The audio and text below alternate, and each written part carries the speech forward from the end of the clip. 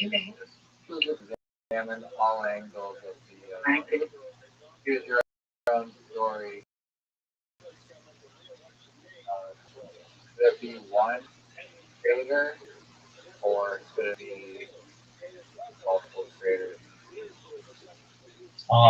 I think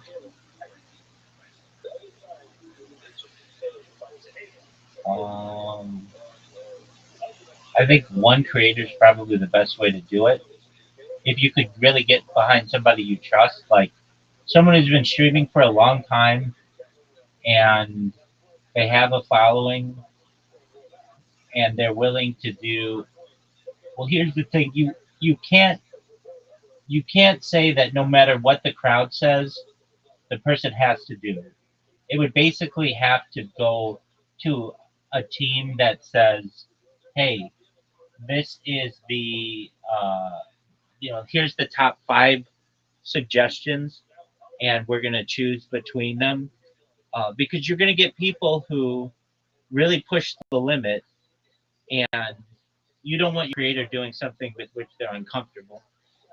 Uh, Now, if you were to say, No, I mean there's guidelines. Absolutely. I understand, but even there are going to be people who toe the line. So they'll be like, okay, you said that the person can't be naked. Okay, fine. So they'll say, all right, the person has to wear a G-string,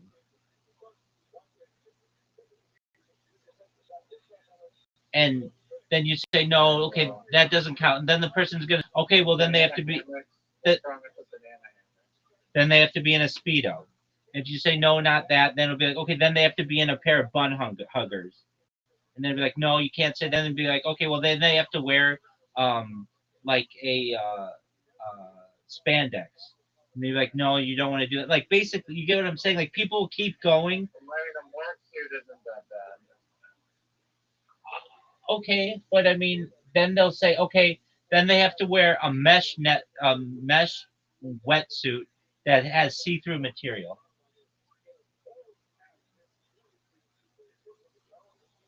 I mean that's why there's a moderation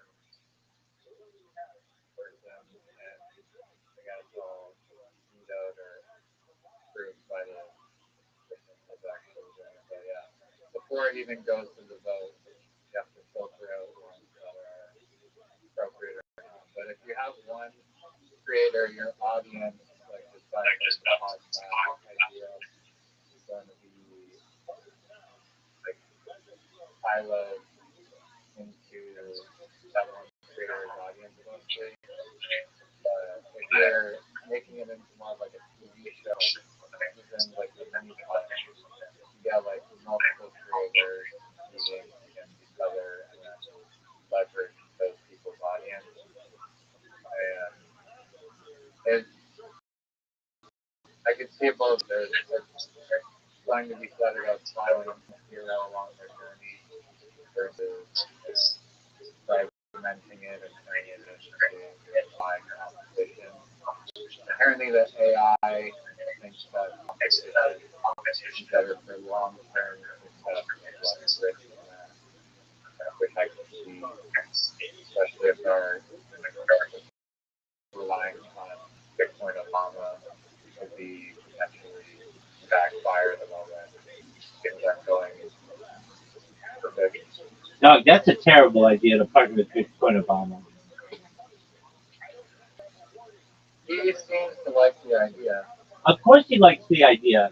He's gonna. Did you hear that he called Zoot for money today? He does that every day. I know, Even but though he said in his chat he's not begging, he's hustling. Which, dude, and you know what? I can't blame him. I cannot blame him. One time we had him cornered in the Harry Potter Obama Sonic 10 Inu discussion. I had him in a. He was in my Discord call, or not my Discord call, my Telegram call, and he's in there. And I said to him, I was interviewing him, and I said, "All right, Bitcoin Obama, the community has given you like $100,000 in the tokens. and we know your wallet address, and we know that you've sold it, and now you're asking for more money. Why would you sell something and then you say that you would never sell it, but we have it like proof that you sold it? Like basically, we've got you cornered. And he says, "That's life." And what are you going to say to that? It's the perfect answer.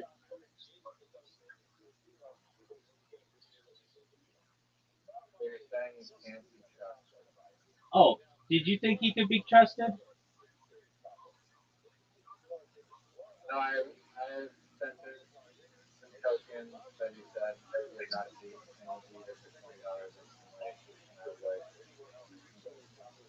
What, maybe they may have done that. you sent him tokens, and then what did he say? So he beat it instantly. Oh yeah, of course. But I mean, if you're in Africa and someone sends you $20, which is like $250, like from his point of view, are you gonna risk it going to zero, or would you rather just take the immediate payout? And I get that we're looking at it from a third world perspective where it's just like, oh, why don't you just hang on to it, bro? But when it's like, you're not coming from a privileged place, it's like more life or death if you're any stake. Exactly. You I'm not can't. saying that there's any, that's necessarily the case, but I'd assume it's more desperate over there that I can see why he would want to sell. And I have no idea how he spends the money, if he's supporting the grandma or if he's spending it on drugs. I No, don't he says I that don't he know. wants to buy like a 2012 Mercedes Benz.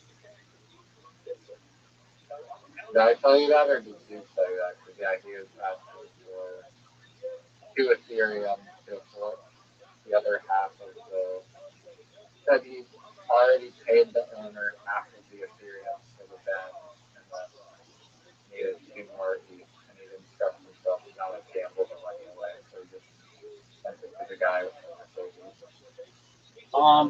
That's a good question. I think that Zook told me, but you could have told me.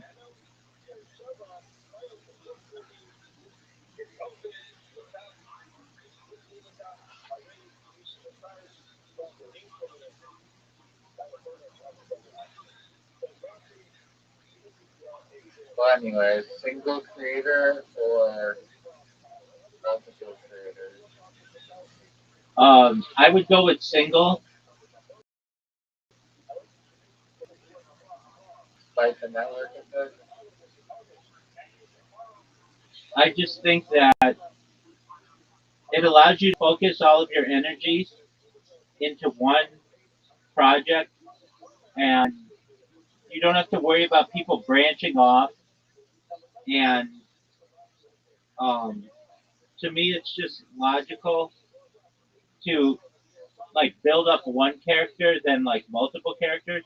But that doesn't mean that if it didn't get big enough with an audience that you couldn't do, like a whole team, like you were saying, like the Olympics.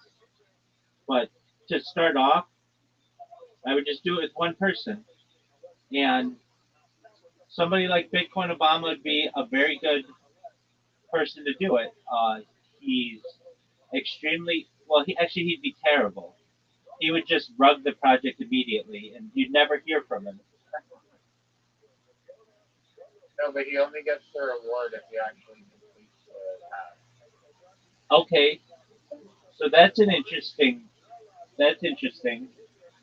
Um,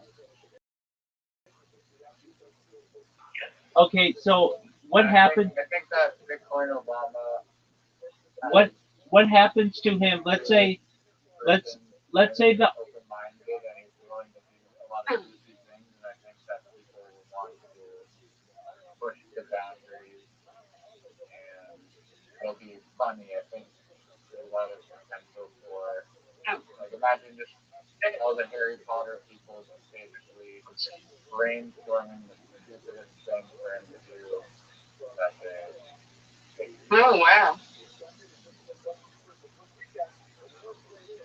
Oh wow is right. Where You're right, but you're talking about root. It's not Zoot, it's Riser. Right, what you do?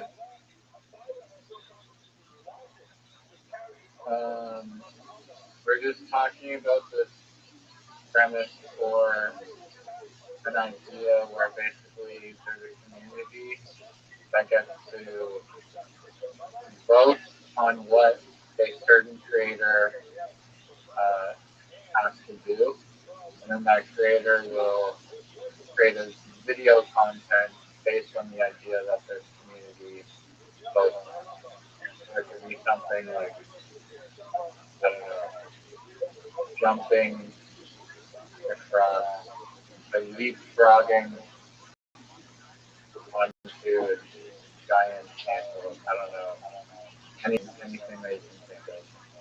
Creating a chair, creating the giant, biggest human chair possible, or whatever.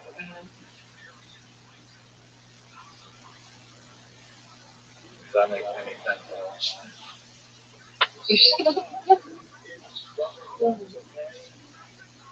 Yeah. You got confused me right there. But you could put a proposal that says to make a video skateboarding and like tucking a pie, Riser, getting pies out there. You got to be able to explain this a little better. All right, Miss Aquarius, imagine you have someone who is a streamer and you let the audience choose what they're going to do with their lives. So basically, you could have them travel to New York City or Los Angeles, and you would have the audience vote on it. Or you could have them eat Italian food or Chinese food, and you have the audience vote on it. Does that make sense? Got it. Hey. Yeah. But it's a good idea, Riser. I'm not, and the fact that if you make it with a cryptocurrency where that's how you vote on it, that's really creative. Okay, well, burgers are hot dogs, right? The burgers are hot dogs. Go with burgers on it, definitely. I mean, I do like. I had this debate: sausage or hot dog, and I also choose sausage every time. That's good. Let me ask you a food. Which one is better? Right. Gosh, I have to think. Pizza or pasta? Pizza. I love pasta, but pizza is my favorite. Yeah, it's hard to live without pizza. Right. How long do you think you could go without pizza for? Maybe a week. Maybe a week. Yeah. Yeah. When the cravings start to become way too strong. Yeah. Until you smell it, that's what the problem is. What do you put on your pizza? You're not a pineapple pizza person, are you? No. I like pepperoni. Okay. What about you? All kinds of things. Not really all kinds of things, but I think my favorite's probably prosciutto and arugula. What is that? Prosciutto is this like Italian meat. Oh. It's yummy. I'm gonna have to try it. Girl, what's the other one you just said? Arugula. It's like some plant. Okay. I'm gonna have to try it. Okay. Yeah. I don't mind. I don't mind. I love trying this stuff. What do you have against pineapple pizza, Riser? It's just You, doesn't match with my palate you know, personally. you know it was first They invented. like, You know it was first invented in Canada, right? and that's why they called it the Hawaiian. Yeah, it was some guy in Toronto, or it was a Canadian guy who created the um, Hawaiian pizza. I'll find the Toronto city right now. I think they did it as like a troll, and then people thought it wasn't a troll or something, and because it's very.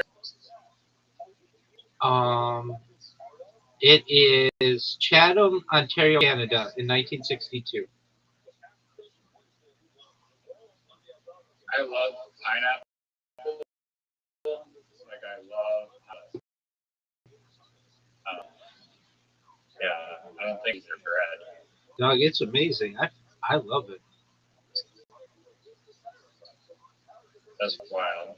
I like Do you I put like chocolate on apples too, or oh, absolutely, 100%. what won't you put chocolate on? Just about anything. In fact, I one time did this Ask Me Anything. It's actually in the About Rabbi section of this Discord, and it says, "What weird food combination do you like?" And it's hot. It's hot fudge and pickles, or I put chocolate covered pickles. And the reason, like, how did you find out you like that? It's a children's book that was written basically, in, I believe, like the 80s or the 90s, and it was just like a weird food combination that I remember we tried as little kids, and we all kind of liked it. I hate pickles, but so I can't even. I probably hate it, but maybe. I mean, chocolate's good with like I everything. love pickles. You don't like pickles? No, I absolutely despise pickles. I'm a pretty picky eater.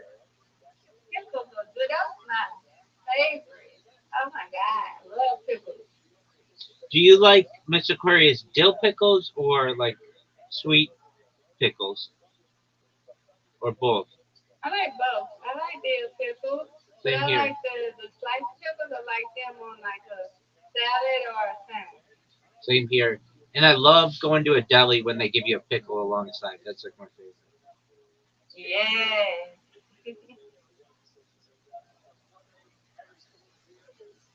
Where's the best pastrami sandwich, Rabbi? I like a place called OC Kosher, but that's just because it's kosher. In LA, the most famous is probably Cantor's Deli, which is on Fairfax, but it's not kosher, but it's very famous. It's a Jewish deli, but it's not kosher. But it's where a lot of famous um, Hollywood stars go. Now in New York City, there are two really famous delis. One's Jewish, one's not. The Jewish one's called Katz's Deli, and um, they have very famous pastrami on rye. And then there's it's called the Carnegie Deli, which is maybe one of the most famous delis in the world, and uh, not a Jewish deli, a regular deli, but they have a very famous pastrami on rye. But I like my local. Um, there's a there's a market that has an excellent pastrami on rye. So that's where I get mine. But there are some other famous ones. Now, Nice. anywhere else in the United States, um, there's something called sometimes it's called kosher style or New York style, which is not kosher, but it's like Jewish, like a Jewish deli. So you'll see New York style, which is like code for Jewish deli, or it will have a lot of Jewish delicacies, but it just so happens to not be kosher. So if you ever see that, that's kind of a tip off that it at least might have a Jewish touch if it isn't kosher. Um, And Do you have pickle with it? oh, absolutely, big old pickle, Oh, really? Interesting. 100% pickle with everything.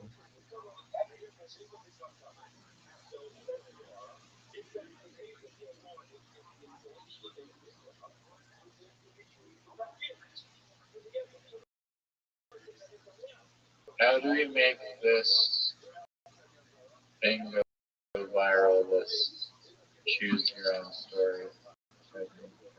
I'll give you the answer. Who's the candidate?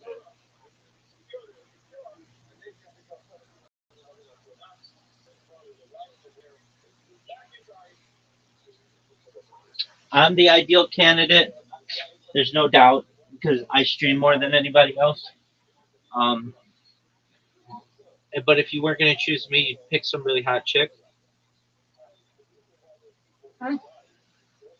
I mean, it's just the old adage, sex sells. So why not pick a really attractive person,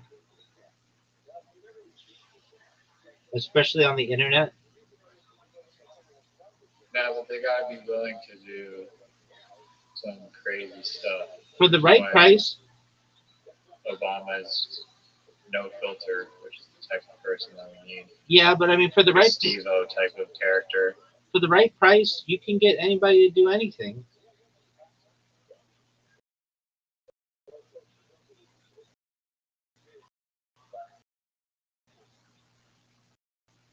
I suppose, yeah.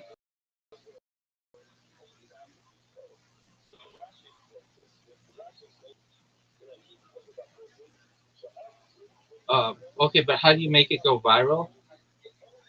You'd have to advertise it a lot because you wouldn't want the same like 5 people always making the decision, for the the person. I know I'm not making sense. Like you want a diverse group of answers as opposed to just the same, you know, small group of people to make decisions. But I mean, you hear people do this all the time. Influencers they say, "Chat, what should I do? Chat, what should I do?" So it's just basically a poll.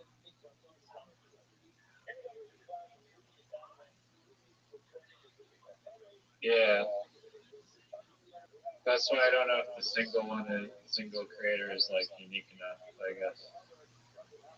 I don't know. There's already streamers asking their chat what to do. This would just be more religious and or like consistent and funded by some transaction fees. There's no like competition amongst them. How is it religious? Like I just meant in like in a sense that it's like very a consistent thing.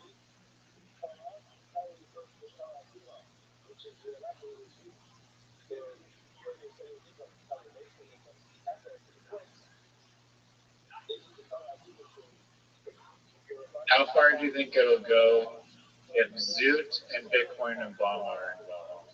Because I think if Zoot is involved, then Bitcoin Obama is less likely to cheat. Oh, it's doomed from the start. If Zoot's involved, No, he's not like he's just able to cast votes. It'll be hard to make him vote for something that isn't off the rails, but that's what the moderation does. um, you said something that I think is an interesting premise, which would be allow people to, like, maybe it would be better if you had like not a whole bunch of people but just 2 people, and that way you could have people vote on their competition. So like instead of it, like they could be like who could the soda the fastest or the water the fastest or who could run to the next destination the fastest. Does that make sense? Like Yeah. you could just have it be one No, person. it very much reminds me of a show that is my absolute favorite show in the whole world, called Kenny versus Penny. That was filmed in Toronto, Canada, and Ontario. Then the premise of the show is literally 2 friends that are rivals. prizes, and they do various competitions like who can piss off the more people, who can sell more Bibles, who can like be the best soldier, who can create the best play. And one of the guys like always cheats ruthlessly, and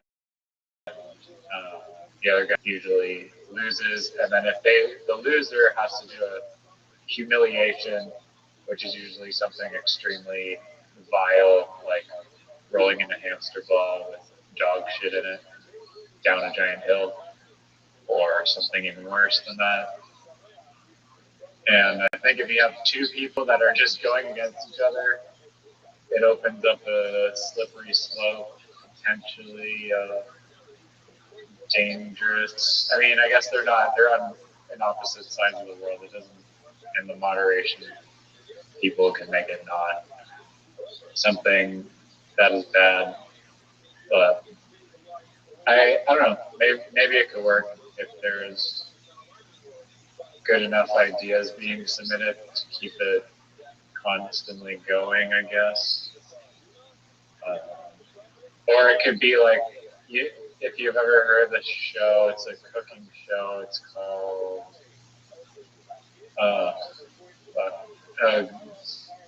what's it called?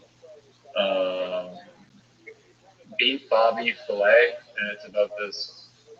And the premise of the show is there's this guy Bobby Filet, and he's like a stop calling him Filet. Stop calling him Bobby Filet. It's Flay, Flay.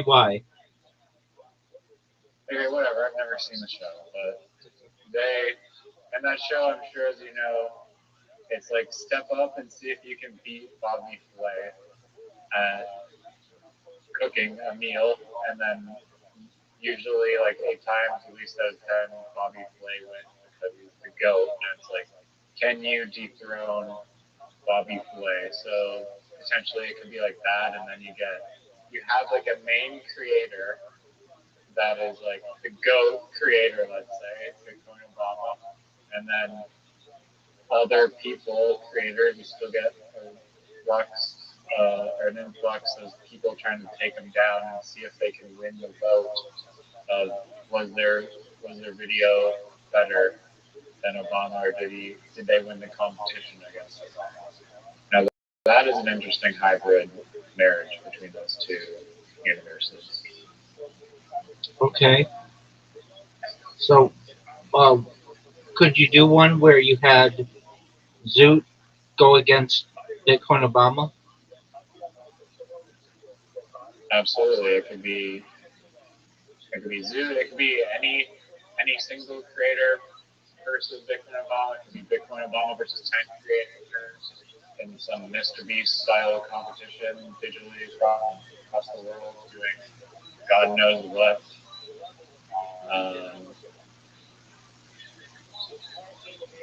Yeah. Okay. Anyone could, I guess, be voted on or apply to be voted on, and can go up against Bitcoin Obama. Okay. It's gonna be on YouTube, not on all. Would you multi-stream it? I don't think that it would be like a live stream, although it could be, but it's like they cast an idea and then they have to film themselves fulfilling the idea. So Doug, how aren't you gonna make this live? Like, that's what people want. To be like it doesn't need to be synchronistically happening. It's not like a race from point A to point B. I mean, it could be that, but it could, if it's first to do something, then they'll have to submit the video, I guess, and prove that they did it before everyone else. Now that's a really good idea. Basically, Amazing Race, but unedited. So at any given time, you could see teams racing against each other anywhere in the world, and it wouldn't be cut down to like an hour-long show. Yeah, and I agree that like if it was live streamed, that would augment it because you'd be able to actually like tune into whoever the hell, Jake Paul or someone that's trying to take down Obama and who can like construct the biggest trampoline of non-trampoline materials or whatever it is. Or yeah, who can first get permission, get their virtual crane operator. I don't know. Were you going to say crane operator's license? Yeah, and then I was like, I don't know if that is the greatest idea in the world. I mean, then they'd have to like take a test, which wouldn't be really that interesting. I would love to see Bitcoin Obama taking the crane operator's test. I would too, but I mean, there's a written part of it that like, wouldn't be that interesting.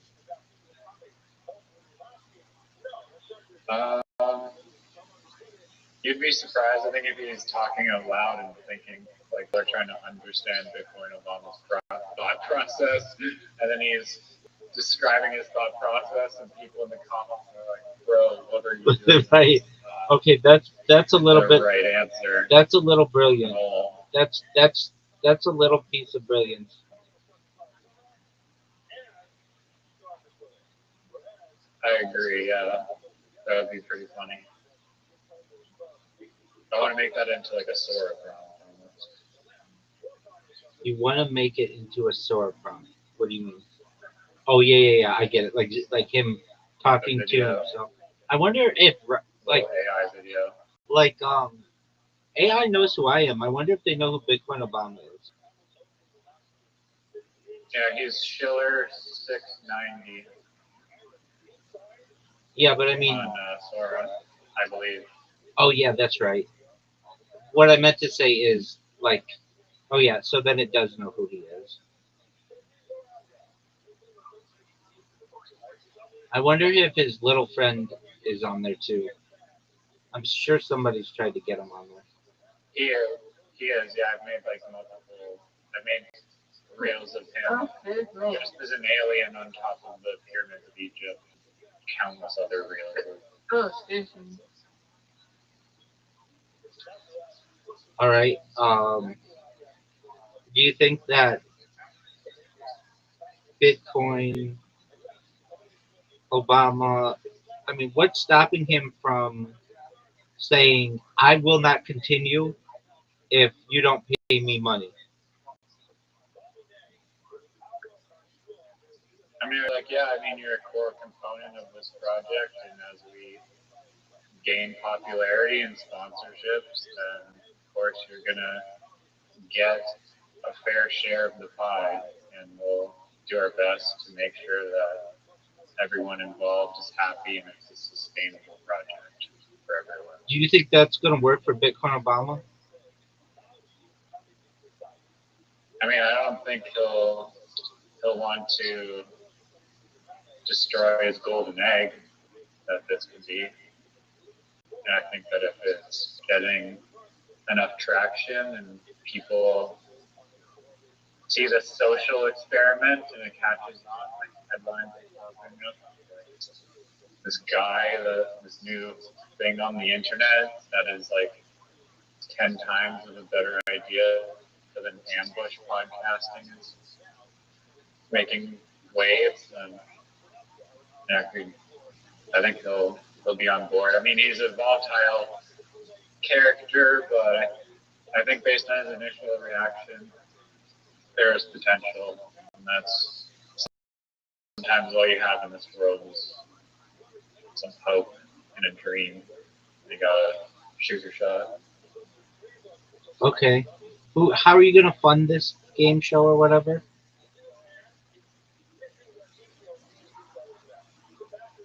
I mean, it doesn't really need funding per se.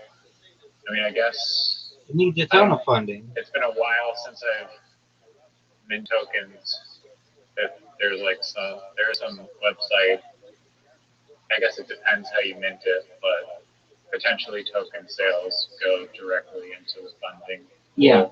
Okay. Or transaction fees, as I mentioned before, at least worked in for funding videos on whatever they need funding for. Now that makes sense to me Sponsorships. because you're gonna have people who have really good ideas, but you're gonna need funding to be able to do those ideas. Yeah, I would argue that sometimes, I mean, there are many examples of ideas and internet trends that have come up that are very low cost. One of them is the Sway Lee song. I don't know the name of the song. First, I probably could if I sing it in my head, but I don't want to sing it in my head right now for a full minute and a half. It's called Black Beatles. There, I saved you some time. That's not Sway Lee. That's not Sway Lee. That's Ray Strummer. Sway Lee. That's Sway Lee. That's Ray Strummer. No. That's who Sway Lee is. And it's Ray Strummer. Sway Lee's only one person of it. What? Ray Strummer is a band. Or it's a duo. Yeah, and Sway Lee is part of that duo. Okay, but he didn't do it on his own. You need to give credit to the other person as well.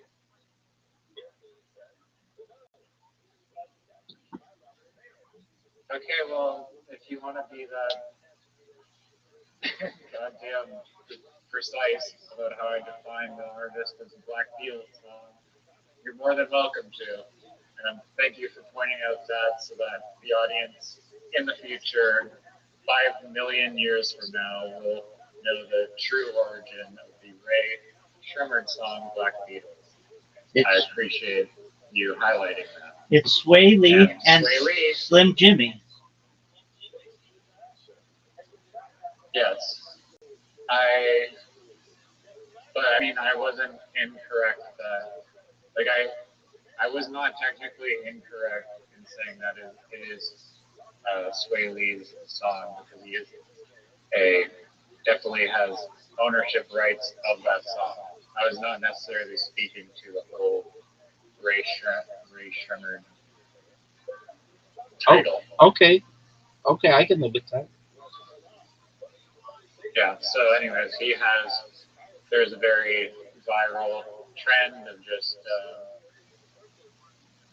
recording people standing, like freeze recording, like you stay still like a statue, and then people are doing like all these kind of like crazy, like Matrix-y, outrageous, like action film type of poses, and then it's an interesting little videos of people walking around with people freeze framing. That costs virtually $0 outside of the cost of a cell phone.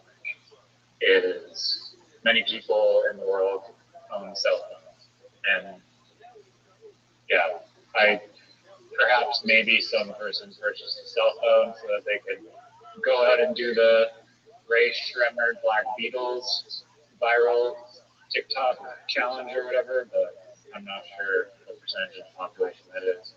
Another example is the milk crate challenge.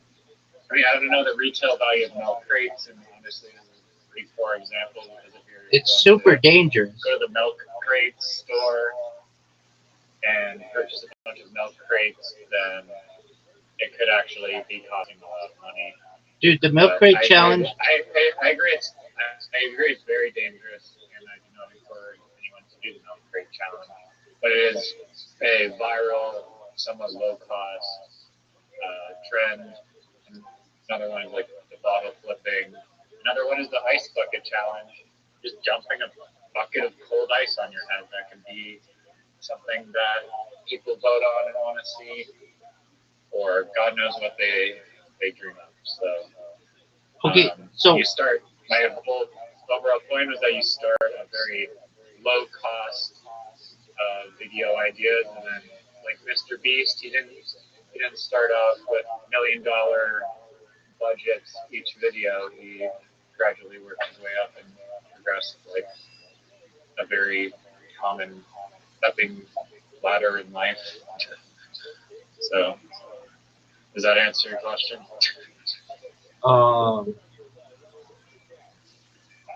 I mean, I don't think it's a bad idea. So I think that it has potential. It is something though that you need people who are, if you're going to do it, they already have to be established streamers, right? I wouldn't say streaming is a requisite. As I said, it doesn't hurt, but just content creator in general. That because the challenges, like I said, are not necessarily synchronistic challenges, but they could be synchronized, and you could live stream it potentially.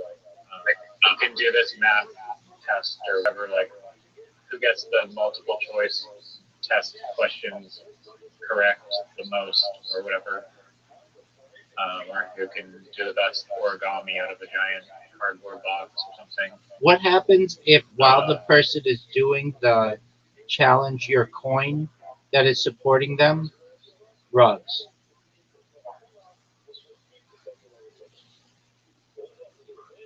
I'm sorry, I don't understand the question. Can you repeat it? Sure. So you said that you're basically going to crowdsource the expenses for this project through a coin, right? Through transaction fees. Okay. Yes. Okay. And also potentially merchandise sales or God knows what. Okay, fine. What do you do if you say to the winner, like, hey, if you win 100,000 of our coin, and then as you guys are doing the challenges, the coin ends up rugging, and the $100,000 ends up being like worth like $1, and then That's actually a great idea that I haven't even considered, and not the coin, but literally offering, albeit inflationary rewards, which are generally frowned upon, but it can be justified if there's enough growth potential behind the token to warrant the inflationary rewards. If you believe that you're getting more value than you're giving out, then it can be a net positive. Obviously, you have to be careful and not just give someone half of the supply for winning the poke a hole in a piece of paper contest. But it could be used as a incentive, the tokens as well. But I was initially just thinking strictly for voting and speculation. But prizes is a good thing. But again, that could be funded by transaction fees as well. So, right, I know, but in other sponsorships, if you're it doesn't necessarily have to take away from supply. If your coin though, as the competitions are going, gets rugged, then that might cause the people to just be like, "Oh, I'm doing all of this for nothing," and then they just quit. So basically, isn't that a risk with literally everything in existence practically? Is if it goes to zero, then we're all gonna be screwed. No. There's You could say that you make it. The United States would crumble tomorrow if the GDP just dropped to zero, right? It's like it's the thing that's kicking it down the road is like the fact that there's a whole bunch of value behind the country and a whole bunch of manufactured and businesses that are all operating inside of that country to produce value, and there's the value of like what you're building basically. Okay, sure. If you think the entire Federal Reserve System will crumble while this coin is being conducted, then yes, I'm in agreement with you. But what I'm saying is that there's far less of a chance that that happens versus somebody just doesn't like your project and rugs your coin.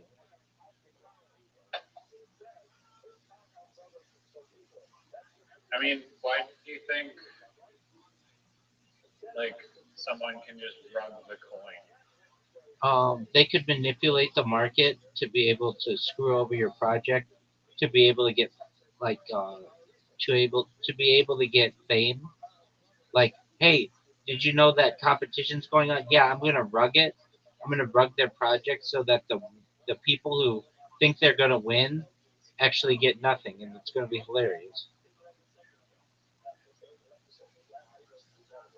Yeah, I mean that is a very a valid concern, So which what? is why with the greatest crypto, it's doing it with a fair launch so that there's not a like centralized group of people that own a disproportionate amount of the supply. I feel like that's kind of the way to mitigate it. Basically, is you have an even distribution and it, or potentially, yeah, you don't release all the supply at once, and it can only be like earned and I don't know whatever safeguards in place to not have it be manipulated and controlled by a small group of people that have way too much control over the project. Well, I was just thinking that you could fundraise with your coin, having all of the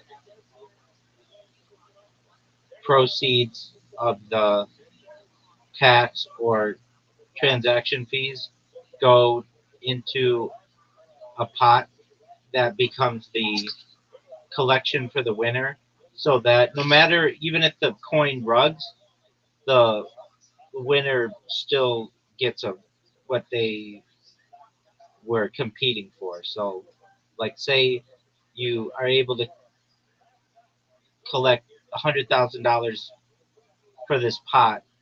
At the end of the competition, the winner, still gets that $100,000. They don't get perhaps some rugged coin. Yeah, tokens that are valueless. Yeah, Exactly. Which is funny. I know. yeah, I know we've talked about this before, but there's that meme of that. I mean, and like they're just like those video game competitions that happened in like 2012. That would be like the winner gets $100, second place $50, third place through 10th place gets 25 Bitcoin each. wow, that would be nice. Well, that that's a real thing. That was like uh, for quite a few different competitions. They were just giving away Bitcoin to like places third through 10. And so in the same way, watch your coin has the opposite effect. Like I'm over here saying, oh, you don't want to give the winners the coin because if you do, there's the potential it could get rugged. But in if it becomes very popular, that could be like 25 Bitcoin in the future. Right, they would be potentially just playing themselves. Exactly, which is really an interesting Yeah, point. Um, okay, well, I mean, you don't want to have inflationary rewards, but it seems like this. The whole idea basically is like banking on. Okay, will the internet actually give a shit about these people's competitions that they get, or not actually narrow it down to competitions, but just ideas of content that they create that is voted upon by the community, which could be competition, creating a video about a certain thing, or just making a life decision of some kind. Practically anything that you want to see a person do. And yeah, dude, maybe, yeah, oh, dude, I now that you say that, I had this idea with this guy. I gave him this idea, and um, Oh, it was something that you would really like. Okay, let me think about it. I spoke with this guy like 4 months ago, and oh, this is such a good idea. Okay, imagine. Okay, let me think about how this went down. Imagine you are you have a project and you want people to promote the project for you for a low price and you want quality content. Basically, what this was a marketplace that you could put out jobs like Craigslist or ZipRecruiter or Indeed or something. That you say, hey, we've got this project. It's called the greatest cryptocurrency in the world. And what we're looking for is people to make um, a 1 minute video. And if you make the video for us, you will be in the running to potentially win whatever the prize is. Let's just say um, $100. And then what you do is you allow people to um, make submissions publicly for your project, and then you can choose the winner as a company. And what this does is it, it was like win-win. It was win for the creator because there's a chance that they could make money. It's a win for the company because they get a ton of social media posts and they get to choose the best one. And it would be a win for the marketplace because they get a small um, benefit, like a small fee from the competition being posted. So basically, for $100, you might get 1,000 people who make submissions, 1 minute videos, and all you have to do is choose the one that you like, and you um, give the winner $100. But you're going to have maybe 1,000 people who have posted about your project on their social media. It's like this Does extreme. the thing exist, or did you come up with it? 'Cause that's an Isn't it amazing an idea? Yeah, it is an That's amazing fucking amazing. thing. Did you came up with that? Yeah, so this guy, he was in a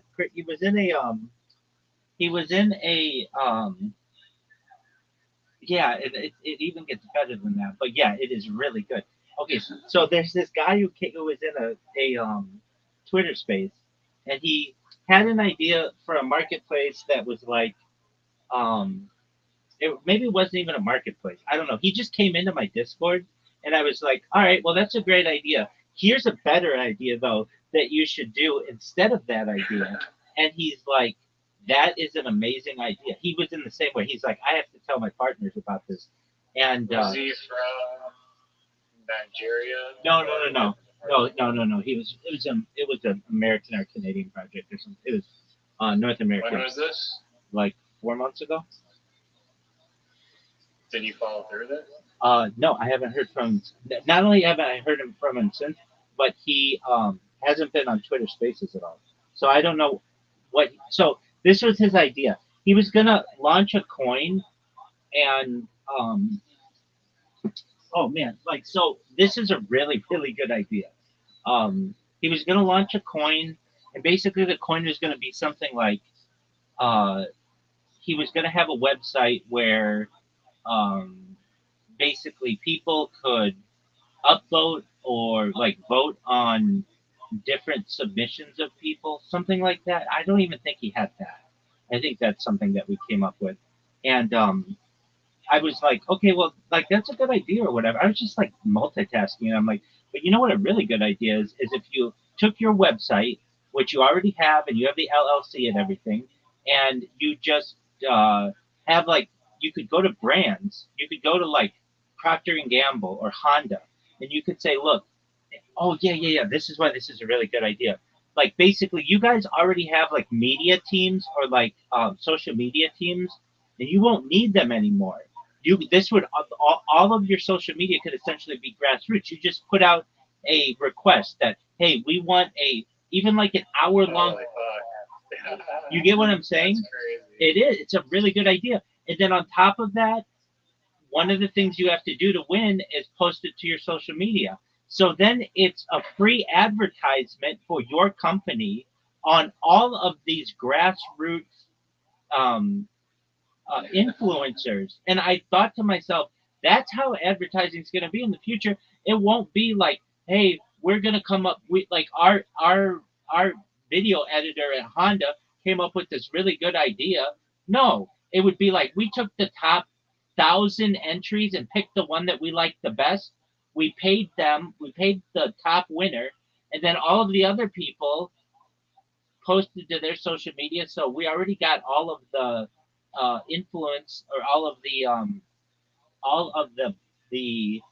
impressions that we wanted out of those. We paid the winner, and we only had to pay them like $100 or $1,000 instead of paying a full time design crew. You know, $1.5, $2.5 million a year. Yeah, I mean, it's definitely a win for Dude, the company. it was a win. Advertising, except if everyone submits just dog shit. No. That's the I thing. mean, If they do you do, think? if Do you they think? if they do, then you raise the price, and you'll get quality people. That was the thing. We were trying to give jobs Right. to small time artists who were very creative, and this would give them an outlet. Basically, like you could say, like let's say, Yeah. your local, you like that juice place, right? They make smoothies for you. It closes down, but yeah. Okay, well, it wouldn't have with this idea. So a place like that doesn't have that much money to be able to put out like huge Instagram campaigns and things like that. What they do is they just say, for $100, just make a nice little video for us, and they'll get 20, 30 submissions on it because it's like a contest, and that gets people motivated because it's a competition, and they choose the best one, and they're going to post it on their social media. But that also means that 20 or 30 people who have made submissions do the same. And the other cool thing about it was I think it pulled out when they post. Sorry, go ahead. none of the videos have to be hosted on the website. It's just the links. So the the overhead is very small in comparison to all of this data that you would need to host video and pictures and things. It's just on Meta's servers and on Amazon servers and on Google servers. All you get is a link, and then you can also have people vote on it as well. You could say this is the fan favorite, but if the fan favorite isn't what the person wants, then they don't have to choose that one.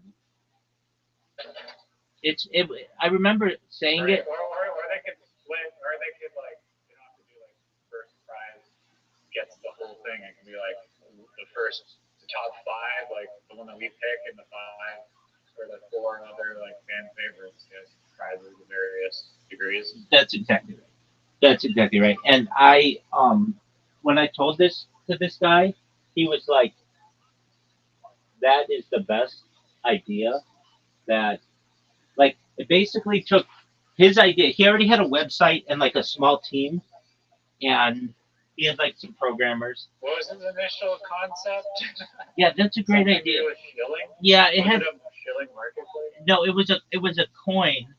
It was a coin, and it wasn't a marketplace to my knowledge. Like I brought that into it, but basically he wanted to have a thing where um like basically people could vote on content, something like this. People could vote on content, and then um a winner could be given his cryptocurrency.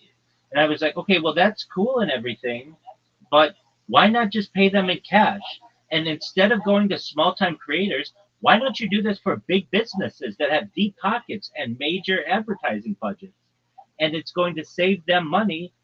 I mean, can you imagine how good an advertising campaign would be if you are on 100 different influencers, like artist influencers pages that it's just there organically because they made a submission to you 2 months ago and it's still on your page, even though you didn't get picked, you're still proud of the work that you did, so you're going to keep it up on your page. You know, say, yeah. I mean, if it was, I mean, it could be very like, obviously the applications are like endless, practically. But let's say it's like a company that sold art supplies, and they're like, okay, submit your video of using our art supplies, and they just get like 1,000 submissions, and they're like, oh, these ones are awesome. We're gonna share those officially. Exactly. Thank you for the free advertisement. 995 owners. Exactly. Exactly. And then when any one of those people posts a video being like, oh, I'm submitting this for this advertising contest, then even more, like potentially just infinite branches of people will see that and also attempt to create their own submission. Well, that's exactly right. It's basically a lottery at this point. It's a contest website, and that's what we talked about. It's basically a place where people, individuals, or corporations could go to get organic art and basically use crowdsourcing their marketing. But the thing is, how much cheaper that route is and how much better the quality will be versus if they just keep it in house. I know that people might say, oh, well, like a marketing firm is going to do a really good job for someone. Yeah, they are. And they're going to charge millions of dollars to do that. Or you get some really creative individual who puts a little bit of time into their project and their thing's actually funnier than what the marketing team came up with. And the thing is, the fact that you got William Montgomery shilling your project for pennies on the dollar. Exactly. The fact that you're crowdsourcing this means that you're going to have so many different choices that, like, one of them is going to be better than what you would have gotten if you go with your advertising company.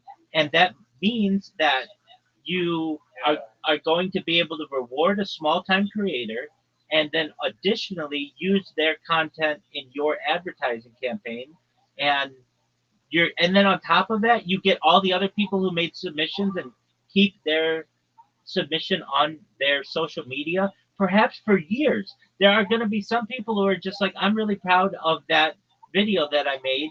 Yeah, it didn't win, but I wanted other people to see how creative I am, and they're just going to keep it on there. Basically what I'm saying is you can turn influencers or even just small time creators, their timelines into your advertising organically. Instead of paying for clicks, you just basically use this guerrilla like advertising model where you are you run a contest and give people the opportunity to win, and that rewards small time creators. And then also it means you don't have to spend so much in advertising. It's like when I thought of it, I was like, that's a fucking brilliant idea. It wasn't this guy's idea, but I was like, you can take that and take it. I don't do anything with it. It's like, and you haven't heard. Yeah, I didn't ask him to come back or anything like that. What I did say is, you. I own 51%. No, I didn't say that either. Though any idea that I should have probably done that with it was that one. No, I told him, you should, like, this is a really good idea. Like his idea was like, hey, we're gonna launch a coin and we're gonna pay people with the coin. Even ironically, to even like market this platform to itself, it's some hilarious inception shit. But I get you. I know what you're gonna say. Like the question of how do we launch the thing? It's like, okay, we go to the platform. $10,000 for the best video that's promoting our platform. That's exactly right. Boom, you're now on like fucking every fucking social media, just body from that, and then you just keep recycling it into ads, and in like 2 days, you're literally the most paid, like, you know, I mean, clearly the guy didn't take this idea, because this is like a Spotify level, like, idea. I know it is. And you can take it. If it was popular, then I'll work on it, and I'll give you your 51%. That's what I want. That's what I want. 100%. We're even though we're always 51-49, baby. 51. In bowling and better in friendship. What's the line of Mrs. Aquarius? Oh, it's undefeated in bowling, undefeated in friendship. Yes, that'll be the motto. Goddamn thing. Well, it's a. Because I've heard a lot of shitty ideas from you, and I've heard a lot of great ideas from you. This is possibly the greatest one. I'm honestly, like, as you were saying it, I felt like I was exiting the Matrix, and like my whole life was just in like Truman Show or something. Because it's just like, how does this not even exist right now? I know. It just seems like it makes so much sense. And also, one little jot point about it is like, as a service, like, you could, if I'm assuming like Honda may not want to waste time reviewing 10,000 submissions, so potentially you could charge them money and just weasel it down to the top 50 for them to pick or something. Well, the idea with that is that's where you would have people vote on them, so that they just have to vote on the top. They just have to look at the top 10 or whatever and choose whatever one they want. Oh yeah, very good point. And then on top of that, that gets people to say, "Hey, vote for me," and they're going to tweet about it and be like, you know, like getting their friends to come to your website. And it's just think about how cheap. Think about how cheap it is to advertise this way. Okay, imagine you had a coin, and you just say, "Man, we need people to find out about our coin, but nobody knows about it." Hey, guess what? We're just going to offer $1,000 of our coin or $100 of our coin, which is basically nothing to us, and we're going to get a bunch of really good videos from independent creators.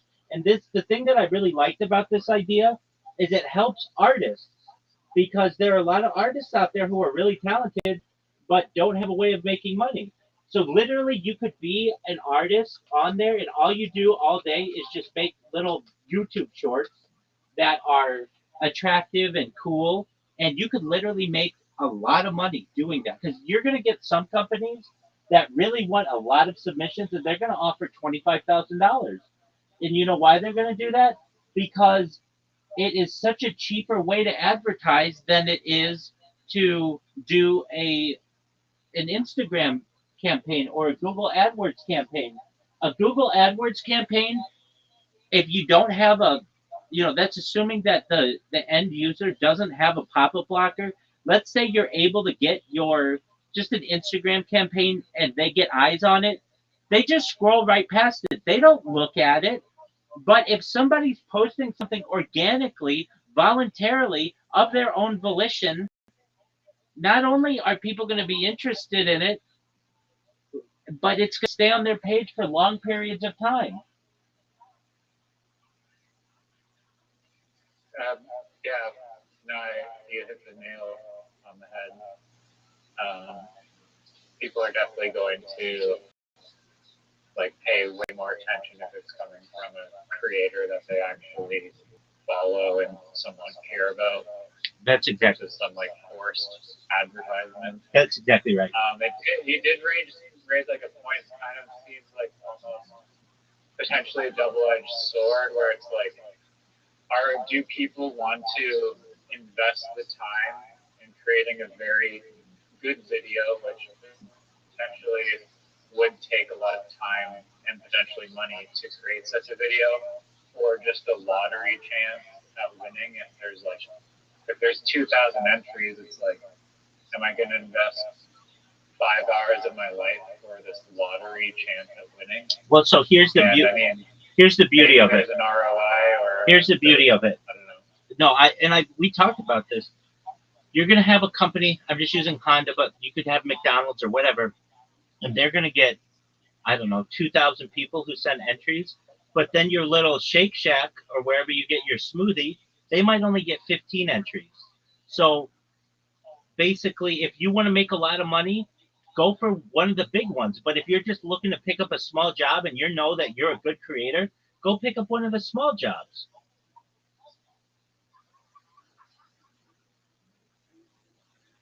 And then you could get like, you would have like a thing like you came in third in Honda's like fan poll.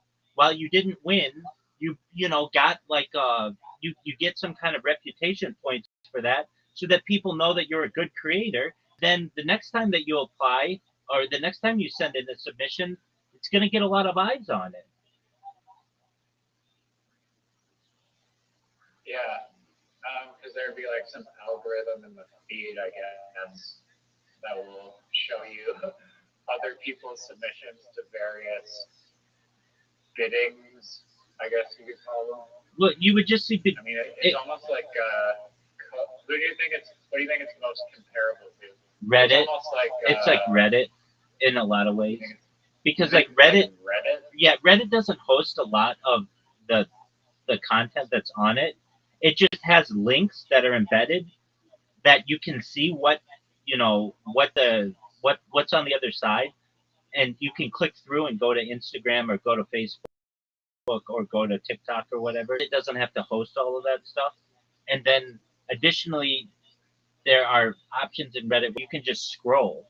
And there are going to be people who just scroll and just look at different entries and get different ideas for potentially other brands. And the beautiful thing about the brand issue. I was going to say it's kind of like a code arena where people who post their smart contract with a bounty that's like whatever $25,000 if you find a bug in this code, and since it's open source, like the platform is open for anyone in the world to audit, you get like all of these eyes on it, and then the result is that you get, because you've opened up the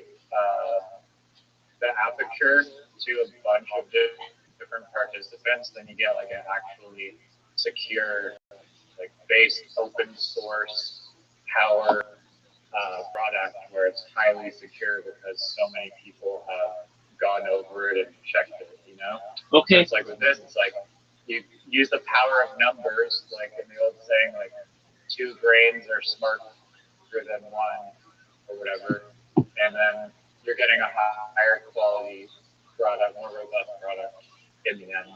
Excellent. Okay. Monetization benefits.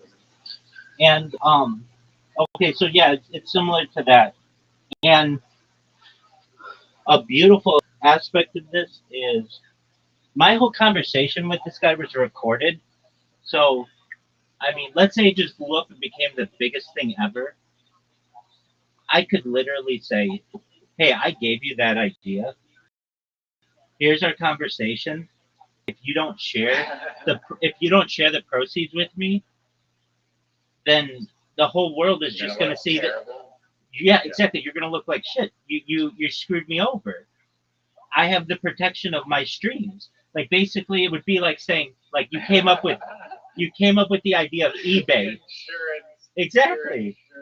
Exactly. So it's win-win for me. Like, that I could, and I'm not saying I would hold this guy hostage or extort him. I would just say, look, people are going to see our conversation, and they're going to see that you had an idea that was okay, but was just like everybody else's idea, and I gave you this idea, and yeah, you ran with it and blew it up, but people are going to see I'm the originator of that idea, and so it's in your best interest. Didn't you say though, go take it? Didn't you say take the idea it's yours? I did, but I'm fine with saying that because when he goes to his origin story, it's going to be, I'm going to be the person who came up with that idea, and people would demand, hey, you got to share with this guy. Like the lady who made the Nike symbol, Right, just out of good human will. Yeah. Exactly. The lady who made the Nike symbol, I think, originally did it for like $26. But then, because it became so popular, Phil Knight was forced to give her, like, at the time, like $100,000 in stock, which made her a multimillionaire by now, like, easily. So she got taken care of. And basically, I would expect the same thing for me. Like, look, I came up with this idea. I said you can run with it, Right. but I didn't say I fully signed this over to you by any means or anything like that. I mean, I don't own the idea. It's a good idea. But if anything, I can say it would be like saying eBay started or whatever, and it would be like PayPal. PayPal started with, let's say, Elon Musk and Peter Thiel. Well, imagine if there was a conversation of those guys at a table with some unknown third party, and the unknown third party was like, hey, wouldn't it be cool if you could do your banking online with like something? I don't know, let's just call it PayPal. And they would be like, yeah, that sounds like a great idea. And then if you could go back to that conversation and had it on video, it would be like, dude, you guys owe this guy. And he might even have an argument to be made that he should be considered, at least to some extent, a co-founder of the organization. I'm not sure if the law necessarily would back you up on that. No. From a strict legal Wait. but from a As if- social peer pressure Exactly. standpoint, people Exactly. So you could easily say to them, okay, I'm not going to sue you over it.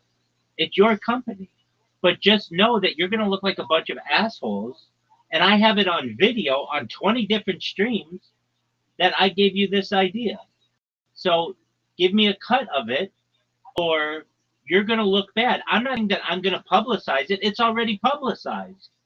But if you don't want to lose in the court of public opinion, you will cut me into this.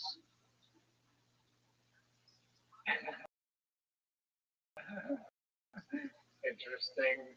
Only- But It only, you told. I mean, yeah, it's just the people. and I'm not on how extorting them. they And I'm, view it. They could have their own thing or Well- whatever. I would not screw you over. well, exactly. Your Well, friend. no. I understand that, but even these guys, it's in their best interest to take care of me. My video is out there. Their found stories out there. When they're writing their books in the future about how did you come up with this idea, they can't lie about it. It's literally on video. I have the video as my Or evidence. they'll have this, or they'll have the Satoshi's vision battle where it's like, okay, you don't want to comply with my chain, then I'm going to just launch my own chain, and we can let people decide who's the real OG Bitcoin. And then it's going to be like, do we even want to risk that? Is that battle worth fighting? Where the guy who came up with the idea is just going to squash us once people realize what the truth is? Just a moment. The lady who made Nike, how much is she worth today? The Nike swoosh. How do you do it for? So, this lady, Nike paid $35 to for this, and so they did this in 1971. But in 1983, Nike gave her a gold swoosh ring with a diamond and 500 shares of Nike stock. So that's estimated to be like worth $3 million now. So they made her a millionaire. Basically, they took care of her. Did they have to? No, but they knew it would be a public. There would be public outcry if they didn't take care of her. Now, that's a lot different. They had already started the company, and this lady with the logo. With mine, they had some other company that was different than this, and my idea was like, hey, you guys should just make a marketplace that does this. And it was like all these ideas were coming to me at once, and all of that video. So there's an argument to be made that if you don't want to lose in the court of public opinion, then you better do what Nike did and cut this person into it. And if you're really smart, you'll give him 51% because it was his idea. Just recognize that he'll take care of you because his video is worth more than your marketplace.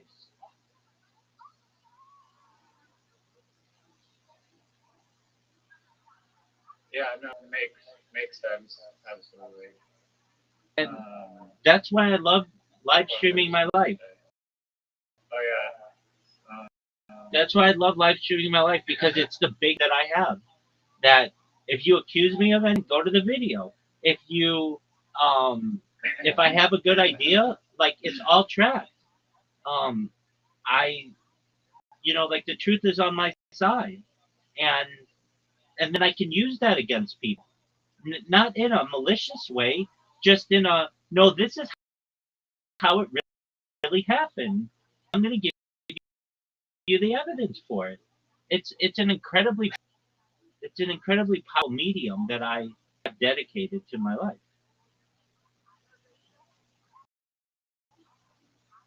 Like basically under under other circumstances, that guy could take that idea and run and be like, I don't know who Rabbi Rothschild is. I've never heard of him. And that's fine.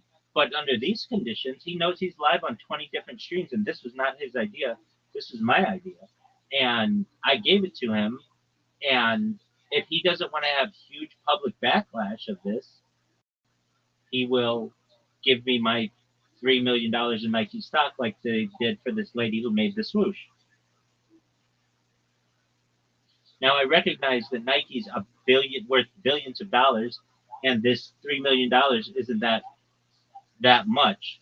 But also, this would be like me saying these guys who were like making, I don't know, which is kind of like the origin of Nike, making like keys were made with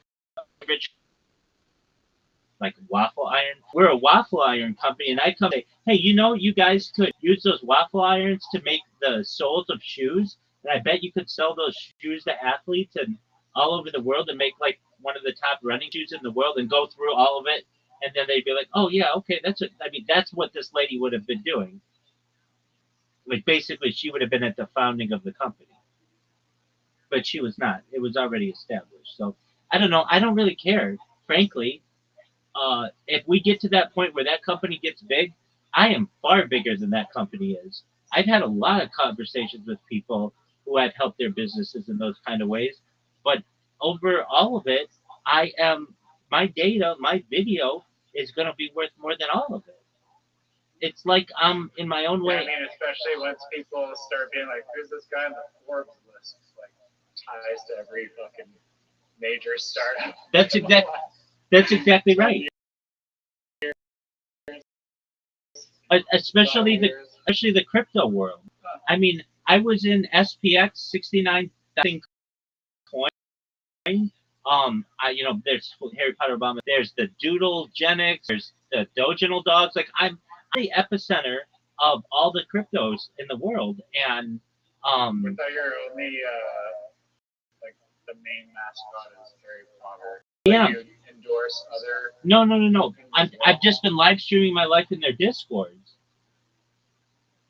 Okay. So they all know who I am. So I'm like the epicenter. I'm the central spoke of like the wheel that is cryptocurrency. So you're absolutely right. Like there's a thing. It's called a coaching tree. I don't know if you're familiar with this, but it's the idea that like all the coaches like eventually work for a get connected. So like I don't know, in hockey it would be like of the Toronto Maple Leafs. Maybe he was the assistant manager of the Oilers, and then that he was just like I don't know how the hockey works that well, but basically like everybody worked under somebody, and it becomes a coaching tree, and then you have one coach who like spawns all of these different coaches, and I would just be like that central coach who spawns a bunch of different businesses. Like kind of like the paradox of like who teaches the teacher that teaches the teacher how to teach teachers type of deal. Well, at the heart of any teacher, you have to be a learner. So we're all learners, and the best teachers are the people who have learned the best and can communicate that to other learners.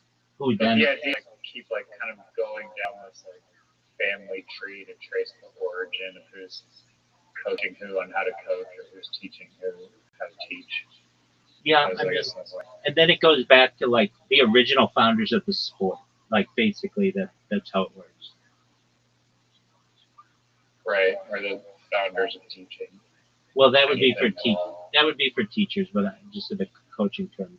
So, but yeah. Do you think if you're going to describe this business concisely, would you say it is a would you say crowdfunding advertisement? Yeah, exactly. It is crowdsourced advertisement. It is a grassroots crowdsourced advertising marketplace.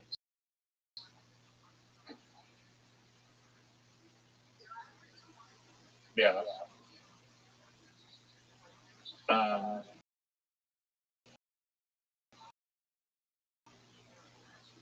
Cool. So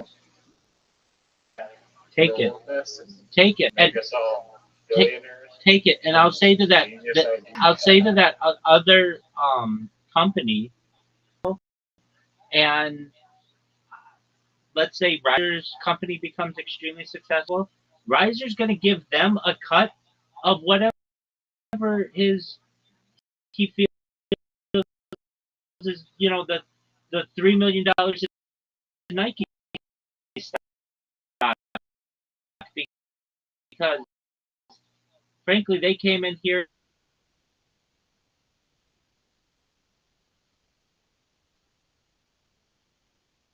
of your stock, like you're giving me 51%. They'll share with them, and in the same way, they don't owe you anything. So I don't know if they necessarily have to be taken care of, but they would certainly have to take care of you. But in your own way, let's say your business blows up, then people are going to go to this conversation and be like, get the idea, right? And you're like, well, talking to Rabbi, and then they be like, okay, well, where did Rabbi get the idea? And it's like, well, he thought it up, but he's having a conversation with somebody.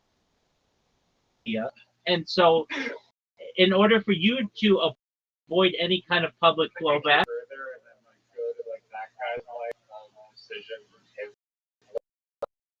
life, doing him to have the idea, his idea originally.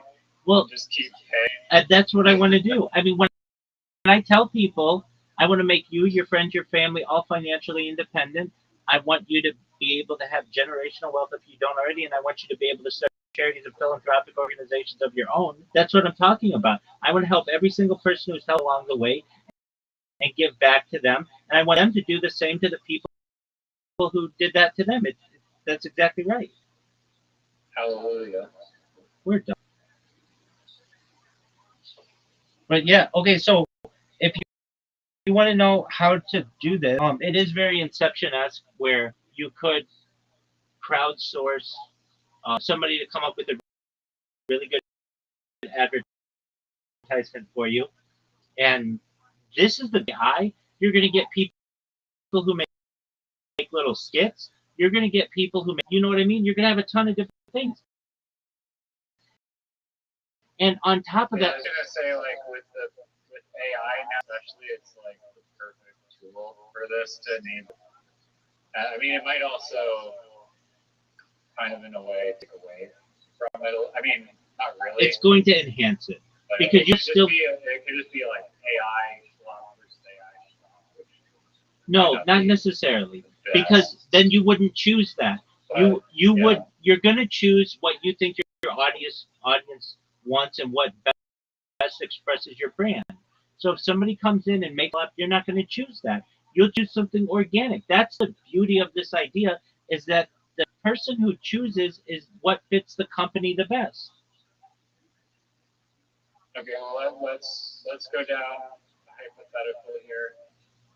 Does this company curate what they deem as potentially harmful to its consumers. Yeah, we Like talked. if, say, We talked about some this. supplement company is saying, yeah, okay, this supplement is super great, but it's in reality it's not what it claims to be. Wait. Are you still, Wait. it's still a real company and it's paying the platform money.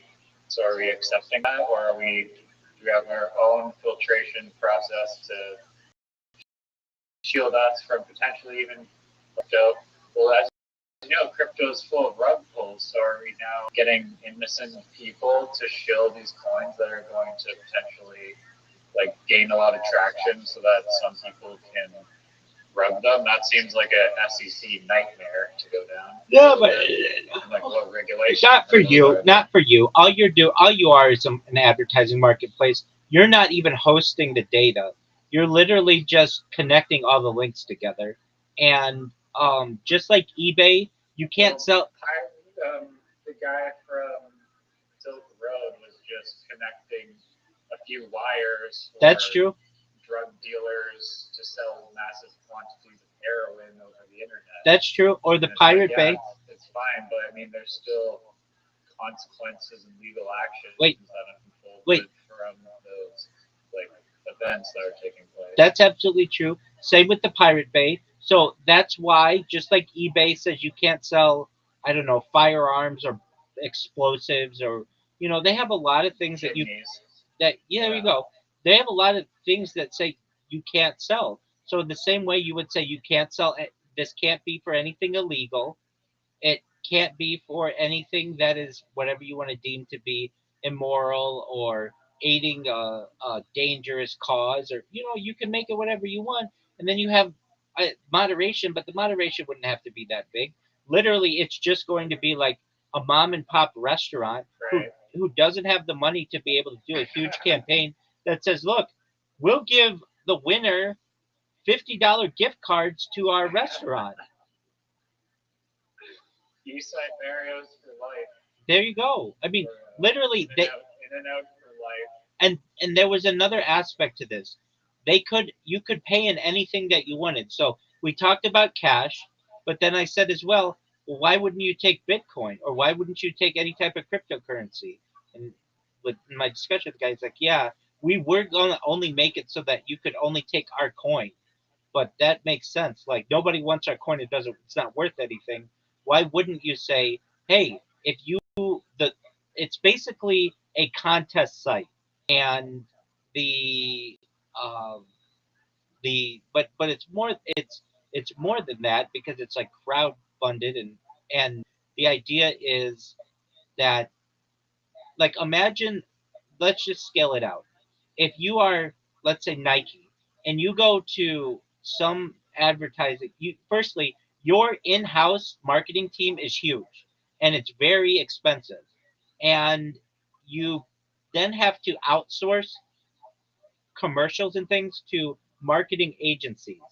That's tens of millions of dollars. And let's say the advertisement that you get out of that costs, or on a scale of 0 to 100, let's say it's really good, it's a 92. Like, that's a good ad. 92 out of 100, that's great. If you offer not tens of $1,000,000, but if you offer $10,000, not even a lot of money, you're going to get somebody out there, because the crowdsource audience is so large, who comes up with something that's just outside the box. It's going to knock your socks off, and it's going to be a 97 out of 100. So it's going to allow. There's another point. Sorry, let me just ruin your train of thought. You okay? Super Bowl ads. The budget's like $30 billion for like 1 second. Yeah. So you crowdsource it, you get a lot of submissions, but as you said, like that filter of the fans being able to vote is already telling you from a substantial sample size what the best ad is, how people are reacting to it. So you're already seeding and eliminating the whole expense of like testing it out in real time to people and like feedback. That's it. You have focus group. Exactly. This is the greatest one for the Super Bowl. Exactly. The Coke ad has been decided. Exactly. You have a girl with a huge kids. There you go. Getting out the lane, There you go. doing it. You have built-in focus groups. You have built-in focus groups with this website, and on top of that, you're going to get people who really get into advertising and marketing, and they are going to be on this website all day, just looking at new commercials that they like. And why is that a benefit, sir? Because it's more impressions on your brand, for your brand. So basically, like, trying to get the word out about what you're doing on social media. But the fact is, people who like your website enough that they're just going to be taking in absorbing all kinds of commercials all day. And if they like something, they're going to put it on their social media. They're going Viral potential. It's it also, yeah, like the network effects of this is also just like unbelievable. Like it's probably 10 times greater than trying to ambush podcast people, you know? Well, wait. Like ambush Hold on. podcasting. Hold on. That's why I don't like it. Hold on. Because the amount of social media outreach is just insane. Hold on. Ambush podcasting. It's the greatest idea we ever. Ambush podcast still an excellent genre, and I still am the founder of that. But I wasn't chopping that down at all. I'm saying that this is like that like amplified. I agree. So I remember talking to this guy, and I said, "This isn't $1 million idea. This isn't $1 billion idea, but this is literally $1 trillion idea. It essentially will kill all. It won't necessarily kill, but it will significantly reduce the marketing uh, departments of Fortune 500, but it gives them more opportunity to be able to spend more, and their advertising will be more on point. And so that's what they want. They're going to save, like, it's going to be really easy to go to McDonald's and say, look, you spend, I don't know, $500 million a year on marketing, and your marketing team costs you $50 million a year. We're going to say that you only need a marketing team of $5 million a year, and you're going to be able to reduce your marketing budget. If you want, you could even just use the money that you save to add to your marketing budget. But what you do is you're going to have more focused advertising, which is what you want. And they're going to say, that's exactly what we want. We want better advertising.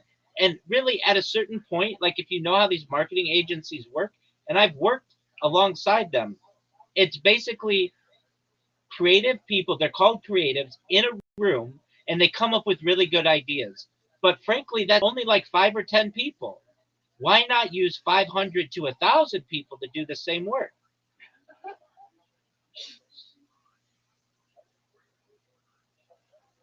It's $1 trillion idea.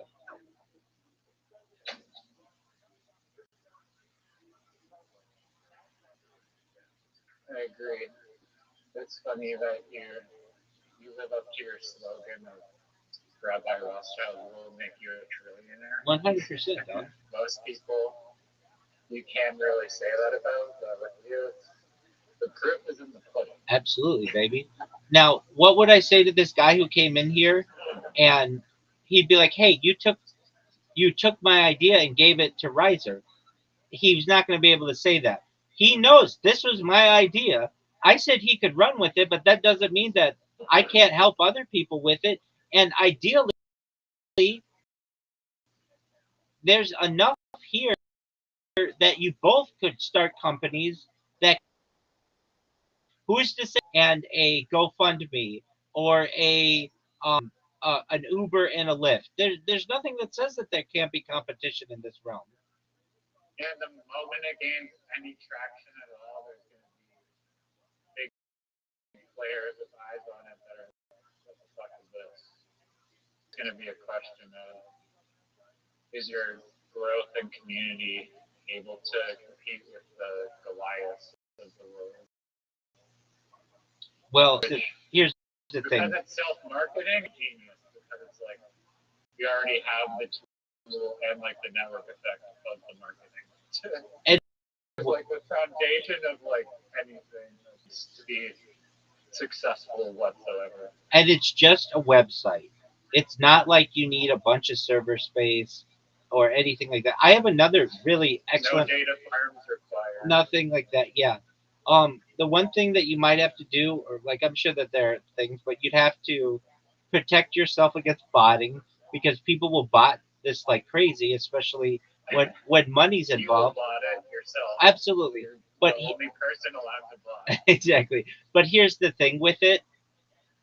Even if somebody bots something, at the end of the day, it's the company that's going to choose what they like. And I remember talking about this with that other guy. Is there will be something in the terms and conditions the company can do with your creation anything that they want. They just have to like that's part of it. You're submitting this, and if a company likes it, they can take that idea and use it for something else. Like basically that's art. It's like if you come up with a really good idea but you don't win and that company uses it on something else, they're allowed to do that. It's you don't own you don't you don't own anything in this world. So the idea would be that but if you did win and the company wanted to, let's say they liked your 30-second commercial but they had to get it down to a 15-second commercial, they can edit it down any way they want so long as they pay you, then they can do with it what they wish. And obviously the platform takes the money first as a deposit before the post gets uploaded. Yeah. I would imagine. So wait, this was the brilliant part of this. So Matt, you know how I said that you could take this guy wanted it. You had to take his cryptocurrency, and I was like, I wouldn't do that because like basically now you're competing with Bitcoin and all that other shit. Why not just accept Bitcoin or any other cryptocurrency out there? Here's the beautiful thing. You know how I gave that story about first place for that video game competition got $100, second place got $50, and third through 10th got 25 coin. You know what I'm talking about? Yeah. Okay, in the same way, you could, as the platform, say, we're going to take 10%. That's what I think I said. The you as a platform would make a lot of money doing this too, because you take 10% of whatever um, the contest is. So let's say the contest is going to be $100,000 giveaway. Well, then to post it on your website, it's $110,000, and then you take $10,000. But what you could do is for someone who says, "Look, we have a cryptocurrency project. We don't know how much this is going to be. If it's going to be successful or whatever." You can say, "What's the grand prize?" And they can say, "Grand prize is going to be $1,000 in our coin." Okay, if you want as a platform, you can say, all right, we'll take $100, the 10% in your coin, and then you can run the contest any way you want. But what that does for you is it diversifies your um, your revenue streams, and you might have one of the coins become the next Ethereum or the next SPX 69,000 or whatever. That makes you more money than everything else combined. I mean, I don't disagree with that necessarily. I think that there should be at least a brightly colored neon banner. And obviously, like here's the thing, like the website itself has to curate and have an people like different values. So they can be filtered by category, which is beautiful. Doug, of course. Of course.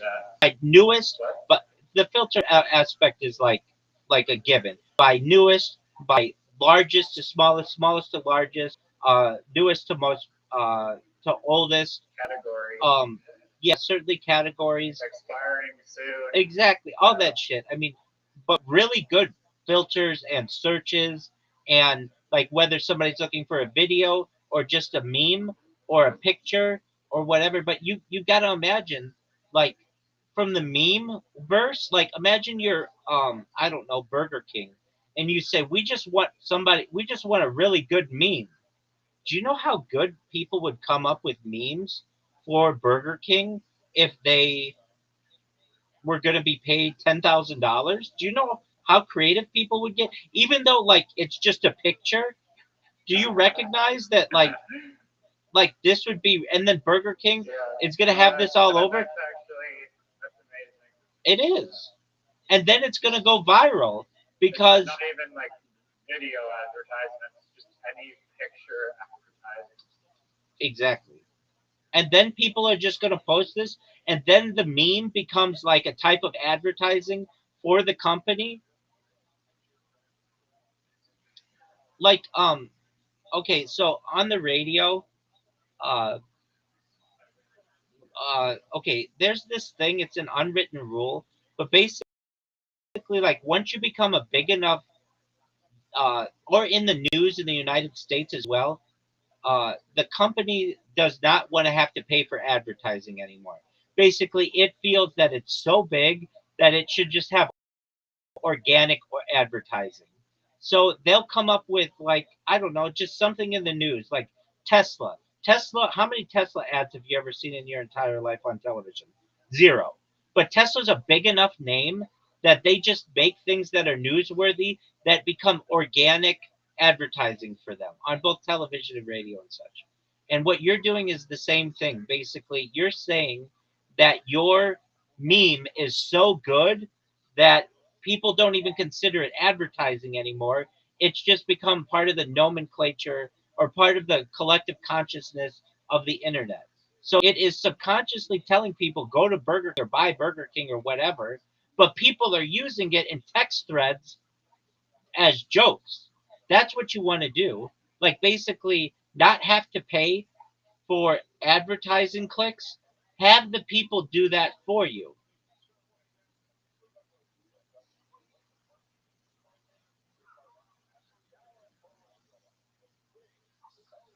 I know this is fucking amazing. The thing is, it needs a really good name.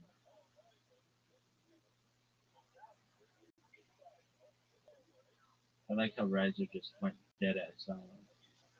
That's baller. That's baller, Riser.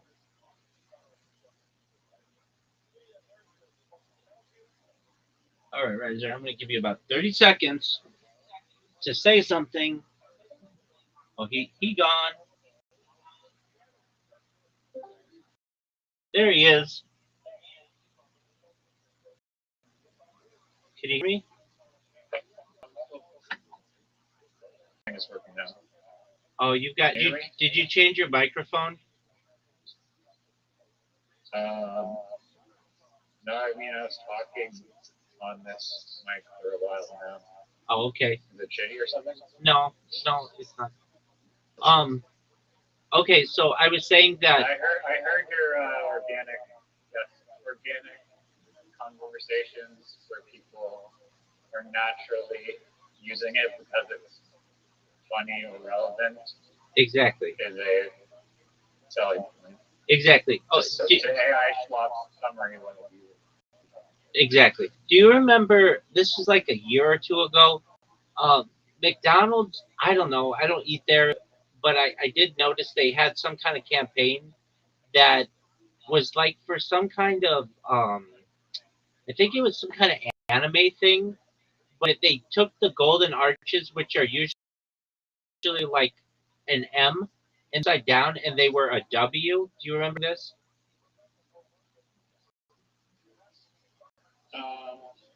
Potentially. Okay. Well, I even mean, there's been a lot of McDonald's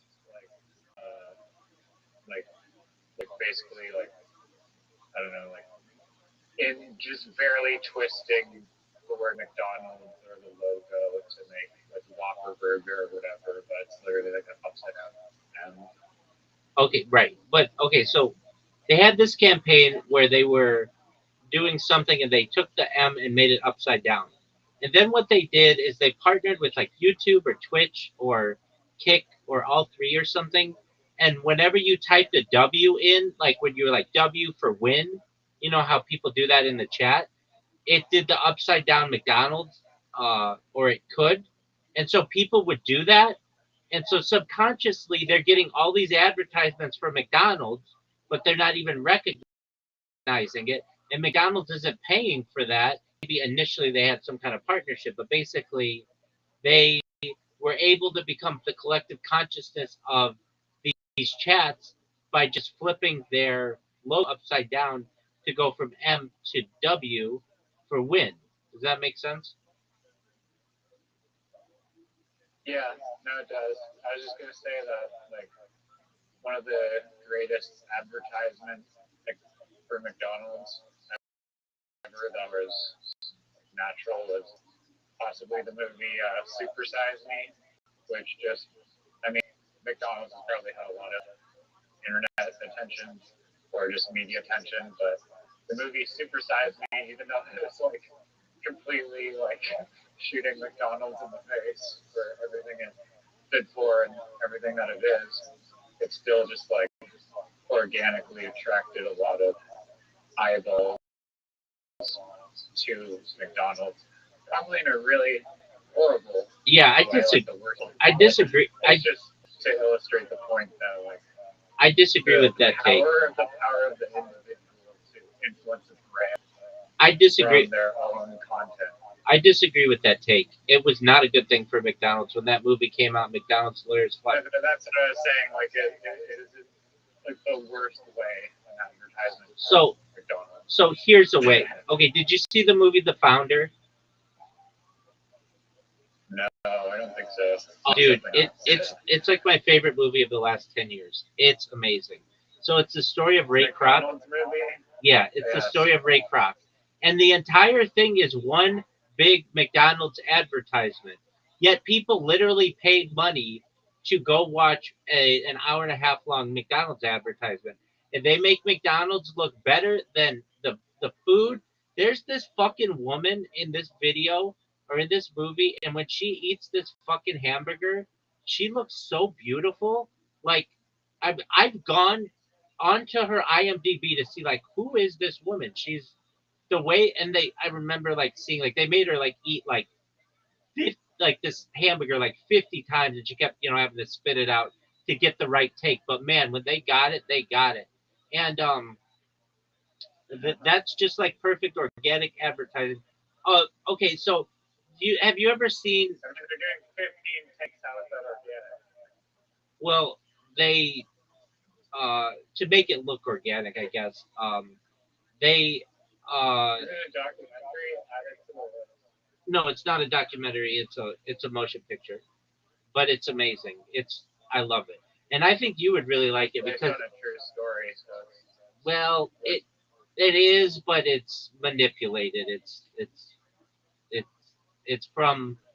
It's how Ray Kroc stole McDonald's from the McDonald's brothers, and it shows Ray Kroc in a really good light, but does not show the true story of what really happened. Basically, the McDonald's brothers were supposed to have 1% of McDonald's equity in perpetuity, and it was a handshake deal, but there was like no proof of it. So that's a perfect example. If that conversation had been on camera, those McDonald's brothers could be like, "Hey, you fucked us out of 1% of ownership of all of McDonald's," but they didn't have it on camera. With that being said, I mean, this isn't a wonderful example of this, but it's a pretty good example. Have you seen The Office before? I know you're not in love with it, but there's one scene where I love The Office. Oh, you do? Oh, apologies. I did not know that. Maybe it was somebody else who was talking. Okay. Yeah. Okay. Because we don't talk about it a lot, and I love that show. I've seen it like a billion times, and I've listened to a podcast, all kinds of shit. Okay, so there's an episode where everybody in the office. You're cutting out. Can you repeat that? Are you cutting out or am I cutting out?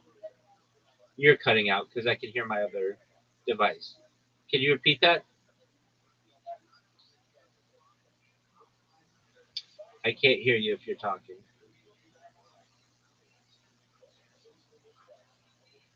Riser. Okay, what'd you say? Riser.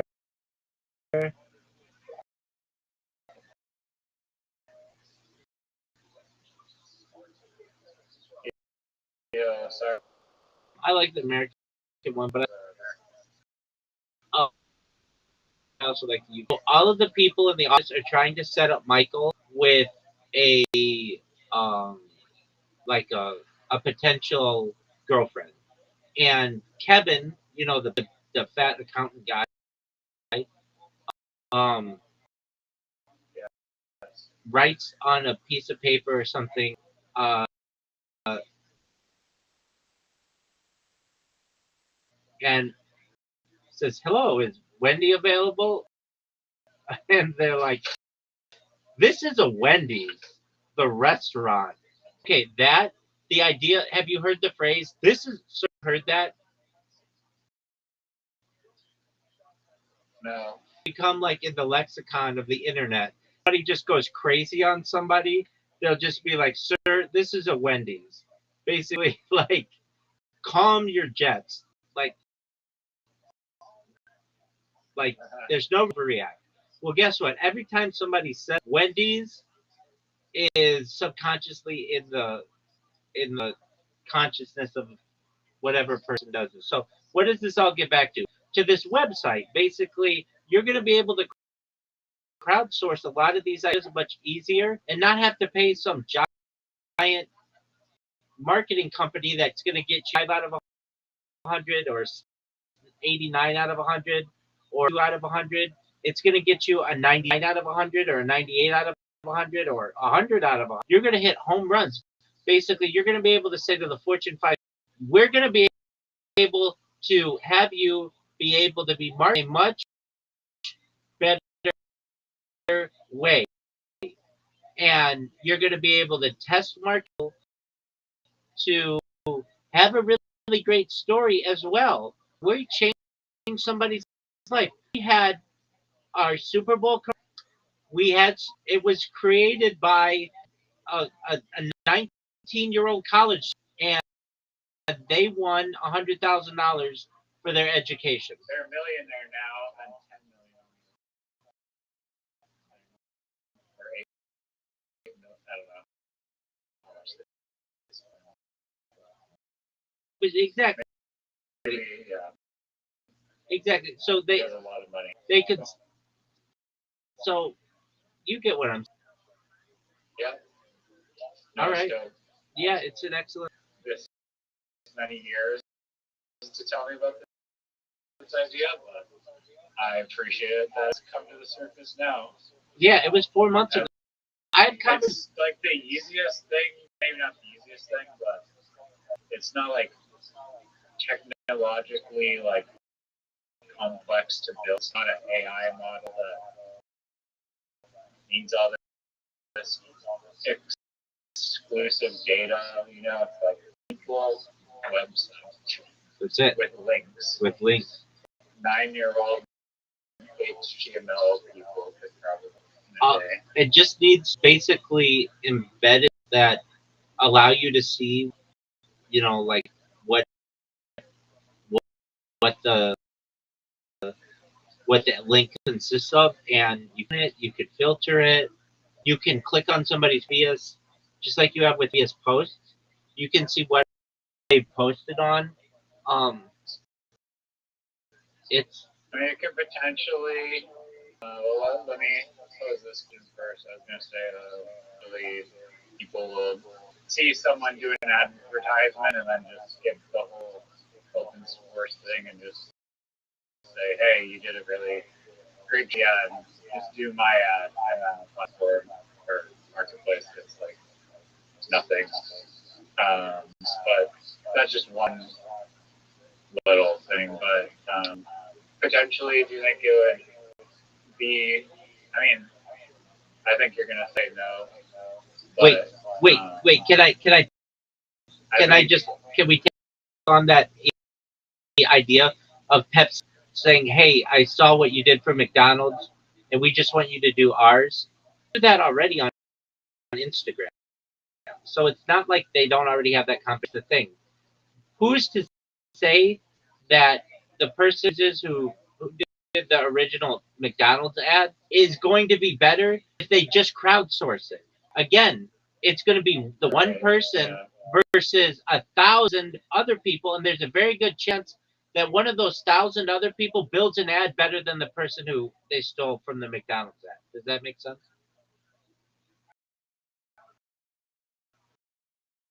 Yeah, no, I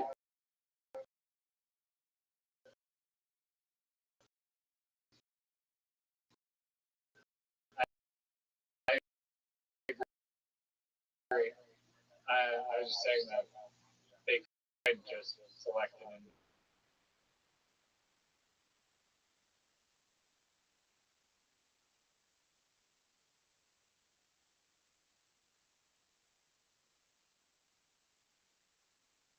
Out of 100, ingrained in culture and not forgotten about. exactly. It'll be, I can tell you, yeah. I can tell you when I was a kid, and there are a lot of people like I get emotional about marketing. Um, I really do. So there's an advertisement. American or United Airlines used to play a song. Um,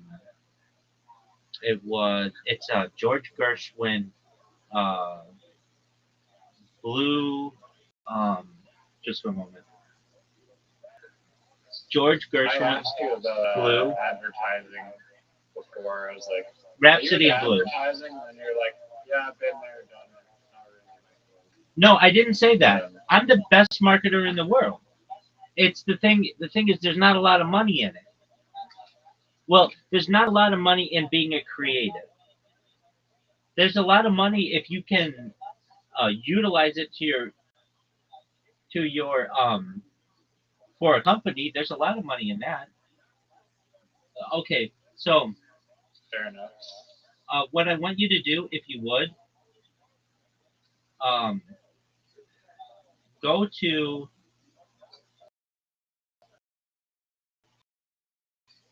I'm not even going to look at the 1980s airline Rhapsody in Blue. All right. So the United Airlines used to um, advertise with this song, and it was like it's George Gershwin, which is in like the public domain. And when you read the comments on what this is, it's like it's very powerful. And I remember, I don't know, like 3 or 4 years ago, I was on my stream, and I had tears rolling down my face of what this commercial meant to me and what it meant to America and the world. A plane could get you anywhere in the world. And when, I mean, I hate to say it, like I get emotional when I think about it, how marketing can really affect you um, or affect a person. I'm going to send it to you and just read the comments. Like, you think I'm moved. There are people who are just bawling because of this commercial. And and what I'm saying is For an aircraft? for an airline, not even an aircraft, an airline. Just watch what I just sent you, and it's literally just planes and music in the background. But it makes me want to cry right now. It's because I get all these emotions of what it was like to be on a plane as a child, and to think like what the future would be of the world, and just just it cry now. I just get another kiwi. It's not actually that bad. Exactly. I think that people will eat it that way in the future if it's washed properly. Um, so go Do to I the, have to wash it? yeah, you have to watch it, or you should. Okay, so go to your Discord messages and just watch this. It's 69 seconds. It's nothing. It's nothing special. But here we are, 40 years later, and I'm talking about this advertisement. and you think I'm passionate about it, read the comments. I think it might. I don't think I'll be able to hear you once I can speak. That's okay.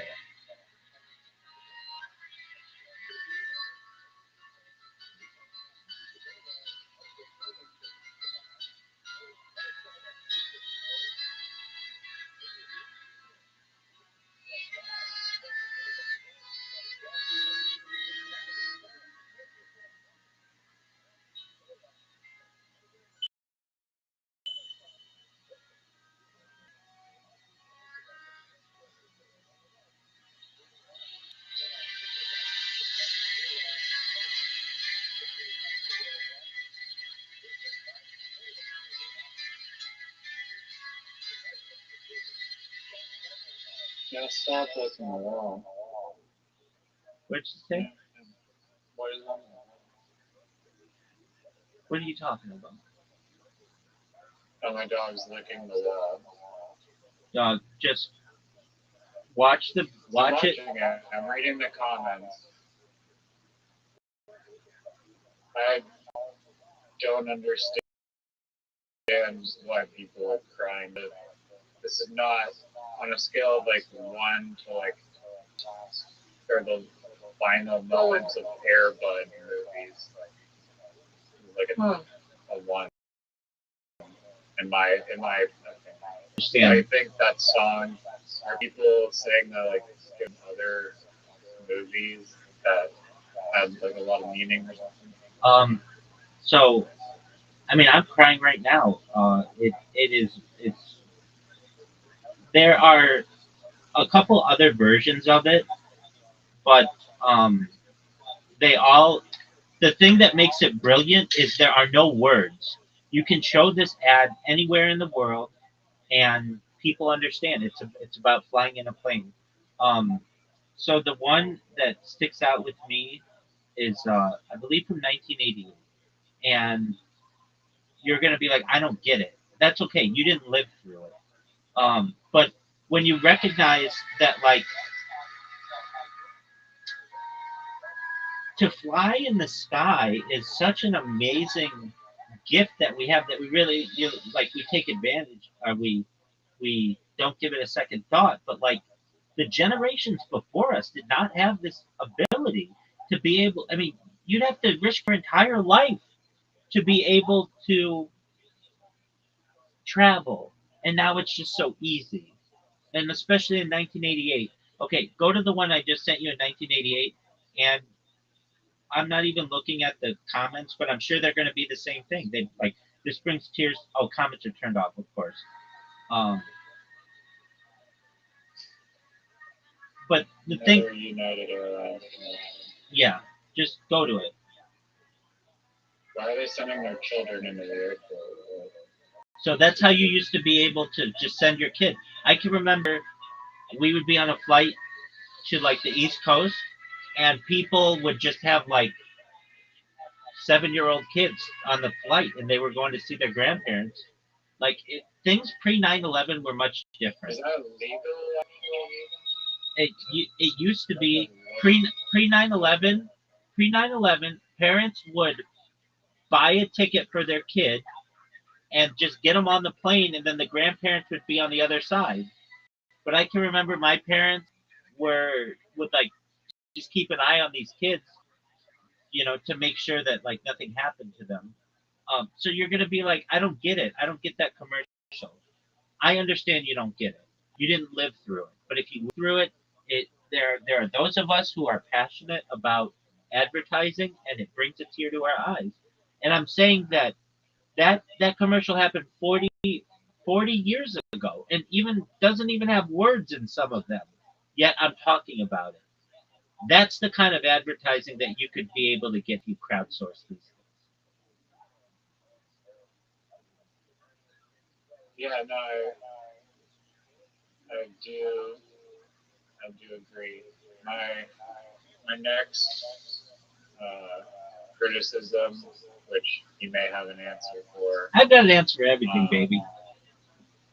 And I can already.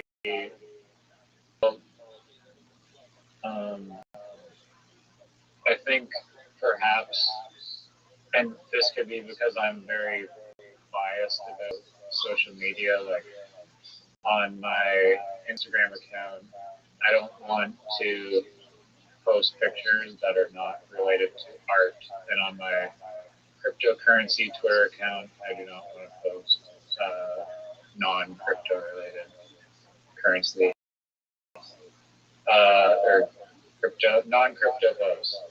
And I'm wondering if this contest method would perhaps deter big creators from doing it. And I understand that they may have totally different viewpoints on the content that they put out, especially for a contest where nothing is guaranteed. Some of them could be like, yeah, I don't want to put anything out there that I'm not getting paid for. Or other people can be open-minded and be like, hey, I'm doing this contest. Here's my advertisement for the new pastrami pickle deli sandwich. And it's the greatest thing ever, and you should go check it out. And I did a really good job. So I'm curious how you think how incentivized bigger creators are, and I do like that the platform is kind of like this Robin Hood platform of giving back to anyone in the world potentially, and so maybe it's a good thing that large creators don't want to taint their feed with some lottery contest post because it makes them look like perhaps cheap or something, even though it could be they're just exercising their creativity. Yeah. So just create a burner account. Your question is like 14 minutes long. So just create a burner account. It's fine. No one says it has to be on your main account. Okay, well, someone famous like Johnny Depp creates a burner account to start doing these like little Honda CRV contests. People are gonna see that it's Johnny Depp either way. But I guess if your primary goal is to just not obstruct your main feed, just get an alt account. Exactly. But that wasn't really the question. The question was like how receptive large creators are going to be to this type of platform. Do you think they'll participate or be incentivized to not participate, or same rules basically for any person on Earth? Yeah, they're going to love it. It's going to be free money to them. So basically, they're going to be able to say, all right. I mean, this can be bad, though, because someone with 1 million followers can go post a shitty video and they say, to their fan base, go upvote it so that I get a prize. And then how are you going to... No, so here's the thing. How are you going to deal with that? Here's the thing. No matter how many votes your project gets, no matter how many votes, that doesn't mean that it necessarily wins. It's the company that chooses. So they can have 100,000 people vote on their thing, and they will only win the fan contest element, which doesn't have the grand prize. It's just basically a feather in their cap, which is great. It's like Reddit karma. Okay, so you've got a lot of Reddit karma. It doesn't necessarily do anything for you. But the little guy who comes up with a better idea and the company chooses that as their choice, that person's going to win the money. That's what matters. But when you think that it's better to have multiple prizes of the top, I guess you basically really kind of you can do whatever you want. You can do whatever you want. The voting system, if you're rewarding prizes to what users voted on most, would have to all be elected by the company. That way, it's just the best advertisements. No fan input. Wait, that's the beauty of it. But be rigged too easily. Wait, that's the beauty of it. But it's in the best interest of the company to also give a smaller prize to fan input so that you do have a marketer or you do have an influencer who has 100,000 followers push their uh, audience to your website. So let's say, how would it break? Right. How Yeah, would it would be positive because you get free chilling. exactly, Next to nothing. exactly. So how could you do it? You could say, hey, our grand prize is going to be a $10,000 grand prize. That's to the winner. We're also going to get $1,000 in cash to the fan vote, which is a serious contest. And what is your platform going to make? $1,100 because you're going to make 10% of everything that the company runs for the contest. So, um, you know, they're going to have $11,000 in prizes, $10,000 for the grand prize, and $1,000 for the vote, and you get 10% of that. So all in all, to the company, it's going to cost them $12,100, and they're going to get 99 out of 100 advertisement that people are going to be talking about 40 years from now. It's win-win, and on top of that, they're going to have huge influencers who are going to be sending their audiences to your website to vote for them in a popularity test. It's great. And what if they submit a really shitty video though? And that's just there now on the internet. Well, you can always It's hide. still advertising technically. So No. You could. Well, there's that idea, but you can always hide it. You're the one running the contest, so you do just like with a with like a tweet. If you tweet something and somebody sits in there and bashes you, you can say hide this tweet or hide this response. The thing is, you want to make this. saying it's kind of like pay to win, and I feel like like even if you submit, it might just incentivize people from submitting if there's only a first prize and the other prize just goes to some big creator they can't compete with. They're never going to get the small prize, so it's like why submit? Wait, you're thinking of going only for the big contests. They're going to be small mom and pop contests that if somebody puts some work into it, they're going to win. And then that means that their profile is going to get more badges and recent wins. And if they have a quality app, Their social media like will grow as they like the bigger like the company is going to promote their social media as well. So there's a huge incentive there. You get a freaking retweet from Coca-Cola practically. that's exactly right. Like you're going to go viral, so there's huge incentive with that. That's exactly right. That it only crossed my mind like right now, kind of. And imagine you're watching the Super Bowl, and in the corner it says courtesy of @Riser on X. Like, do you know how big a deal that would be? Wait, do you know how big of a deal that would be? You know that you'd get every creator on the internet basically who would be like, I could be in a Super Bowl commercial. Yeah, it's the Pepsi when the Jet. There we go. The Jet is the Super Bowl commercial. I mean, you wouldn't even need to. If Coca-Cola said, "Look, we're not going to pay anything for anybody's content, but we will put your handle in one of our commercials," you get 100,000 people who came up with really good Coca-Cola ads. Yeah, and then how the fuck do you sift through all those? Like, I guess there's a cost to that Coca-Cola. No, you don't.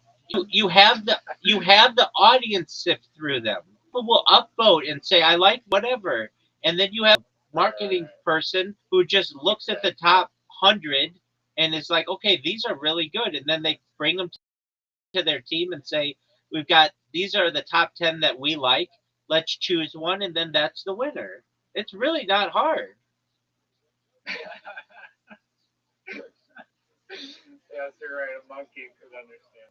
I mean, truthfully, Honestly. you don't have to look at 3,000 submissions. You're gonna let the audience do the work for you. They're gonna upvote, and sure, maybe somebody's gonna manipulate some things, and that's cool. But you are gonna basically have your marketing person look at the top 100. So that's like that.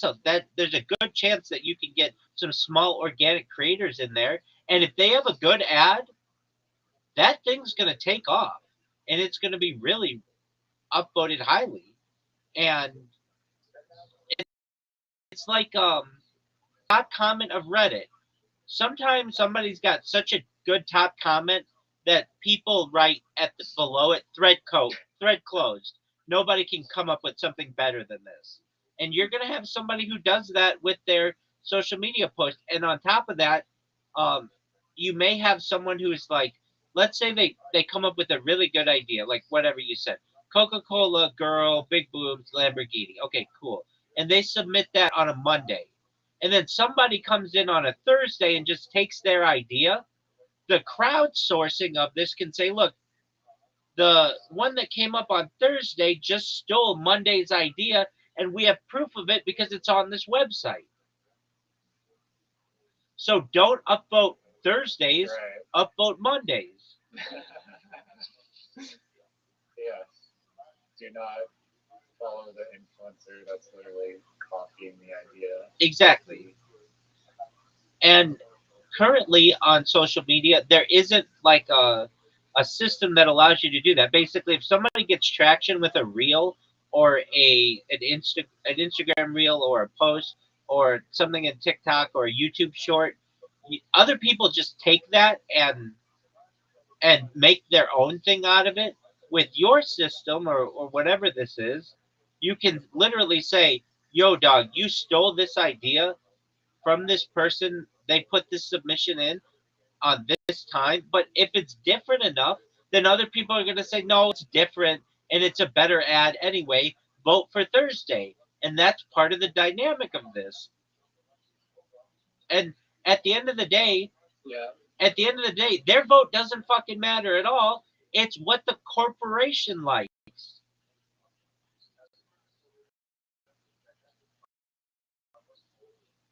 And that's the beauty of it. Guy who I talked to like 4 months ago, he's and whatever it is, the winner, we would have it so that the company has to use whatever they choose, whatever the people choose. And I said, that's not a good idea, because you'll get people in there who upvote really stupid stuff. I even told him this story. I said, "Do you know about Bodie McBoatface?" He's like, "No, what's that?" And I'm like, basically, there was a governmental organization that said we're gonna allow people to name the boat of our like Coast Guard ship or whatever, it was in England or something, and you can name it whatever you want. So they put the boat out to the people, and the people voted Bodie McBoatface, and that was not something that they wanted on the government boat. So they call it something else, but it's like affectionately known as that. Yo, what's the Bodie McBoatface story? And he's like, no, I've never heard of that, but that makes a lot of sense. So Bodie Boatface is the internet famous nickname that emerged from a 2016 UK public naming contest for a new polar research vessel. The National Environmental Research Council launched a poll to engage the public, expecting serious suggestions of Shackleton or Discovery. However, James Hand, a former BBC presenter, jokingly submitted Bodie McBoatface as a gag. And that's like the thing, like Elon Musk says, like the most ironic answer is the one that's going to potentially be chosen. The name quickly went viral Yeah. Yeah. social media and surged to the top of the poll with 124,000 votes, far ahead of any other entry. So you're going to get that. Well, what if Coca-Cola There's doesn't? a Taylor Swift concert that's the most voted one she would perform at, like their school. And the internet voted for her to perform at the school to death. Yeah, She I remember that. didn't do it and gave them a donation. Right, exactly. So that's what you're going to run into. You don't want Coca-Cola having to deal with Bodie McBoatface. But if you allow Coca-Cola to choose the winner, they don't have to go with Bodie McBoatface. Maybe Bodie McBoatface is really popular and Coca-Cola wants to use it later. They can do that, but they can give the winner out to the serious entry that they want. I was gonna. There's also like this. Like unrelated kind of. Let me. Okay, let me say it before I forget. Say whatever you want, baby. Like I was just kind of like had like this joke in my mind where it's like, is the website for this gonna look like the mini putt course where it's just plastered with logos everywhere, and then also like a Inception marketing thing is like whatever the name of the thing is, like Hoodoo or whatever, is that going like the concept of that is like paradoxical that you have a logo for a company where you advertise other companies. It's kind of funny circular joke there.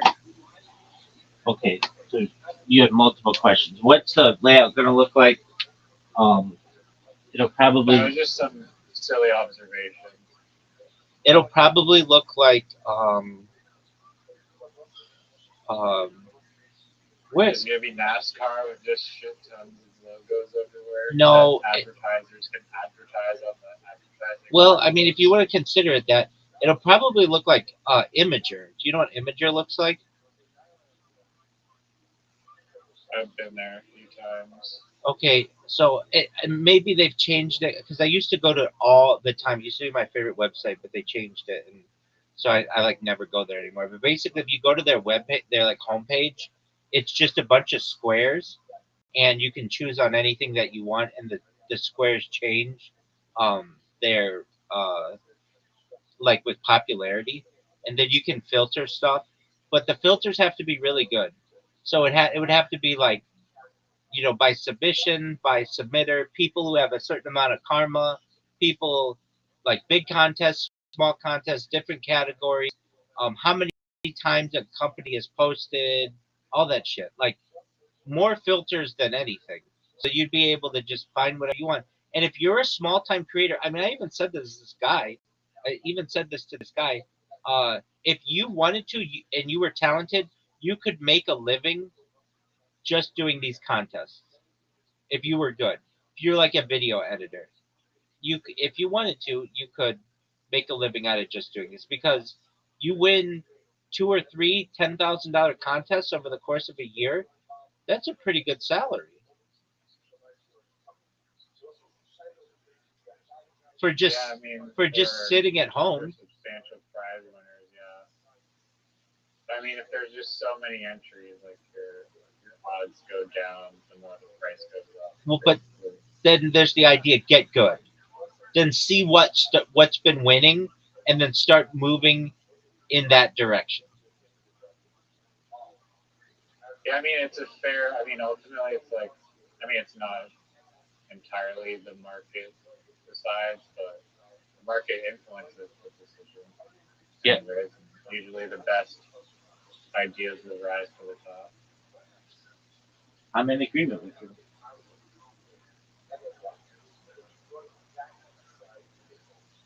Bodie McBoatface. We're done.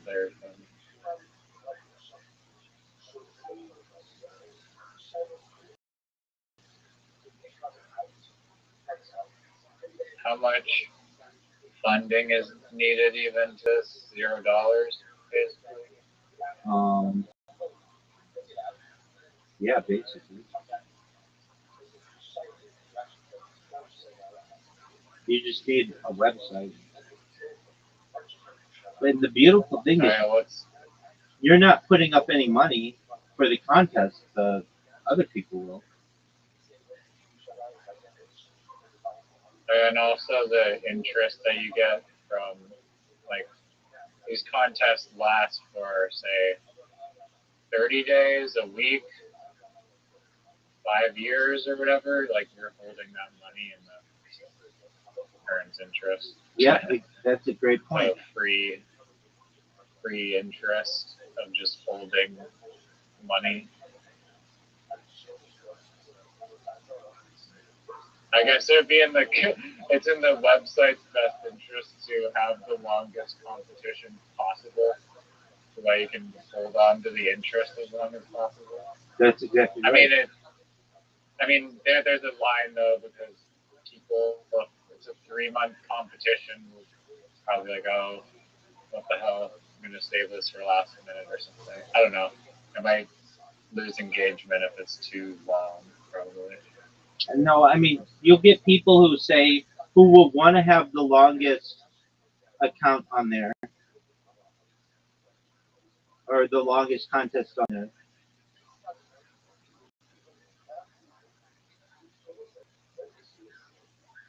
Which companies do you approach first to pitch this to? Any in particular? Like, do you go straight? I mean, the thing is, like, before you even approach Coca-Cola, like chicken and egg scenario, you need users and you need those, like, that user base for people to even like be aware that the thing exists. So how do you actually get the ball rolling for this whole thing?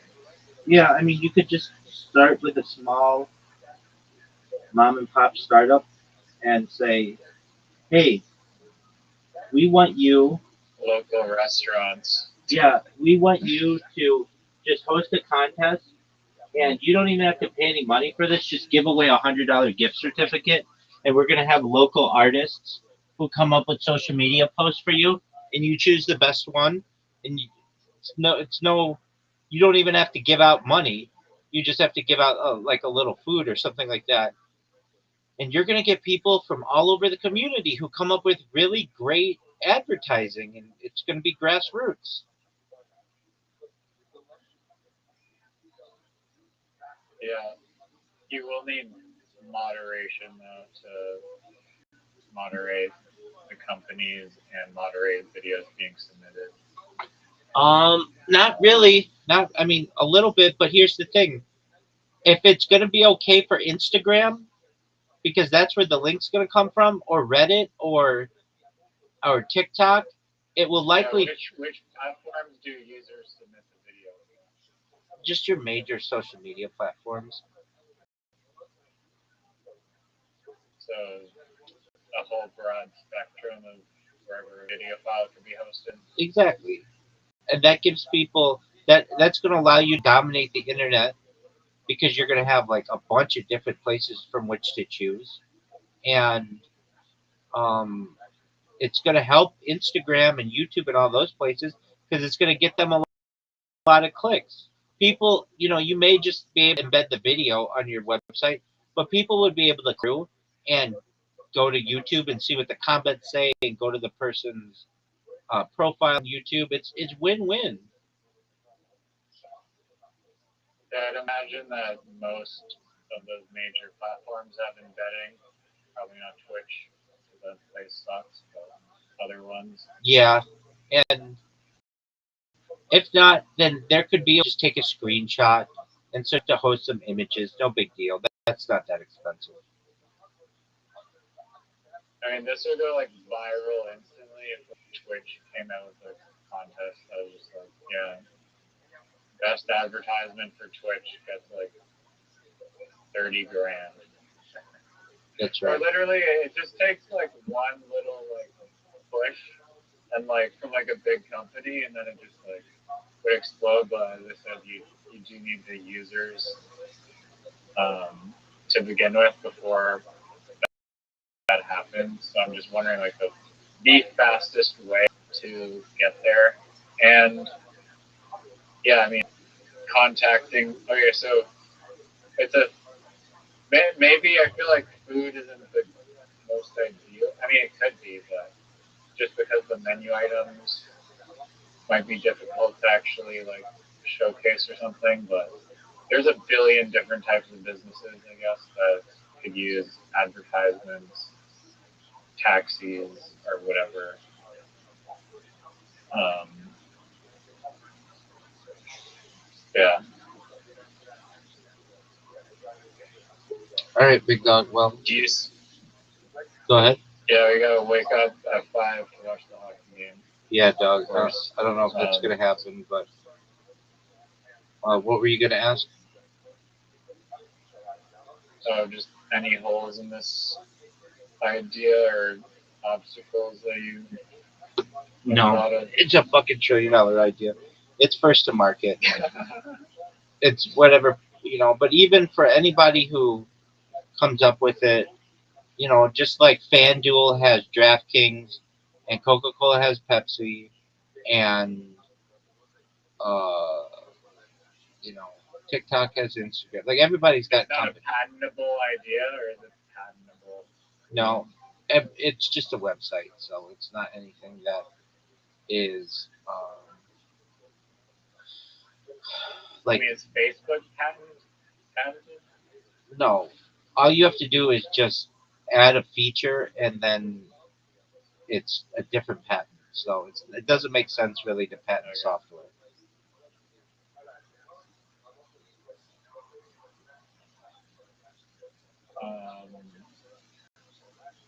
Yeah. Sorry. Before I end this amazing talk, which I appreciate you pouring your ideas out into the world, and I just I'm super stoked about this one because I know a winning idea when I hear it. Yeah, and ambush Just like interviewing. ambush. Ambush interviewing is big. All right, so next time we speak, let's come up with a really good idea for the name. Right. Here's the thing, though. I'll tell you this, Ricer. You try a lot of different things, and you've got to see it through. So if you really think that this is the idea that's going to change your life, you've got to pour yourself into it and see it through. I agree. Excellent. I mean, I That's very big of you to say. things that I don't believe in. That's very big of you to say. So I want to commend you for recognizing that. The fact that I suck at committing, or that the idea is good. Um, no, both. That you recognize that you suck at committing, but the thing is, you've got a good head on your shoulders, so you can commit to something and become successful with it. You just putter out, and I think that you sound motivated. I think it's not necessarily like it. I think belief drives a lot of my behavior, and if the belief starts to fizzle, then I'm gonna spend my time elsewhere.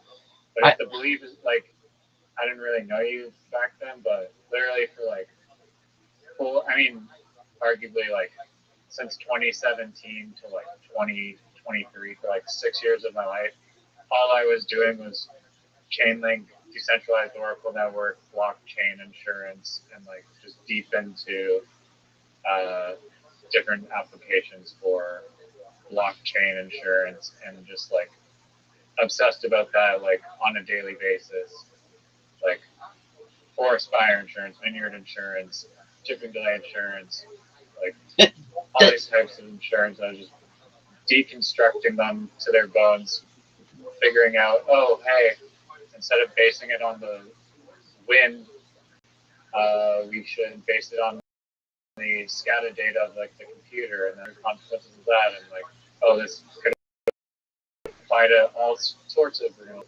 energy things. And I basically stopped pursuing that because like the nature of the insurance industry is like very motive and like very difficult to penetrate through, and it's just a complex waters to navigate, really.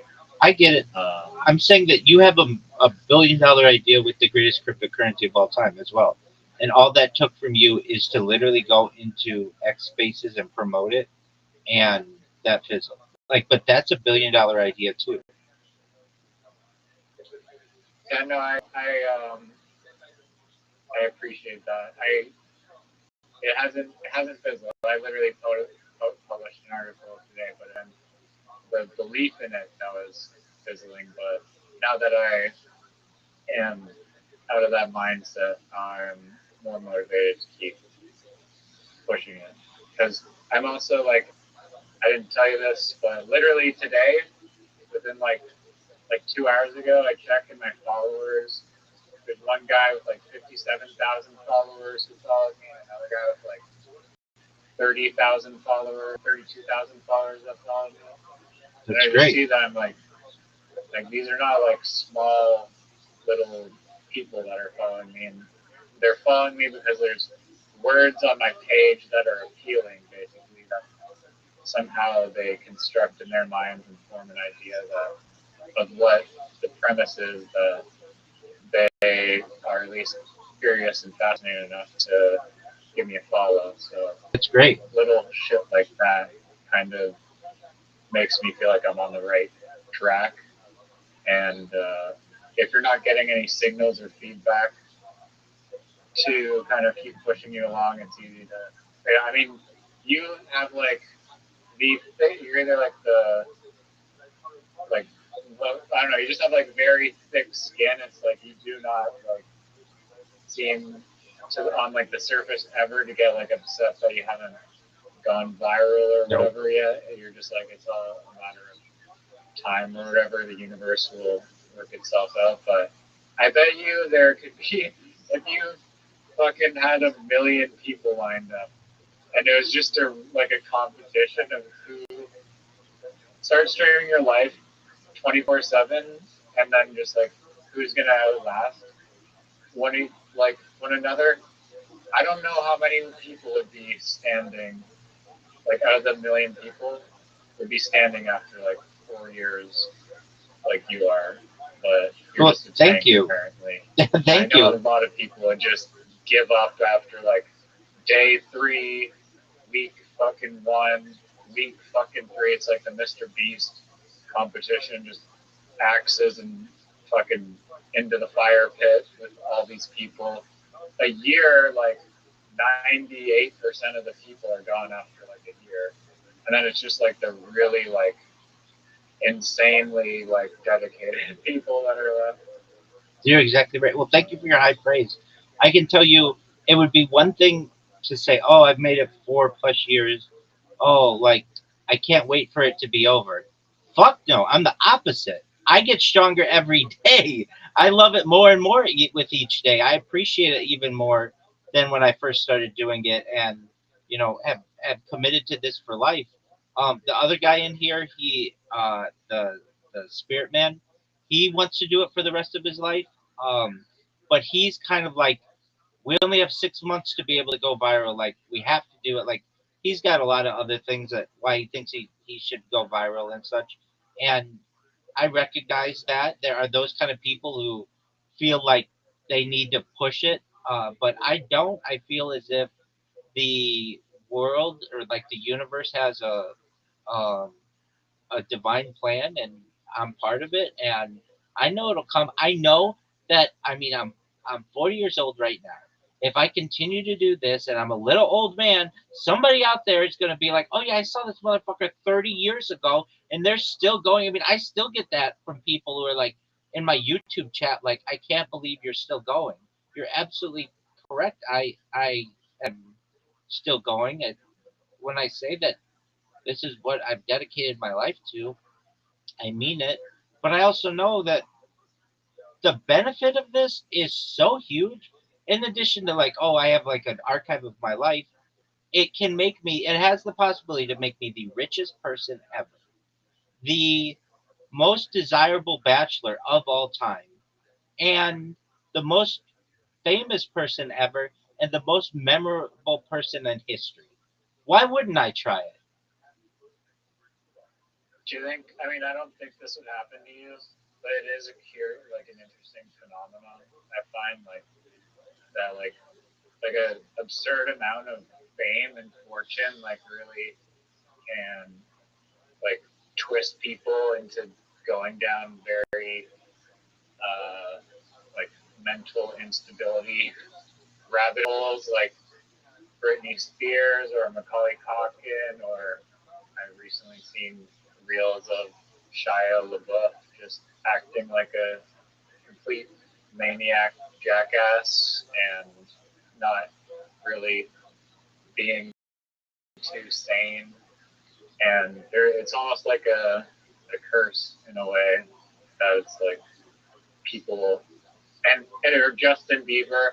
Even though I don't think Justin Bieber has had, I mean, he probably has had a shitload of mental breakdowns from the fame, but it's just like at the very least, his fame is like seems like really annoys him based on how he treats the paparazzi, being like, can you please just pleading with the paparazzi to just leave him alone?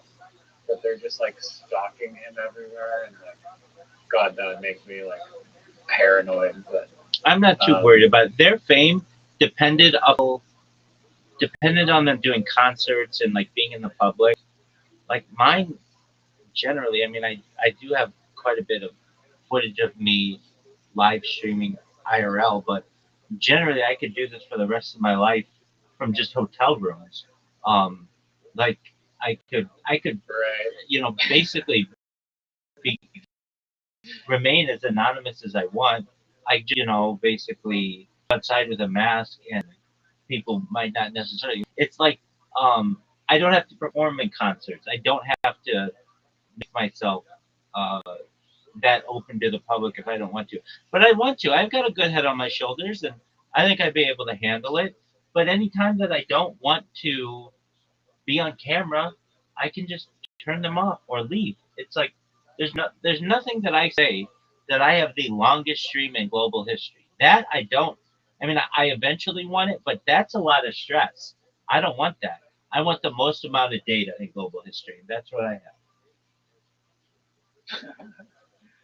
right. Yeah, I mean, you're fine surviving in the bunker, basically, shielded from society. Um, that snowboarder Olympic athlete that like turned into like a cartel member and had like a huge FBI 10-year manhunt. Apparently, the some guy on YouTube was like, yeah, like, and the police are very patient, and they're like, we don't think that this guy is gonna like last in like a bunker in Mexico. Like he stands at like a sore thumb as a 6'4" white guy living in Mexico. Like he's gonna just like slip up and we're gonna catch him. And I think that I mean he did get caught like 3 weeks ago or like a month ago due to insider information. But yeah, I think most people. I mean, it's also an interesting conundrum, and for me personally, I feel like digital friends on the internet, like such as yourself or the other people I talk to that are worlds apart from me, like I find the relationship over the internet to just like be like incredibly fulfilling, even though we're not in the same room. But some people that grow up socially isolated and only have like internet have like very poor social skills, and it seems to like affect their life potentially more than someone who was interacting with people in real life. I just find that phenomenon kind of strange. Do you have any? Sorry if you want to go to sleep. No, you're okay. I have ideas on that. Yeah, I mean, I have generally been a popular person IRL. Growing up in school, I always had a lot of friends. As a young adult, I had lots and lots of friends. Social media started, and I had more friends than my friends on Facebook when it first started. And so I've been able to see the growth of social media, but also within my community, I have religious friends, I have non religious friends. And then having dedicated myself to the live stream, I can use the skills that I've built from my IRL social uh, behavior and be able to utilize that in on the internet. And I mean, it's just like I am in agreement with you. I get an immense uh, amount of benefit from the people with whom I'm around, and it's certainly a unique relationship that I've built with many of these people. But I I basically see when I was born it's a really unique time. I mean, I was born in 1985. I was able to see the world without any internet, without any computers, and then I mean, we had computers, but it wasn't like everybody had computers, and the personal computer was still new, uh, and wasn't that popular. But then the growth of the beginning of the internet, and so I mean, like I remember a time when there was pre-computer, at least pre-personal computer, and then to move through to where we are today, where we're literally connected 24/7. um I think it's a beautiful time to have had the best of both worlds, or at least had um the ability to witness the changeover. I know that, like, in terms of data, something like in the year 2000 three or something like that. Um, Digital data, the amount of digital data in the world overtook analog data, and I was there for that. Like, basically, all of the films of the past and all of the video cassettes of the past and everything were overtaken in about the year 2002, 2003 or so, in terms of the digital formation and digital data. And I then have been able to see the birth of the internet, the birth of social media, the birth of the smartphone, um, and I've I've seen how people react, and I mean, it's one of the reasons why I don't want to talk to children in these discords. Uh, Firstly, I don't think it's appropriate for adults to be talking to children. Secondly, they're just not on, we're not on the same maturity level. And while there are some, young people who are mature, they just don't have the social skills to be able to hang with me, and I frankly would find them to be somewhat of an annoyance. Um, there are some people, though. I don't want to put down all adolescents, but just generally, uh, there's like no respect for elders. There's like certainly the I the online anonymity allows them to feel like they can say anything to anyone that they want. Um, in my day, that just was not something that existed. You respected your elders, you respected your mother and your father. There were many two parent families, I mean mostly two parent families, and you had good role models in your media generally. There wasn't the breakdown of the nuclear family, and now I see what society is, and I can't blame these people, the youth of today. It's just the only thing that they've ever known. But like in 1991, you wouldn't go up to a random stranger and just yell 6'7", 6'7", 6'7", but people will do that in 2026, um, whether they feel like they're being rude or not. It's crazy that like you went from your parents, like your generation, like you went from your parents parenting you, but now in this generation, it's like the internet is parenting you. I think parents have to do like they should be wary of the horrors that are lurking on the internet and the dangers. You don't have to be paranoid about it, but like they should be, you know, there should be some like basic safeguards in place that it just seems like way too unfiltered almost to be safe. And there's like a lot of crap on the internet. I mean, there's a lot of great things, but there's like a whole giant heaps of garbage piles too that they're training data of their little minds AI models just gathering information from, which can lead to a whole host of terrible beliefs and actions further down the line. And it's kind of, yeah, dangerous. You said something very insightful.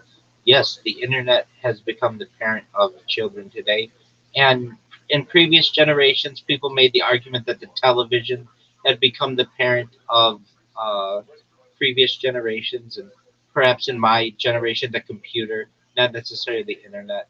Um, Basically, like, and then you get into screen time, like a generation prior to me, screen time wasn't a phrase that was used.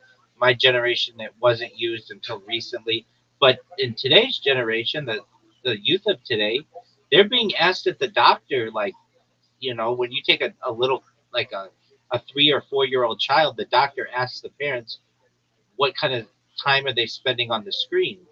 That seems bizarre to me, but that's a serious question that's asked by pediatricians today. Um, and like, how can we limit that? And uh, I personally think that the youth of today is very disrespectful, but the people prior to me felt my generation was that way, and the generation prior to them felt that it's societal. Um, but there there's certainly a breakdown in when I was reading or I was listening to something on Roblox today. Like, I've never played Roblox. I don't really know anything about it. I think I really don't know anything about it. I want to say it's like Lego, but that's Minecraft, which I really don't know too much about either. But Roblox has its own currency. I know that.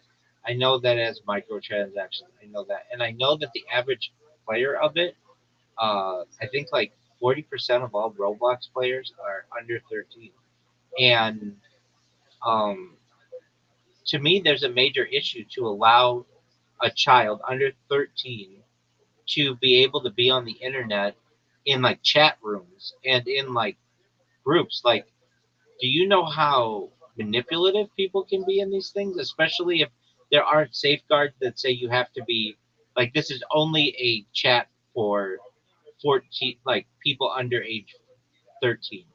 Um, it would almost be like, imagine kids on the playground who are talking in circles, and then all of a sudden a 40-year-old person can come up and just talk in that circle and use any language that they want. And then an 18-year-old kid can come in there and just, or 18-year-old adult comes in there and just starts yelling, the N word or using the term bitch or something like that. Like, It's the Wild West. it's absolutely the Wild West. Um, and that's why, like, if I had to advocate for it, I would not change the internet at all. I would allow the internet to continue to be free, but I would offer parents software that limits the internet for their children. So for instance, like, you just, it would use optical character recognition software so that you would just never see the term fuck anywhere if you were a child, or the term, any of the cuss words. Um, you, it would, Honestly, that seems like pretty basic software to build. I haven't really heard of it, but like literally you just whitelist the websites that they're allowed to go to, or have some filter. I mean, it's like YouTube Kids, but like that of like approved websites, basically. yes, but even with YouTube Kids, I could go in and use it be like the username. There are ways around things. Like, I could make my username like uh like fuck me 69. You know what I mean? Like, and YouTube still allows Well, you that. shouldn't be allowed to do that. Right.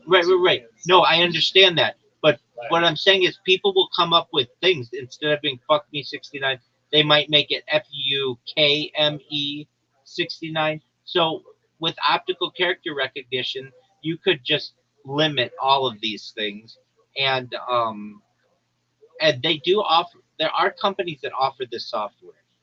It's just not highly purchased or utilized because it's an extra, it's an extra cost $10 for parents. Exactly. And it doesn't always work that well. And I understand that. But I personally would say, if I were president, I would say that every household in America should be able to get this software either at a reduced rate or for free if you don't meet the minimum requirements. If you have a child in the household under age 18, or certainly under age 13, I want children to be able to use tablets and do all that kind of stuff, and that's cool. But we would force software to be able to block them from all of the things that they shouldn't be on. But what does that mean? But like, That sorry, that like the insane thing of just like having it's just like an open world of like anyone can go on Roblox basically. Like most people are fine or whatever, but like the handful of strangers that are predators that have access to children that can do harmful things, like I don't know if they're currently under scrutiny by the law, but like or if they're just saying like, hey, it's the parents that need to not let their kid access this game that allows voice chats. Like I don't know, it's wild. I don't I know what the perfect solution is. Well, it's a software that limits it. Now, how does that stop some kid from getting on his parents' cell phone or computer or whatever? That's why you'd have to have like uh, there are passwords that you can put on things. But if you want to give a child a tablet, YouTube Kids is not good enough. It really needs to be software that takes over the whole system so that nothing that they see is going to be uh, I thought YouTube Kids was curated just like Netflix Kids. oh, it is. But what I'm saying is, if you give a kid an iPad with YouTube Kids on it, but it still has the App Store available, all they have to do is click on the App Store. They're going to see games with women with giant cleavage and even just cartoon characters, and it's going to open up their minds to things. Basically, I'm saying you should have the entire device locked down for people who are under age 13. Um, YouTube Kids, though, Yeah. even in itself, I know when I first started streaming, there's a thing when you create a YouTube stream that says, "Is this for kids?" And I would write yes, not thinking that it's going to put me on the YouTube Kids app. It wasn't not okay for kids. It was like just me sitting in my room. So what's wrong with that? Yeah. It And they should have. don't tell you that either. They It don't doesn't. tell you that crap. It doesn't. And so I got these parents who would come into my chat and they're like, "What are you doing cussing on the stream?" And I was like, or I don't know if it was that, but it was just like, how is this kids content? And I'm like, and that was only for like the first couple weeks that I did that. But I was like, well, it's not for kids. Um, and so then I had to change it. So I remember thinking to myself, is this that's not the right question to ask. Is this for kids? It should be uh, basically the question. I think I rephrased it as something like, um, uh, does this does this content or does this content feature anything that should not be seen by anyone under age 18 or something like that? It was like more specific, just not is this for kids? Well, it's not for kids. I mean, anyway, um, uh, I just I don't think that even YouTube. I mean, if you watch YouTube Kids stuff, they put some really weird stuff on there, like on it's like creepy. If you watch YouTube children's channels, there are some really creepy channels.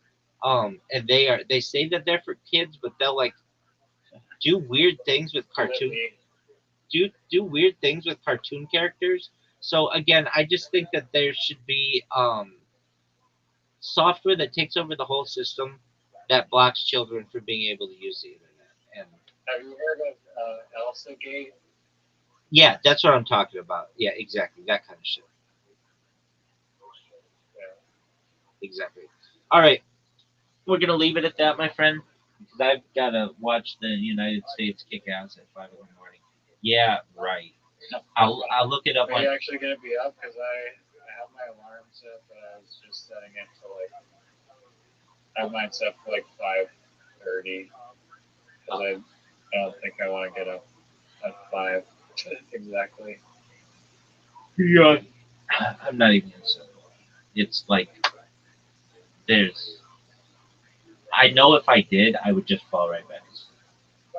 But you never know. I might awake at like 4 in the morning, and then I might actually watch it. So you never know. If you do watch it, Well, I appreciate the discussion.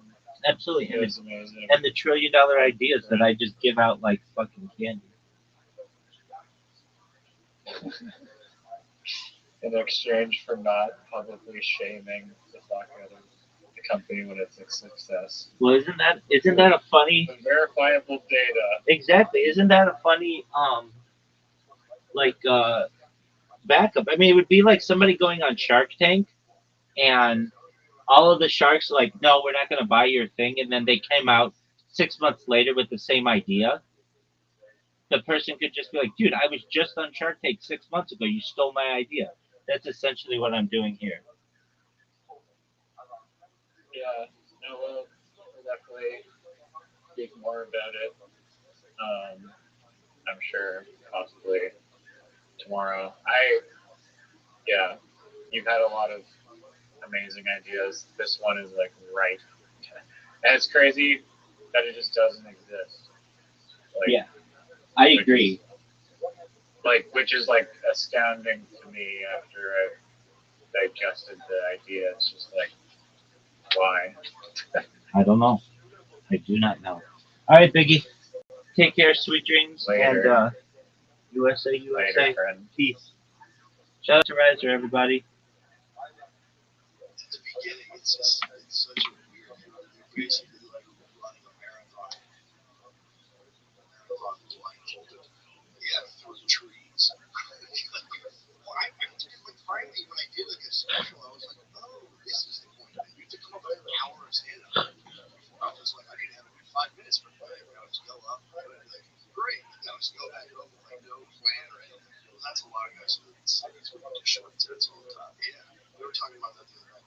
Like some guys who do a lot of like New York City clubs, they have a really good 15 minutes or fucking crushing 15 minutes. But when they have to do an hour, then things get weird because they can't keep the same energy for an hour. It's not, you have to pace it. It has to be hills and valleys. You have to kind of like structure it. Yeah. And then they also don't really have material because they're basically just doing their best 15 minutes all the time. Yeah, true. I wasn't even really doing stand up. Me and Shane were doing a podcast, and I was like, let's do a podcast. I don't even want to do stand up anymore. And then it was pretty funny behind my back. The manager at Helium was like, dude, have that headline. And I was like, yeah. And the guy hit me up. So I started doing that. So I had been like not doing stand up for how long? For like months and months, like maybe a year. And I had like, I went, it was like I would go and try stuff. So then I started doing, so when I first started headlining, I would do an hour, have off for like 2 months, do an hour somewhere else. It was the most insane. It really started fucking with me. Did you have recordings to listen to? Yeah, I would record the audio and I would listen to it, and I would like jot down notes. And it was the most insane way to get back into it. That was the thing that we experienced after COVID. There was a moment where I had done stand up for 4 or 5 months. Yeah, it felt so weird. And Houston had stand up. They had clubs open. They like space people out, put masks on. This is so ridiculous. Yeah. And we were doing shows inside, and I only did one weekend. And then I got so prepared for it. Like, people just love the new time. Yeah. I'm being so selfish that I want to do these shows. And so I gotta stop. So I had this whole podcast, and my first thought was, what if I have it and I give it to Dan outside? I was so freaked out. Yeah. I wasn't even remotely sick. That was what was crazy. Like, it was just it was a boogie, for sure. It wasn't like I'm coughing and I can't work.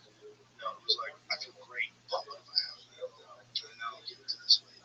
Yeah, I had my first kid right there. Like March 2020. So we got out of the hospital, and like a week later, I was like holding my face in the grocery store, being like, "Fuck, well, at least you can be able to reach a kid." Yeah, that was cool. That was crazy. Yeah, people were dying because you couldn't visit them while they were dying. And it was insane. It was like, luckily, when we went in for our second kid, that was like it was still kind of in the mix. I mean, we were able to go in together, but like our nurse, we didn't have like a mask on. She was like, "Oh, whatever, I don't care." I was tired of people were getting like just like 2 weeks after we were getting born, they're like, "I gotta stay home. My wife's there by herself." All I was like, it's just asking. But even navigating that was crazy. Because it was like, I told my wife, like, I'm gonna go do this. She's like, well, if you bring it all to all of us, I remember it was a ball boy game, like, we're all gonna fucking get it, dude. I don't know. I did the numbers, like, it affects more people, or, what time is this? So it was March. It was like March 2020, and then like the next 6 months, I would go try to do stuff. It's gonna be real outside. I was worried about it. I wasn't really confident that people were gonna get really fucked up by it until like a few of my friends got over it. Yeah. And then my family got it, and I didn't get it.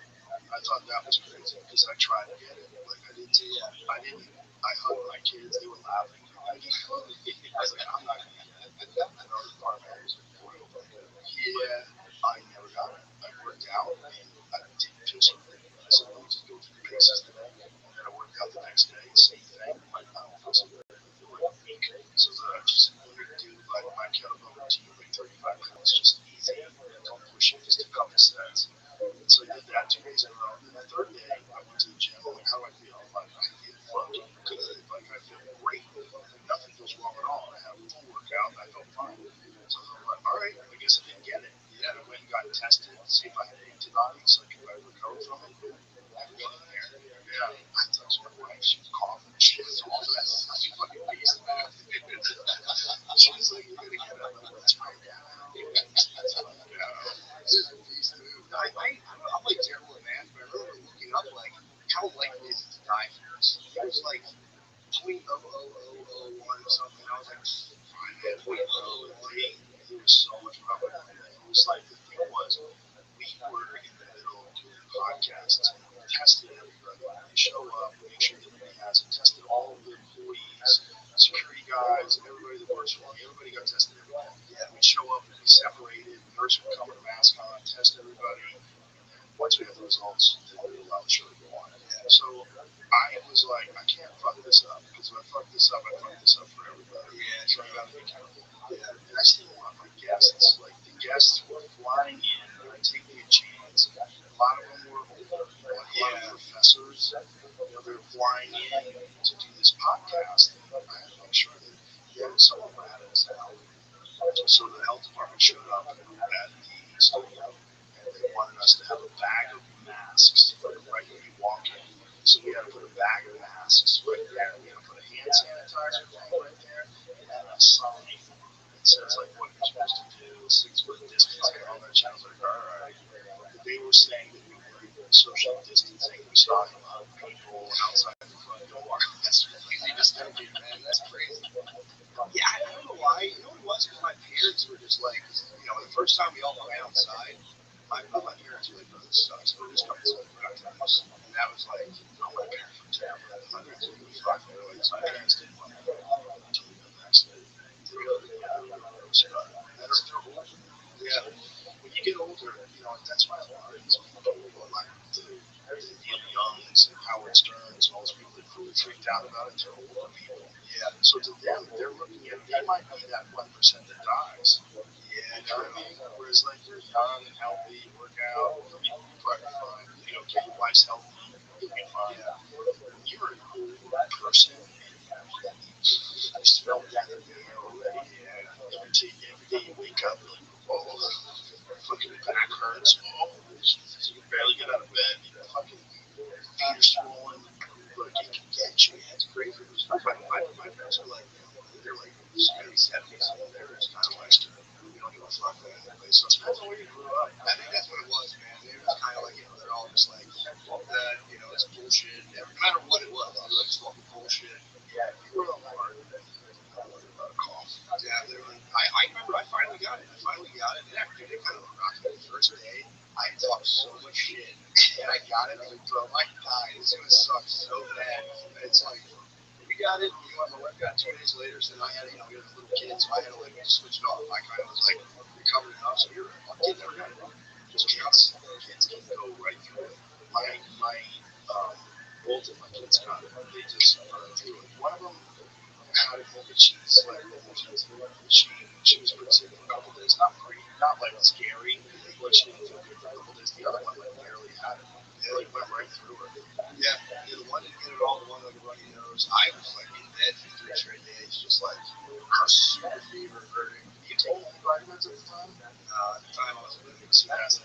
Yeah, I'm all over the vitamins. I was all over the vitamins.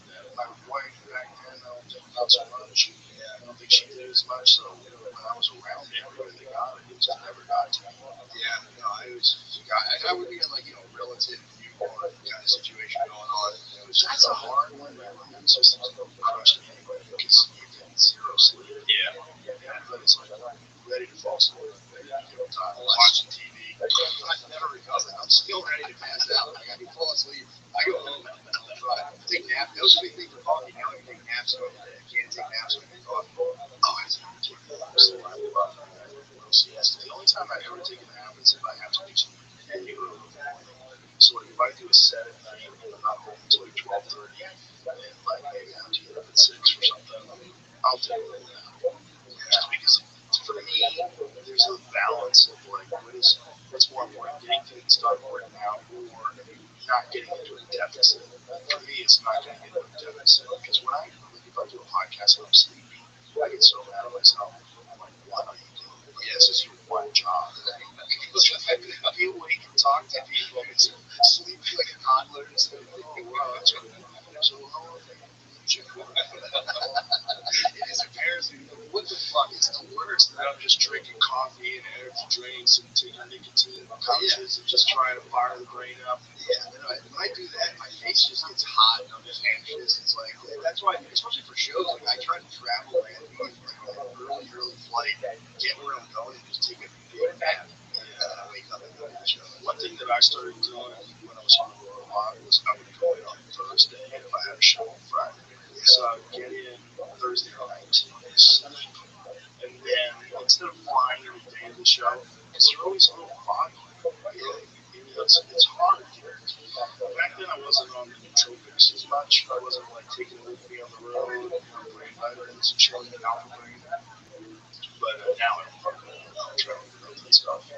I do that. I can't help it. I just go early. Yeah.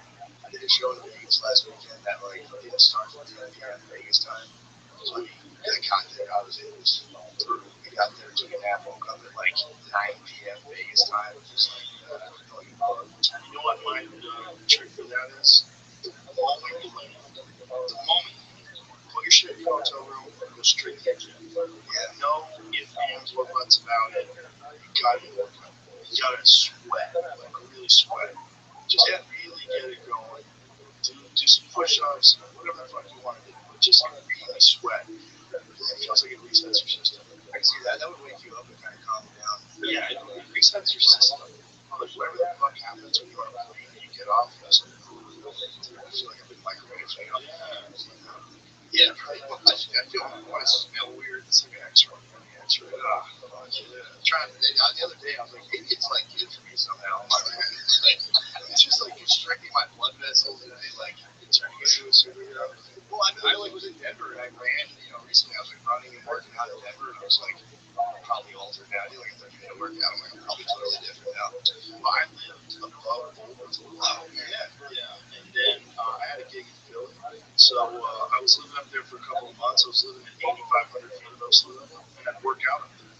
And then when I go down to Boulder at 5,500, I had all this experiences. This is crazy. Oh, in Denver? Yeah, from Boulder to Denver. No, from where I was in the mountains above Boulder. So I'd go down to Boulder. Gotcha. There's like 55, 57 other areas, but I was at 85. Yeah, 8,500 feet above sea level. Yeah, that's a lot. So then I did a gig in Philly, and I went to the gym. And I remember I called my friend Mark, I didn't want to do a fucking wall. Damn, I want that so bad. That's why a lot of athletes train. Like they go to Big Bear, Cowboy, they train up there. I got to do it for like just once. Awesome. If you can live at altitude and you train at altitude and then go down to sea level, I feel like that's superpower. It's awesome. So a lot of endurance athletes, that's why they go to the Olympic Training Center in Colorado Springs. Yeah, like training at Outfitters is a legit hack. Yeah, I realized because I've always wondered like why is it so hard? It's literally just the air thins and less oxygen. Yeah, that's simple. And then your body has to adapt, so you get more red blood cells. Yeah, that's why they take EPO. That's what EPO does for it. Oh, you don't feel it altitude.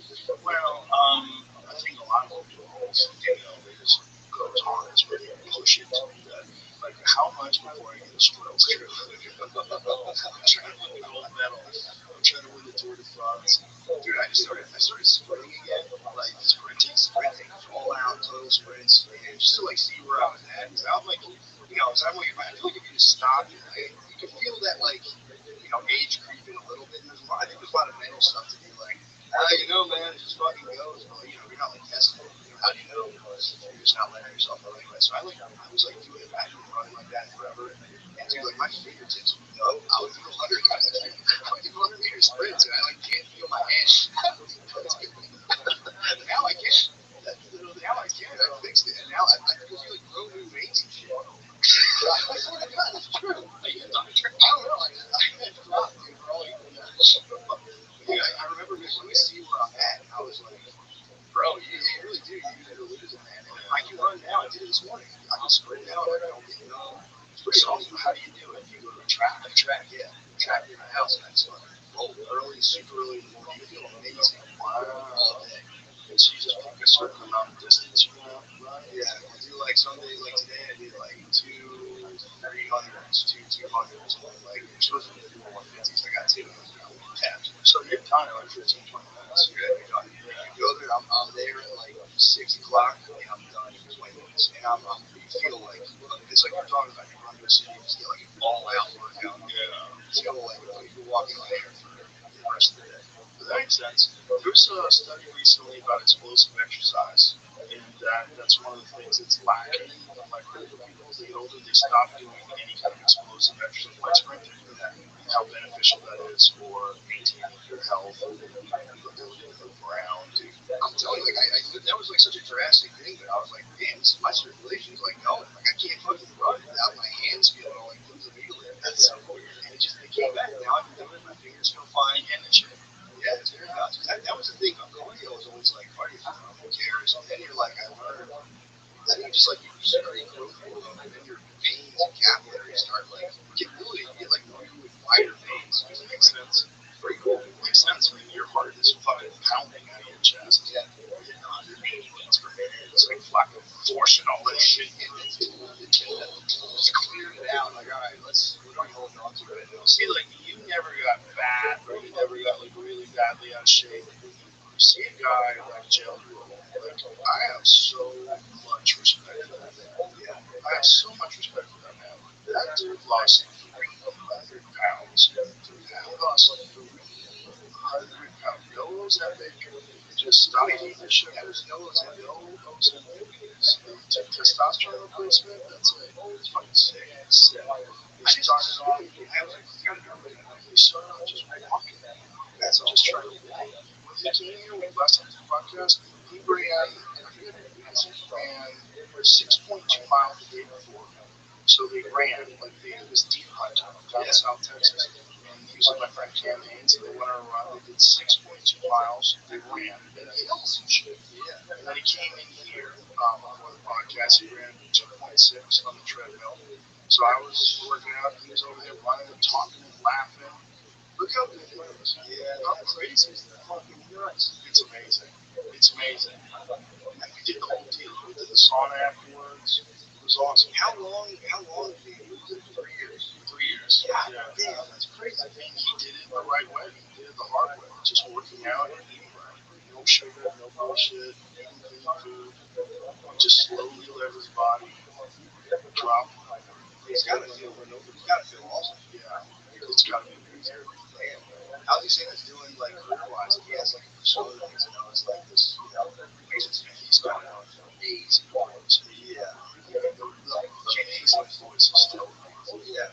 Which Jay doesn't feel related. I'm sure it's I don't know. I've heard like if you're like an alto or something like that, you're at a certain weight, you can change if you kind of like your diaphragm and stuff. I know some dudes who lost a lot of weight. They don't like the way they look because their head was too big. Yeah. Yeah. Yeah, that thing which just grows. It makes sense. Right? Significant weight loss can change a person's voice, often making it sound higher pitched, lighter, or clearer to reduce fat accumulation at the larynx, throat, and chest. These physical changes decrease pressure on the vocal cords, improving breathing, resonance, and reducing the effort required to produce sound. So it makes you a better singer, but it doesn't though because like your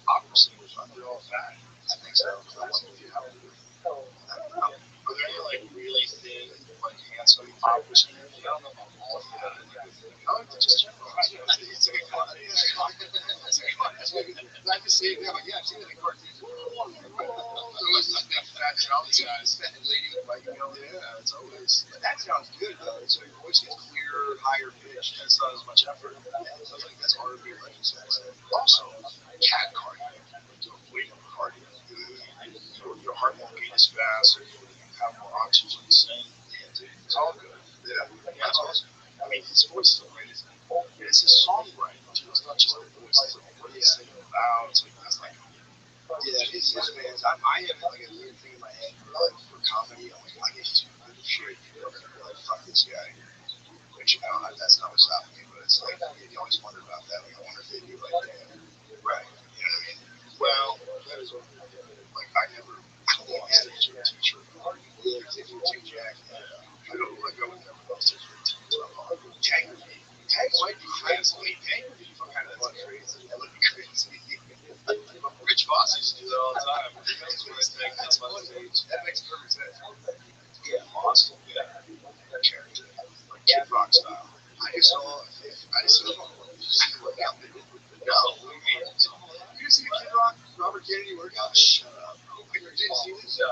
Bro, you said you did it on social media, so I must have really got on social media. I'm on social media, dude. It is. It's very funny. I'm on social media, but apparently I'm not on the fucking news, which I think I have to be off now. Yeah. Because I haven't been on social media, but I read the Apple news feed, the Google news feed, and I'm like, fuck. That's basically scrolling through. I tried to say it through B-52s headed to the Air Force Base, nuclear equipped B-52, like water. Yeah. So obviously this working. It's Kid Rock, and oh, Jesus Christ.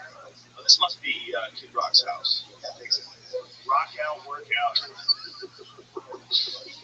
RFK Jr. works out in jeans. Yeah, he always works out in jeans, which is so crazy. Yeah, this is Kid Rock's house. Kid Rock has a fucking insane house that looks like the White House. He had like the outside of it looks like the White House. The inside of it has 2 bedrooms. And it's like 25,000 square feet. It's an enormous house with 2 bedrooms. Yeah, it's all just party. He's got a huge like hot tub room. Mark Kimchi, Jack, for 70 on the airtime, doing push-ups. These guys doing the airtime in a sauna. They're wild. Yeah, I think they go to this like gold punch with jeans on it. It's like it's crazy. What the fuck? That is ridiculous. What's wrong with your legs? Now I need to know. So this is his crazy room that looks like a mining cavern. I've heard of this. He's got like this. It's really cool. He's really into pickleball too. He plays pickleball. That's as you tell me. You get up and play pickleball 7 a.m. and right, play pickleball. He's like, that's what it looks like.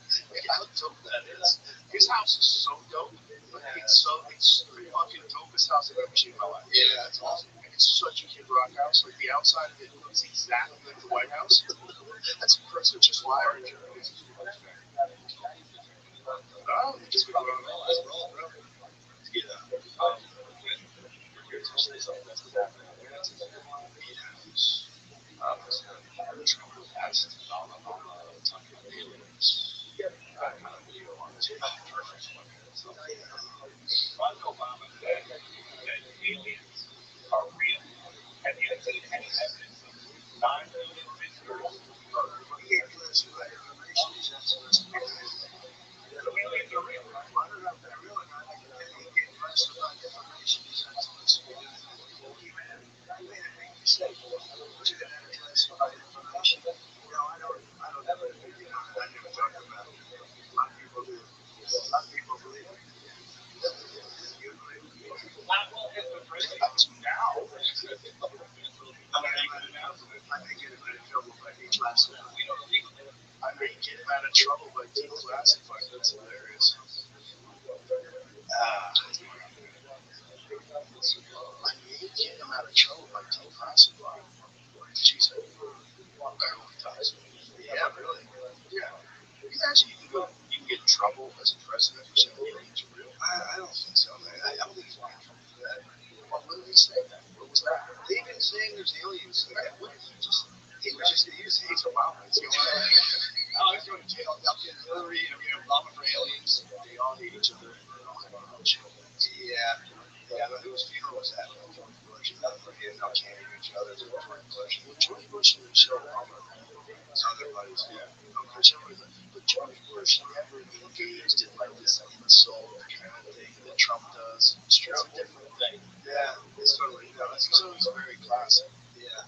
Yeah. And especially when you see the videos of him back in the day, and you like now you're like, man, this guy's lovely. Oh, dude, in comparison to the politicians, that's what I'm saying. Yeah. He was like, oh, why is he lovely again? Class, the guy's a complete class act. And then you're like, oh yeah, fuck, you lose out on that, but it's like, oh, well, yeah. So you're on the side. Yeah, true. Dude, Cheney was running around fucking shooting his friends in the face.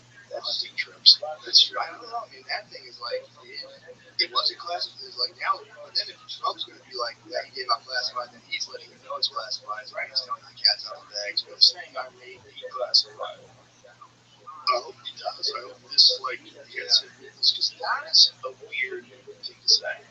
He's not supposed to be saying that. Well, that means it's real. He gave out classified information. That means there's real data that aliens are real. That's the only thing you can draw as a conclusion from that statement. Yeah. Right? Yeah, you would think. I don't think he's. I would try to come up with another reasonable way. He would say aliens are real. You shouldn't say that because it's classified. Yeah, that means it's real. Yeah, it is. But that's such a crazy. If Trump was trying to keep it classified, he could be like, I don't know.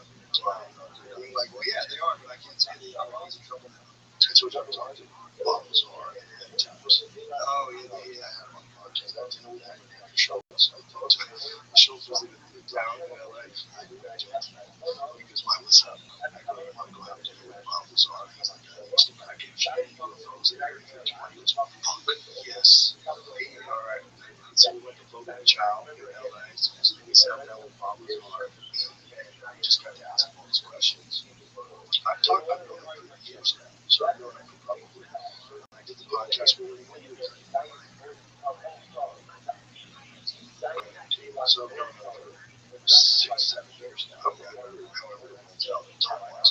He's always had a sense of humor. He's a very reasonable guy. Yeah, I've had dinner with him a couple times.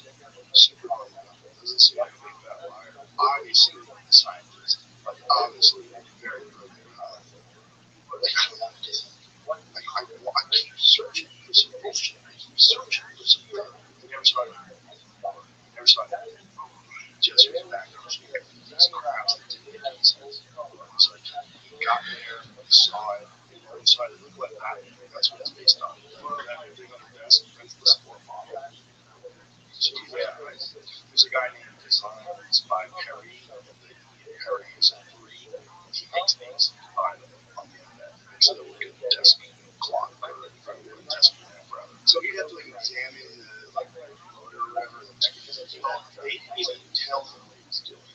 So this is what it was. So he worked at Los Alamos Labs in New Mexico, and he was a propulsions expert. He famously put a jet engine in the back of a Honda. He built the Honda with a jet engine on it, just for funsies. Yeah, it's just a genius. Yeah, just loved engineering and doing things. And he had contacted this guy about getting some work, some work in laboratories or whatever. And he said, I might have something for you that is more along the lines with your capabilities. So he just says he has no idea what the thing is about. He has no idea what they're doing. They don't tell him. They start asking him about background, business outlook, what he's interested in. And he's like, he tells his whole story of science and stuff. And so later, he's like, okay, show up at this place. There's airplanes that will fly you out to where you're going. She's like, okay. So the only thing we knew about these airplanes, but now it's been confirmed that there's a bunch of airplanes right outside of Mandalay Bay. You can see these airplanes that they fly the employees that work in Area 51 and they live in Las Vegas. They just fly them out. Nobody knew about this in 1989. Nobody was talking about it through the whistle. Yeah. And so they fly them out there. They, show them how everything works for a couple of days, in terms of like how the base works and where you have access to, what you don't have access to. Bring him this guy that is his co-worker that was there before, and just kind of go out and show him the ropes. And then a couple of days later, they bring him to hey, there's that thing. And it has an American flag sticker on it. And so he goes, oh, these are ours. said, oh my God, I wonder why people are seeing these things. This is something that we have. So then they tell him, essentially, tell us how it works. He said, well, this is a test. But they're very vague, by the way. No one's telling him where it came from, no one's telling him anything. And then he realizes the whole thing doesn't make sense because there's no notes, there's no scenes.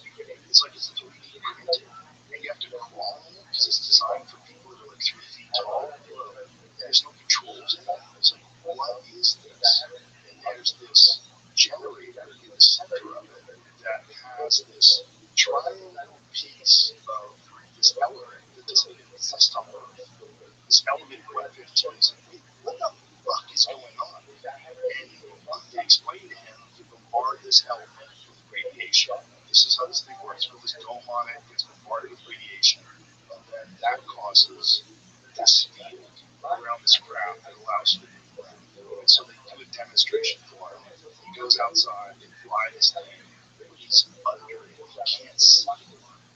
He has to step away from where he is so he can see it again. He's like, what the fuck is this? It's not making any noise. It moves around. It gives off this like glowing light when whatever this generator inside of it is operational.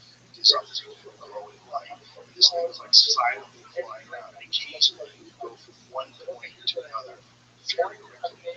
Like it could go from like this part of the mountain to that part of the mountain, just appear there. It would look like it just disappeared because it would move so fast. It would just appear in a new place. It's like, what was steering it? I don't understand it. He didn't understand it. They don't exactly know. He knows how supposedly this generator, there's these gravity beam projectors that are on the bottom of it, and the way you get it to fly fast, it would turn sideways, and it would point these gravity projectors, whatever they call it, into a certain direction. It would create this fluid around this craft, and it would just instantaneously go to wherever it was supposed to go. That's crazy. Right. So he's working on this for months and months, and his wife starts having an affair on him because he doesn't tell her what he's doing. It's like super top secret. So when you have a super top secret clearance, you can't tell anybody what you're doing. And so he's like, I gotta go to work. She's like, it's 11 o'clock at night. Where are you going? He's like, I have to go to work. So he would just jet off, and she was like, well, I'm gonna go fuck my flight attendant. Yeah, my flight instructor. So this is all recorded because they have his phones. And so they suspended him because they were wondering if he's going to be emotionally unstable. So while he's suspended, he takes his friends. He's like, I gotta tell them about this. Like, I can't. What was something going on? I gotta tell these people, like, hey, every Wednesday I have a schedule. Every Wednesday they fly these fucking things. And the reason why they do it on Wednesdays is because that's when there's the least amount of traffic on the roads. So he takes his wife, he takes a couple of friends, and he takes them up to see this thing. And they go once, they go twice, and they get caught.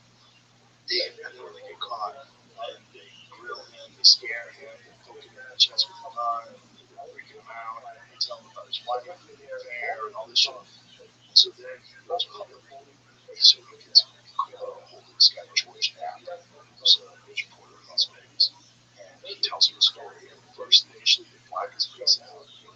So he can remain anonymous. He's like, look, if I can stay alive, they have to show me this. Because they're threatening him. They break into his house. He goes outside, goes to the gym, goes outside. His trunk is open, his hood is open, all his doors are open. The car was locked. No one broke into it.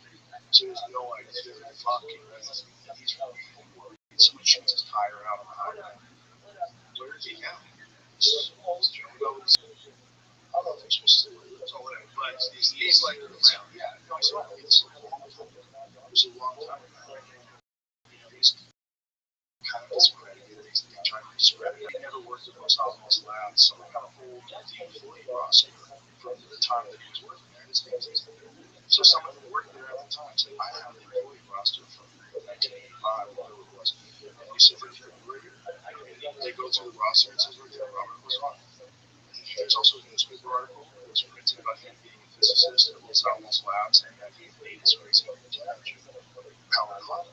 And so there's him in the Honda, it's listed in his lab, and there's a physicist in his lab.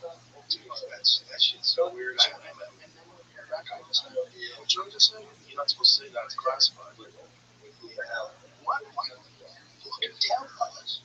Well, I was wondering if you're going to try to do like a Space Force thing, where it's like WMDs and Middle East, we got the Middle East. Now they're going like, yeah, there are aliens. And it's like, now we get to play Space Force.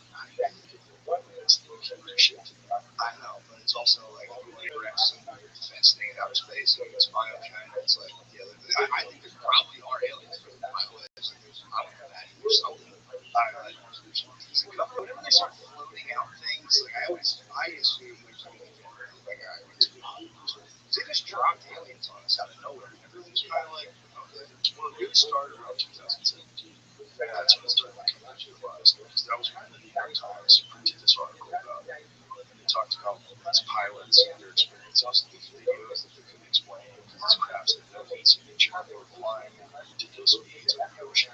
Yeah. I remember them just coming out with it. And then, like, and then they started doing the UAP thing and all that stuff. And they're like, yeah, there's unidentified crafts. And blah, blah, blah. So I was kind of like, yeah, it's weird. What the hell are these guys up to? It's hard to know what's weird and what's not. But when you start talking to pilots and people that have experienced certain things, you just go, wow, what is this guy saying? Yeah, and I don't deny it. I'm always kind of like, yeah, he probably did some of that stuff. But it's like, I don't know, it's like, why is it classified? It's got to be I would imagine it's military stuff. Like we want to use it for a reverse engineering for our military. Just it's like military blah, blah, blah. And then they're also spying on each other. So I would imagine they would know too. Well, the people that I've talked to said that Russia and China have training crashes. Really? Yeah, it's not just America that has them. It's other countries that have them too. And supposedly, this is the next story. So there's one that's so big that they can't move it, so they built a building around it. That's supposed to be in Korea. Supposedly. That's what I heard. It's in Korea. But yeah, this is the war. That this thing is so big that they couldn't move it, that they had to put a building around it. Dude, that's wild. That'll be the thing I always think about. If they come out and say, yeah, there's definitely aliens, like, what are we going to do? Yeah, this is the building, supposedly. A giant building in South Korea is off to the side of this UFO storage facility. Can you imagine if they just built it the shape of a UFO? That kind of looks like it. That's so crazy. You do a square building. It's a building. That's really yeah, what is it? Why are they? Why do they think this? Well, I would imagine that place would have heavily done. Yeah, it's just a gate. What's that guy? Eric Burleson insisted on the existence of aliens, but admitted he has no definitive proof of anything. He was going to go live in Korea. He mentioned he was going to go live around here. He didn't say where it was. Oh, this is the Congressman's. So it was U.S. Congressman's claim classified facility housing a UFOs hiding in plain sight. Well, that's kind of hiding in plain sight. They literally made a little antenna on the top, just like this sport model. It has a sport model. It has that antenna on the top. I know it was 27 feet diameter. Holy shit. That's fucking that's insane. Yeah, especially now with all the deep fake stuff that's going to come out in the next election. Like deep fake territory. Everyone will be like, you were on the FG list, you were on it, no, you were. I'm like, I'm just, you could have people saying all kinds of things that they never said. Or I mean, like, I didn't do that. Hanging out with people that hung out with those all those photos that were fake. That was taken with a bunch of different people. Oh, yeah. No, there was completely fake videos people were sharing. Yeah. It's like, and so I don't know. By that time, it's like, I've been trying to go back completely from the language. And I'm like, hey, what is the official story of the Colbert show where they had to air that Talarico interview on YouTube? Because I'm hearing two versions. I'm hearing one version is that CBS won't let them air it because like Trump was involved, the government was involved somehow or another because they're worried about this Talarico guy. This very charismatic guy in Texas. They're really very nice guy. I watch him. Brian Simpson. And then the other thing I'm hearing is no, with FCC equal time rules, if he had Talarico on, he would also have to have Talarico's opponent, which is, I think, Jasmine Crockett. Is that true? I didn't even know whoever his opponent is. So I think there's rules like that for the FCC that don't exist for podcasts. You know what I'm saying? Yeah, that balance it. Yeah, like if you have this person on that's running for office, you also have to have someone that is opposing them. Okay, I didn't know that. Is that true? So he was on the Bear Show. Who chose him? Yeah, Steve the Bear Show. Okay. So they were framing it like it was the government was censoring this guy because they're worried. He was saying they're worried that they're going to flip Texas. That's what he said. I don't know if that's true because I'm So it's I honestly sounds like it's a Colbert saying that CBS lawyers what are CBS lawyers? they're saying that it's just an FCC thing. Colbert says court didn't want to approve my script. But CBS lawyers who, for the record, approve every script that goes on.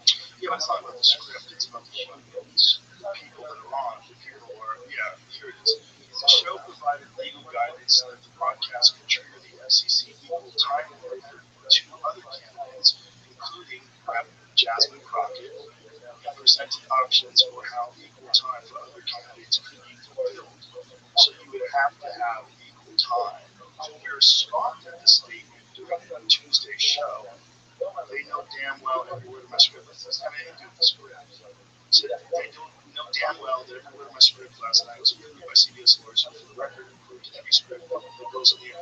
That's completely diverted because that's not what the subject is. Okay. I got called backstage to get more notes from these lawyers, something that had never ever happened before. They told us the language they wanted me to use to describe that equal time exception, and I used that language, Colbert said. So I don't know what this is about. And why I'm saying was it mad at the network who does not want an adversarial relationship. He's on his way out. Yeah, right. He's doing it, I think, until like April or May or something. Come on, you're Paramount. No, you're more than that. You're Paramount Plus, correct? And for the lawyers to release this statement without even talking to me is really surprising. The host also noted the long, very famous exception to the equal time rule, and that exception included talk shows, interviews with politicians. Oh, interesting. So that makes it interesting. We looked and couldn't find one example of this rule being enforced for any talk show interview, not only for my entire late night career, but for anyone's late night career going back to the 1960s, he said. Colbert said that Carr has not gotten rid of that exception for talk show hosts yet. Maybe CBS was worried that this is a rule that the government could crack down on them, although no one has ever done that in the past. So this is a different kind of government, right? Obviously, it's a very adversarial relationship in CBS, or at least the Colbert Show has already with Trump. Yeah. What are they worried about? Who's Taylor? What party is Taylor Rico? He's a Democrat. Rocky was Rocky. She's a Democrat. She's a Democrat too. Yeah. It was like, oh, they're running against each other. Exactly. Yeah, okay. So Taylor Rico's a white guy. He's a guy that his story is very interesting. He's a school teacher. And his story was that he had this kid who was very troubled in his class. When the kid was receiving counseling, he was starting to get better. Budgets got cut. When budgets got cut, they cut off the counseling. This kid started fucking off and acting out and really falling apart. And he wound up getting kicked out of school. And it really hurt him because he was like, this kid had like real potential. He is a teacher. Yeah. And so then he decided to run for office to try to remedy these problems. Gosh. So didn't he just get like jammed up in something now, or like someone claimed they were in his office and he said something kind of like disparaging about like a black guy? He's a very mild mannered looking guy, right? Yeah. There was I don't know if I'm getting my policy, but it was like but there was it was about another politician. All he said was like, I didn't know I was going up against, this like I don't know, I guess like whatever word he used, like I thought I was going up against a mediocre black guy. That was it. Some lady claimed that he called Colin Elwood a mediocre black guy. Fixed allegations that he referred to his roommate Colin Elwood as a mediocre black man during a private conversation with an influencer. The comment Rep. Tallarico has denied. The allegation caused significant backlash from all calling for supporters to vote for another candidate, Jasmine Crockett. Yeah, so it's like, yeah, that's a way to get people to not vote for that guy. Yeah, it kind of sucks. The influencer said it. An influencer was like, I worked in his campaign, and he was like, if I'd known I was going up against this strong black woman, I wouldn't have known. I thought I was running against a mediocre black man. And then the guy responded being like, nothing about me is mediocre. You know, they got that. It's the equal time guy. You know, really see one. Poor Teller. Melvin Teller is having a tough time. It sounds like he's a sweet guy who's like trying to help kids out. This name's too close to the guy that killed that dude. So it's like he fucked him up. Taglioni, Tallarico. I keep confusing that one. When I say the killer's name, the cop, I keep saying I think his name is Taglioni. I think this guy killed him. The thing is, like, an influencer said, like, what does that matter?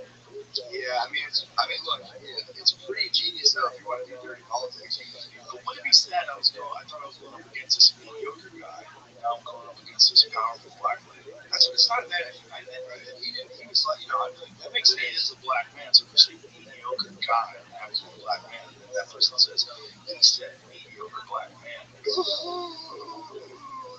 Yeah, it's not even that bad of a thing. All you have to do is just not say the black part. And you'd be like, oh, it's just talking about politicians. The guy's mediocre. It happens to be black, but he's mediocre. But as soon as you describe him accurately, yeah, you're fried. Especially if you're dead. Yeah, you cannot be going, no. Yeah. He's a religious character, which is interesting, but also opposes putting the Ten Commandments in schools. Okay. Yeah, I said that they was going to push people away from Christianity. They were very well thought out plan about it. Yeah, we had a really good conversation. Ready to be in school and be like, thou shalt not commit adultery. It's like, yeah, dude, you're not going to fucking like this. It's not that. It's pushing this religious group. These religious groups, like, it's one religion. It's like, what about people that are Buddhists? What about people that are Muslims? What about people that are Mormons? You go down the list forever and ever and ever. So, come on. Yeah, and it's also, you can kind of summarize it up. I worked in high school for a while. I was a counselor. Really? Yeah, I was like I went to school for a while. So like, what kind of counseling?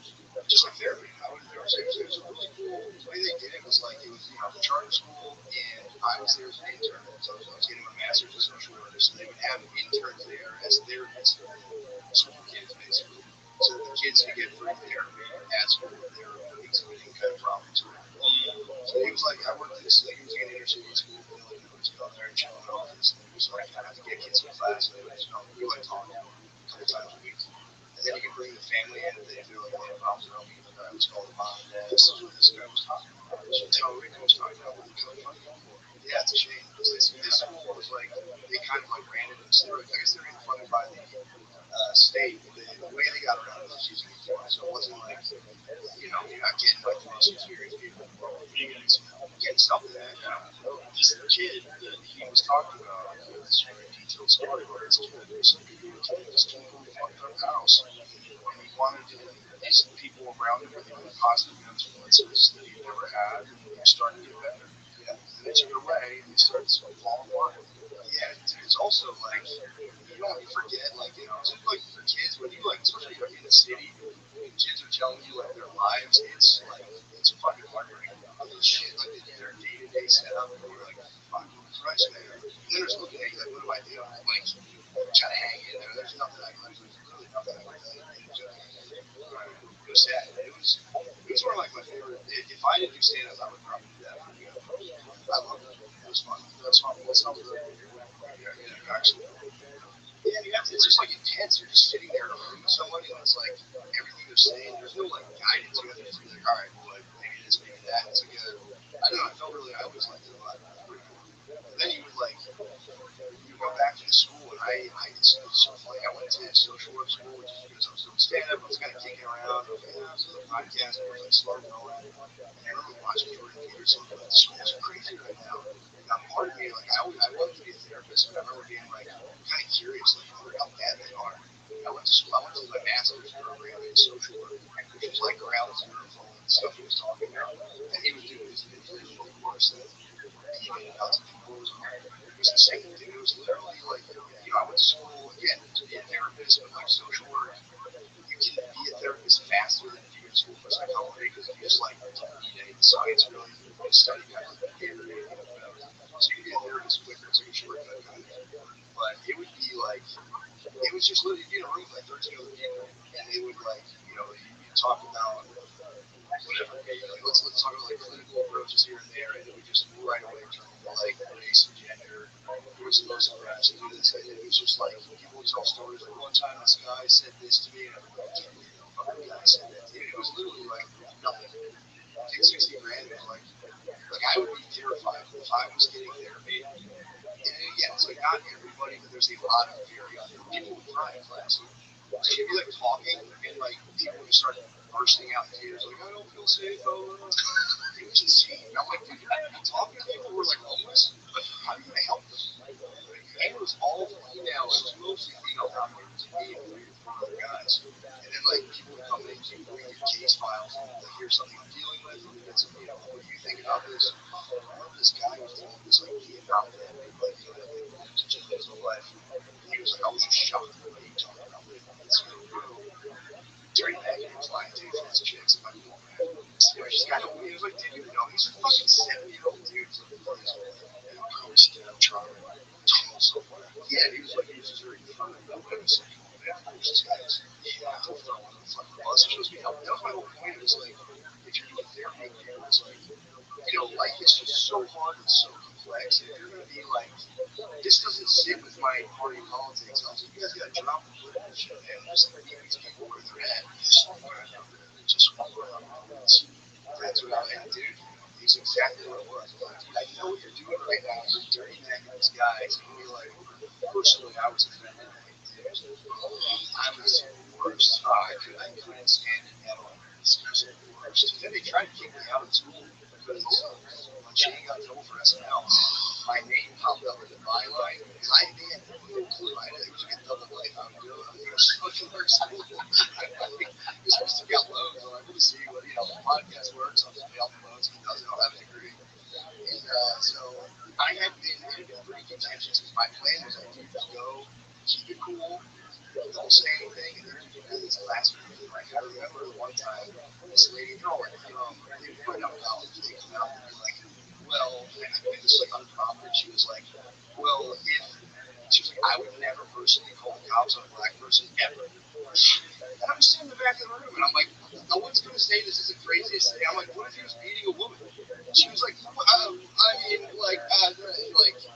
was just that non-fucking stop. I couldn't help it, so I would start saying stuff in the room and go into chaos. So, like, I literally couldn't bite my tongue. And then eventually they found, once they already kind of had it out for me, once that news came out on the podcast, they were like, you got him, dead to rights.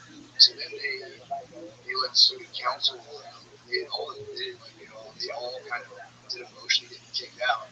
And so the teacher came to her, like, the dean or whatever, who actually was nice. I liked her a lot. She was like, I had a meeting with her, and she was like, yeah, these people feel unsafe, blah, blah, blah. So I didn't do it. It was like unsafe, but they just told me, I remember, like, I had a meeting with, like, the board, basically. Did you ever, like, fantasize about getting, like, defending yourself in court? Yeah. I got to do that. I got to have, like, we got to, like, debate about whether or not I actually violated the code of ethics. And it was, like, kind of this gray area, so it was awesome. I recorded it on my phone. Wow. It took an hour long, so I never listened to it. It was like, wow. And I was like, just in case they jam me up. And the lady was like, like, what would you do if we kicked you out? And I was like, dude, like, I'll make the most of that for sure. Like, I would want to do it, but I would just say to you guys, like, you can't kick me out. I'm already, like, invested. I know, blah, blah, blah. And then COVID happened, so like, they just watched it all, but I just got to finish all my class.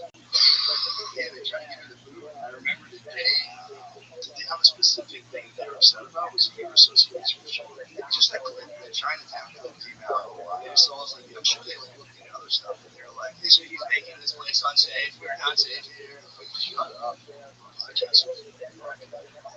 It was also, dude, like, I thought, like, having a master's off of your own geniuses, it's like, you're not that smart. You're not replacing masters and PhDs. Half of them don't even, like, read anything. Talk about a book club. I never heard of that. And then they'd show you, like, Netflix. Like, bro, I'm paying 60 grand for this. You hit me with a Netflix stock? It's like, this is $8 a month. they were showing you Netflix docs. They were rewatching Netflix docs. One of the classes we watched like the 13th Amendment. I was like, I saw this already. What the fuck, man? Like, it's the that like, I mean, I remember thinking like, damn, everyone's on Peterson's ass about this. He was totally right. Liberal arts colleges, like, I couldn't have thought of really wasting the money in terms of like bang for buck. Like, what did I actually learn? Why? We were talking about all the madness that was going on in schools, and people were like, why do you care about this? This is how you go to college. Like, they're going to eventually graduate. They're going to have this ideology and their corporations. They're going to get into business. They're going to carry us with them and try to enforce these crazy rules. Or like your kids having problems, and you go to a therapist and they're just like psycho. Like we were talking about modalities of therapy. One of them, someone floated, and the teacher was like, "Oh yeah, for sure." It's called like, I don't know what it's called. It's like activism therapy, where you get people politically active in order to like motivate them and enrich their lives. And I was like, you can't do that. You can't think like you can fuse existentially into a person and be like, this is what you need to do. I swear to God, dude, there was like really creepy stuff going on there. It was all just like complete groupthink. Like if you said anything outside of like what was acceptable, then you would just get punished. The teachers were kind of being like, some of them would try to like smooth through and be like, yeah, okay, dude. And it's like it's a lot. I can see it why it would bring people. I would like argument dating. I don't really like conflict like that. But it was also like, dude, some stuff that you can't understand. It's just insane. Did you ever talk about this on stage? No, I've never really talked about being in social. Oh my god, it's like there's gold in that dog. It was fun. At that time of the podcast, I would leave school. I would come back to the podcast and go, you know, say it on the podcast. Oh, that's awesome. It just seems like it's a great goal mine to stand up. Yeah, because you have a very unique experience. As a window into how crazy people are in school. Yeah, no, it was terrifying, man. And then the weirdest part is like after years went by, they were like, "Do you get your PhD here?" I was like, "No." After COVID, after all this one. Exactly. I saw that. I can tell that shit. I still go to talk to that. Bro, the thing I didn't think about. Come on, dog. That just shows you how many doctors are out there. That really opened my eyes. I thought doctors are the smartest people in the world. And I looked into like higher education. I'm like, this is fucking insane. Anyone can be a doctor, dude. Anyone can be. I was like, anyone can be a fucking doctor. It's such a subsubject. Exactly. That's the thing. Not like hard sciences. Not hard sciences. You want to be a doctor. You know, it's like anthropology or whatever. Yeah. No problem. They can't say shit. You can like make a thesis on anything. Excuse me.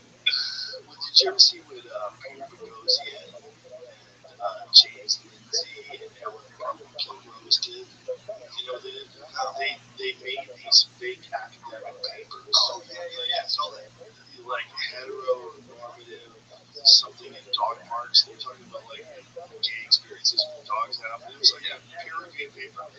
Fat bodybuilding was one of them. Yeah, and these they were like celebrated. These papers were celebrated. They would go 100% with their theory, like the critical race theory, all that stuff. You cover, they get into it. You're like, it was. And I remember like saying this. It was very like it reminded me because I've been outside of Walmart, so I handed me like a pamphlet. It was like white supremacy literature. When you read that stuff, you read the first two sentences, you go, okay, that sounds legit. And then there's this like huge quantum leap. Usually you're like, whoa, how the fuck did we get here? A lot of that's very similar. We'll make a thing that no one can disagree with. Right. And it jumps real quick. Like, just yeah.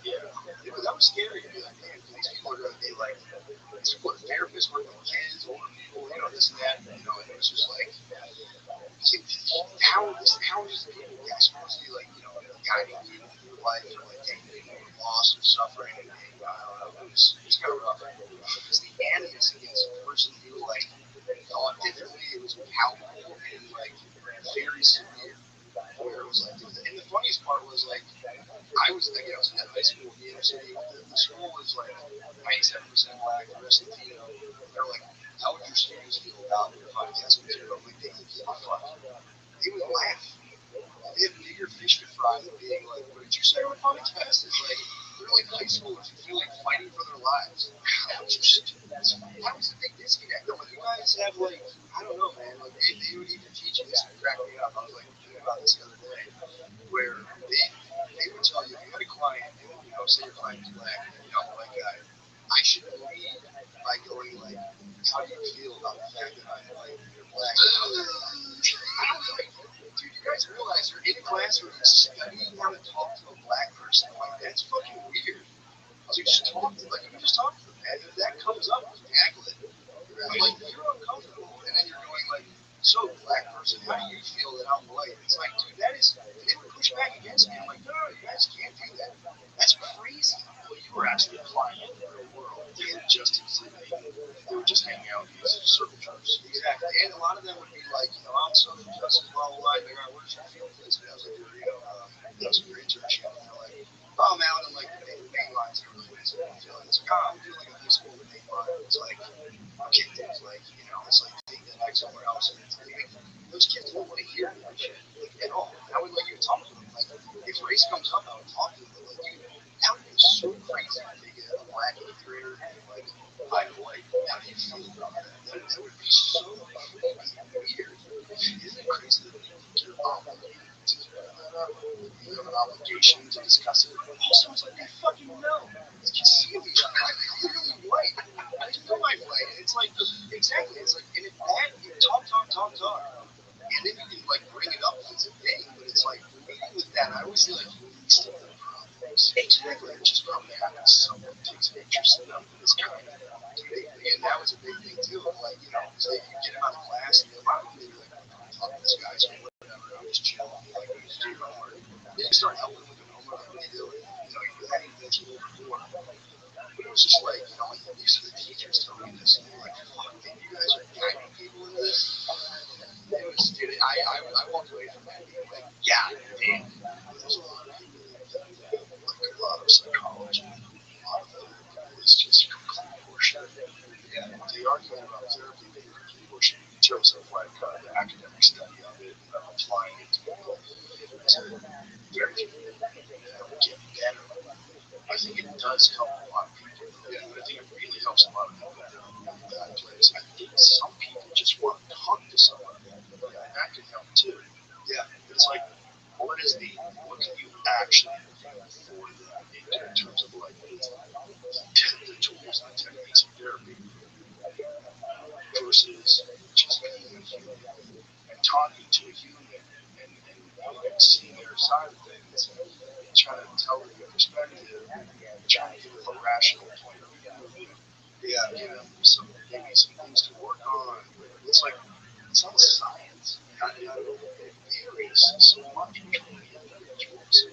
Yeah, there's the individuals, then there's 40 million modalities of therapy. So it's like you can be doing like CBT, which is like that's mostly the most scientific, where it's like there's a system, it's kind of rigorous. You have like Jungian stuff where you're like with your controlling a manual based on your beliefs. Or you just be like, let me just be nice to this person who's never had anyone be nice to them, right? Let them kind of open up. Like, yeah, I think they did a study one time where they took they let people who were trained therapists be therapists, and they didn't find any giant differences in terms of like who was getting what result. But then it is a skill though. That's the other thing. It's a skill. It's a hard job. But I think you're totally right. Where it's like it all depends on the person, and are they in touch with what's fucked with the therapist, and they know about what's fucked up with them, and like it's usually like I don't know, man. It's such a crapshoot, and it's like I think it can be beneficial. I think like being stuck in it your whole life. I don't know about that because it just becomes a thing where you start to think like, fuck me. Well, a lot of people really do have to go to therapy. Everybody should go to therapy. Yeah, I don't know. Like I remember I didn't do it ever, and then when I went to school for therapy, they're like, you gotta go to therapy so that like you can know what it's like, and blah blah blah. So fair enough. I genuinely walked in there being like, I'm about to blow this lady's mind. She's gonna think I'm more than a guy, so put together. And like I went in there and she kind of picked me apart. And I was like, fuck, I'm kind of fucked up. But it was, I for real was like, this lady's about to really grill. Let me just tell her about my life. I like acted real nice. You're gonna be the therapist for her. I thought I was the chosen one. It was good though, because like the one thing they can do is like if you're in a family system and you have no other like available worldviews, you're locked in that. So a therapist can be somebody outside of the system you would otherwise never have access to, who can let you run like things through your head that you would never think of. That I think is good. But then it's like, at a certain point, it's like I feel like should get in, get out, kind of like, all right, here's the thing. It's like, there's like acceptance commitment therapy, that's good. It's like, they teach you how to be like mindful, how to like monitor your thoughts without having them like completely attack. There's like, there are like skills you can learn. Yeah. But it's like, dude, fucking unemployment is crazy. Like, that's the other thing. Like, it's so expensive. Right. Does insurance pay for it for most people? Like, it'll cover it for some.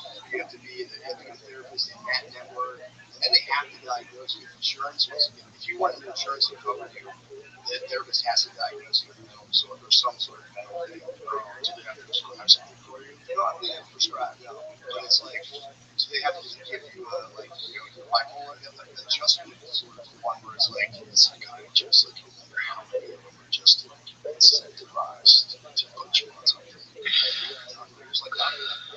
So, and some of them just swear by it. They're like, just take this, take that, take this. Yeah, I have a friend who does psychiatrist, and he's doing cool.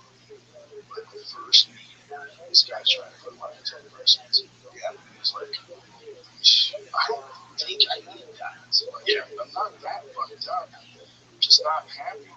Yeah, I'm sad. It's also first meeting's crazy. It's like, let's see what your life's about. It's like, let's get you on this and we'll make you feel better. Yeah, we'll work from there. Well, some of those guys are like ruthless materialists where they're like, hey, we're just talking about movie crashes. Is that like, have you ever seen the Sapolsky guy? Yeah, yeah, I think it's great. I love his lectures. His last book, and again, this was like a thing, I didn't read it, but his argument was like, yeah, we just all have different brains. If you're like, if you're like a fucking home invader or a burglar, it's just your genes suck. Like, you should never punish anybody. You should just kind of like keep people aside. Basically saying like you have no choice of what you do. Free will is completely random. Yeah, the determinism argument. Yeah. I don't know about that argument. I mean, obviously free will is real, but obviously you are affected by your genes, your life circumstances, your past behavior, your all the experiences that you've had. There's a lot of factors to say that will doesn't mean anything. Why is inspiration so important? Yeah. Why do people love inspiration? Why do people love like a good pep talk? Why do people love like a good motivational video that gets you out of the house? Like obviously there's will involved. Yeah. Will is the thing that turns you into a jelly roll at 500 pounds to jelly roll at 200 pounds. Like that's what will does. Yeah. That's a real thing. It's not a fake thing. It's like you have free will. It's no determinism that the jelly roll decide to start walking. It's hardcore will. Yeah.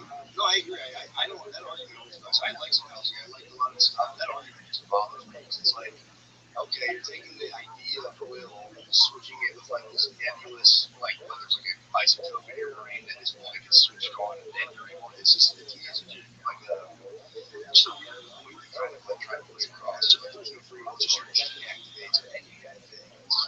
I guess. But then you can like change your genes apparently by like acting a certain way. So it's like, that side is never like this. It's a weird argument, but there's some validity to both perspectives. There's validity to the perspective that free will is a real thing, but also determinism is a giant factor in how people live their lives the way they live them. Yeah, especially if you have a shit circumstance, terrible gang-ridden community, get beaten in your house, your mom's on crack, there's chaos everywhere. The idea that you're going to come out of this way and beat poetry is true.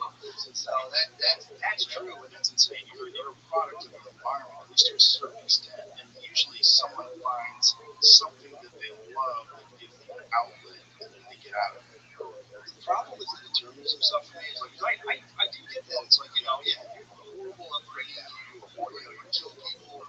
It is like, yeah, I get it. Like, if I had that been me, maybe I could be that. Because I think we should treat everyone a lot more kindly and not punish people. It's like, I'll do all of that. For me, it all stops at pedophiles. And it's like, so I'm supposed to just like, through a pedophile. It's like, part of me is like, we should probably fucking fry those guys. Where it's like, that's one of the craziest things about this whole, what's going on with bullshit in academia is they're trying to call them minor attractive persons. Yeah, so there's like legitimate academics who are describing pedophiles as minor attractive persons, and it doesn't mean that they're evil. It's like, what?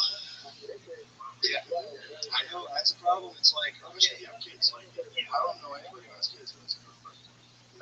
If you did, you have to be like a sick fuck, like to think that's it's just a minor attractive person that fucked my kid. Like, what? whole thing too. It's like you roll those bags, like jeans or this material, that just does something sometimes. It's like, all right, well, let me fucking squash this pedophile thing. Let me roll this bag for you. It's like, it's okay to work a child. It's like, I know. It's like, yeah, that's what it is for me. All that like determinism. Like we should just be kind and have a more rational approach to criminal justice. It's like, for sure. It's like, yeah, fuck pedophiles. It's like, yeah, you can. Pedophiles, serial killers. Yeah, there's a lot. There's just a lot of one of the interesting things about Sapolsky is he did some crazy work on toxoplasmosis. That's why I really got into it. Really. Yeah, he was a guy that when he first started reading about that was saying that a disproportionate amount of motorcycle victims when he was doing his residency. The guy who he was working with on surgeons would test motorcycle victims on toxoplasmosis. He said a giant percentage of them have this cat parasite. Oh yeah, I heard about this cat parasite alters behavior. It makes you more reckless. It makes you more prone to erratic swings. It makes you more aggressive. It's interesting. Yeah, disproportionate amount of successful soccer teams have high levels of toxoplasmosis.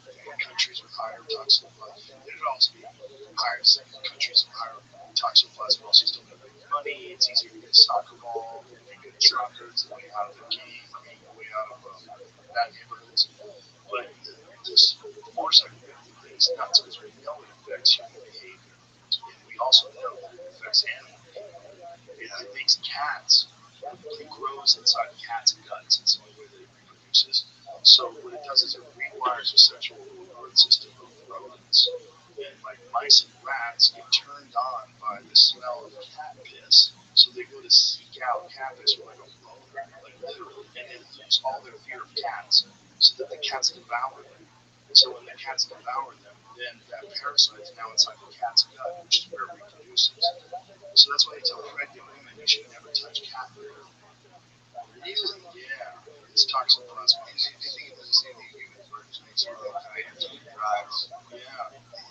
You know what else is nuts, dude? You were saying that's more in like certain countries that are like developing. Well, it's in rural areas, places where people have like outdoor cats. Yeah. But there was one point where in France, it was like 50% of people had toxo. Jesus Christ, it was wild cats everywhere. Yeah, fake cats they're on the countertop. Their fucking shit is on their paws. I don't. That's one thing. Like I have dogs. Cats are fun. If I see a cat, I'll pet it. But like when I see those cats on the countertop, I don't get squeamish easily. It's kind of like it's kind of gross. It's shit in a box. Yeah, around in that box of shit and piss, and then they hop on your couch. And that shit and piss on their paws. Yeah. Dogs go outside, take a shit, they come inside. As long as your dog doesn't rub his asshole on your dinner plates, you're probably fine. I've had cats like walk on your plates. They don't give a shit. They'll take a seat on your plate. Yeah, like I'm getting a plate now. You fuck. What are you doing? Get out of that. Yeah, they're funny. But every time I see them like, get out of the litter box, walk across people's countertop, it's like they're just headphones. I don't know. I have wild dogs. My kids are allergic to them. Right? They are fun. I like them to fuck pets. They're cute. They can purr. Yeah, but it is weird. You have a box of shit in your house. And there's a lot of people like that are lazy. They go over their house, they have a cat, they're not cleaning that litter box enough. And as soon as you walk in, they'll fucking waft piss and shit. Like, bro, you're just smelling this all day. So I would even be out there. I used to let stray cats come to my house. After college, I lived in a house by myself in Italy. It was a small house. A lot of the houses on the street were knocked down, so there's only like there were row homes. So I had a standalone row home. The lady across the street had a standalone row home. They just knocked all the houses next to us down. But two of the people that let the stray cat into my house, like, I'm just going to come stay here. You can't. This thing can't get in my bed. By like 3 days, that thing was like curled up next to my face. I got a fucked up eye infection. It's called epidemic. No, it's called epidemic keratoconjunctivitis. It's called shit. My doctor was like, my doctor goes, I only see this is like in third world countries. 6 months afterwards, after it got cleared up, I had to shut the thing down and clean the whole eye practice. Afterwards, my eye at 10 o'clock was starting to droop. Because the white blood cells would rush to my eye, so I would be out 6 months after saying it finally cleared up. It was viral, but there's nothing to do for it. I would go out, my eye would start drooping, and I'd be like, I gotta go home. It's your alarm. I would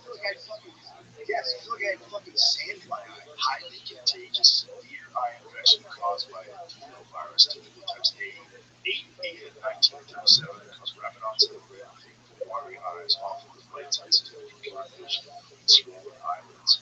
I would wake up in the morning, my eyelids was stuck together, and I had to pull it open. And then I saw the movie Ray. Remember the beginning of Ray when his eyes get all flapped up? I was like, dude, if I go blind, this would suck. That would suck if you were blind. Cat's ass would fucking suck, dude. Bro. Yeah. A friend of mine has shingles on his face. It's crazy. His whole face is all swollen up, and he's worried he might go blind. He got it now? Yeah, he just got it. He's an older guy. He just got it. What are shingles like when you don't get chickenpox and it like comes and gets you afterwards? So, I think it's a form of herpes virus. Affects older people. That's such a good. Old people are terrified of shingles, vaccinations, and shit. Is that what it is? Oh, really? I always heard that if you don't get chickenpox as a kid, you might get shots to it. I know my uncle got shingles. Oh. Known as herpes zoster viral infection causes a painful rash that stems from the reactivation of the varicella zoster virus, the same one responsible for chickenpox, which lies dormant in nerve tissues after the initial infection. So after you get the infection, then you get shingles.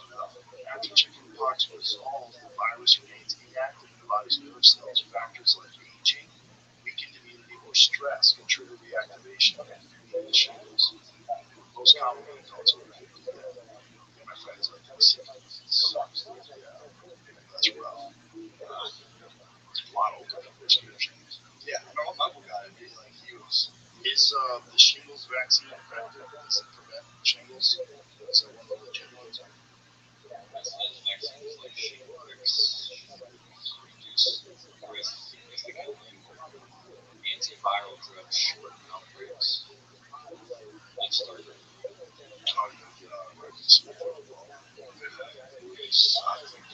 so I know his kids got MRSA from food. One of those. Oh, dude, that's scary. I got the pictures. It was like bubbling. It looked crazy. MRSA's terrifying. Yeah, that's all from people taking antibiotics. Oh, staph. Staph is not. Yeah, staph is the more dangerous one. Or excuse me, MRSA is the more dangerous one because MRSA is medical resistant.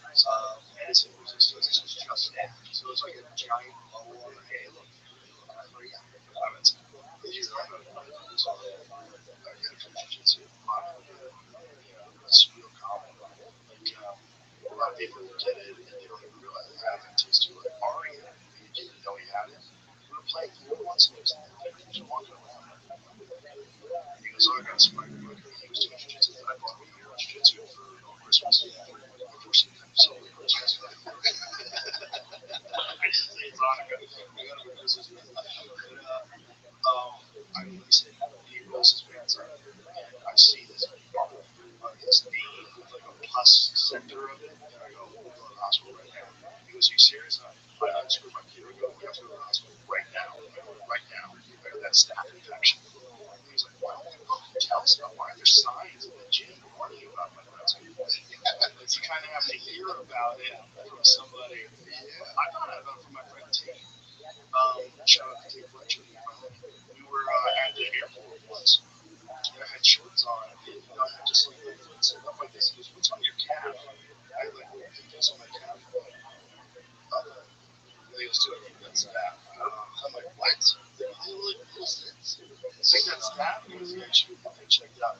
And I went to the doctor and said, "Yeah, it looks like staph. He's going to put you on antibiotics right away. We're just going to swab it and send it in, but I don't want to wait."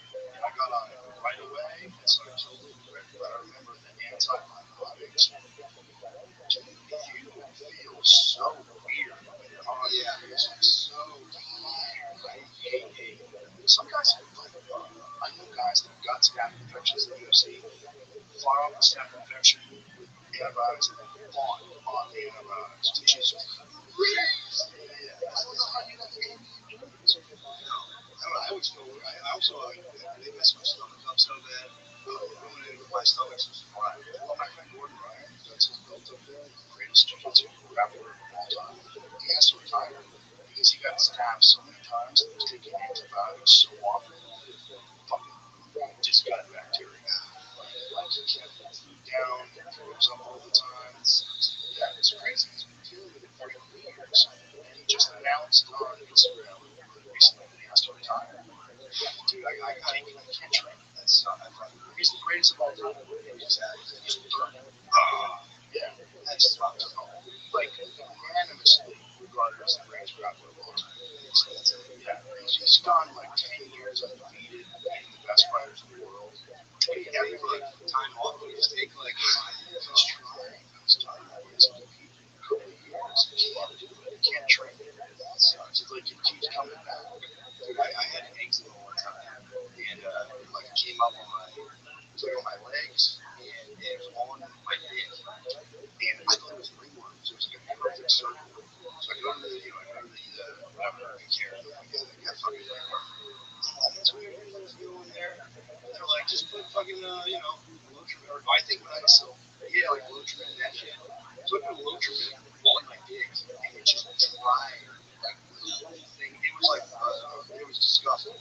So then I had to go back to another urgent care. And it was like the second or third time. They showed like a fucking shriveled, flaccid, like shaft of that penis. I showed this one nurse who goes like, I don't know.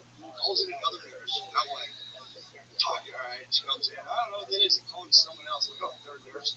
Giant black guy comes in. I'm like, no.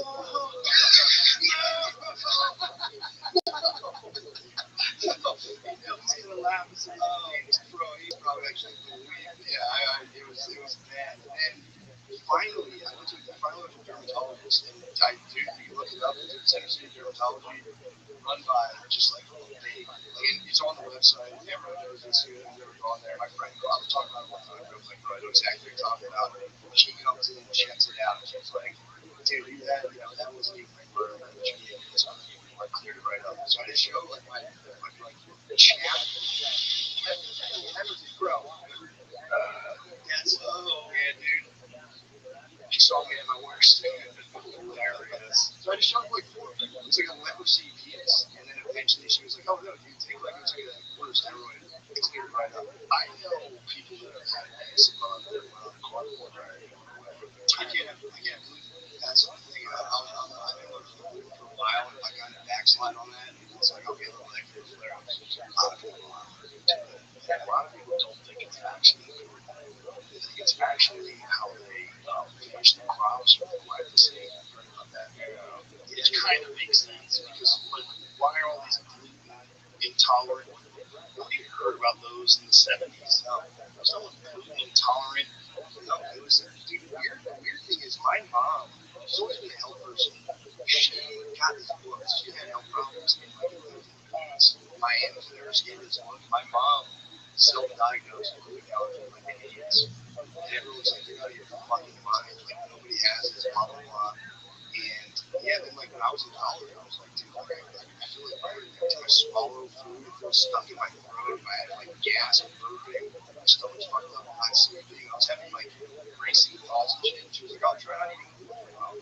You cleared it up. Like, it was insane. I wonder if that's the same with like women being like in Europe or this and then driving stuff. That's what I heard. People eat it. Really, you can go eat it, in Europe and it's fine. I remember I took a test finally and it was like it was like one of those like internet blood test things. And I came up like allergic to not even the gluten. It's like gliadin, which is like another protein inside of wheat, which I don't know if it's like the same thing, but it's just allergic to it. I showed it to Shane. He was like, it was moderate. He goes, moderate, you're a pussy. Pizza. I'm not sure. He's always like, everyone's like, it's fake, it's in your head, you're full of shit. So I finally have proof. I'm like, what are you gonna do about it? Like, it's moderate. It's one of the worst intolerances to have. It's the most obnoxious food. Like, think about it. Spaghetti, lasagna, bread, sandwiches. Even gluten-free bread is like not. It's not even. At that point, you feel like I'm not eating bread. It's not so good. In order to make it good, you have to put so much shit in it that you're like, I'm not eating. I've been on gluten since I was a teenager. Wow. And then anytime I would like backslide at a restaurant where they cook with it and stuff, it would. Weirdly enough, though, if I get enough sunlight, I can tolerate a lot more stuff. I guarantee it's why. I don't know. It's weird. Every time I go to the doctor, it's like, I don't know what to tell you. Well, vitamin D is good for your immune system. These are autoimmune issues. Yeah, so they're kind of being connected somehow or another. Yeah, like I couldn't eat every gluten, like I couldn't eat dairy, and then every time I get sunlight, I couldn't eat the dairy. It's fucking weird. I mean, that's just the sunlight thing. Like, they're so warm. People say it's sun's gonna kill you. Now they're going like, no, you need to get in the sun or you're gonna die. What's the new food pyramid now? I know. Well, a lot of people are so angry. They're so angry at RFK Jr. for flipping the food pyramid, but there's so much evidence that this is the accurate way to eat. This is the way people are supposed to be eating. It's like whole foods, like actual food, like vegetables, meat, fish, like that's what you're supposed to eat, like actual food that people have been eating for thousands of years. That's how you're supposed to eat. And that's the stuff that backlash against, and then I'm like, I told you. It's like getting like the weird shit out of foods that they don't have in Europe for like schools and stuff. And it's like, how was always the left wing's position? I think it's like no preservatives, no additives, natural food. I know that. That's the thing too. Like I love like because I have all these food allergies, so like I gotta go to like a hipstery kind of like rainbow flag restaurant. That's the only place I can eat from. So I'm like, I know you guys like this. Why are you pretending to not like getting rid of like red food and all that? Because it's connected with Trump or because RFK Jr. is a part of this party. Part of this. So it became a political facility. They'd rather commit suicide than admit that he's right. It's insane. Like, they're just getting one. Like, all right, that's actually going on. It's that resistance to recognizing maybe this person that I don't agree with because he's connected to this other person that I don't agree with. Maybe that's a good point. Maybe if a person that was like someone that I aligned with ideologically at the same point, I would be like, yes, thank you. Yes, these preservatives are terrible. Yes, these dyes are terrible. Yes, this is bad for you. Yes, you should have warning labels. Yes, other countries have banned these products. Why do we have them? Yes. Especially like when you have kids, it's like, dude, you worry more about that than like the kids not eating a bunch of crazy bullshit. It's like you just let it go. You can be like, all right, like I don't like this, but that's fucking right. I like that. Let's click on that. It's like, yeah, I think people are religion. Don't have religion in life. They have worship science. Like science, they treat it as if this is like a doctrine and a dogma. And if you don't support it, you're a heretic. There's something wrong with you. It's like, do you know those people? These scientists, like a lot of them are fucking severely compromised. They're compromised by financial incentives. They're compromised by academic incentives. They're trapped in these systems where you're forced to have a group think. You have this top-down control. People at the top are controlled and connected to these pharmaceutical drug companies. They're pushing those ideas. Like, this isn't all cool. Hanging with Epstein too. And I know, they're crazy. Love scientists, man. Thank God I wasn't a scientist. That's so fucking yeah. And the science shit is like, I do know this from going to masters. I know you need to understand statistics. You need like a very serious understanding of statistics to actually make sense of those studies. And I never was able to do that, but it's like you can read those studies and like, oh, look at this, it's a graph, everything's going up. It's like, yeah, but like, what was like the percentage of the where this and it's like statistics is real like magic. It's like it's so slippery and weird, and like you can make one thing look this way, and it's, you can arrange the data a different way. And you're like, oh shit, the fucking thing went up, now it's better. It's like, well, that's like what pharmaceutical drug companies do for sure. They'll run 15 studies and throw out all the ones that show no efficacy. They can hide dangerous side effects. They hide. And I think they're allowed to do as many. I remember reading a book on antidepressants like years ago, and I think they were allowed to do as many studies as it needed to like show basically what they wanted to do, which wasn't even good. It was like 50%.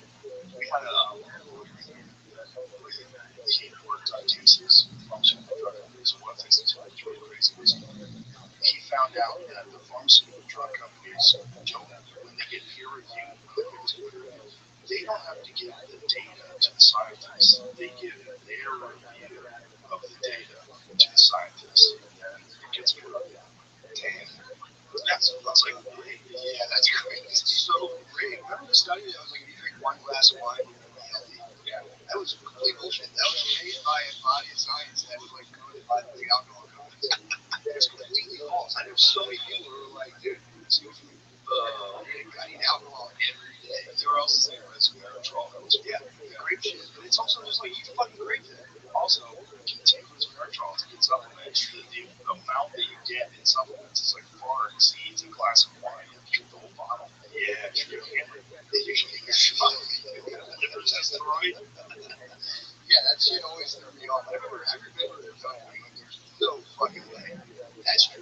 Yeah. No, you hang out more, you're less lonely. I think there's something to the relaxation of alcohol that, like, it makes you feel better. I think feeling better is part of, like, having a better life and having a healthier mind.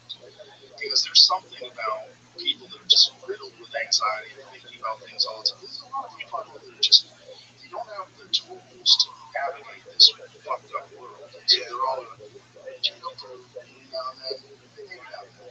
Drink a little just fucking juice, like, yeah, true. If you drop the cortisol, yeah, it's a little bit, a little relaxation. There's a lot of people that, like, one of the only things keep them hanging on is the drinking night. Just a little drink, just nothing crazy. Yeah, kill yourself. Yeah, I wouldn't want to take that. Yeah, I don't want to take that. Yeah, that's true. I wouldn't want to take that, but it's just nothing. It's like, well, it's lesser to you for sure. It's like, When they tried to say that like Fruit Loops were healthier for you than ground beef, was that one of the studies? was it really? They were like comparisons, like they would chart like where things fit on the healthy versus not healthy. It's funny. The old food pyramid was the best. It was like cereal, bread, pasta. That was what you're supposed to eat. Like base, not you're supposed to get food. You're supposed to be charged on just fucking like hello macaroni. It's like, that was real. Growing up, that's what it was. I remember people in France, they're eating loaves of bread and they don't get fat, and they're healthy. It's fucking, it's weird. Yeah, everyone comes here from other countries. They might eat poor. I know. They have a hot dog and they're fucking vomiting in the trash can. Alright, God, let's wrap this up. Alright. Yeah, this is one around Mexico's position. Looks like we came out with the full video today. And there's this clip going around that I don't know what the context is. I'll show you. It's on the screen right now. Okay, so I'm playing and see. He says, I'll fucking kill you if you answer another question with more than 5 words. Okay.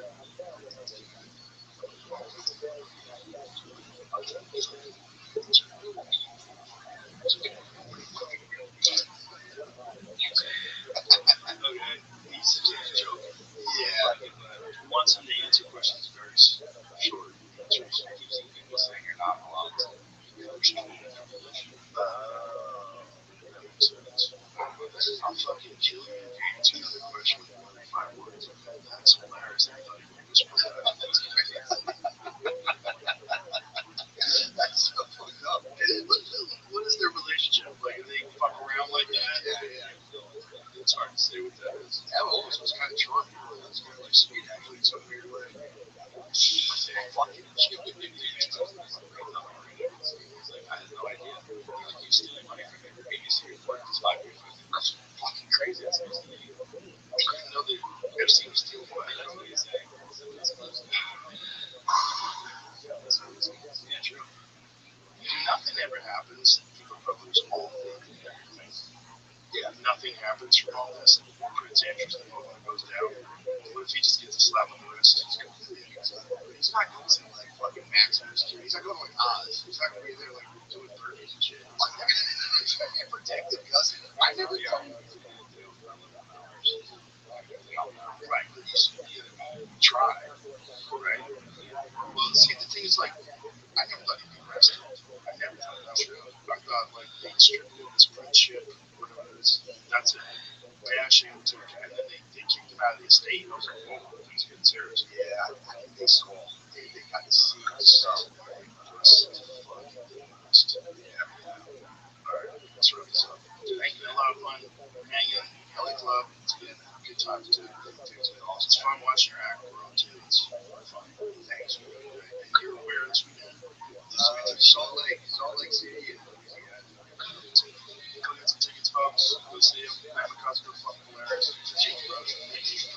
Bye,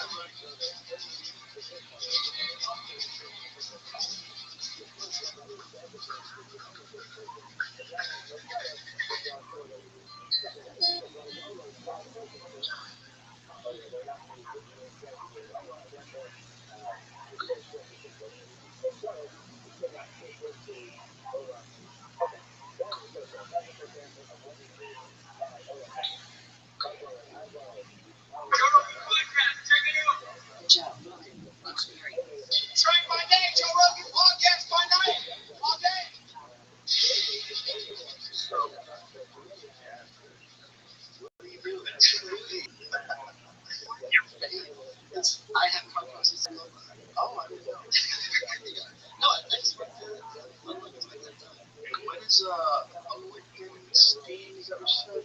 Roy Lichtenstein? Who's that? He's the. Do you know him? Do you have pictures of him? Jay Coletta. This guy. He's a comic book artist. No, comic artist. He drew comic books in the 80s. Oh. In the 60s. You've seen his stuff. Oh, I'm sure. I have now. I've seen him in memes. What does that mean? Like a man vacuuming away. No? No. Well, he's stepping on our hand over there. That's his hand. Oh, guys. Oh, Jeff, I love you too. John's great.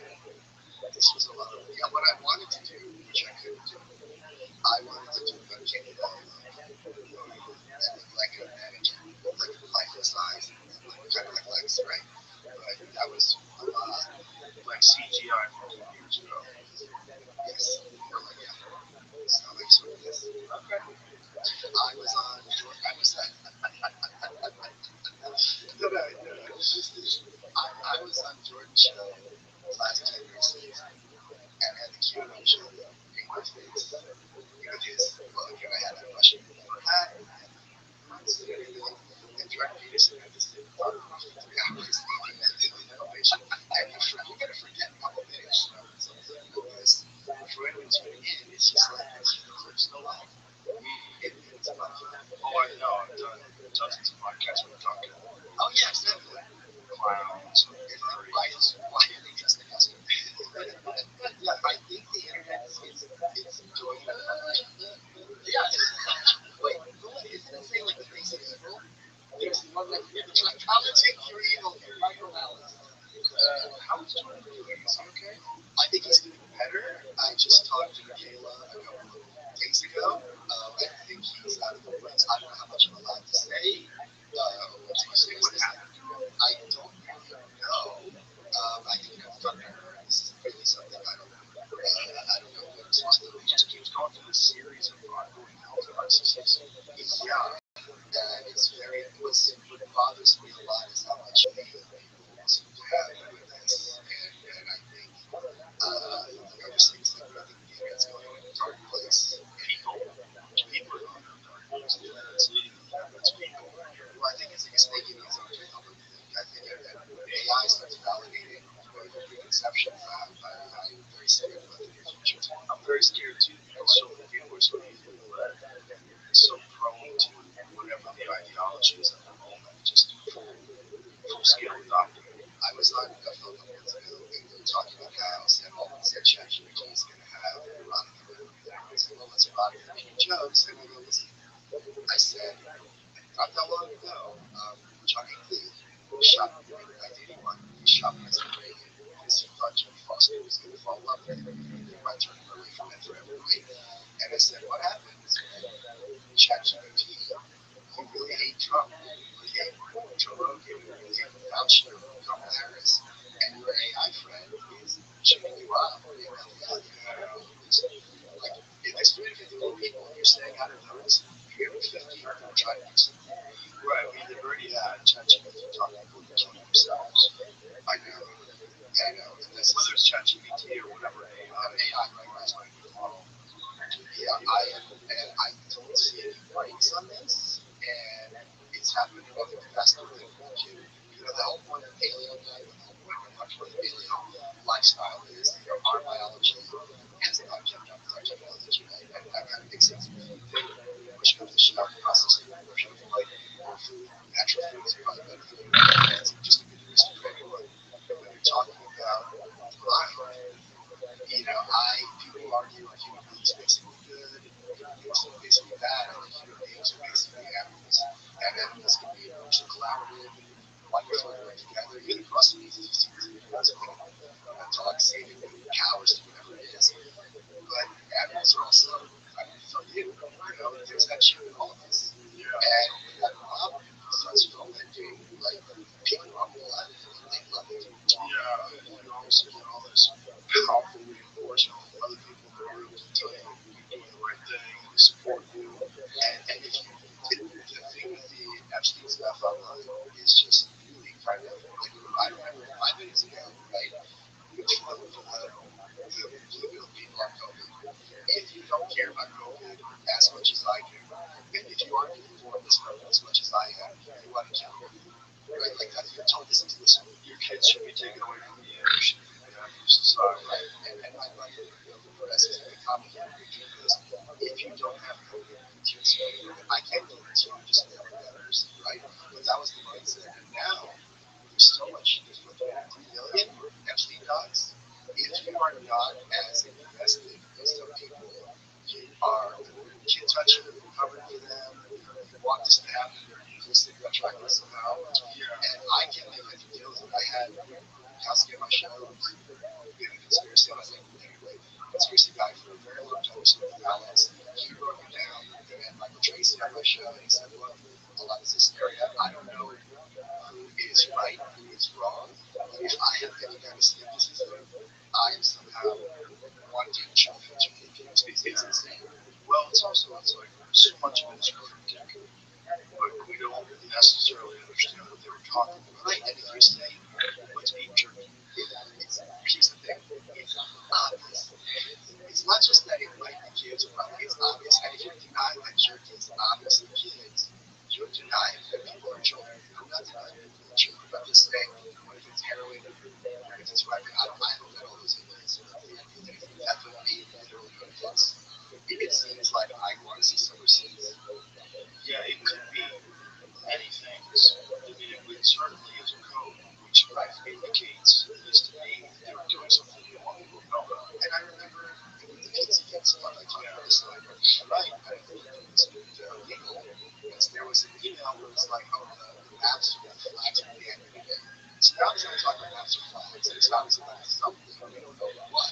Right. To pretend that there's nothing. There's also this journalistic. It's clearly code. But how do you eat it is not code also. Like eating jerky could be like beating off, right? Or killing someone. Right. The idea that look, the eating part is true, the jerky part is kids. Frankly, what bothers me is don't you want to know that they're not eating kids? Yeah, well, it's like you just want to know.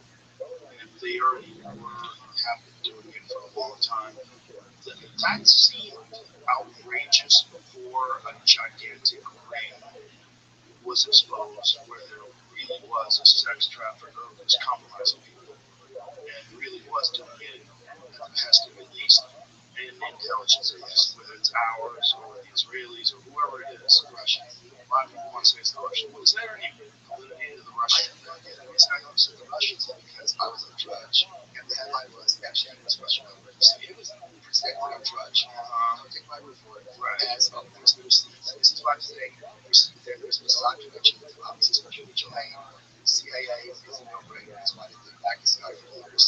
I talked to Kurt Metzger about this, and roughly speaking, and he admits to me that these are other people. It's like, yeah, I'm going to step right out of the CIA on my six. These are buddies with each other. And frankly, in many cases, they don't want to be working with other countries and having international trafficking or terrorism or crimes. But I don't, I can't resist this. Right, right. No, that's, you're honest. That's why. Now, with the Russian thing, is there anything that makes sense to you? Let me try to New documents show Justice Department documents mention Russia thousands of times, let me repeat, over 1,000 times, reflecting extensive Russia-related communications and contacts in Epstein's network. Emails, travel records, indicate, okay, so there's really something to it. Epstein made multiple trips to Russia, obtained business visas, had scouts there recruiting young Russian women for him, of course. Similar to his operations elsewhere, the files describe Epstein cultivating ties with Russian political and business elites, acting as a facilitator of deals and introductions, not just sexual encounters. Epstein repeatedly sought a meeting or back-channel communications with President Rabbi, at times suggesting he had advice or insight to offer about dealing with Donald Trump. He had documented ties to at least one former Russian official with a background with the FSB, whom he used to gather information on the woman he claimed was trying to extort his business partners. For sure, you're going to have that. You're going to see a bunch of Russian hookers Bring it over there, some of them are going to try to kill chasing you. people. That's KGB. The KGB for decades, for like almost a century, was blackmailing Americans. This is one of the main reasons why there were restrictions against gays was socially acceptable, and the Russians found out about it, they flipped it. Because they sit you down and they'd be like, look, we're going to have you, or you're going to play ball. And in those situations, you're going to play ball versus a human choose to get it. And that's a big, there's a lot. There's a large percentage, I don't know what the population is, of these undercover gay politicians. I'm sure. I mean, there's actually in New York, guys, Johnson and FDR, this was the thing. And they would know. Yeah. And they would have honey guns. It would be hard at that time. Right. And for men, it's so easy to get us. But God, it must be hard to get women. How do you like it? I mean, why you trick them into fucking some guy that shouldn't be fucking them? Why would anybody care? See, no one cares. Like, if a woman has an affair on her husband and has such as a hot guy on an island, everybody's like, you go, girl. Yeah, Stella got her group back. Yeah, still got a good How would I want to, okay, let's do this. There's a CIA lady, and I want to flip her. Right. How do I You gotta get her to fall in love with you. no, you gotta get her husband to cheat? We're going to let her kids. You got to kids. Yeah. You got kids. Yeah. That's a hard one. But that's a different thing than getting her to do something that she shouldn't have done out of lust. Yeah, how do you blame her? Yeah, you don't. That's probably why a lot of women are in trouble. Why they are in trouble? Aren't. Yeah, they are. Yeah. Right, because like I would imagine you would want them to. There's plenty of women politicians who want to compromise. I mean, they did get Stacey Plaskett. She was cooperating with Epstein, going back and forth during Trump's administration. Did you see also Kristen said on that lawsuit? Oh no. So she was the senator for Arizona. She was like a centrist. Right. And she marriage basically. And in Northwest South Carolina, where she was sued, Mercury's filed for damages in like this. Oh, I've seen that. And in that lawsuit, That's a crazy law. That's a bitch ass law. like you're still a senator. And I believe they had the filing committee because the filing said he had PTSD, so she was offering to give him psychedelics to help him heal, which I'm sure she did. And basically, they just started a relationship from left to right, and it's like, this is unfortunate that happens. Like, she's facing damages. That's so wild that that's a law. Like, what if the person was on the way out anyway? That's his argument. Yeah, I'm sure. Yes, oh no, we were a loving couple, we never had any problems. Scared of us shows up, but now look at me. How is that not the man's fault? I think it's my fault. Well, I know he's just so simple. She's not the title. That's so crazy. What a stupid fucking law. I don't know how to stop it. This is old school laws that are so dumb. How is that a law? And people have to be together. Like, people change their minds on people all the time and don't want to be with someone anymore. You meet someone you really like, and you go, I can't imagine living the rest of my life without this person. And I've been trapped in this fucking horrible marriage. I'm out. And then that person gets sued. She gets motherfucking that. Like, no, the guy texted her, like, I think she fucked the military, and she was back on the Bahamas. She got all the texts out of his phone. That's funny. It's funny. It's a joke. Right. But I also, it's like, I think it's, the feminists talk about the kind of misogyny here. I think there's misogyny there playing in the movie. And not playing the guy. Oh, yeah. For that, like, the suit, the lawsuit, that's crazy, dude. That's such a bitch ass lawsuit. North Carolina is one of a handful of states that allow children spouses to sue for alienation of affections to seek damages from a third party responsible for the breakup of their marriage. You should only be able to pay them in tissues. You should pay them in just crates of tissues. Or you get $500,000 worth of tissues. I just bring up fucking semis filled with tissues. I just think it's so salacious. Stupid shit.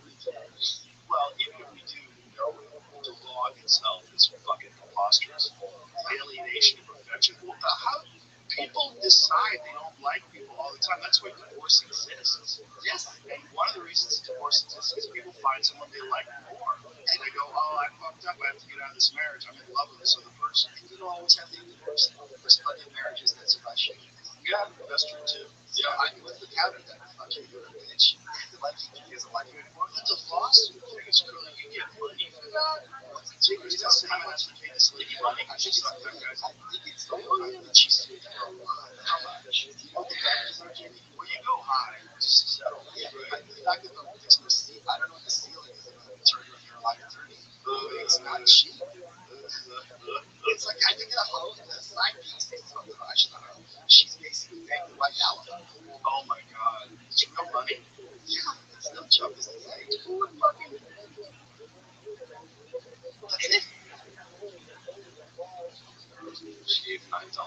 Yeah, if it's 75 grand, she would have paid her to shut her up. Maybe she just doesn't want the principal. It's got to be worth 75 grand. There's no way if you're a senator, you're just going to. Maybe. Maybe because most people have the reaction that we're having. Like, no one's outraged. No one's angry. Like, yeah, I heard the responses. Yeah, alienation of affection. They named the homewrecker law was seeking $75,000 in damages for a lawyer. She argued the complaint in a complaint that Cinema engaged in numerous unlawful acts with her ex-husband, including, but not limited to, having conversations with him. That's unlawful. Meeting him under emotionally and physically romantic and sexual circumstances, having sexual encounters with him, and encouraging him to leave his wife. So she took this in concert together. They were like, They went to Copeland. I think it was like Green Day. Yeah, well, is that a physically romantic and sexual encounter? Is that what that is? I think it's okay. Put that back up, please. I mean, the lawsuit alleges that in the fall of 2023, when Cinema's then head of security resigned, the head disclosed to Matthew A. Nell concerns that Cinema was having sexual relations with a bitch-ass security guard, sexual relations with other security members. The security head urged Matthew Amel to leave, but Amel refused, citing the job's financial security. She's fucking her security guard. She's a wild bitch. While on the job, Matthew Amel had at one point informed his ex-wife, according to her complaint, that should he and Cinema be together on a work trip to Napa Valley, California, it would have appeared as if they were on a romantic getaway. Huh. 2024, Heather Amel discovered that Cinema frequently messaged her ex-husband on Signal, which included a picture of the former senator wrapped in a towel that suggested that he bring MDMA. Yeah, let's go. Texted the drug commonly known as Molly or ecstasy to a road trip so that Cinema could guide him through a psychedelic experience. Wink, wink. In March of 2024, Matthew Amel informed his then ex, his then wife, that while he was serving as civil security at an event the former senator was having, getting handsy, and that she held his hand and touched him. According to the complaint, Matthew Abel expressed that he didn't know how to get out of the situation without offending Cinema. She was also the first bisexual member of the second ever. What a good kid. What a good kid. Molly, towels, pictures. She's Let's not go. like I'm forget she's running for president. Let's go, Cinema. Come on, she's a centrist. That's what America needs. You want a women president? Yeah, let's go. Let's get a freak in the office. He struggled to admit to the affair, the complaint says, but expressed that he wanted a divorce. Oh, he struggled to admit to the affair, but expressed that he wanted a divorce. After a November road trip, Heather and Matthew Amel separated. Her complaint alleges that her ex-husband and Cinema remained romantically involved. Cinema and Matthew Amel both appeared at a forum in October. Are they still together? Those don't last. Chicks get bored once they win. Once they win, they get you. I'm like, man, who's next? Yeah, they're bored. This episode is brought to you by Athletic Brewing. Athletic Brewing Company's non-alcoholic beer is a total game changer. The first time you try it, you're like, wait, how is this non-alcoholic? They've won 185 global taste awards, and they got a ton of different styles. You get the ritual, you still get the taste, just without the hangover. They've got everything: Goldens, IPAs, light brews, even this new lime and salt one if you want something refreshing. Whatever the mood calls for, they've got the flavor. You can find Athletic Brewing at over 75,000 grocery stores or liquor stores, bars, and restaurants nationwide. Or you can grab some of their limited release stuff directly from their website. Go to athleticbrewing.com/Rogan to find stores near you or get brews shipped right to your door. Use code Rogan, get 15% off your first online order. Near Beer, terms and conditions and certain limitations apply. Athletic Brewing Company, fit for all times. She's the serious sexist, so she's going to all the security guards. Yeah, she's a freak. Yeah, like look, we don't have any problem with men to do that. Well, we do now. People do.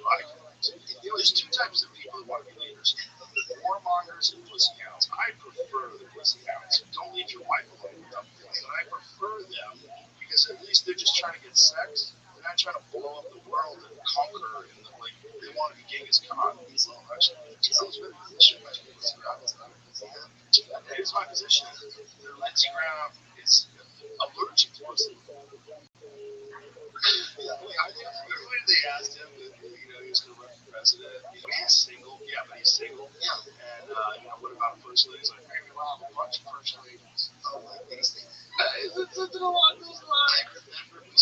Remember something a man would say was into women. Barbara McKelsey was this actor from Maryland for many years. He was like 4'11", hobbit creature. Clearly gay, no disrespect to her. She was asked about it.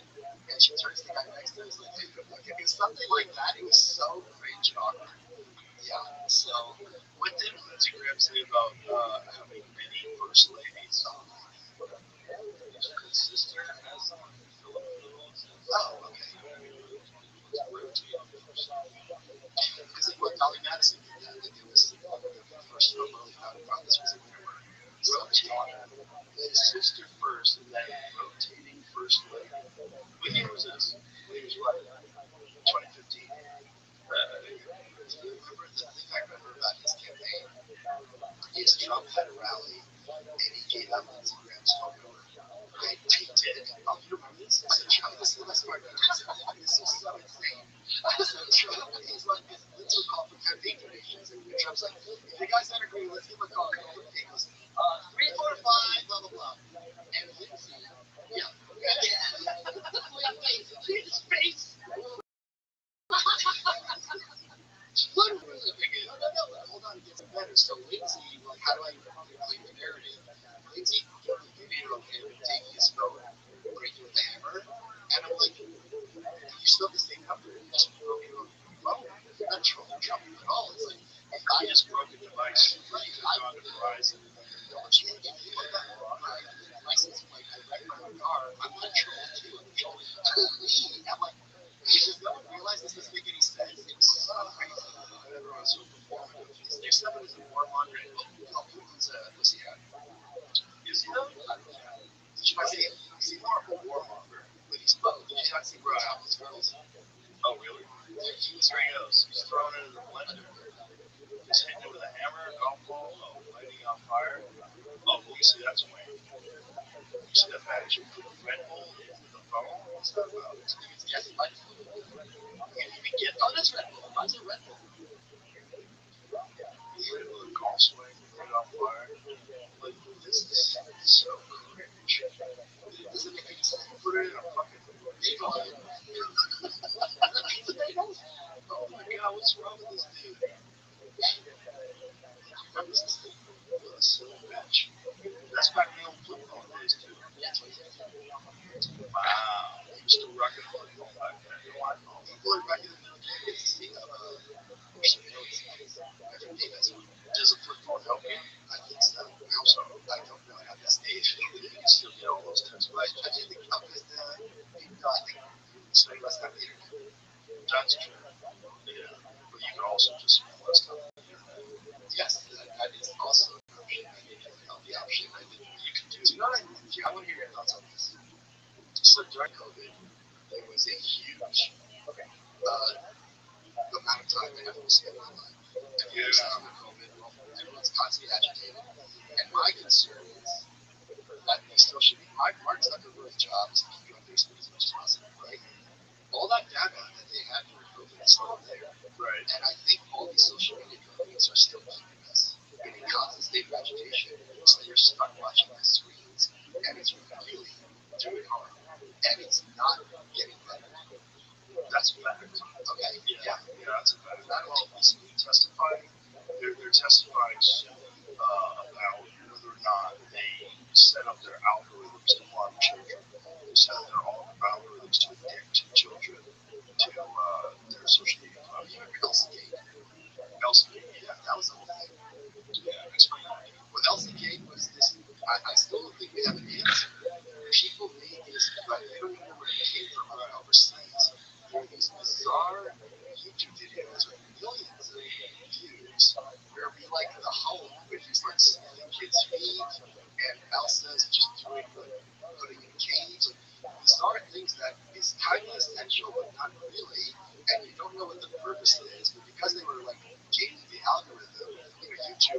Trump had trouble with this. When Trump was sharing that video, at the very end of it went to a Lion King video, making fun of the Democrats. There's that 1 second of the Obama says the H in the beginning. Right. They cut there, and it looked like he was sharing that. It was just the next video that was queued up, and it looks like Trump shared a video of the Obama's H. Well, they were all in it. It was a video. I think it was like Hillary was a warthog, Obama or Biden was also an ape. He was eating a banana. It was a lion.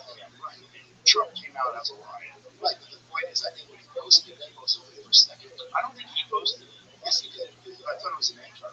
Well, the point, I guess, from his account. Someone reposted it, right? That's what it was. He reposted somebody else. I think so. Yeah. It's Right, but the point is, anyway, Elsagate, kids start watching one video, and after the algorithm snags them. Yeah, 1 hour later, they're watching completely deranged stuff. The Elsagate thing was weird too, because a lot of it was like old cartoons. And what people were saying is that if your child, for example, give your child an iPad, and it goes from one YouTube video to the next, that should suggest those got lumped in there, and you could click on it, and there was also like someone would get a arm broken over their head, there'd be blood everywhere. It was really weird. Right, and it's like a Mickey Mouse cartoon. It was no utility. Still, you know, it's kind of continued, but it's switched from like it's whatever's popular at the time for kids. So back then it was Frozen or whatever. Now it's like, what are they doing though? Like, why is it sense? But why would they have these cartoon characters get filled in the head with bottles? Because remember that one? Like a lot of them, they would get drunk and fall and break their head on a fucking countertop or something. I think this is another one that we covered does. It's not like it got that kid real. It was just like, what is going on? Were they eating weird stuff? So does YouTube remove those videos? Because there's plenty of violent videos on YouTube. Like, is it because do they put like an age restriction on them? I don't think they did, because what's the age restriction? There's nothing sexual. There's nothing violence. Some of them was weird. Yeah, so there's lots of shots of it. There was a lot of ones where kids got left alone with creeps. Yeah. Cartoons. Very strange. It was also live action stuff.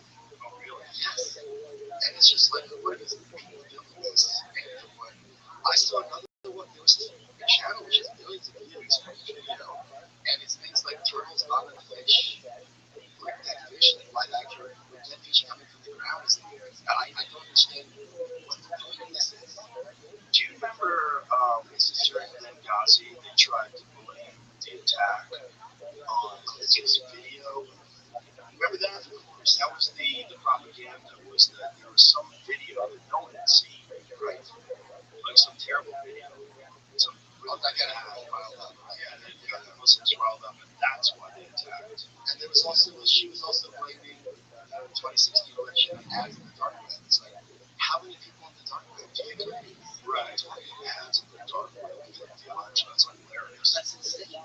50 incels. Right. In the chat room. Like, the fact that she says this all the time. Yes. Well, she just says it. You know? Like, she doesn't have to be credible anymore. It's like we just assume, we just know that kind of community. If you're having a one-on-one conversation with her, just privately, she started talking like that. You're like, what are you talking about? This just made sense. She really believed that. She got violent. I did. The Czechoslovakian guy. Yeah. It was fun. It was very fun. So I did much of it. She was interrupting too. You want women to have the rights taken away? Like, what? That's not what he's saying. He's literally talking about all this crazy shit, these gender transitions. People were really like, they've had enough of immigration. People don't have, you're pretending that's not real. Like, this way forward, like, if the Democrats want to have a way forward where they connect with people, they gotta admit that there's some reason why people respond the way they did. Fucking open border, to men playing in women's sports, to all the shit, gender transitions of children. Like, people were freaked out. Not just fucking Republicans. A lot of people. Yeah, Karen's this week earlier. Karen's like this kind of stuff. Yeah. If you saw Nancy Pelosi's retirement video, you laugh. Nancy Pelosi's about the smartest politician in Washington in terms of being correct. But she knows how to fucking get a bill passed. She knows how to make it walk the plank. So she's retired from Congress this year. She had this 10-minute long video about saying goodbye to someone who's 10 minutes. She talks about AIDS and life, right? Obviously, like a San Francisco. Doesn't mention the word gay once.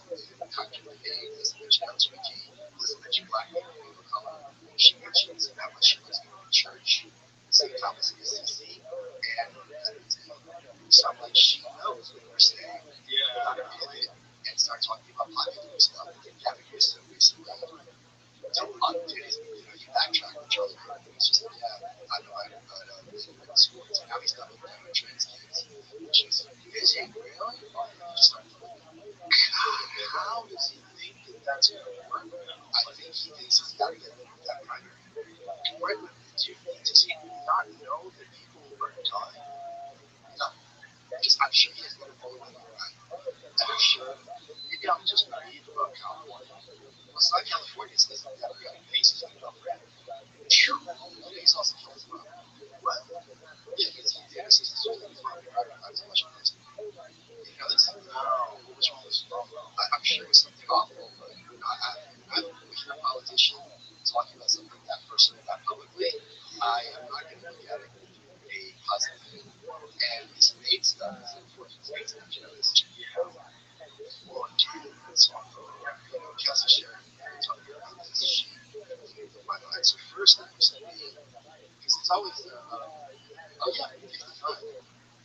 Long battle with breast cancer. The personal death is described as a complex experience involving assisted suicide. Washington Post report in his memoir expressed deep grief and remorse regarding her death. Remorse is a very dark word. It's not easy. He was 34 and a San Francisco supervisor at the time. Yeah, but maybe it was his mom's decision and he helped her. Sure, but like, if you're dying of terminal cancer and your body's rotting out, I feel like just like you put a dog down, like there's times where I think assisted suicide is probably a good option. There's no hope. There's going to be agony for months. And there's times where people have gender dysphoria, and it's a big thing. Right, and that's different. That's different. I don't know what it is. People like my wife or have they have gender dysphoria. It's perfectly appropriate to call them she. They are. It's otherwise very disturbing. 5 minutes later, once you guys look at the shoe, it's anyone who just puts on a dress. Right. So the point that Chelsea's been going on with Canada is now they're going after people who are depressed. Right. They're going after people who are disabled, they're going after kids. And the darkest thing that's happening over there, which they're reporting here, is that old people are extremely expensive for the system.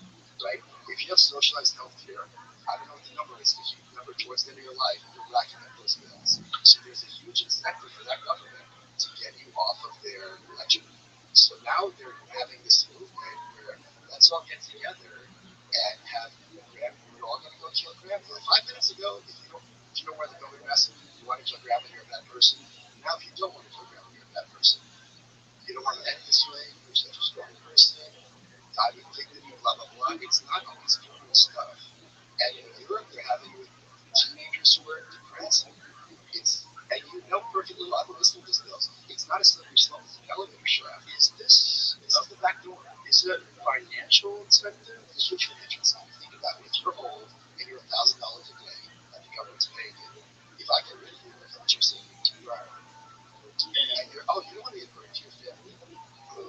You don't want to have them sitting by your bedside. Come on. It's happening here. New York just passed it. It's 14 states. And no one's on past it. New York just passed it. You see what Dolly is just trying to figure out a way to use his budget. His budget is higher than the entire budget of the state of Florida, which has 3 times more people outside. Yes, it is. Yeah. The budget for look it up. The budget for New York City is larger than the budget for the state of Florida. Holy, I did not know this. Yeah, I'm pretty sure this is true. We should look it up. But I was reading an article about it today, unless the article is completely bullshit. They were saying that it's several $billion more for New York City than it is for the entire state of Florida, which has roughly 3 times as many people living there. Is that true? I go back every once in a while to the UFO, and I can't believe I'm saying this as a former New Yorker, but I like LA better now than New York. Whoa. It hurts me. What's wrong with New York? There's no. Here it is. Eye-popping amount. An insider called Insanity is up around 11 billion from the current year. 9% up. Yeah, a record $127 billion budget proposal on Tuesday. The city leader's plan includes a whopping 9.5% proposed property tax hike. 9.5 hike on New Yorkers, which he claims to be a last resort, while allocating another $1.2 billion for migrants. What's the employment budget? Scroll down a little. Okay. Wow. That's what. Oh my God. that's the same throughout the city of New York. Yeah, it's comparable. Holy crap. So it's not 3 times more, whatever the fuck it is more. 3 times more people, right? Right. It's true. Yeah, triple per capita. So the budget of Florida, this Florida house is 113.6 billion to 115 billion, and the New York proposal is 127 billion. So it is more. So New York City is their budget is more than the entire state of California with state of Florida with 3 million more people, or 3 times.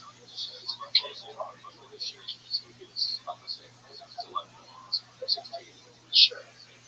It's comparable. The point is, it says it's up 11 billion from the current year. It's still a proposal though. It hasn't passed that.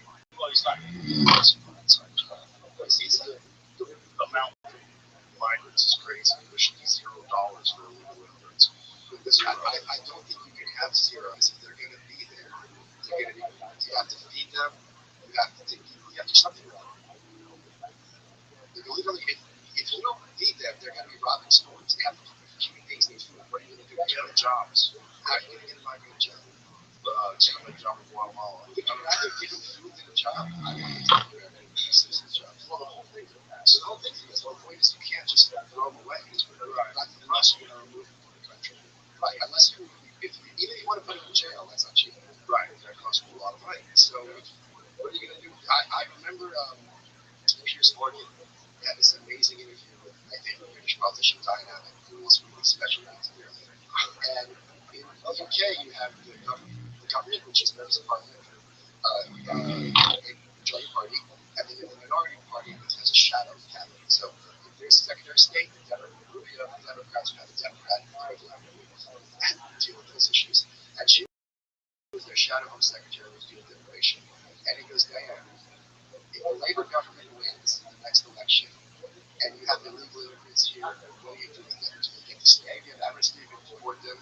And he goes, Piers, the Tory system is not fit for purpose. It's terrible. It would be more efficient and more fair. He goes, right, gotcha. There's an illegal immigrant. Do they get to stay, or are they deported? I've explained this to you, and it was just this amazing thing. Circular. Yeah, I love it. How much money do they give to poor New Yorkers? Oh, it's getting a lot. But is it the same? Okay. So 7.54 billion to build cliffs across 6 major unbudgeted items. There's property taxes there. Is that true? 25 years. Well, the property taxes are high. Just but I understand they should raise it. Because it goes as the property value go up. Exactly. Exactly. There's no reason to raise it. Like this idea that they haven't done it, so they should do it is crazy. Look at that. So if your condo's $120,000, which is no condos ain't that cheap, you're paying like 15% every year in property tax. Yeah. That's not nothing. That's not nothing. I think the idea is that rich people are just going to pay it. And this is what they're trying to push. Meanwhile, people are going to leave, just like they've done in other countries when they've done this sort of wealth taxes.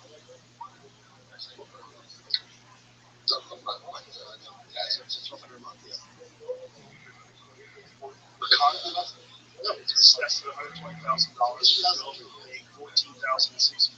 But that's a condo that's assessed at $120,000. Good luck finding a condo assessed at $120,000 in New York City. 14,000 divided by 12.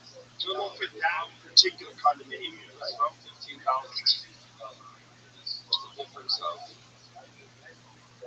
Oh, I see that's what you're Right, that's 12% on 120,000. Now do a $55 million condo. The really wealthy people are responsible for a large percentage of the tax income in New York City. I think it's the upper 1%. I think the upper 1% of New York City are responsible for 50% of the tax revenue. It's something crazy like that. See what the actual number is. So the thing about that actual number is those are the people that are going to leave. Because those are the people that they own multiple properties in New York City, and then he hits it with this tax, and it winds up being an excessive amount of money. And then they're planning on taxing people if they leave. This is like what they proposed in California. They've also proposed this, I think, in the Netherlands to try to stop people from leaving, where you still have to pay taxes. France was a similar thing. I don't know what you do. Years later, they'll try to do something. They're all just trying to steal money. Top 1% of New York City income, earners paid 48% of the city's personal income tax liability in 2021. The most recent year, detailed data. Why is the most recent year 5 years ago? The PIT share equates to roughly 11% of New York City's total tax revenue. PIT accounts for 23% of overall city tax collections.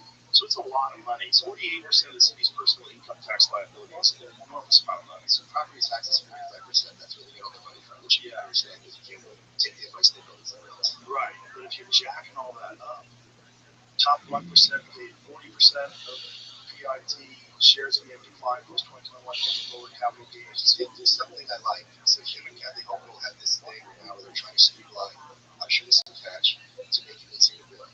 Because they're understanding if the rents are high, then they increase the supplies at a lower cost. So they do that. I think that's a great thing. Obviously, I never saw that. Right. That's definitely good, but there's still people who just they don't like that kind of leadership and speak. I'm much more concerned about if he has someone on his cabinet or proposed in his cabinet who's concerned with decarceration. And the principle is we got too many people in jail. Now, maybe that might be true broadly speaking, but if you apply that en masse on a case by case basis, who are you going to be letting out? Because I don't think this kind of to have that, like, oh, all these people are weak. They're not. And certainly not in New York City. When I was on a grand jury and these weed cases came along, people would indict them. They're just like, we're not people part of this. It's BS. Right. So, we're going to get to look at what's the guy who was on Florida Lily? Was that his name again? 40 West? Much like Girl in the Face, the old lady in the face catching that turtle. Yes. So, for you to be in jail in New York, it's not nothing. Right. Yeah. And why? Why would they want to do this? Because their principle is the system or society, whatever you want to call it, the term for it is making people who are marginalized desperate. So they act out. So instead of putting in jail, which helps no one, is the argument, we should be working with them systemically to kind of normalize and make them something better. And what's their plan for that? You have welfare programs, training programs, just throw money out.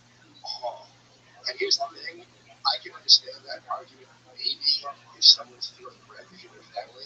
I've never understood how I'm really poor, so I'm going to hold them over down and do that thing. Right. That's not a thing. Or just randomly punch people in the streets or throw people on front of trains. That's right. It's not because you're late to your job interview. Right. That you're stuck someone in front of the 6 train. Right. Yeah. It's dark. It's very dark. But LA is not as dark as this. I think in LA there is still this sense of hope. Really? Because people I talk to in LA, everyone I know knows someone who's broken into. Like the home invasions are up. They're up in a huge way. I'm just comparing on the cancer. And I'm saying the cancer in LA is better than the cancer in New York. Because I remember growing up, not that long ago, with New York, you could find some neighborhood, and maybe some cool ice cream store, some sock store, or whatever, or fun store, cool fun spots, and it would be fun adventures, walk around, just walking in places, and that's calm. Isn't it? Yeah. You can't open up some weird little store in New York anymore. The rent's through the roof. Like, the crime is through the roof. It's miserable. LA has these little pockets which I enjoy seeing. So what's the solution for New York after this guy's out? Do you think that it ever turns around, or do you think it keeps going in the same general direction? All the powers that be want it to go in this general direction. Always turns forward. So John Lindsay was mayor in the late 60s during the summer of love stuff. You had sexual assault movement. Remember, New York was going back from under 8 weeks. Joe Ford was president, and Ford, the headline of the New York Post was that Ford to New York City dropped dead, and that cost him some votes and possibly the presidency. But New York has these, I don't know what the cycle is. For Giuliani to win, you have to have ridiculous. For Obama, you have to have a Bush. So at some point, here's the other problem. There's 2 issues. One is a lot of people good left. There used to be a plan in New York, because New York was so big. Now it's Florida. Now it's Florida or Austin. Yeah. And New York isn't New York anymore. Because Brandon was like my secretary of police here. She had this point. She goes, look, there's a lot of things you can say about a city that's full of rich people. You can say it's good, or bad. You can't say it's interesting. And unless there's a space for young people who are wanting to lose, who are going to bring culture and innovation, artists, broadly speaking, not just little thinkers, but artists. It was Williamsburg. It was the Bowery before that. There were pockets of magic. And I remember there was a bar called Lily's. All of Frederick was deserted. It was just one light open, like came to this bar and these amazing singers. It was like a mystical experience. And there was street art. You can't do that now. A friend of mine's girlfriend used to work at this place called Den of Thieves. Oh, okay. Yeah. There's no sign. Right. You go in there, it's just a dingy little hole in the wall. Look at how you see this place is so cool. It's so cool. But you can't do that anymore. Yeah. So, and I don't think under this guy, there's going to be that return. So do you think he's just appealing to this base of disenfranchised young people that have been told that the reason why they have all these problems is rich people are greedy and they ruined everything and we should tax the rich and we'll be the poor? I think he is speaking to a lot of things. So people on the right think everyone on the left is like a big monolith. They're not. And I think there's a lot of lefties, especially young lefties, who don't think the Democratic Party is an effective mechanism for resolving their issues and concerns. And just like Trump was in the Republicans, Republican, they didn't know just the Republican Party. He took them all out one at a time. This guy's a Democratic socialist. He has no, in 1934, when Upton Sinclair ran for governor of California after years of running as a socialist, he goes, people vote for the party their grandparents voted for. So he's a Democrat on paper. He's a leftist, obviously, he's a Democrat on paper. And Cuomo is this Dr. Hack. And he's like, look, there's an Obama in 08. Do you want to go with this old party hack or this young guy who's got a different vision? And he definitely does have a different vision. This isn't how Hillary would govern New York City or Eric Adams or some of these others. Well, I think one of the big reasons he wanted to debate where he said that he wouldn't go to Israel. Do you think that's a big one? 100%. I think that was an enormous shift. I would say that's a 10-15% shift. 10-15? Huge. Yeah, absolutely huge. I think the polls bullshit because it's only people so fucking stupid to answer polls. Like, who are those people? I think there was a giant cultural shift where people are like, right, shouldn't we be paying attention to why are all these people saying they want to go to Israel? Why are they saying that? Who's paying them? Why are they saying that? That's an odd thing to say. Sure. No one's saying, first thing I'm going to do is visit Belgium. They're not saying that. They're saying, we're going to go to Israel. Sure, but there's also a huge Jewish population in New York City. Right. So I don't know what's happening to that. I don't know. I don't think Donnie was somehow outed. Right. As a design Politicians, like, the percentage of people that are Jewish in New York City is small in comparison to people that think that New York City should be the main focus of attention and not Israel. Sure. And I think when you have all these politicians that are doing things that don't make sense to most people, like saying the first thing I'm going to do is visit Israel, like, what are you talking about? The city's a mess. And this guy comes along and says, I can serve the Jewish people of New York City better in New York City. And he had a large Jewish percentage of Jewish people. Right. My point is, I don't think that number happened as a debate. I think that was part of his appeal from the beginning. Well, I think for fence sitters, though, that debate was big. Because you have to see one guy who's like, this is a solution to this system that we have been just replacing the heads of the people that are in charge, but it's the same exact mechanism. That's what I was saying earlier. Like, he's not a member of the Democratic Party. Cuomo is this whole party hack, and it's like, look, let's throw all that stuff in the garbage. This is something you're going to do, which is the argument about the 808. And he's not wrong. Right. Like, when he had his inaugural speech and said we're going to get rid of the coal, whatever, grasp of capitalism embraced by the morning of collectivism, no Democrat is saying things like this. This is something completely new and completely innovative. So how it's going to look in practice. Here's the other thing, though. The mayor of New York has the ceiling to what he can do. So I would not, if I'm he's 34, Yeah. I don't, if I'm sat in that office and I'm up against the New York City real estate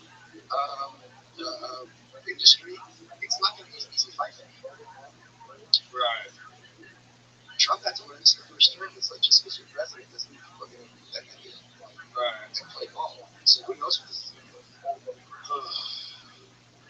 it's not just New York City. Seattle's doing the same thing. In Seattle, they elect for full-on That's right. conference. Yeah. Everybody their parents and hasn't had a job. It's not for fucking parents. Well, this is also a big concern with Democrats in general, with both parties. You have the base of the establishment, who are basically just gangsters who are doing money laundering, and you have the kids who are like, we've been screwed over here in this machine for bullshit for decades. Let's have an alternative. What do you do when you're Nancy Pelosi and you're Chuck Schumer and you're to a lesser extent Hakeem Jeffries and these people are coming out, the kids, and wanting Democratic socialists? I mean, kids who are idealistic, who are like, you're trying your way, didn't give a shit if it was Trump. What do you tell them? What do you tell them? There's no answer. You like vote for Steny Hoyer for another 10 years? Like it's ridiculous. Amy Klobuchar is not going to be your candidate if you have this democratic socialist vision. She will not deliver that for you, and she'll tell you that to her face. So I think that's the dance Newsom is trying to do, and I don't see. I think he would the perfect fit because he's a great attack dog. He doesn't have to worry about defense. I've heard that too, but he was Jerry Brown's number two. He bided his time. Yeah, but he was Jerry Brown's number two. He was young. He never really got with him. Sure. I'm just saying, like, he would be the perfect VP for the Democrats. I don't think he wants to. I don't think he's the VP. I think he wants to ruin San Francisco, ruin California, and then go on to become the president. You don't think he'd have a good shot? And being the president? Yeah. He does. He does. He's a good Yeah, shot. I think he does. Yeah. I think people are that dumb. I don't think it's that dumb. I think you Yeah, can. they're that dumb that they're willing to go party line no matter what. This guy's just a good speaker, who's a good bullshit artist, that could be able to sweet talk his way into that position and just fudge data, lie about stuff.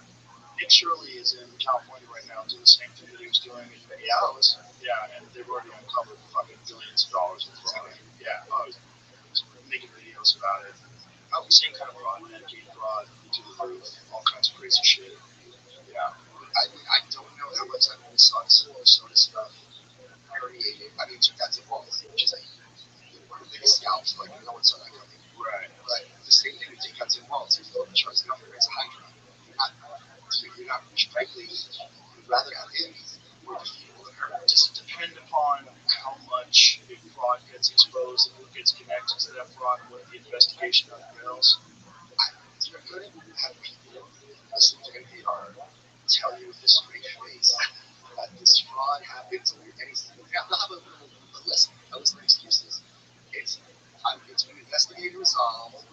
This happened, what? There's no fraud in Florida and Texas. Or what are you saying? Or why are you targeting the Somalis? Right. So you're not going to get. And at the end of the day, I think people expect government to have fraud. And if it's in Minnesota, you're not really going to. If I'm a Democrat in Minnesota, I'm voting Democrat. And if I'm Republican, how many votes is this going to swing? Well, they've done an amazing job in Minnesota of distracting people from the Somali fraud by organizing protests against ICE. Right. That's what people need to understand. Like, yes, people are upset about ICE. In fact, unquestionably, just regular people at home that aren't protesting. But that protest is not just organized, it's funded.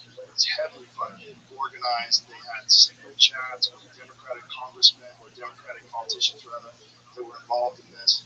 They knew what they were doing, and they did it because they wanted to distract from the fact that this fraud was being So I think they agree regardless. But they totally shifted the narrative. Yes. Nobody's talking about the fraud anymore. Everybody's talking about ice cream burgers. Right. Yeah. So it worked. So what I'm saying, if there's more fraud exposed, I don't know that it's going to work against Houston. Well, it depends on how the trials lay out. So if people wind up going to trial over this, people wind up getting indicted over this, that could get more interesting. Because then you remove it from Minnesota and it becomes this federal court thing.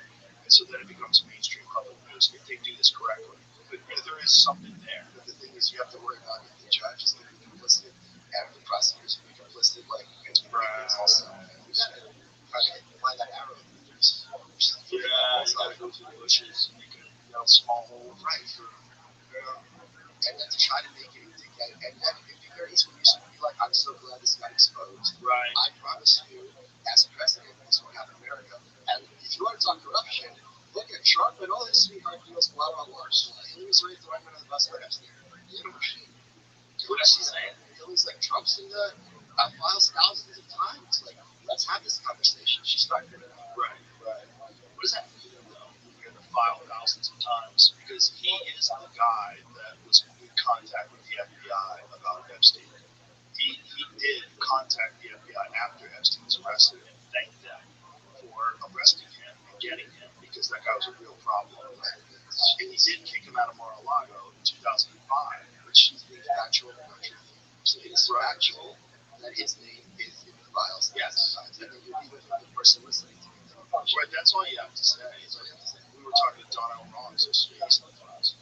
Okay. Because Epstein went to visit his show, went to watch his show in probably West Palm Beach. I did a search for the one you're targeting. And I went to the email I got was sort of like, can you mail me that photo where I looked at the target? That's it? I mean, there's nothing to do. It's too much. It's redacted. Yeah. No one wants to know if they were fat retarded. Oh, it's put the N-words in there. So there's a lot of references to pizza. You know, I think there's thousands of references to pizza and jerky. To jerky And grape soda. Grape soda, yeah. So I The thing about grape soda is grape is like when people do get around the algorithm, they're discussing grape. When they do heat grape to them, but this is the 20 level. I don't think people know that's right. And I think Epstein is a boomer. He knows how to get around algorithms. Right, it's not an algorithm thing, right? It's just a code thing. So I thought maybe it's a black thing, but then grape soda. Oh, right. Yeah, but then he's racist. There's no things that don't bring black people. Oh, really? Oh, yeah. He says don't bring black something to that effect.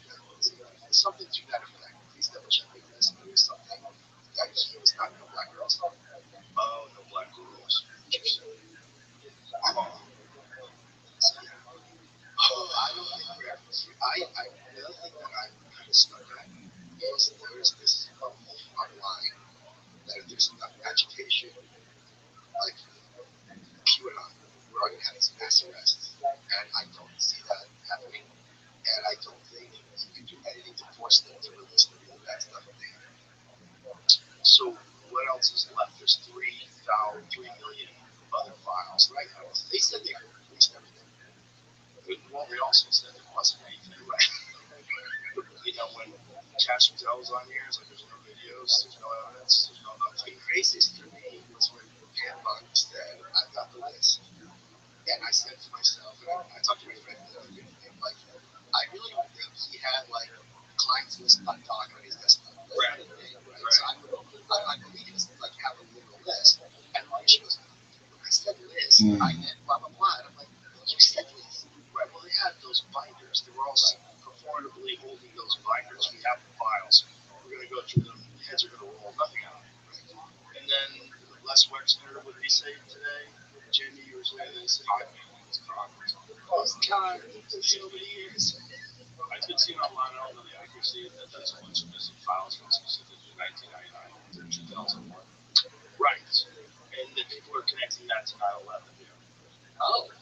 Yeah. Wait, 1900. Pre and post 9/11 are all missing. Wait, so Epstein might be involved with 9/11?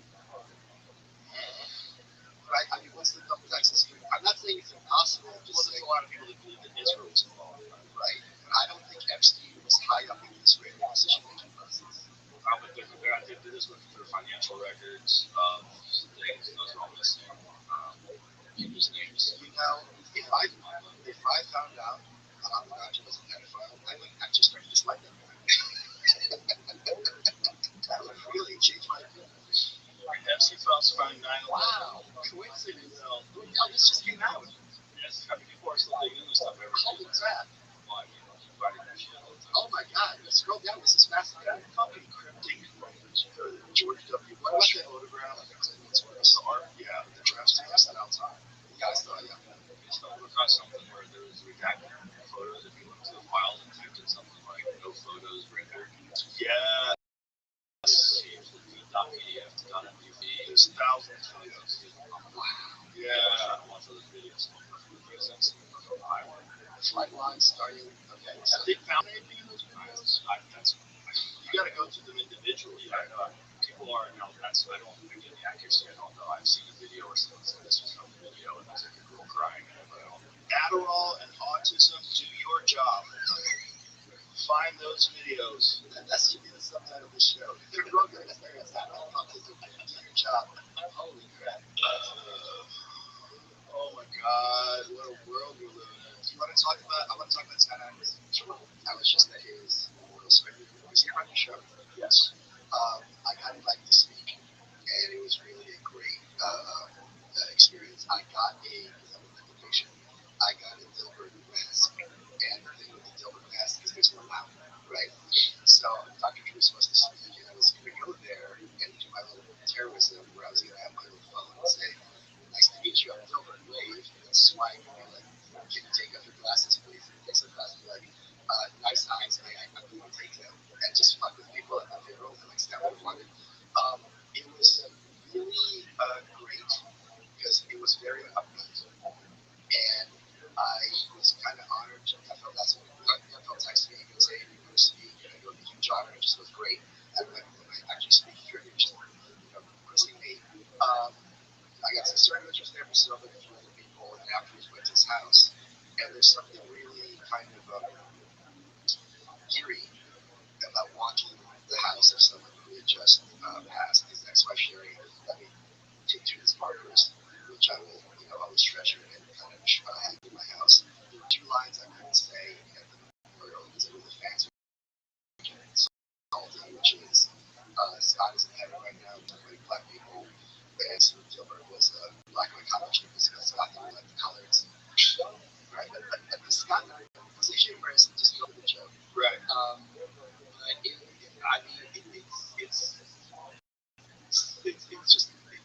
it's weird how much it still resonates, I think, with people. And I don't really have anything else particular to say, but I just felt it was important to kind of, deliver this passing because he's really helped me out a lot in my thinking. Yeah, it's a real bummer, man. Because it happened so quickly. His cancer, he got turbo cancer. Well, he had it in January 2025. And he said, "I'm going to wait for my stepmother to get married." She was living as me. She's a lovely kid. To get married, and then I'm going to do it. And then he tweeted something out, RFK jumped in, Trump jumped in, they got him this medicine, and they got him a few more months. And, so he got the 6 more months. Point being, with the debate stuff, just because someone's terminal doesn't mean they don't have months left. Yeah. You can do a lot in those months. It was funny, there's another cartoonist, right, Colin doesn't like his name, and he was friends with Scott for a long time. Scott had promoted his work once, and I feel like Obscurity, like a big name. And Scott asked him, "Hey, can you write the forward to my forthcoming biography?" And the guy's like, "I don't have time." So Scott was the kind of person where he's just like, just because I'm about to meet my maker, I don't want you to be morose. His book, The Fake Brain, is a complete masterpiece. So what he does is he goes through fake mindsets and instantly recalibrates them. One thing is, the regular framework is, I should be great at my job. And his reframe is, my job is to prepare for a better job. Now, if you think about it that way, having a shitty job isn't that rough. It's just making the groundwork towards something better. So when I spoke, I said the framework is we're having a memorial for Scott, but the reframe is we're having a party at Scott's Villa Land. Right? So if you think about that term, hey, we're having fun. Where's this asshole? Because he didn't want us to be there like lonely. He always was positive, always was fun. He didn't during that day. So I just thought a lot. And he blamed his death on COVID shots. So he got a lot. And this really bothered me because he was tweeting that stuff. People like, "Should have got the shot." It's like, this guy's about to die.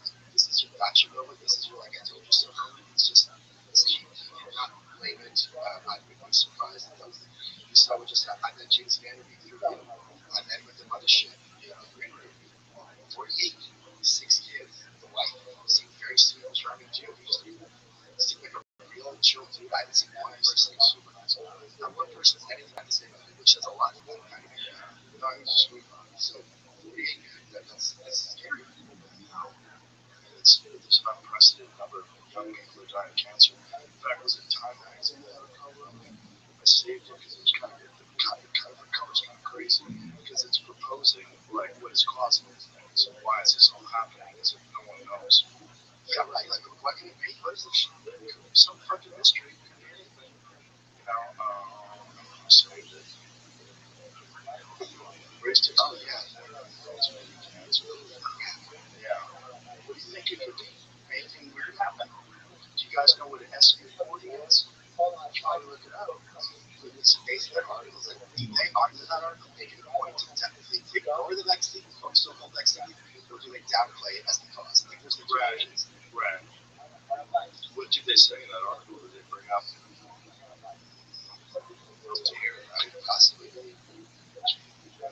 Do you know what really funny man recently? And you're gonna laugh at my face, and every Maha person listening to me laugh at my face. Wow. And you can feel free to laugh at my face because you know what does.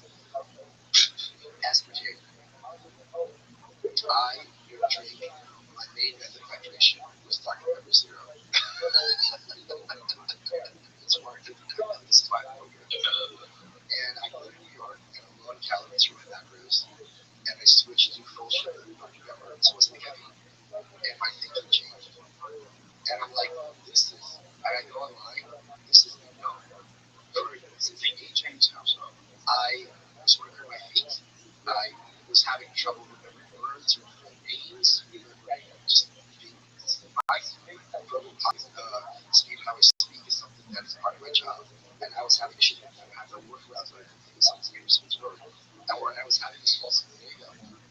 Research has linked high consumption of aspartame to impaired memory, spatial learning deficits, and faster cognitive decline in adults under 60.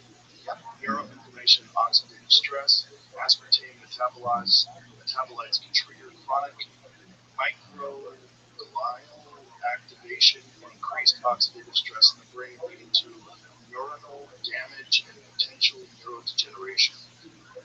We know who pushed that through, right? The aspartame, Rumsfeld. No. Yeah. So there's that. So here's the thing. Throw that into the flex. If you're listening to this and you're somebody like me who's living on it, just try for 2 days, right? Really? And you'll know right away. Because I also had this low key anxiety all the time. Like it was like a 1 out of 10 days there. I thought, okay, it's just right. So I was just like, no, it's not. Donald Rumsfeld, CEO of GD Zero in the late 1970s, early 80s, played a pivotal role in the FDA approval of aspartame, the artificial sweetener, in products like NutraSweet. Yeah. So there was studies back then um, showing approval due to potential carcinogenicity risks. Hayes approved aspartame for dry food shortly after expanding into beverages by 1983. What were those studies on? I think it was rat studies. It became like Alzheimer's. Well, So I just warn people as much as I can. Pretend or crack, that's fine. Just give it 2 days, lay off aspartame. and see what happens. Okay. Well, it makes sense. I mean, there's no biological free lunch. If you get something and it does something positive, it's probably doing something negative. If it's some novel potion that you're pouring into your body, it's probably some negative aspect of I it. was talking to Mike about this, about, was that again? Brain tumors in rats led the FDA to stay aspartame semi-for approval. Brain tumor, fucking rats, man. Highlighted high brain tumor incidence in rat feeding studies and risks from phenylalanine causing convulsions or mental retardation. Isn't that what they had killed Tammy Faye Baker? Didn't she drink like a fucking gallon of Diet Coke a day? Really? Yeah, it's fun that. I think that's what a lot of people, because Tammy Faye Baker, I think, died of brain cancer. Colon cancer? Okay. What's that? Oh, that's awful. Went from her colon to her lungs. What is she doing asking about stuff? She should call Kristen Silva. I don't think it's a good name. She should call Kristen Silva. That's a weird artist down there. Wasn't she like a prolific Diet Coke drinker? I think she was. I think people were trying to link it. Well, you can't be. Well, It's like sugar, it's not sugar. Anyway, I'm proud of me, and I'm happy to be able to work people. I like stevia. Like I like these drinks called Zevias. They're stevia drinks. It's 0 calories. Tastes good, right? It doesn't quite taste like sugar, but it tastes good enough. I'm just thinking my water and my full sugar. So it is. My daughter's like really good at reading labels and finding children. You're only supposed to drink one of those a day. She was eating a protein bar this morning. I get my face big, and I just look at the label, and one of the things it says titanium dioxide. I'm like, do I really? Interesting. Like what? Yeah. So that's it, you know. Yeah. There's other protein bars. I think they all have that. No, I eat carnivore bars. You remember carnivore bars? It's just like that. I used to have like this. Carnivore bars are great. They just taste like you're eating fat. Okay. Is that all the ingredients are? Yeah, I don't think there's anything bad in them at all. I think it's like pull that company up, carnivore bars. How that is switch. Yeah, I think it's really natural. I don't think there's anything in there. It's got to have a lot of salt or sodium. Yeah, there's some salt in it, but salt's not bad for sure. But like when you're eating TV dinners and those numbers, I thought That's different. TV dinners are filled with preservatives. Yeah. Oh, the carnivore snacks is great. This is something that I eat all the time. This is my go-to snack. When I go to the UFC, that's the stuff I bring. Okay. I bring that. you don't have food. I bring it because I Dana, get this stuff. we're like this company, so they send me a bunch of it. It's fucking great. That the carnivore bars, this stuff. Okay. Purest meal on earth, 2 ingredients.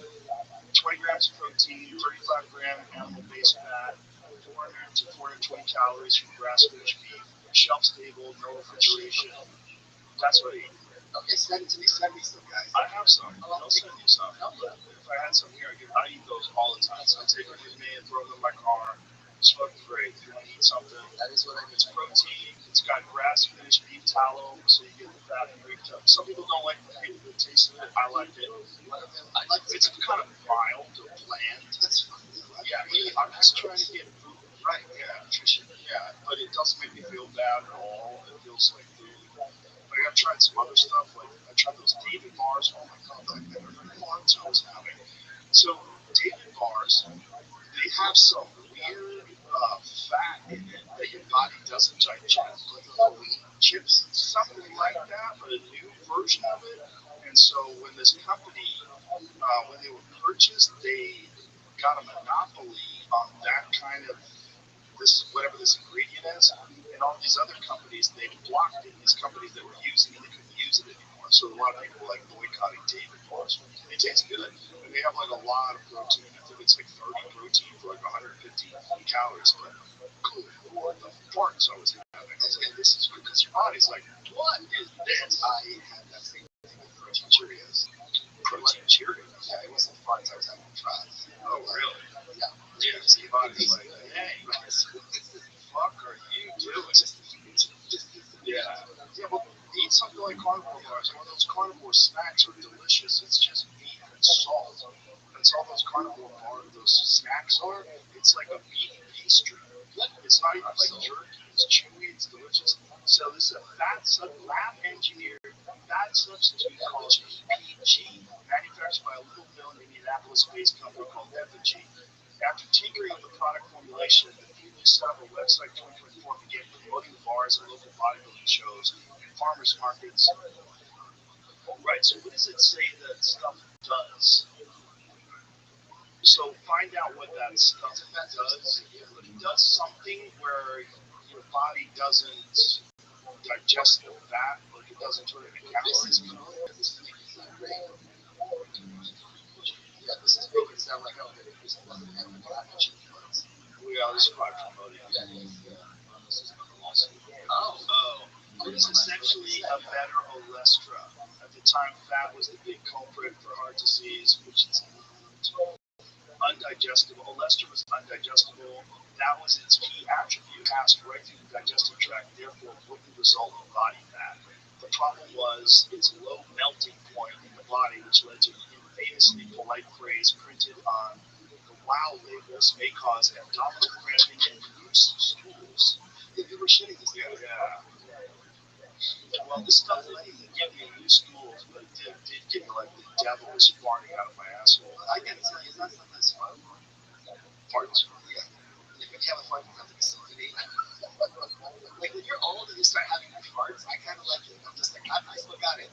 Well, this was just like, for me, it was a warning sign. My body was like, hey. I think it's the word that I have to do this week too. Yeah, right. So, what is the problem with that stuff? Okay. And problems.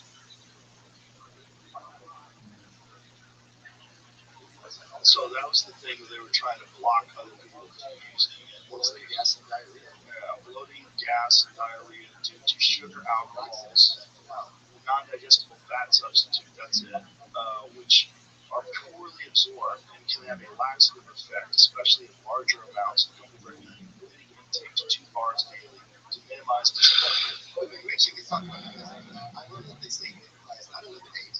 There's still food where you're like, you're like surprised. You're getting definitely at the stuff. I'm seeing 2 of these fucking foods in brain. I'm sure people, I know, like after the parts, we need to be like, hey, it's not only the farts, it's the distension. the inflammation. Yeah, you got that For some people, why they would choose something like this is they want all that protein, it's 150 calories, and they'll just take the parts. Yeah, well, I mean, you can weigh it. It's not that just that's a standard protein body goal. Yeah, there's a lot. A lot of people, it's not For a lot right now. Yeah, probably. I can't wait to get a brain fog. A little bit. Maybe I'm just something's wrong with my brain. I don't know. You might have like some sort of milk allergy or something. That's possible. I know it's because I switched to the whole meat. Yeah. And that's Something like carnivore snacks or those carnivore bars, that's the solution to get those. And that way you don't have to even think it's just food. When your body treats it like food, it feels like food, you eat it, it doesn't feel like it's just hard for me to get enough calories in a day where I eat. So you're trying to do I'm doing lean gains. lean gains. So what does that mean? So you're keeping the same body fat, but you're slowly putting it weight. Okay. So you're involved in that again, and they bailed on bodybuilding type activities. Well, no, it's not that yet. Or are you trying to get jacked? I think I'm in good shape. You're trying to get jacked. I know I'm okay. Yeah, I'm I don't know why you're doing that. I didn't do that. I'm just asking, are you trying to get jacked? Okay, that seems like the kind of question that people are going to the gym. No. Say, what do you know? No. It's a normal thing for people to try and get swole. They're trying to get like big muscles. I am trying to put on as much mass as I can while maintaining somewhat lean build. What are you doing, like as far as your workouts? I go to the gym 4 days a week. What are you doing with your workout? What kind of workouts? I do a bro split. Don't be funny with it. No, there's nothing wrong with a bro split. That's the bro split. That's really wrong. Nothing wrong with it. It works. Yeah, but I feel like, because my legs are already too big. What? Get stretchy jeans. I have 30 jeans. I don't need to get more jeans. Point being, my You have regular jeans that have flex it up. I have 30 pairs of jeans. The point being, my legs are great. I'm Russians are great. Like, So you don't work out your legs at all. You gotta get balance. Also, if you work out your legs, your whole body will grow. That's true. I will put up more pounds on the scale. The point being, I'm already at the point marginal with most of my jeans. And they're not skinny jeans. Let me see your leg. I'll show you what How am I going to show you my leg stand up? Let me see your legs and your jeans. Those are not too big. That's ridiculous. No. Hold on. I will send you a photo of my legs and you can apologize. My legs are great. Okay. They're not chicken legs. I believe They don't look like chicken legs, but I don't think you should be concerned about them getting bigger. First of all, it takes a lot to get your legs much larger. It takes a lot. Like you have to really push past like some severe discomfort. I'm not disputing that, but the point is you're already marginal with my clothes. And I think they have good clothes. You're good, buddy. Listen, you gotta balance. You gotta keep your body balanced. Like that's why you should do legs. You should never just do upper body. I know at the point where my upper body is too weak for my legs. Well, it's not that. You should condition both of them together. Okay, It's like you want to have a body that works together. my body is fine. I'm not going to be body shaming on this show. I'm not body shaming. I'm talking about functional. What function? Going upstairs? Anything you have to do to pick something up and move it. If you're not working your legs, then all that stuff in your hips, all that stuff, all the surrounding tissue, all that stuff is not getting the exercise it deserves while you're working at your upper body. Fine. Point being, my legs are perfectly fine. Okay. And it was hard for me to get the calories I needed. That's all I'm saying. So, how many calories? What are you trying to do to day? I think it's 200. Okay. Which is not that bad. That's a good meal for me. That's a lot of calories. Yeah, I guess. I eat a lot. If you're eating clean, 3,200 is a lot. Okay. So, Yeah, I guess. Yeah, so 3,200 calories. So, but you're trying to stay lean. And are you on testosterone replacement or anything like that? Okay, you are. Good. That's good. Peptides? You know what I tried? Yes. Okay, good. I tried Glow. What's Glow? Oh, well, Mr. Justice Kid Monday. He doesn't have polka dots on his face. You call yourself a bro, and you have polka dots on your face. Glow is this new peptide. It's a combination of 3 things, and it's called Glow because it has heavy copper, so it's blue. Glow. Huh. You're Russell. Interesting. Most people combine BBC 157, TV 500, and GHKC without addressing sequencing or inflammation first. Here's what determines whether Glow truly works. Interesting. Oh, okay. So it's a combination of all those things together. Interesting. Because I broke my shoulder pretty bad With your heavy lifting. It wasn't. I don't think it was heavy. I don't know what happened. You don't lift heavy. I was somewhat heavy, but not. I'm not going to heavy enough to provoke injury. Okay. I think that's kind of foolish, especially at my age. But if you want to gain weight, But I'm getting. what kind of, you're not doing bench or anything, are you? Would you do bench press? Why would I do bench press? Why wouldn't you? Yeah, because it's terrible for your shoulders. Well, I didn't dumbbell bench. That's slightly better for your shoulders, Okay. but that activity of having a lot of weight down here, I'm only putting up 70s. That's not that much. it's a lot for you. Okay. When you all that weight back here, when you're right here, that's tremendous. So much heavy on time. Thanks. If you do dips are fantastic for it. Don't go past 90 degrees. You can, once you condition your shoulders to be able to do it. But dips are good. Weighted dips are really good. There's stuff that you can do with just kettlebells. Well, I don't do any chest exercise other than dips. Yeah, I do a lot of kettlebells. Most of my exercises are full body motion stuff. Yeah, almost everything. I do a lot of snatches, a lot of cleans, a lot of like alternating cleans, a lot of renegade rows. Everything I do is kettlebells. All I do is I have someone who's really knows this stuff, and I follow orders. That's good too. That's good too. My concern is always functional. My concern is always I want my body to work as one unit. I don't like isolated things. I think I do a lot of compounds, like incline dumbbell, incline bench is one example, or But if you have shoulder problems and you're benching, there's a lot of people I know that just have a completely limited benching. Especially heavy benching. it only resolve this thing. But you know what? It won't if you're doing kettlebells. That's the weird thing about kettlebells. It increases the strength of all your activities. I have found that people that do snatches, it increased their VO2 max and it increased their ability to do chin-ups. I did used to do kettlebells. I had one of the lifts in my workout, and I pulled out my back with something so fierce. It was my temper. I don't know if it was like a cramp, but it was very, very scary. Do you remember what the exercise was? Yeah, I was doing bending over the swing over your head. Snatch. Yeah. The key to that is warm-ups. Do you warm up a lot? No, I do one with the weights. Like I'll do my first set before your second, my set. What I would recommend is, but you gotta, especially as you get older, you really have to warm your body up. One of the things that I do is I always do 10 minutes on the air bike, get everything slightly sweaty, then I do a lot of jump rope, I get everything fired up, and then I do a lot of mobility exercises. I do body twists, I do these things like wave, I get down to the bottom and I wave all the way up and I bend backwards and I go forward, I do a lot of twists, I get everything loose, and then I start with push-ups and bodyweight squats. I do 100 push-ups, 100 bodyweight squats, and that's my warm-up. So all that stuff, by the time I'm done with all that stuff, now everything's warm. Now I can start working. How many days a week do you lift? Well, I work out almost every day. Oh, okay. Occasionally I'll take a day off, but I work out almost every day. And then lifting, it's almost every day. It depends on what I'm doing. If I'm hitting the bag, generally I don't lift weights the days I hit the bag, so that's like maybe 2 or 3 days a week.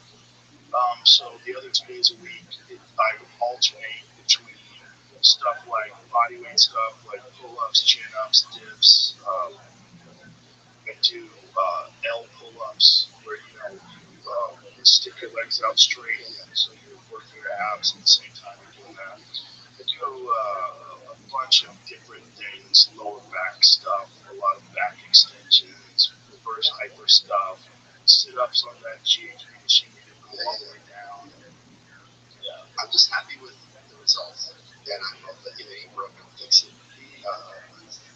That's good. Yeah, as long as you're happy with the results. I would just avoid a lot of heavy lifting with bench press. I think bench press is so many people I know that fuck their shoulders up to bench press. I know a lot of bros who get angry. That's what I'm waiting for. It's a little like, oh, just bench, bro. But here's the thing, like we did the Sober October thing where we got these stupid fitness challenges, and then after Sober October was over, we all got drunk.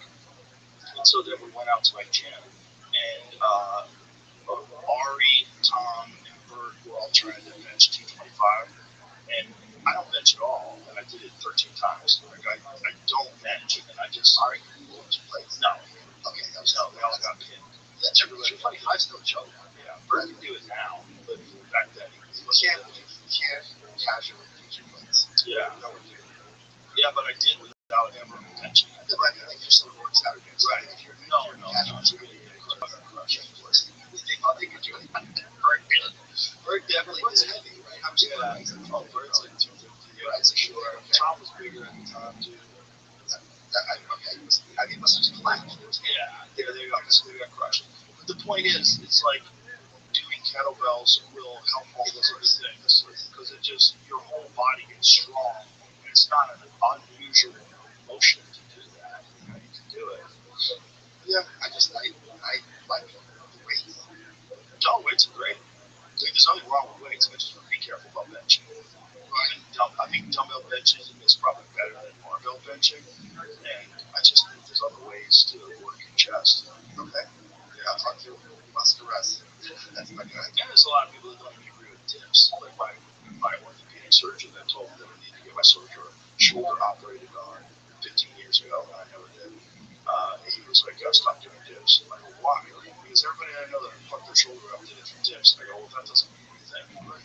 Like, I'm looking at him, his body. Like, shut the fuck up. Look at all these gyms. Yeah. Do dips 20%. Exactly. Just build up to it. Don't do too much. All of it is like overworking your body. You have to like slow progression is the key. There's something fun about I love doing dips because if you look at flying, there's something about it when you're just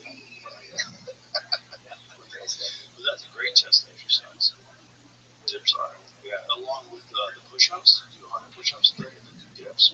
But you were okay. Talk about this also. You were the one. Can I tell you what you said to me at the mothership about this? What is it? You said you can't be jacked to be funny. Well, you can. But you can't show it. That meant that you like at a certain point, you're too jacked. Well, there's definitely a cost to the way you look intimidating. Right. That's not that funny for people. Right. And Roseanne was telling me, or she was starting out, she lost all this weight and stuff like that. There's plenty of skinny, funny women. Not in 1981. Are you calling Roseanne? No, I just don't think that's what it was. I've seen people lose weight and still be hilarious. It's just I think there is a mentality. Like Kevin James, his fucking agent said this to him once. I got furious. Kevin was losing weight, he was trying to get in shape, he was really self-conscious about his weight. And his agent said, Kevin, when you lose weight, you're losing roles. That's true, though, because he's very much a specific character. So what? He could fucking do anything. He's a talented guy. It's not like if he lost the weight, he wouldn't be funny anymore. That dude's fucking funny. Hold on. I'm not disrespecting Kevin James in any way. Mad respect for him. Wall Cop, the greatest comedy of all time. It's a funny movie. I agree with you. I can see. The point being, he is very much in people's mind a certain specific thing. Right. So if Kevin James stopped being that thing, I think it's going to be a lot hard for a lot of normies to come over with him to a different paradigm. That's all I'm saying. Perhaps. Come on. It would be a challenge, but I think he'd still be hilarious. I do not think that he is limited by his weight. Okay, if Will Ferrell got a Hugh Jackman, do you think he'd have the same roles? necessarily have the same roles, he would still be very funny. Yes, he would, but you know perfectly well that this would be weird because he would be super jacked. Like if you got the Rock jacked, right? It would be weird. People don't know how to deal with that stuff. So the agent's not wrong. Well, the agent's still not looking out for Kevin's health. How big was he that big? I mean, he's big. He didn't like it. He was worried. Yeah, okay, that's very fair. Yeah. But you don't have to go from, you could go slim, or you don't have to go to, like, you know, try to peptides and stuff. Right. You don't have to get jacked. Yeah. But maybe he wants to. You can. It can be done. I mean, what's that guy? Claims he's natty, that Indian guy. He was in Indian Nephew or something. Oh, Camille? Yeah. I was like, hey, I don't think he changed. He claims he's natty. Does he? They do special. They special exercises. They just clap him on. He doesn't really. He doesn't even claim that testosterone replacement. Don't you know that if you just do lateral faces, he goes natty. He has to. They all have to. You know, that's real. Yes, it does. Look about it. He did a very funny bit about people being angry at him for getting in shape. Oh, okay. He did a funny bit in his stand-up. He's his stand-up special about that. Does he play with his natural? Somewhere. The one I'm thinking is his stand-up. What movie is? Yeah, he just stand-up. It started out as stand-up. I'll be fair. I'm not Johnny. Yeah. He started with his stand-up. Yeah. I mean, he's doing stand-up again. He just released his special. What's his name? He's 192. Or the ultimate. No, that guy claims daddy. They have to. Chris Hemsworth? I think he does. Get the fuck out of here. That guy gained like 60 pounds of solid muscle. Well, that's because he's doing lateral raises too long. And how do you know? You've never seen him put he has personal trainers that teach him second exercise. Right. I've been on testosterone replacement for a long time. I highly recommend it to anybody who wants to stay in shape. How long have you been on it? Since I was like almost 40. I started with like the cream, and then I noticed I was training a lot. I was back then. I was doing jiu-jitsu 4 or 5 days a week, and I was lifting. That's hard enough. It's hard, of course. And you're always tired. And I had a doctor that specialized in that stuff. It's one of those things. Was hormone replacement therapy, and doing a lot of it for people that have had head injuries. Just people with head injuries, people that have had CTE, and a lot of you have damage to your pituitary gland. A lot of times your brain's not producing testosterone. Oh, is that right? Like your pituitary gland gets damaged from repeated trauma. That's one of the things that causes depression in a lot of people that have had trauma. It's like I'm not making hormones anymore, so you're fucking lethargic all the time. It's in fact statements. He described a year-long process with professional trainers, nutritionists, funded by Marvel, daily workouts, precise calorie tracking, no refined sugar, and minimum fats. In his 2019 Instagram post, he emphasized the resources required, but never mentioned PEDs, steroids, or denied their use. So he never denied it. Okay, I take it back. I apologize. Yeah, from a softer build at age 41, for fucking sure he got on testosterone. There's a lot of people that were giving me shit about being on testosterone like 15 years ago. They're on it now. No disrespect to him. Well, there's nothing wrong with it. I just said I do it. No, that's their point. You do it at a certain point. It's just really funny people yelling at him, oh, you're cheating. It's like, cheating to what? Where's the best? People are silly. People are silly. And I just get mad that he didn't look like them. He was doughy. And now all of a sudden he looks like a bro. They don't like it. Yeah, but the thing that's kind of crazy is the kids in high school are coming up. That's crazy because you're going to destroy your endocrine system. And also, if you're peaking at 18, that's not good for your mental health. Well, it's not just that. It's just like it kills your dick. It kills when you put a bunch of exogenous testosterone in your body stops making testosterone.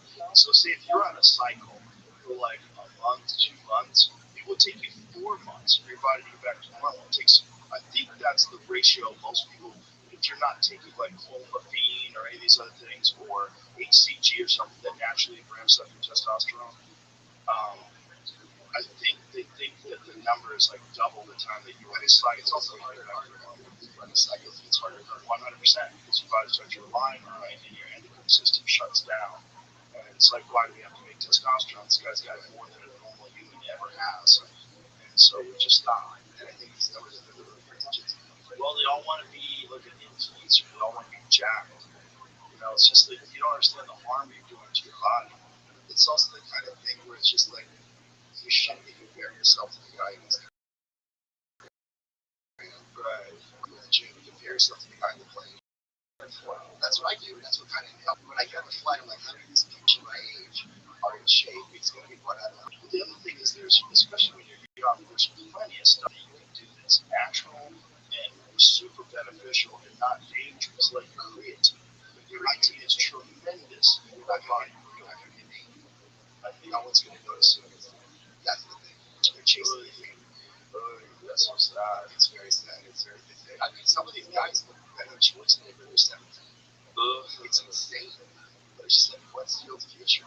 Well, you're not going to have kids, right? You're going to be sterile. You're not going to have any sperm. So, there was that thing about the ass Olympians, which you keep up like 20 years of your life. You're keeping with 90% of the Yeah. I know. Well, look at Lindsey Vonn. She had a blown ACL. She still skied. Is that right? Yeah, she blew her ACL out like a couple of weeks before the Olympics and still decided to compete and then shattered her leg with this horrible compound fracture. Oh, you didn't know about that? Oh, yeah, she had to get airlifted. She's had multiple surgeries. She's been fucked for a long time. Her leg broke in multiple places. She's got rods and stuff in it. And leg breaks are really scary because your body doesn't necessarily always heal from those. Like sometimes the blood flow is not appropriate. It's not what you need. People get their legs amputated from those things. Yeah, fever breaks are super dangerous. I've never broken a bone. Never? I know, right? That's crazy. Yeah, nothing. And part of me's like, is this something I want to try before you die? But no, it sucks. Does it? It's like, how bad is it? Well, I broke my arm when I was 7. I broke my forearm right here. I fell off a monkey bar and snapped my forearm in half. That healed perfect. But when you're a kid, they just put me in a cast. And like 6 weeks later, I was good to go. I broke my fibula, the small bone in my tibia. Sparring. A friend of mine threw a back kick at the same time. I was throwing a kick at his heel with my fibula and cracked that. But that was only a crack. I actually competed with that. I put soccer pads on. Those plastic soccer, I taped soccer instep pads to that part of my leg. I didn't tell anybody because it was a Taekwondo tournament, so I had hands on. And so I put like a regular these soccer pads. I taped them to my calf, and I put a foam one on over that, and I competed. Okay. I won the state title. And you're a national champion. I won the American Open, and I came in second place in the U.S. Cup against the national champion. I think I should have beat him. I got a bad decision. But I never won the national championships. But at the time that I was getting ready to try to win the national championships in '88, the problem was I had already started kickboxing, and I'd already started to realize there's also Taekwondo. Taekwondo is like the rising force. It's really not good. Well, it is if you know all the other stuff. Right. Those kids are devastated. Right. They're devastating. And that guy was a really good kicker, like a Michael Van Page, for instance, who was a karate specialist. Learn how to defend takedowns. They're really dangerous because they have the ability to cover distance and kick at range. And if you're not a good kicker and you don't recognize what this guy's doing, they can fuck you up. But there was so many holes in Taekwondo when it came to punching to the face and then leg kicks. I didn't realize how many holes there were in it until I started really getting into kickboxing. So by the time '88 rolled around, I was already disillusioned. Yeah. And then I was already starting to stand up. So it was like, what am I doing with my life? Oh, I got to go to with you. I'm excited for you. Thank you, Joe Rogan. You're just fantasy sat in this very chair, right? The chair farting right now. Because in my life, I have some vintage homemade chips. And this chair's going to be that's a Trump chair. I know. And she told you that I was starting to stand up. And you said, that's great. He's so funny. You know, for me. And then I was all excited. And I waited a few weeks because I was scared to, whatever. They would text me about something. And I go, first of all, I don't think I said you could book it. I highly doubt I said that. That's fine. I'm holding you. I'm just saying that's fine. Maybe I was joking. I'm not holding it you. You were just being encouraged. Okay. I think you're very fine. Okay. You text me and I go, hey, I'm going to do stand up. I go, you absolutely should. You're very fun. I go, I have my set. What should I do next? I know you said, but yeah, you let me enter. Here I on your own, bitch. What do you mean? You gotta figure it out. It's like, I want to start fighting. What should I do? You know what to do. I know fucking gym. Figure it out. Start training. I can't hold anybody's hand. Stand up is too hard for you to help someone in the beginning. You gotta actually want to do it. Sure. So you gotta go to open mics. You gotta do stand up. You gotta get ready, put a set together, record it, review it. Okay. Yeah. So you're doing stand up all the time. No, you're saying I should do it all the time. You have to do it all the time. It's like if you want to spar, you have to spar every week. Everyone's told me what I asked. I asked them, okay, people who are named, they also think that you have to bomb. Yeah. Well, bombing is good because it lets you realize how difficult it is, and you don't like the feeling. So you work really hard. And also, you know what you have to get ready for that moment and how to recover. Yeah. Yeah. Failure, I think, in everything is good. Losing is important. That's right. It motivates you to do better. People don't like that feeling, but a lot of uncomfortable feelings lead to growth. That's why they're important. That's true. Heartbreak, losing a job, getting fired, all those things are important. Okay. Yeah, stand-up's important too. It's important to have bad sense. Bad sense. So when's the last time you went up? I haven't done it for a while. I didn't know what to do. Yeah, you're gonna do it a lot. It's got to be something that you're dedicated to. That's why I'm saying you can't just. So how do I? Okay, that's very fair. I'm talking calories. Very healthy. Yeah, there's plenty of places we can perform. In Austin alone, on my street alone, on Center Street, there's like within a 1 block radius, there's like 7 clubs. For me, this is the place. If you want to do stand up, this is the fucking place, man. It's incredible right now. The shit there now. My club alone has 2 nights of open mic. Is that true? Monday night, okay, and I'm just like, the whole idea is like to make it so that we have a real foundation of people that are coming up. And that motivates all the people that are already doing well. It's like, these guys are like really working hard. And it gets everybody excited about working hard. And then it motivates the people at the top to say, hey, these young guys are really good. And then guys start getting specials. And like Cam Patterson just got an SNL. All these things are happening for people from the club. So it's like, it's a great place. Okay, that's fine. That's very fair. Yeah, but it's not something that you can kind of cash into every now and again. You can, but you won't be as good as you will be if you do it every week. That's what challenging as well. Yeah. If you have to put in the time, this is not something that you can do just on weekends. Yeah, you can't like run around your block once a month and think you can go do a marathon. Right. Yeah. You gotta get into, and you gotta. The thing about stand-up is like you're making a mountain one layer of paint at a time. It's not a quick process. To become a stand-up, most people agree it's not a hard and fast rule. It's depending on how much actual time you do and how much focus. The general rule is 10 years. Really? Yeah. The general rule is 10 years. Like people don't really think of you as being legit until you've been in it for 10 years. I don't know that I have to. Yeah. I don't know if anybody has 10 years. I don't know if the human race has 10 years. I see those robots in China that are doing fucking kung fu. Are they already? Oh my god, they just did this demonstration, this martial arts demonstration with these robots on stage. It's crazy how they move. I'm more worried about if anyone can use AI to engineer a bioweapon.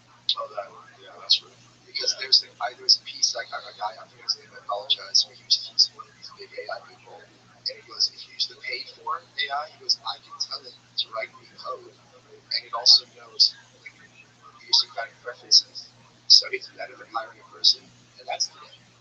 Yeah. So what's going to happen in 2 years, 3 years? Like, how do you put progress on it? I don't think you can.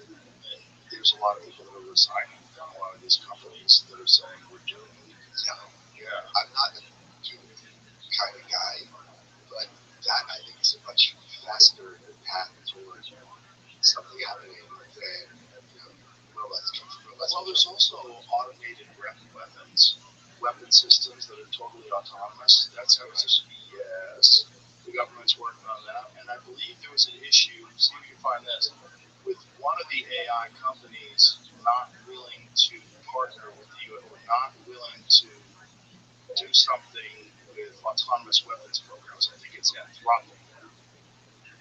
Oh, yeah, I think Anthropic was like, we don't think that's good, and all the other ones are like, let's go. Holy shit, yeah. Yeah, well, the thing is, is China. We probably are. Anthropic is clashing with Pentagon over AI use. Here's what each side wants. Anthropic's relationship with the Department of Defense is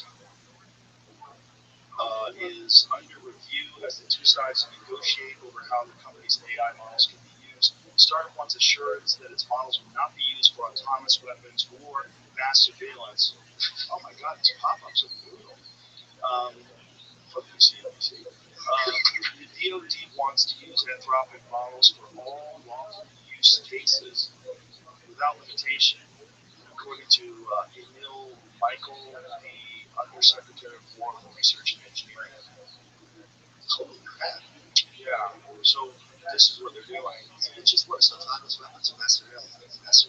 Both of them are terrible. It just works though. They work hand in glove. Both of them are terrible.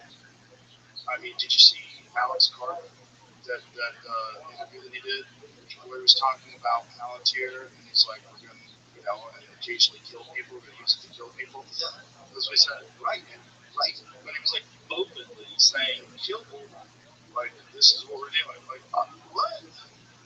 Did you see that leak from Palantir, which I don't know if it's been verified or not, where they were talking, Kim.com was the one who right. dropped this. Yes, I did see that Kim.com tweeted about it, but I didn't see if it was verified. What did he say exactly? I don't know if it was a long thing. And it was very specific. Palantir got hacked. He said he doesn't have, I don't think it was verified that this was legitimate, but these were the bullet points he laid out, and it was extremely disturbing. It's not surprising that private companies can be more effective and efficient than the government at implementing what the government wants. A lot of the things during COVID wasn't literally the government. These corporations were more than happy to impose these kind of, if you don't get the vaccine, so-called, you're going to get fired. Well, they were all having vacuum deals. Exactly. Yeah. They were more than happy to do it. Yeah, they were being incentivized, right, which is fucking crazy. But the thing about this AI stuff that no one realizes except for the engineers that are deeply invested in this is that it's accelerating at this tremendously rapid pace that they can't really control. ChatGPT 5, I was reading this article, ChatGPT made ChatGPT 5. They essentially tasked the AI to make a better version of itself. Make sure that's true. And I'm pretty sure that's right now for free. If you put any photo on Rocket Magic, it animates, and it looks realistic. Yeah, like instantly. There's a video of me and Keanu Reeves doing kung fu in this room. Like he's dressed up like John Wick, but it looks real. I'm sure it looks very real. It's like a scene from John Wick. It's like we're doing like movie style kung fu in this room. And the average person can't distinguish between what is on their screen and what is outside the window. Right. And for the human brain, they're going to never remember it and perceive it as something that they haven't seen before. Right. It is a very scary thing. I remember something that clicked in my head. Survivor season 1. So it was in 2000, I think it was. Yeah. They had the second last episode. There's 4 contestants left, and they go next week on Survivor. And Sue turns to Kelly, and she goes, "I kind of thought I reached you." And I was on a message board at the time, and one of the people who were like, "Who do you think's going to be eliminated?" goes, "Oh, I think they're going to put out Richard Hughes." He said, "We all heard it. This wasn't eavesdropping. This was a sound clip that the editor left in. There was nothing else to hear. In fact, you could only hear what Sue said, Kelly."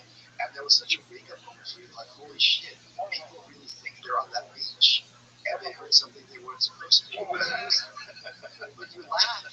But there will be people who tell you right now with a straight face, and I think they can pass lifetime presidency, that Trump said we shouldn't check the beach. And Trump said, I'm praising verified people by nationals. Right. And you will let the tape, they will not perceive, they're not lying. Right. And I think that's a big hurdle for a lot of people to accept. People honestly are perceiving things that they're not. That's true. Yeah, and they're also only looking at headlines or only looking at narratives. They get a tweet, they read the tweet, oh my God, I can't believe they're doing this, and then they put it down. They're too busy. They're not going to do deep dives. It's not that they're too busy, it's that their preconception of that outlet, that too. They're not running a true false filter, they're running a custom filter. Right, that's right. Trump's 1,000 times the Epstein files. There you go. What else I need to tell you? That's it. Yeah, very fine people on both sides. Obama said that during the campaign. When he said it during the campaign, like, that's crazy. Biden said that was his reason for running. You remember that? You see in the Epstein files, someone said that Biden's dead. Well, they're also saying that Epstein's alive. Yeah, that might be real. I don't know how they pull that off. But that's here's the thing with my surgery. Whenever I hear something that's out there, I'm not saying it's ridiculous. I always say to myself, what steps would need to be taken for this to be true, right? So if you're going to keep Epstein alive, and he's obviously extremely visible in his face and very known, how do you keep that guy under wraps? Is the question I would have. You move him to Israel, sure. Get plastic surgery. You think so? That's it? Yeah. Look, Renee Zellweger looks different. That's true. She's a fucking movie star. Like, she kind of ruined her career by making herself look pretty. So, right? No, she's Asian. She's got all the did something weird. She got all the cheeks and her eyes are all like small. What did she do? Let's take a look. She's all puppy face. Yeah. Like people said that Bradley Cooper did something, but if he came in here, he looked fucking completely normal. Yeah. It's just weird pictures online. Maybe when he was tired. So wasn't really fit. She did. Bradley Cooper looks exactly like Bradley Cooper too. Like she did something weird. Oh my gosh, she looks like that. She was so cute. Isn't that annoying lefty lady who's a podcaster? Yes, you do. The one who's a real housewife and she. Oh yeah, I don't know her name, but she's awful. She's a heel. She does a great job being a heel. She's great at that. Watch all up there. She don't. That's what she looks like. She's very angry. That's what she looks like. Let me see that again. Other photos. Okay, the one on the far right. She's still pretty. But there's definitely a change in her face. I thought Jennifer Grey is a better example. She's a better nose job. Right. But after that nose job, her career kind of fucking stopped. Well, no, Evans, of course, the DC people, Evans. Evans from the Terminator, from Dynasty. Oh, with Hamilton. Yeah, with Evans. And then Hamilton is fucking awesome in Stranger Things. What did she do? I think she looks terrific. She's old. Yeah, but there's many old people who don't know that. She doesn't look like she did anything. She's for plastic surgery. Yeah. Look at that one right there.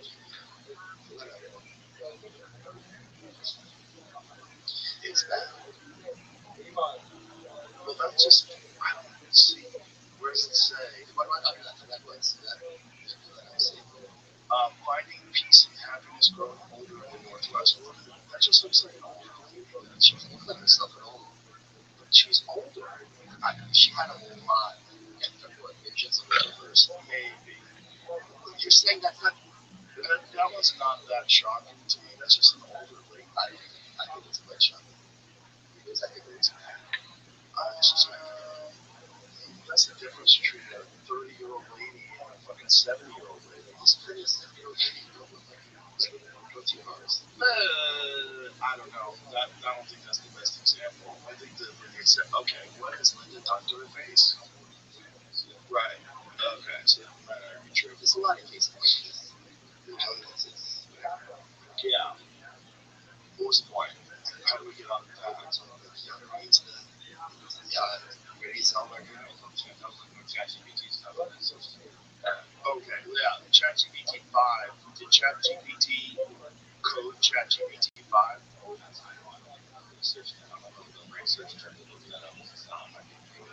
If you ask that question, it doesn't. I think ChatGPT 5 makes it so better. I don't. There's something that I was trying to dig into. What's that similarity stuff? Like self-correcting glitch or something like that. But that's not the right. This was the concern about AI, was that eventually AI would become sentient and autonomous and would create better versions of itself, right? And do it very quickly, right? And I think we're in that right now. I think what we're getting from these engineers is an indication that the people that are deeply involved in this are fucking disturbed by the power of this stuff. They essentially say that they don't have a job anymore. They just kind of show up and it does the work for them. And that this is far more potent than what the general public is aware of. So, and getting better all the time. We're at the point now where Grok is a better conversationalist and better at perceiving nuance and humor than the average person. A lot of times, if I some creator comes in with some response, I will just say, hey, Grok, explain to this person such and such and such. I don't think Grok is like a target. And I do this every single day. But the point is, if I'm being humorous, maybe my jokes aren't that funny. Point being, Grok understands that I make humorous. Right. This person is what you're intending not to. So what happens when the average person, what are they bringing to the table? Right. And what my artist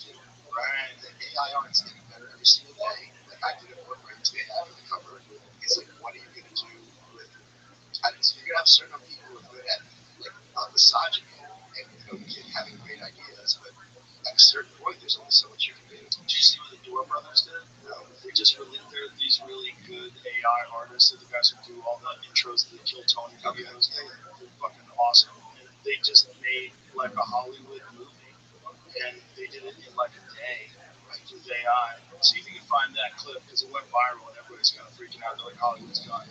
Because this clip's insane, but it's so realistic. The other thing is, by the time we're all wrapping our heads around it, it's already 6 a.m. That's what's crazy. It's far better than it was then. Let me see. Okay. Go full screen. Back it up.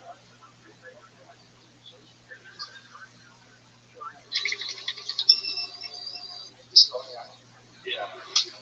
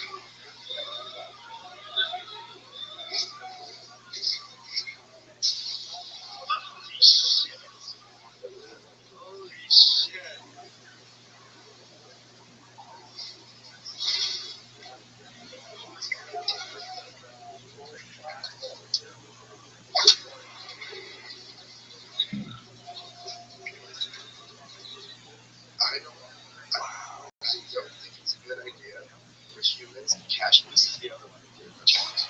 Is it just yesterday? No, I have a meeting. I can't. This is all I have.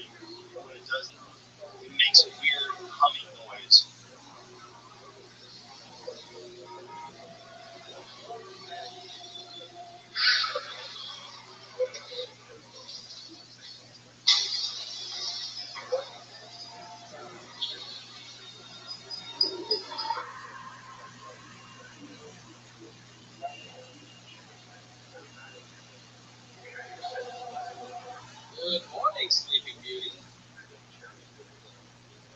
Why don't you get the president on the phone?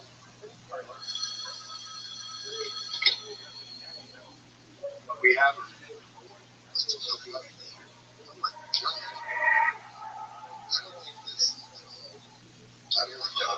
I don't think this sound was AI. Someone could have done that. Point being, I don't think it's a good thing for people to casually see footage of people being shot in the face. Like I'm on YouTube already. I'm saying it's not a check out this video that I'm saying. There's a lot of I watch a lot of these podcast videos. Oh, yeah. Things on the video, chill, and it's just like, are we not having a conversation that affects the human body? I'm just watching real people getting killed left and right all the time. I know. It's just some people. There's a lot of that. Like I don't like seeing when we watch. Check this out. Oh, Jesus.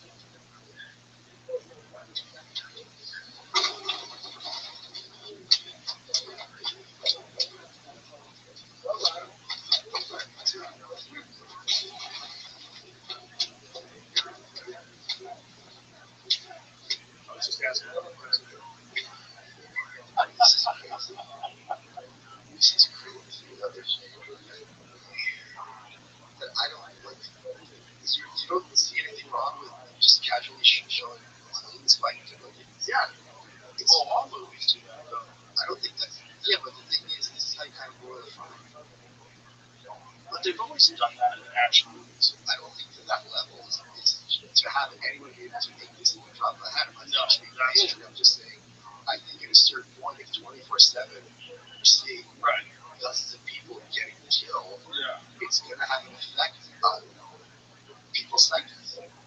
No question. And I don't think it's a good effect. Well, it's what we have now before this. Not good. Do you know what else is fucked up? We're not even talking about this kind of poison. Right. And corn with anyone, you and Jamie, you fucking with it. I'm talking about that. I'm talking about snuff films. Oh, right. Yeah. You can make one right now.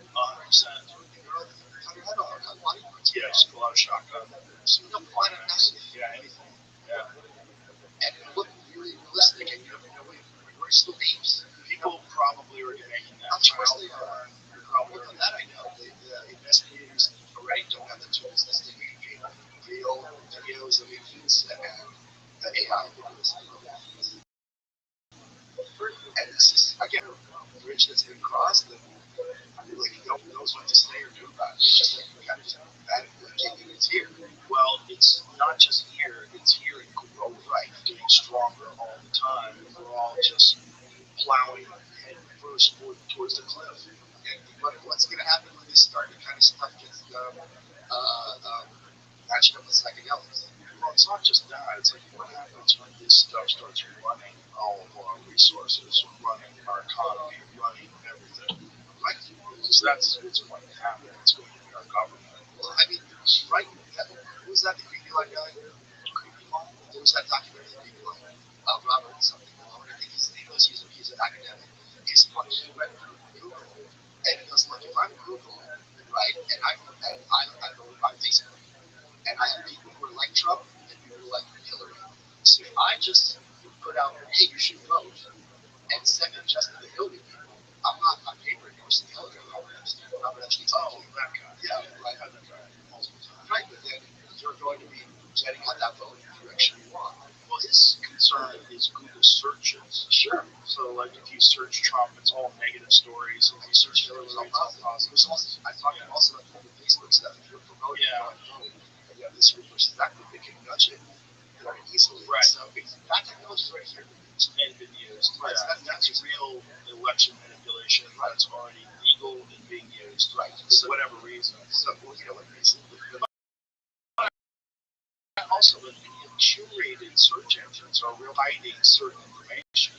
Like, I noticed that during the pandemic, there was a story about a doctor in Florida that got vaccinated and then really quickly afterwards had a stroke and died. And I read the story, and a lot of people were concerned about it. And then I tried to find it on Google. I could not find it. I looked everywhere. Then I looked on DuckDuckGo, and I found it immediately. And then it was in the first page. And then somewhere along the line, DuckDuckGo got weird too.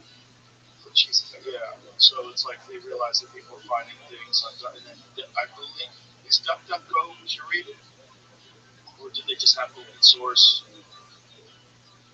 What are they saying? And then I started using Brave, and Brave was showing me things that other search engines weren't showing me. But then the other hand, if I was showing, if we have a problem is it showing me things that are just not true. Right, but I was searching for very specific stores that I'm going to find. Right, right. You're definitely going to get a lot of that, especially if there's like, look, the Hunter Biden laptop story. They have 51 different former intelligence agencies say that it was Russian disinformation. Not curated, okay. Not curated in the sense of building a personalized filter bubble based on user history, but it does curate results by ranking. Yeah. I know how you can really avoid that, though. That's curating.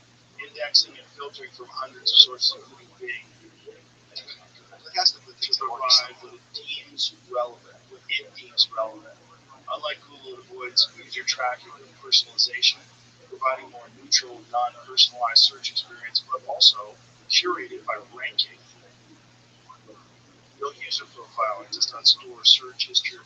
All I know is that there was a difference in the way it worked for me. It doesn't for people. There has to be some ranking process. Yeah. You can't just, it's going to have those in order no matter what search engine. Right, when you're looking for something very specific. That is the I think to movies did not show in that article. I put in all the facts of that article. I could not find it. All it was saying was the benefits of getting the COVID vaccine. Has it gotten better or worse? We don't know how it would be. I don't know. I mean, but you should be disturbed at Robert Epstein's work. Because Robert Epstein's work shows that with just this curated search result, you can shift all these centrist voters, all these middle of the pack voters, these swing voters, you can shift them high enough. I think it's 50%. I think it's larger. Would be Trump It was 9% or something crazy. And let's be conservative and say too, Trump might want people to know. Yeah. Yeah. So and I don't think these are looking good for the Republicans going forward. Well, it doesn't look good for the midterms, right? No, that's I mean, this ICE stuff is doing a great job for that. Because a lot of people are like, hey, we're moving towards fascism. and the perception of the economy. Yeah. The thing with the ICE stuff is like people, voters can have contradictory perspectives. Like they want to get rid of illegal aliens, but don't force them out. Is it what are you going to do? Send them a smart letter? Well, I think the real problem is they're not willing to address the fact that these are paid protests and agitators. Sure. And that these people, this is not an organic thing that people are taking the streets. They're literally being paid. These people come out and said, you get X amount of money, you get $100 a day if it's cold out, you get more money. One thing that I don't know is true at all is like this thing they gave them decibels to see how loud they were yelling. That they were providing protesters with these decibel meters for them in order to get paid. They had to be yelling at certain decibels. Like this sounds like this. Yeah, I feel like sounds like this. How much of those things? How much is a fucking decibel meter? That sounds like very like a problem in terms of like cost. right. I had that on eBay. Right. Just thousands of people, you're providing them with these decibel meters. Right. Yeah. It sounded like horseshit. But there's a lot of horseshit out there. There's a lot of people that they do interviews and they just make up fake stuff just for clickbait. The thing is, I think people are. I agree with you, like over ICE, but it's like once you're playing with Right. amnesty, like if that's your argument, that's fine. But it's just like it's not a tenable situation. I mean, look what's going on overseas. Right. What are you going to do? Like right now, there's a guy who's fighting against Farage from the right pin, and said you're going to break up that vote with this overstore break. Oh, what does he say? He's saying he's like Farage is too soft. We're going to deport them all. Blah blah blah. It's just like how. Fine, I understand that's your argument. Literally, how are you going to do that without mass enforcement? I'm not saying I'm for or against it. I'm just saying, what is your plan? It's easy to promise. If I'm in a country that's awesome, I don't want to go back to my shithole. Right? I'm going to do whatever I can, legally and sometimes actually illegally, to make sure I'm staying. Especially people that are encouraged to go there, and then they bend the laws in order to kind of hide their crimes. Right. One of the best things that happened to me was December 31st, 2024. So it was the beginning of 2025. I was on Twitter, and you heard about these group of gangs overseas. And even me, who writes a lot about the future people, was naive. Because when you hear the term grooming, I thought, okay, these high school girls have these, boyfriends from different countries that with 30 or whatever, and it's gross or whatever. And then I saw someone posted the receipts of the rape cases. These were girls in children, 8-year-olds, 10, whatever, being violated and beaten with baseball bats. They would complain to the police. The police said everything's fine. Like really graphic stuff. And like how stupid I was to think grooming and what anyone else thinks of grooming. These were rape and torture gangs. And then Elon saw my tweet and he blew a gasket. And then they kind of talked about it in Parliament. So it was maybe going to start 2025. But like, where's it all going? You know, the people are upset, but if you start with like jail, like he was in trouble for stuff like this, the entire Labor Party voted against further inquiry. Some of these guys got prison sentences, but they're not anywhere near proportionate. Why is it still in the UK? I just don't understand. I just don't understand, like, what's the end game? Right. Like, what is like? Is it just the destruction of the UK? Like, what's the end game? That's sure what it's. That's sure. Well, if that isn't their goal, that's surely where they are headed toward. Right. If you were trying to destroy the UK, that's how you would do it. Bring in violent migrants, let them do violent crimes, don't prosecute them, and prosecute people for complaining about it online. And don't bring them into your country and kind of assimilate them. Right. Like encourage them to not assimilate. Yeah. So I was just there in August. As bad as people think it is, it's even worse. Really? There was a theater a block away from the House of Parliament, and they were bragging that seeing their shows are safe. Not fun for the whole family. Not, oh, this is educational. You're not going to get murdered if you go see a play here.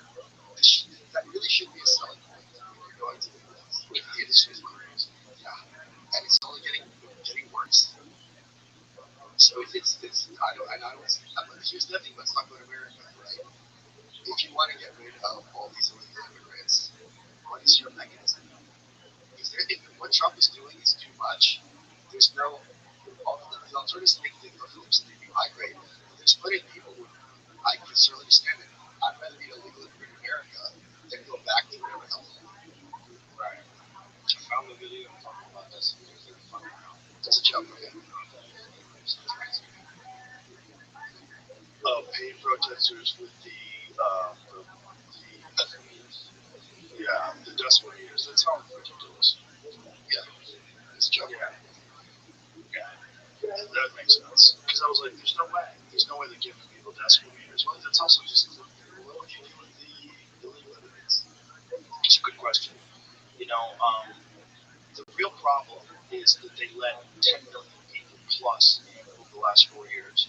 And that's the thing that no one wants to address. Like, the only reason why there is this problem is because we have a fucking open border for 4 years where they actually encourage immigrants to come in, and they let in a bunch of violent criminals, and people have been killed, women have been raped, children have been killed. And they want to hide that data because they don't want to be held responsible for what they did over the last 4 years. The fact that that doesn't get the kind of outrage that it should, but then an ICE protester shooting a guy who's armed. What really is going on with the gun community about that guy who got that Alex Reddy guy? Do you know the story? Well, I know that what's his name got fired correctly. Yes. People are saying, oh, you shouldn't let guns by the police. They're all shooting people like you're crazy. Crazy. All the choices the police. Right. But that guy, so they disarmed him. He was carrying a SIG P320. Okay. SIG P320s are notorious for accidentally discharging. It appears, at least in videos that I've seen, and some people seem to verify this, that as one of the officers pulls the gun from him and walks away with it, it accidentally discharges. Okay. They think this guy has a gun still. They just pulled the gun from him. The gun went off. They think they're in a gunfight. Everything's happening in a split second. They empty on that guy. The two guys that killed him, both of the Mexican guys. Right? Did you see? They look crazy. I didn't see. They show their actual faces. Oh yeah. It's on my Twitter. I think it looked like I said it was me. It was But what's crazy is how many Latinos are in ICE. Why is that crazy? I think Trump got the Latino vote. Well, it's not just that. It's a really well-paid job. Sure, and they give you a big bonus to sign. I think, what is the bonus when you sign for ICE? I think it's like a great incentive. But here's the other thing: a lot of why that debate drives me crazy. If there's a hospital, right, and there's a nurse who's killing patients, which happens, that happens to them. It's like a black widow situation. No one's going to say shut down the hospital or stop it. So even if this was a more for the sake of argument, that doesn't mean we should ICE. Right. I should go to jail. Right. Look at this. Signing bonus of $50,000, $60,000 in student loan repayment, up to 25% in premium pay. I don't know what that means. Overtime, maybe. Premium pay, 25%. I don't know. Either way, just the $50,000 bonus. How many people are willing to take that job just for that? And then $60,000 in student loan. It's great on your resume. Yeah, well, you get your student loan paid off and you get a $50,000 bonus. Holy shit! You can get a lot of people to do that. And job security. Yeah, And it sounds like a job you could macho guys would enjoy. If you're desperate for work, if you can't find work, and then also this is like the answer to all your financial problems. A lot of people can do it. So, but again, you're also like very undertrained. Like they only train for 7 weeks. Is that right? Yeah. What's the answer? What is the answer? Right. That's a good question. Because, yeah, there are a lot of violent criminals in this country that did get in over the last 4 years that do need to be removed. So what are you going to do? What do you do with the nonviolent? Well, here's the thing. There was an interesting statistic. I think I said it to you, Jamie, where they were saying only 14% of these people they've arrested are violent criminals. Okay. But what they didn't say is that 60% of the people that they arrested had criminal history. And when you say non-violent meaning what? What about strong arm robbery? What about a guy pulls a gun? How do you classify it? I bet it's not if you don't cause violence. No, there's no way to armed robberies and violent crime. If you do not cause violence, I wonder if they're categorizing it as violence. Like if you do not shoot someone, stab someone, beat someone, so you're not convicted of a violent crime. You're convicted of robbery. Because they're doing everything in their power to make the gun violence numbers as high as possible. So if there's any opportunity for guns involved, that will be counted as gun violence. Perhaps, but you could rob people with a knife. You know what I mean? Does that count? If you pull a knife on someone and you rob them, is that considered violent? I think it is. I wonder. But either way, the misleading aspect of the article was that only 14% were violent criminals. But is that okay? That the other fucking 46 R's and what about that? What about the 40% who just shouldn't be here? Right. But that's the question. Right. They also want to be there. Right. So what are you going to do? Right. Okay, so here it is. 400,000 ICE arrests in Trump's first year. About 60% involved operations with some criminal charges or convictions. However, only 14% had violent crime records, including as homicide, arrest, sexual assault, 5,400, robbery, 2,700, for civil immigration violations. You can skip ahead with this is what's so shameless. Arrests for nonviolent issues like DUI. I'm sorry, if you're doing DUI, you should be deported. Right. That is a violent crime. Well, you definitely can cause death. Right. And destruction. Drugs, 22,000, DUI, 30,000, outnumber severe violent crimes. But yeah, those are fucking bad crimes. I think this is kind of a distraction from. Yes. If you have 10 million people, they're all household makers. Like, let's suppose they're the nicest people ever. Are you comfortable with them just remaining here? I don't think most people are. No. Then what do you do? Rand Paul thinks that you should allow them to stay, but not give them citizenship. See, if birthright citizenship went away, a lot of this would be solved. Right. Like you can't, you're not eligible for welfare, you're eligible for Medicaid, you can pay your taxes and income, identity benefits, so people can understand that argument. Maybe. Especially if you are illegal and then you come here specifically to have a baby and your baby is stay too. That's kind of crazy. That's a crazy law. I think we're the only country that has the two. Yeah. So China definitely doesn't. So, well, I mean, that was really bagging them from Chinese citizenship, to be fair. That's true.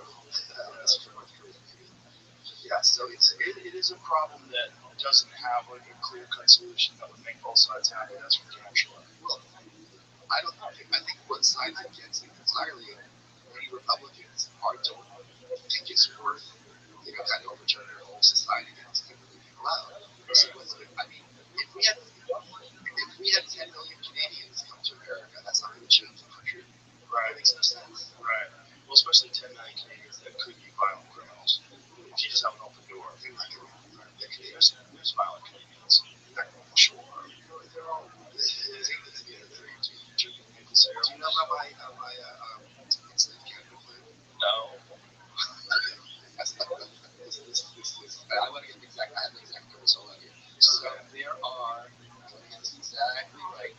41 million Canadians. Okay. Now let's talk about reparations. Right. So if I wreck your truck and your truck is worth $10,000, I gotta get you a brand new truck for $10,000. That's reparations to your story. Okay. Have you have reparations for something that is horrific as slavery? A check's not gonna do it because there's no amount of money where I can say, what, you know what, you owe me grandma, it's fine. Right. 41 million Canadians, they've already demonstrated repeatedly that they don't want freedom through every action they've taken. 42 million African and Black Americans. So slavery in the South was a horrific blot in America's past. So the opposite, slavery in the North, would be better. Start, we invade and enslave, hashtag enslave Canada, and every African American gets one Canadian, and that's reparations. And then you don't have to think about slavery or racism again. What a great idea. And the big names, you get the big names. So like Michelle Obama, you get that sad, right? Barack Obama is not African American, he's African. You don't get one. Do you think that's real? The Kenyan thing? Well, he's of African descent. His ancestors were slaves. So he doesn't have to do reparations. Right. In fact, his ancestors owned slaves. That's what Kamala Harris is. Michelle Obama's ancestors weren't slaves. So she gets that. Sorry, God. I'm not kidding. I think you should do it. It would solve Canada. It would solve a racism problem. Canada just needs to be free. Yeah. They need a better government up there. That's right. You know, Trump ruined that. When he was saying they were going to be our 51st state, he killed the conservative party. Everybody sort of united and said, hey, we've got to stop America from trying to turn us into the 51st state. This Greenland thing. Okay. Let's talk about this. Okay, because I don't know if people know this. In the first term, of course, Marie Frederickson, I think, is the prime minister of Denmark. They were going to have a meeting, and Trump's like, we want Greenland. And she's like, oh, before this meeting, Mr. President. And on Twitter, he canceled the meeting. He goes, since the prime minister doesn't know her place, we're going to have to meet another time. And she's like, what? Like, what are you talking about? And now he's saying, you can have Greenland to do anything you want. You want to dig for the minerals? Please, we're going to do there. No, we need to own Greenland. And they don't know, and I don't know what to make of his. Someone I saw social media thinks he's on the spectrum because he's so fixated on this thing that no one stereotypical has this kind of fixation. But what do you think of this whole thing? I don't understand it. Do you know they offered us Greenland in the 1920s? Right, okay, yeah. Wasn't it 20 or something? How much was it? How much did they offer us Greenland for? But I don't blame them for being like, what is going on? It is crazy. Right. So Denmark owns Greenland. Who's closer? Denmark or the United States? It's Greenland. We should have it. Why should Canada have it? No, fuck no. This is what it must be like in Denmark right now. We're like, what do you say? Okay, so in the United States in the 1920s, the U.S. expressed interest in acquiring or basing in Greenland during that decade, but no formal offer came from Denmark. I thought there was negotiation. That's what I'm saying, yeah. Okay. That's what I did. Okay.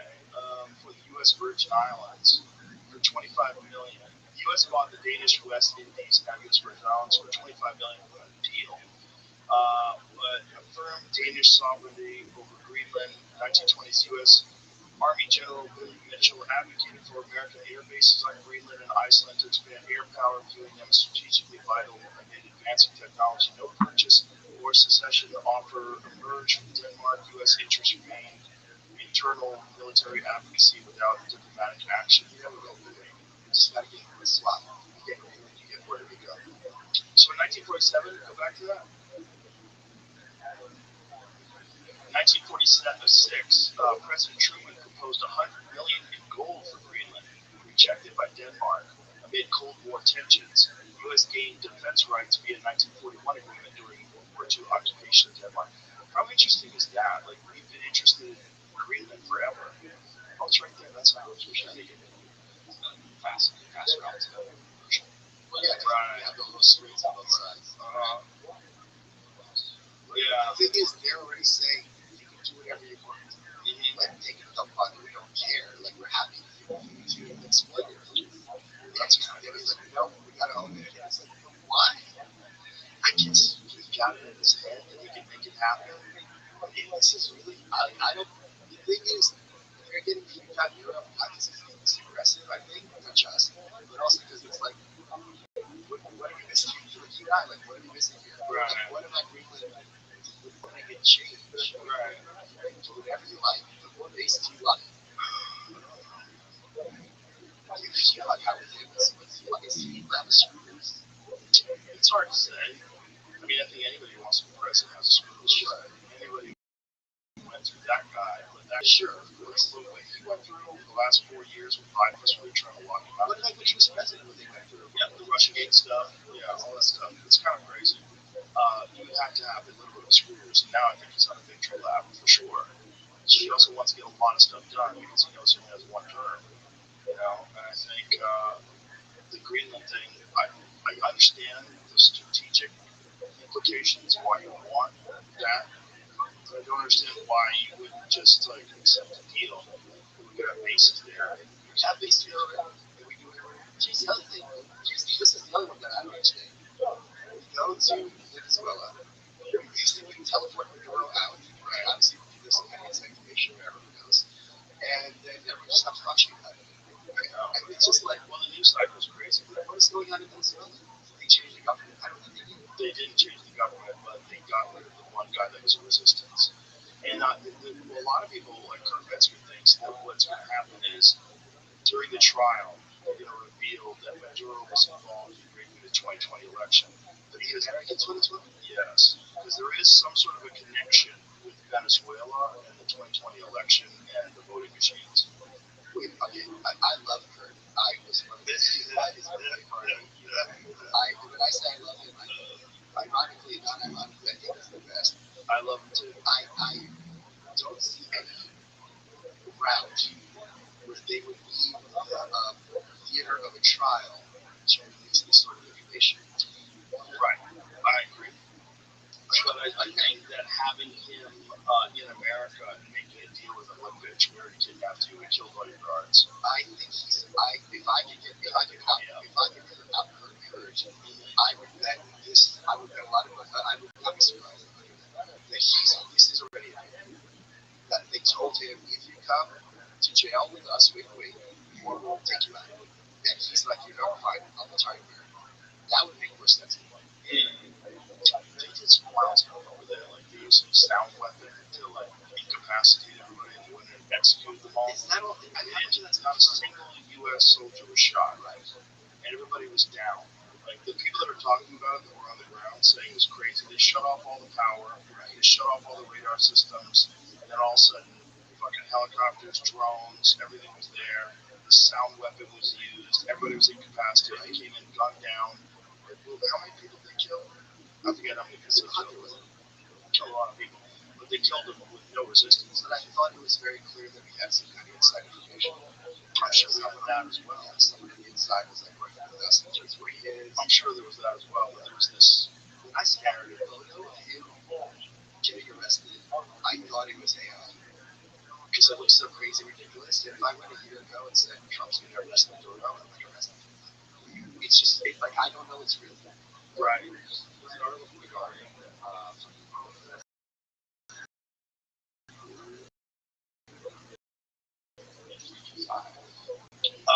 Okay, Trump's DOJ investigating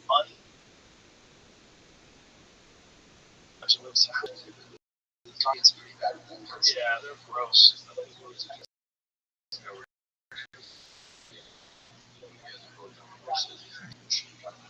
So he's bullshit. What just I was trying to read it.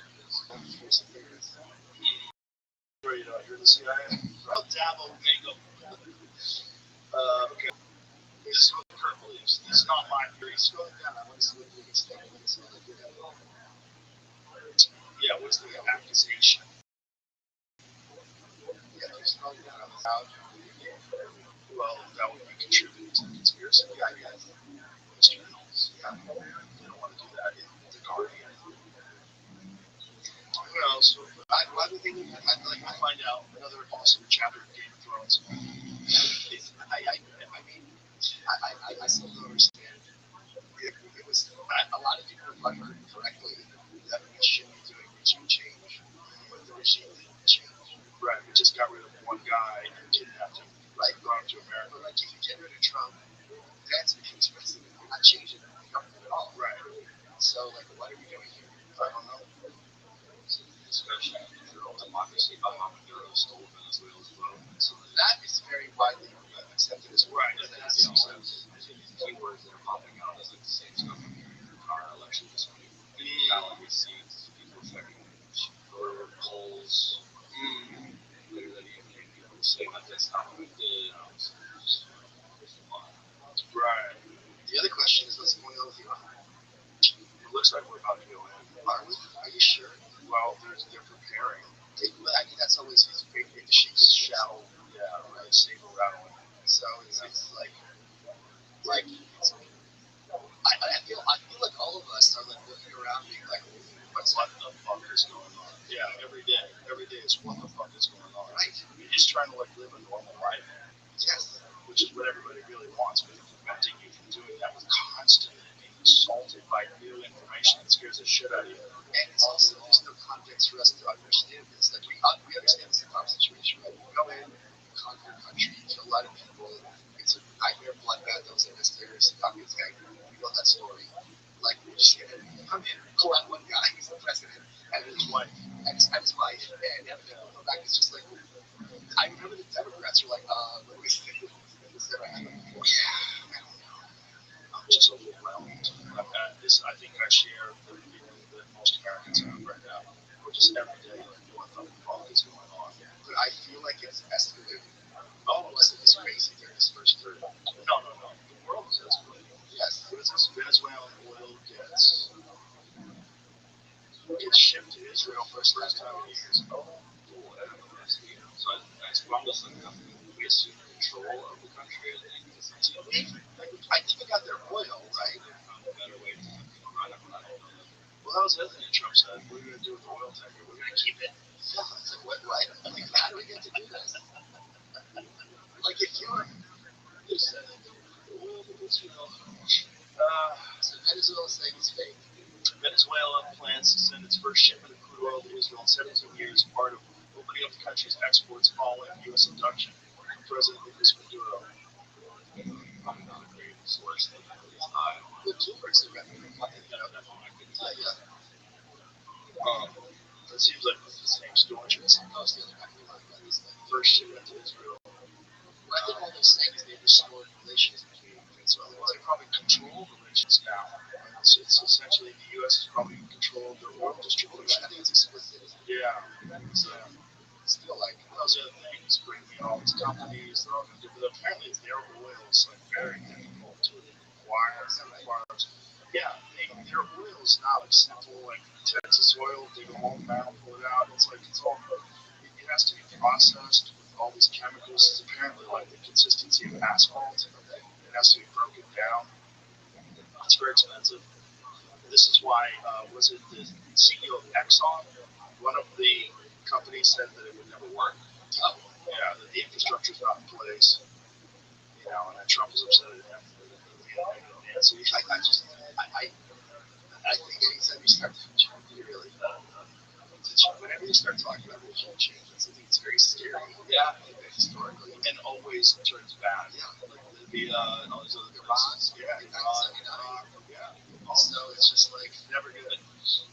Like, yeah, but then at the same time, we're like, what do we do? I'm like, what's plan B? Gavin Newsom? Do you know what I mean? What's he gonna do? Right. Senior Trump administration officials are vowed to maintain control of Venezuelan oil exports for an indefinite period. Indefinite is weird in quotes. Secretary of State Marco Rubio claiming that the Venezuelan active government headed by Delcy Rodriguez needs to submit a budget request for accessing the country's oil proceeds. Whoa. So we just took over Venezuela, essentially. Yeah, we just took over their oil. Yeah, but also the country. It's like the case that we compressed as hell. Yeah, but the government essentially is like we're running that. I don't think we know. We probably tell them what they can and can't do. No, I think that's the thing that they're still the oil. Right. Can I talk about something fun? Yeah. I am finishing a project I've been working on for 10 years. Whoa. Yeah. So I'm excited to talk to you. What is it? So there's this band from the 80s who were called Rabbi that combined punk and country, right? And I was looking at this compilation that I got in 1994. That's him taking the picture. And I was staring at this photo trying to make heads or tails in this band because can you pull it up? It'll show the photo, you'll see what I mean by it. Because there are a bunch of kids in these like kind of square dancing uniforms with no affect on their face whatsoever. And the singer, she's in a Dolly Gordon wig and this big square dancing dress and just staring right at the floor. I'm like, I'm not even joking. Like, what's up with these people? And I met them, and they're art school kids. They were not joking. They're in that photo.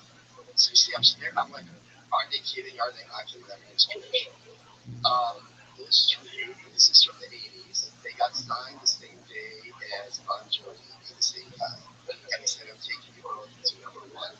So I wrote a screenplay about them. It's kind of like a Spinal Tap story because they're on stage in punk clubs doing jokes like, hey, Bob, I'm exhausted. Why are you exhausted? I'm on a couple in this hotel room where I'm home like eating candy bars. Candy bars?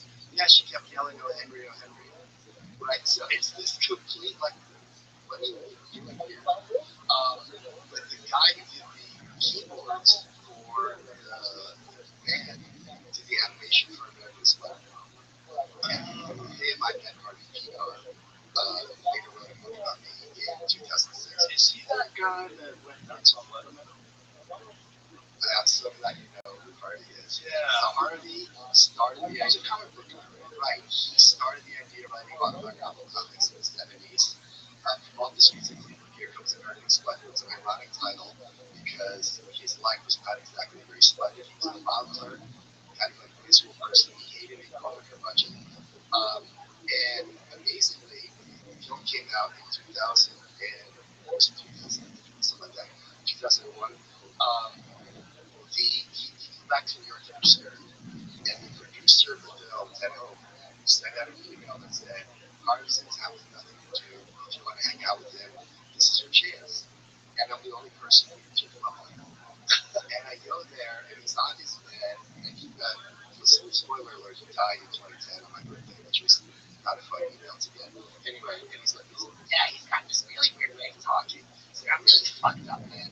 And I point out to him, since everything in his life was a disaster, his brain got at one release the weekend of the blackout. It was a split fucking blackout. He's like, oh, god damn it. And that was the weekend kind of fish tank. And I'm trying to keep them alive with no electricity, and that worked out. So he wrote a book about me, and that screenplay fell by the wayside. But because it's kind of like Spinal Tap, you know, it's this kind of funny story about, you know, when you're young, anyone who has resistance, you're young, go for it. Be stupid. If you're gonna fail, it's okay. It's still something exciting to try and to do, which they certainly did. And I'm like, wait a minute, this is the first human graphic novel. They're using this kind of character July, who has this whole kind of empire. He did Kickstarter, he made like a million first one. It's called The Reverse. And now they're at a point where you don't have to go through DC or Marvel to produce your product. So I'm super excited about it. Again, I started this in 2000, and now it's finally 26 years later coming to fruition. So awesome. I want to work on it. All right, I'm just really kind of, it's very intense. It's just the other thing. When I was at Bowles, and I had basically what was the opposite of a nervous breakdown, where all the parts of my brain slid into place. But I realized the story I wrote in 2001 happens if you do all these things, try the original, go nowhere. Like those are my fears. When I was starting, what if I end up letting them have nothing to show for it? And 25 years later, that starts to run, you know, I can pay my rent because I'm kind of creative person. And if they were around today, they would probably pay their rent because it's much easier as a band to kind of hold an audience. But it's a very funny story, but it's also a very dark one.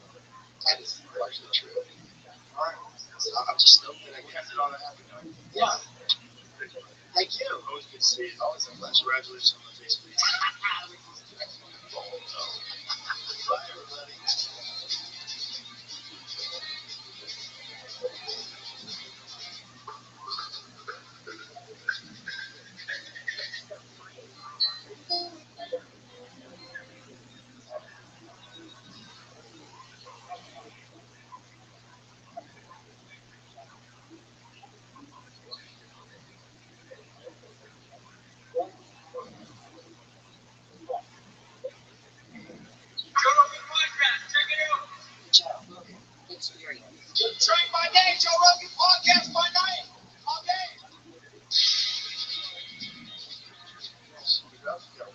a boxing hat on, a Bruce Lee shirt. Come on, son.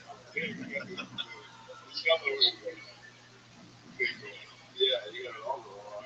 What's happening? Great to see you. Man, things are really well. Just thinking of a lot. There's a that thing there. This volume. What is it? You try to suck there. Last time I saw you was at Terry Black's party. Yeah. Random run in. Yeah, that was crazy. That was crazy. Yeah, man. I was thinking about going there right after this. I'm like, what? Terry Black's? That place was That place rules. yeah. Man. Are you still in LA? Yeah. What's it like? It's cool, man. Is it? Yeah. You like it? They're all persons. No. Yeah, well, because okay, I live in LA in a way where, first of all, if you got a handful with you, Yeah. your family, and it's short. So the fact that LA has different things, I can travel, 20 minutes. Oh, geographic. The weather, man, oh, you can't make it. So good people, good friends with you. Yeah. So, Just run by Craig's. It's a nice neighborhood run by the mob. It's run by the local mob. But I mean, geographically, you can't beat it. You can be at the ocean, and then you can be in the mountains in 2 hours. yeah, so that's, even if you don't partake, it's still, you get something, dance. Oh, yeah. Like, the spot itself is magical. It is a magical place to live.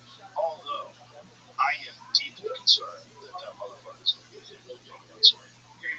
It's about time, right? Yeah, I was reading this article about massive earthquakes in California and how awful they should right now, and the possibility of one of them happening in the next decade is very high. Yeah. And I try not to think about that. I don't think about it too. Yeah, but, now there's, I think they have way better protection for that stuff now, too. It's better. It doesn't matter. They can't detect. Do you remember what happened in Italy? A couple guys got arrested and went to jail. They were seismologists because the company, the country rather, didn't understand the ability to detect it. They had a big earthquake, a bunch of people died, and so they blamed these geologists or seismologists. They wound up winning in court on appeal. Because eventually the science was revealed, like, hey, there's no fucking way you can really tell. But they hung these guys out. They blamed these guys on not being able to detect it. Well, I mean, these things are the last crazy 72 and then 94. Yeah, Right. that was 93. I moved to LA right after the last big one. I saw one of the sections of the highway that had collapsed on the other one. I was driving by. I'm like, whoa, this place. I was in the middle of that. I came into LA. Oh, were you there? Dude, I don't like to tell a story about what happened during that 94 earthquake because it sounds like bullshit. But literally, I got up, ran out of my house, my apartment at the time, jumped off the balcony, and watched it happen. You watched the house collapse? I watched the earthquake happen from outside. Oh, It's like no bullshit. Everybody. So I thought, oh shit, I overreacted. I had a bad dream. I lived on the first floor of this apartment building.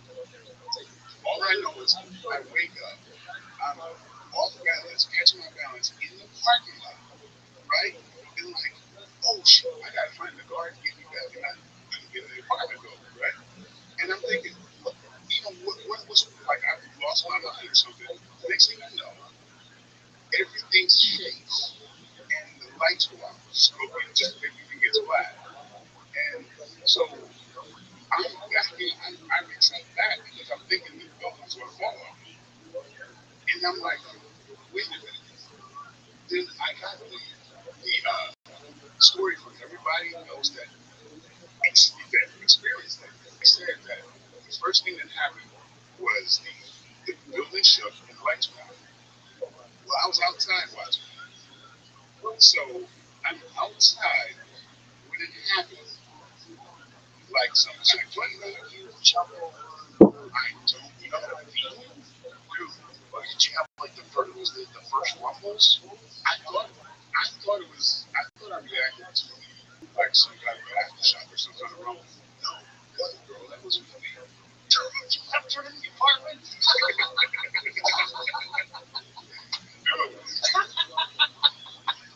all she knows is that you jumped up and you ran out of the house, and I heard the door slide, and that was it. And the next thing you know, everything shook. And she was trapped in there because there was a closet door that trapped her in the hallway. So when I got back into place, me and a friend had to try to pry the door open because she couldn't get out. But I ran out of that place before the earthquake actually happened. How weird. Yeah. You're a coincidence. I don't know what the hell that was. It has to be because I don't even like telling that story because it sounds like bullshit.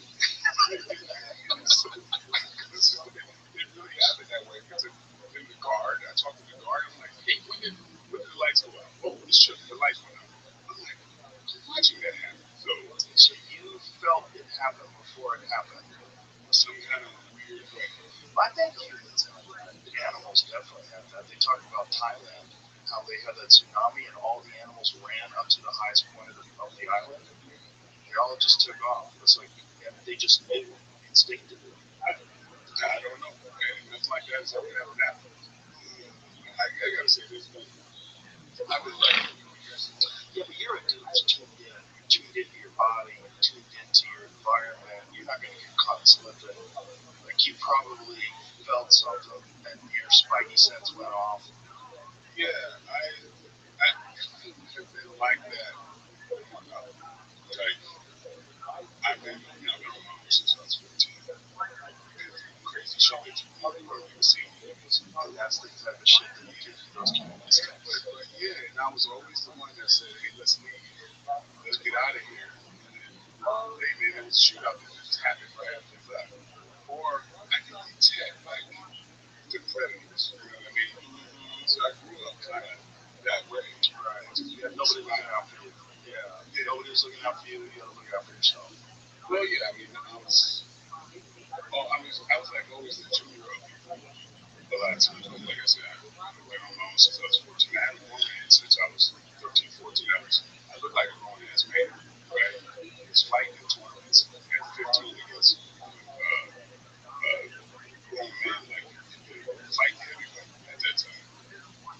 But I was always hung with older people, kind of, you know, kind of like I got away with kind of living as an adult early on. Because, like, did you work? Yeah, well, I was teaching a karate school, a karate class. But what was going, what was happening, see, I used to hang out at this place in the hood. At this time, I moved from Brooklyn to Newport, Connecticut, right? Bridgeport, yeah, yeah. It was a lot of people don't know. Yeah, we had the top murder rate per capita, man. Like, Bridgeport's rough. Oh, yeah, yeah. So I was constantly, there's a community center that was like my haven. And I would go practice with me and my other karate nuts, you know. And so I'd be in the paper for winning heavyweight, competitions or whatever. And so the people that were running the community center said, why don't you teach a class? They thought I was an adult. No, that's fair. And so I was teaching like like kind of like just under the table. I was getting paid under the table basically. But I had like close to 200 students early on, like around 15, 16. Oh, that's crazy. Yeah, so, it was kind of a trip with, which is one of the reasons why I was a father at 15. Because I had one of my students' older sister, it's like, had a crush on on his instructor. But I was kind of living the life of a grown up kind of early on. And so, there's a faction of people who are like the same, I guess, because they think that I'm probably in my 70s.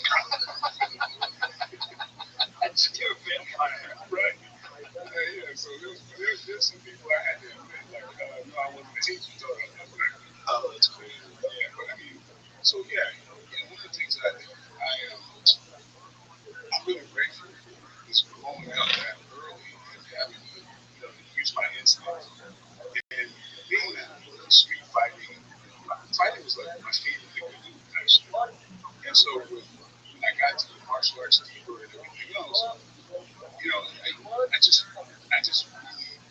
really dug into it. I wanted to learn style after style and just, everything. I was just, a martial art nerd.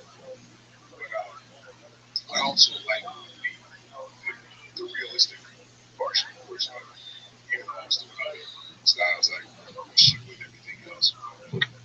It's actually somewhere Eddie Bravo has to find this video. There's a video of us working out together at Legends where we were talking about hopping sidekicks and different types of sidekicks.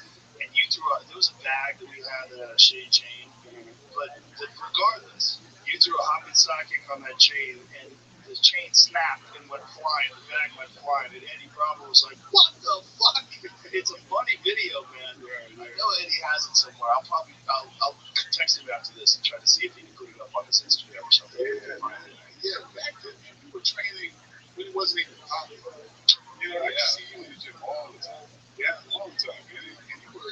Just think about this. It was 29 years ago. Last time you ever. Yeah, that's right. 29 years ago. After that Bob Costas show. He took a week off and guest hosted it for a week. Yeah. And at that time, you were already training with Maurice Smith. Yes, and Maurice was one of the guests. Right. I ended up training with Maurice Smith. Every time I go to Seattle, we training him. So, like part of this kind of karate, martial art nerd culture. Yeah. When it wasn't even popular. No, I used to see him all the time.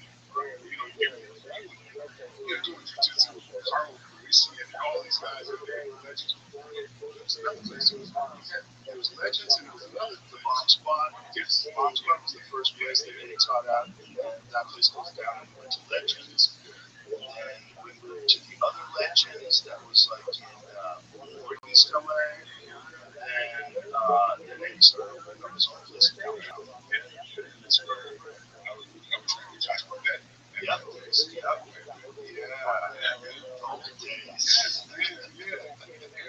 School would be coming through the gym because I was training Bob Staff at one time. And then that's how I got Frankie Lyles connected into wow.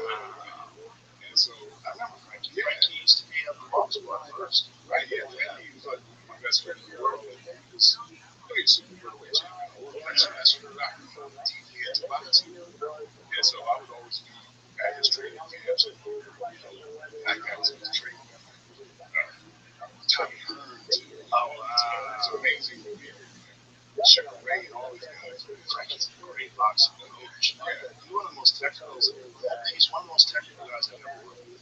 Like he analyzes every aspect of your jab. He's moving in your elbow. He's tightening this. He's moving you here. He's showing all the various basic little tiny details that make all the difference in the world. Yeah, he was my personal boxing coach. I trained with him. Joe Houston early on. But Frankie, we really kind of combined a lot of things. Because I started kind of teaching him things with the jab and telegraph type of stuff. And he started applying that. And he would bring me in this stuff and have me show people like Sugar Ray. Like, oh, explain this technique. And I'm like, what? Explain this to Sugar Ray? This was ridiculous, right? But it was like this combination. It was like, I don't know, I'm very analytical. And I love technique, And so I would just try to break things down. My whole thing was always to pressure test things.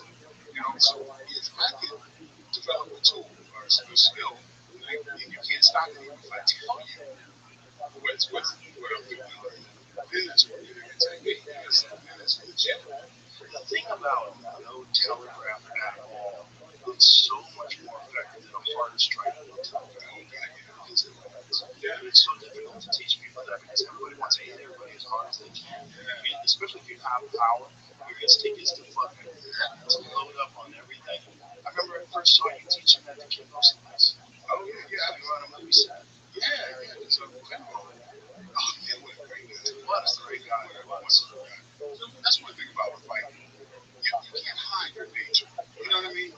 People see who you are. And it's like a wonderful human being. But like, but like a lot of people, like almost like street basketball, as opposed to professional.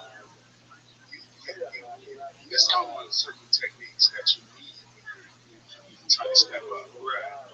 And so, like, Timbo, like a lot of people, kind of telegraph. And so when we were shooting the movie, you know, and I basically had a cameraman that did not really know how to shoot stuff, so I just had to do everything on screen.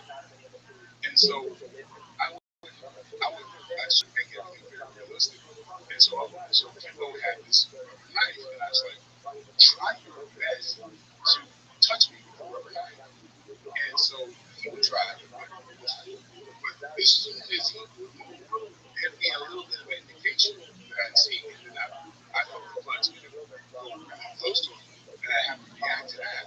But he was all like, wait a minute, how are you hitting me before I can get the knife out? And then I told him, I'll show you what that is later. Because, kind of like, that to be a real nerdish about it. But, like, why are, like, 50, 60-year-old traders beating people's hands, like 20-year-old guys who's in their hands, like this? You see, the person with the pad moving just as much as the other guy because there's an indication there. They do this before.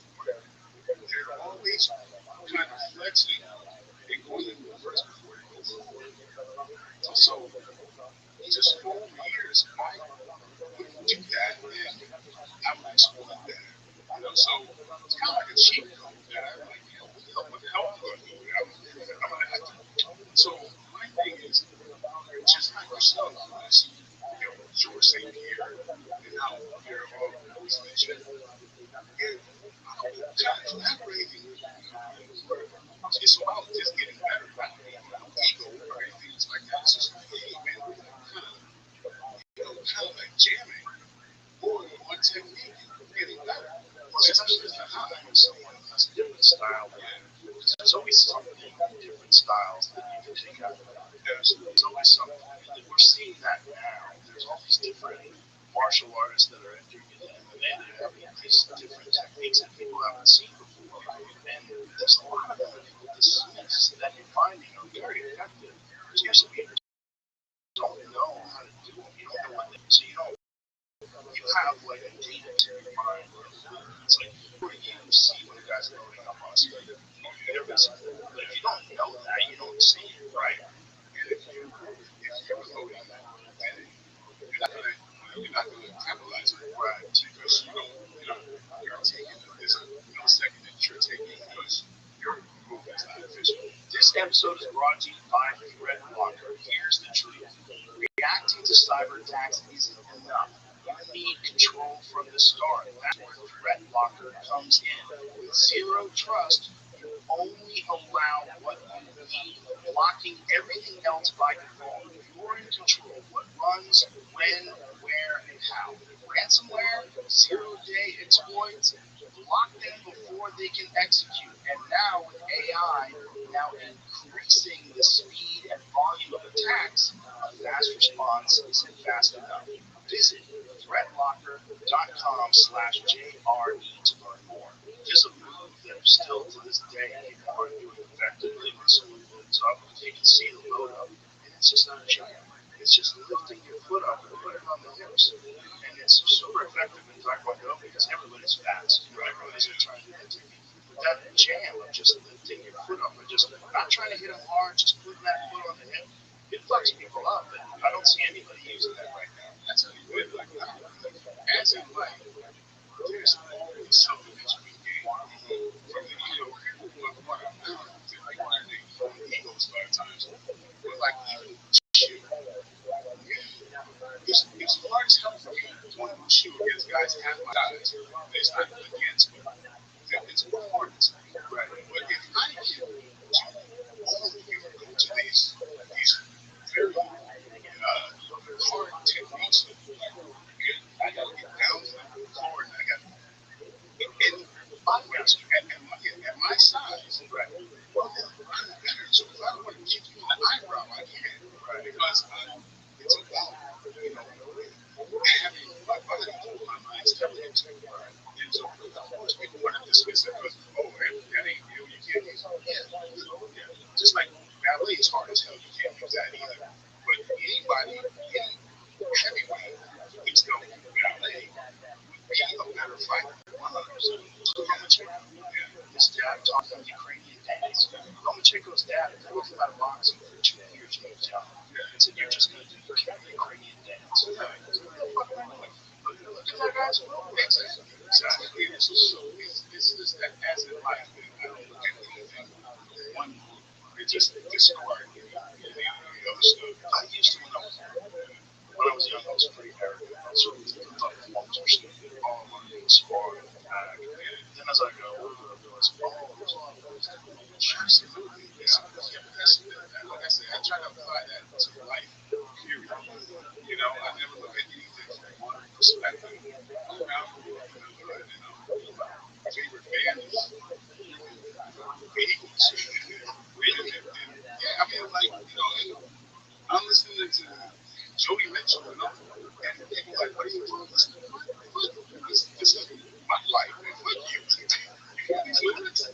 You hear Jody Mitchell's lyrics, man? But look, that's all for me, too. I mean, I'm just as passionate about, Aerosmith as I am about the Isley Brothers.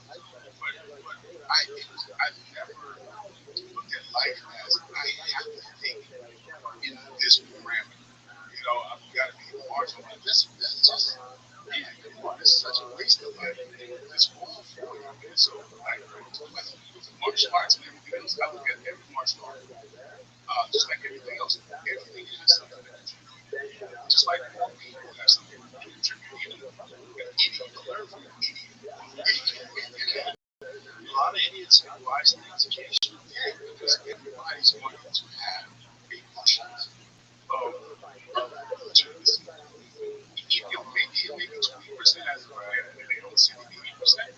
But until you acknowledge that 20%, they're not going to hear you. Right. You know what I mean? So that's the thing. It's like, man, bro, listen, man. The things I don't envy a whole lot of people. I envy you because you get to expand your world into so many interesting people. And that's what a great thing. What a great thing to just have all these different perspectives and all that coming through. And I gotta say, man, I'm super proud of you because I know you guys joking and Jim, man, look what you've done, man. Man, it's like that's a shot in the arm because it's like people that you like and seeing them prosper, that's cool as shit. But yeah, I've learned a lot, man. I didn't expect to. When we first started doing this, it was just fun. We just get together with our friends. What you wanted to do, we pretty damn do everything. You remember this? We coming to, I think it was an ice house in Pasadena. It wasn't an ice house. It was in Orange County. I came to see you before I offered you the role in Let It Go. You remember that? I do. Yeah, I do now. Yeah, okay. Because Let It Go, which is like actually some of the most successful theatrical, that was basically a kind of reimagining of hard times. And yes, well, that role was basically, it was a James Coburn role, right? But you did to me. I don't want to do exactly stuff.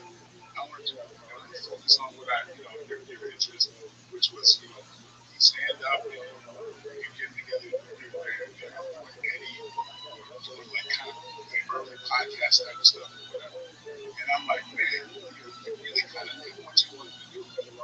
Well, the thing about acting is, I admire it, especially good acting, but it takes a lot of time.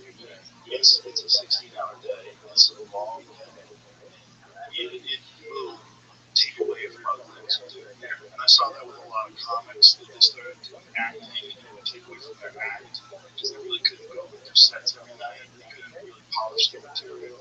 You see the stuff getting a little clunky. It's just you gotta find the things you enjoy and focus on that. Yeah, that's why I say I'm so proud of the team.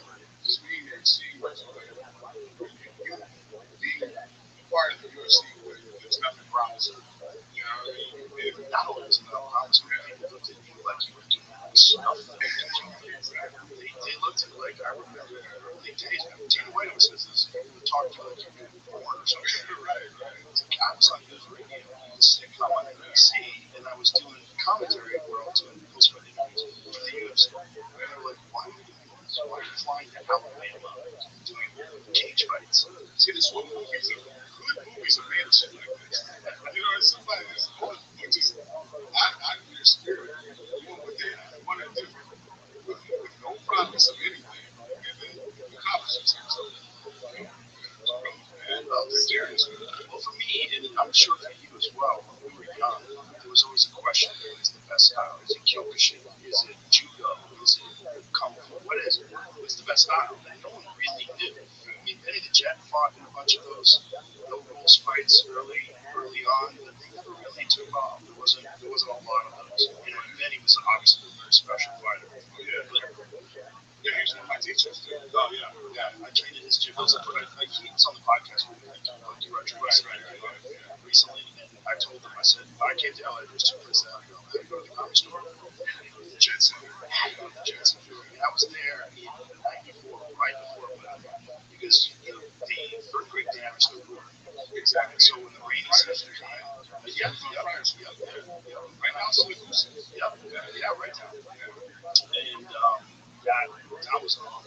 We were training that gym. That was incredible. It was incredible. yeah, I used to be there. Yeah. Those great times go. I mean, I connect with many because when I was in Bridgewater, my instructor, Benny Belize, we went to California and started training with Benny early on.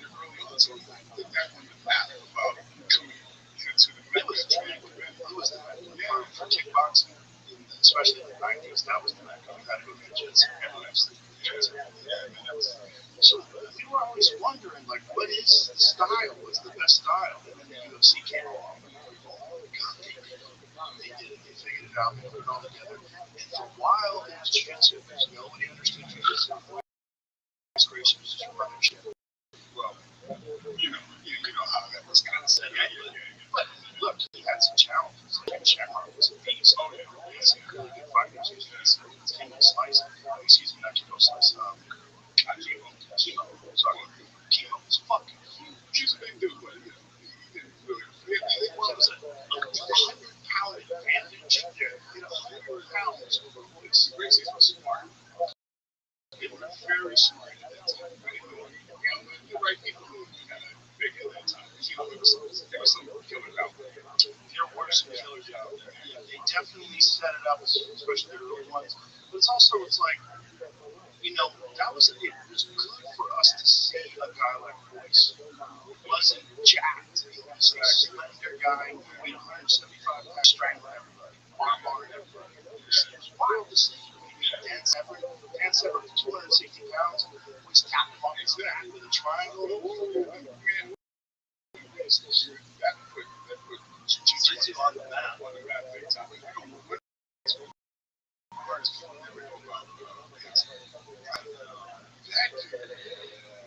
That cat was like, I always considered him like powerful. It was, he had this, not only jiu-jitsu skills, but just his concentration. And he was almost like, hypnotic.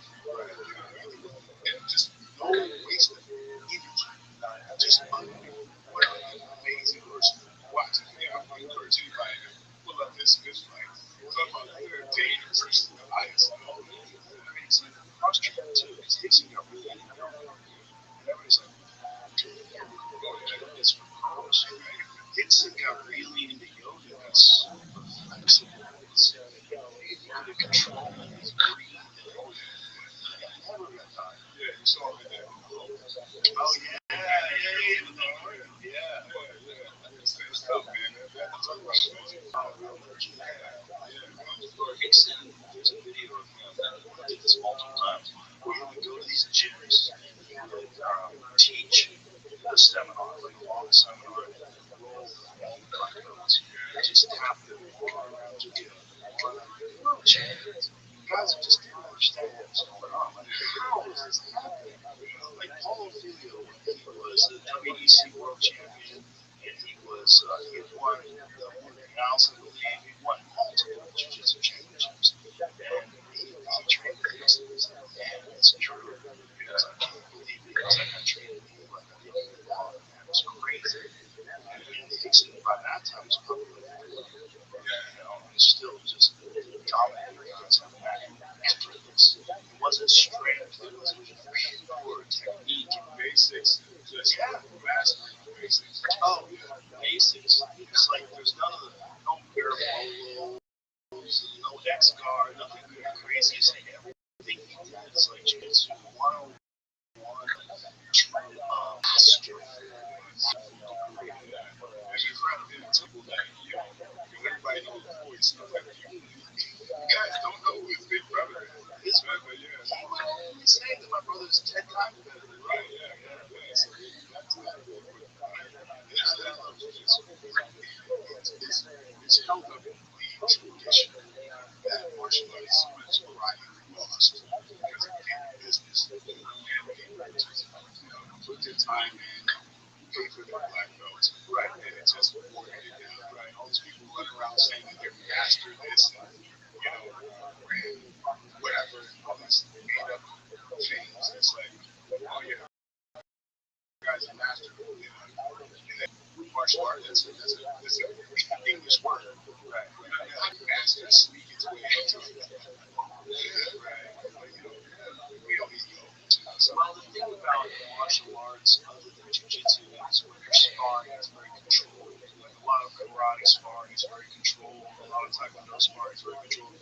But in jiu-jitsu, the beautiful thing about grappling is you know how good everybody is because they all spar. They're all rolling with each other, and they're essentially going full blast. So there's no hiding. There's no hiding your skill. Rothschild'S is saying basically, what? I killed you. Yeah, I just killed you. So that's like, wow, that's true because it's like, it actually works out better. Oh, yeah. He gets you a triangle and you tap it because you're about to go to sleep. Yes, once you're sleeping, you stop your head and no thank you. Yeah, just hold on to that triangle and you'll wake up. Yeah, but I'm going to fail. What's really humbling is how quickly someone can do it to you. You don't know where you're going. Like, that was shocking to me because I had all this martial arts experience, and I first started training. I was like, I wrestled in high school. I'm strong. I'm fast. I know how to fight. I just got over and over and over. This is ridiculous. Yes, exactly. Kudos. A lot of people, because of the egotistical thing, and you really got to get your confidence, got your background, all that kind of stuff. It means jack nothing. Everybody, continues to really learn real fighting. Knows when you have a boxer beat the hell out of you and you can go over it. There's a lot of stuff I got to toss out the window. Because I mean, I never had like times where I wrestle against stupid or boxers like pieces me up like early on. I'm like, no, I got to do this. I went through several of those. I went through one of them in high school because I had a friend in high school who was a wrestler. I didn't think anything of wrestling. I wanted that's not even martial art. And then we wrestled on the grass one day. He just took me down at will. I was like, this is ridiculous. Like, he put me down. I couldn't move. I couldn't get up. I'm like, God, this is stunning. I thought I'm strong. I thought I could move. I thought I'll be able to get out of the way. I had no chance. He wasn't even a great wrestler. He was just a decent wrestler. He just humbled me over and over and over again. So I started wrestling. And when I got into Taekwondo, I thought, I'm really good at Taekwondo. I was competing on a national level. I won state championships 4 years in a row. I was fucking loving it. And then I remember the first time I boxed with like an amateur boxer, I was like, oh, this kid was like 18 years old. And I was at the gym. He went on, his name's Dana Rosenblatt. He went on to become New England middleweight champion. He beat Vinny as it ends up, he beat Howard Davis Jr. as a professional. He's a really good boxer. But he was kickboxing at the time, and I was kind of getting into kickboxing, and so I was sparring with him. When I was boxing with him, I was just getting lit up. I was like, oh, and then also when we were kickboxing, the moment he got close to me, I was in trouble. I was like, oh no, like Taekwondo had too many flaws, hand techniques, so I had gone through that. So then I thought, okay, well now I understand kickboxing. Then I met a dude who went to Thailand a bunch of times, so I was training Muay Thai and fighting over there, and then I started learning leg kicks. I'm like, oh, cool. Now all they have to do is kick my legs. I didn't even think of that. And I started really paying attention to WKA fights, the old Dennis Alexio days, John the Dragon Wilson, they kicks everything. Oh my goodness. And then I'm like, okay, well now I got a solid foundation. I understand how to fight. And then I started getting jiu-jitsu. Like, oh no, back to square one. Freaks. Let's just get all over that. But I've been through that so many times and restarted so many times. And like, well, it's time to learn this now. Yeah, that's what I'm saying. Everything has something to teach you. There's the martial art there's a fantasy world, which is I think it's hilarious. There's this, I didn't know this. It's kind of, I would say it like this.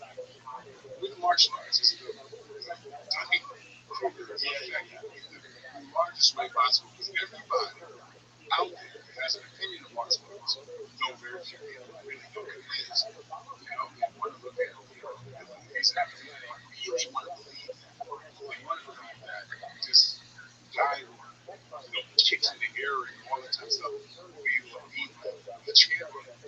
And hey, I benefit from that to some degree because they think that about me. But I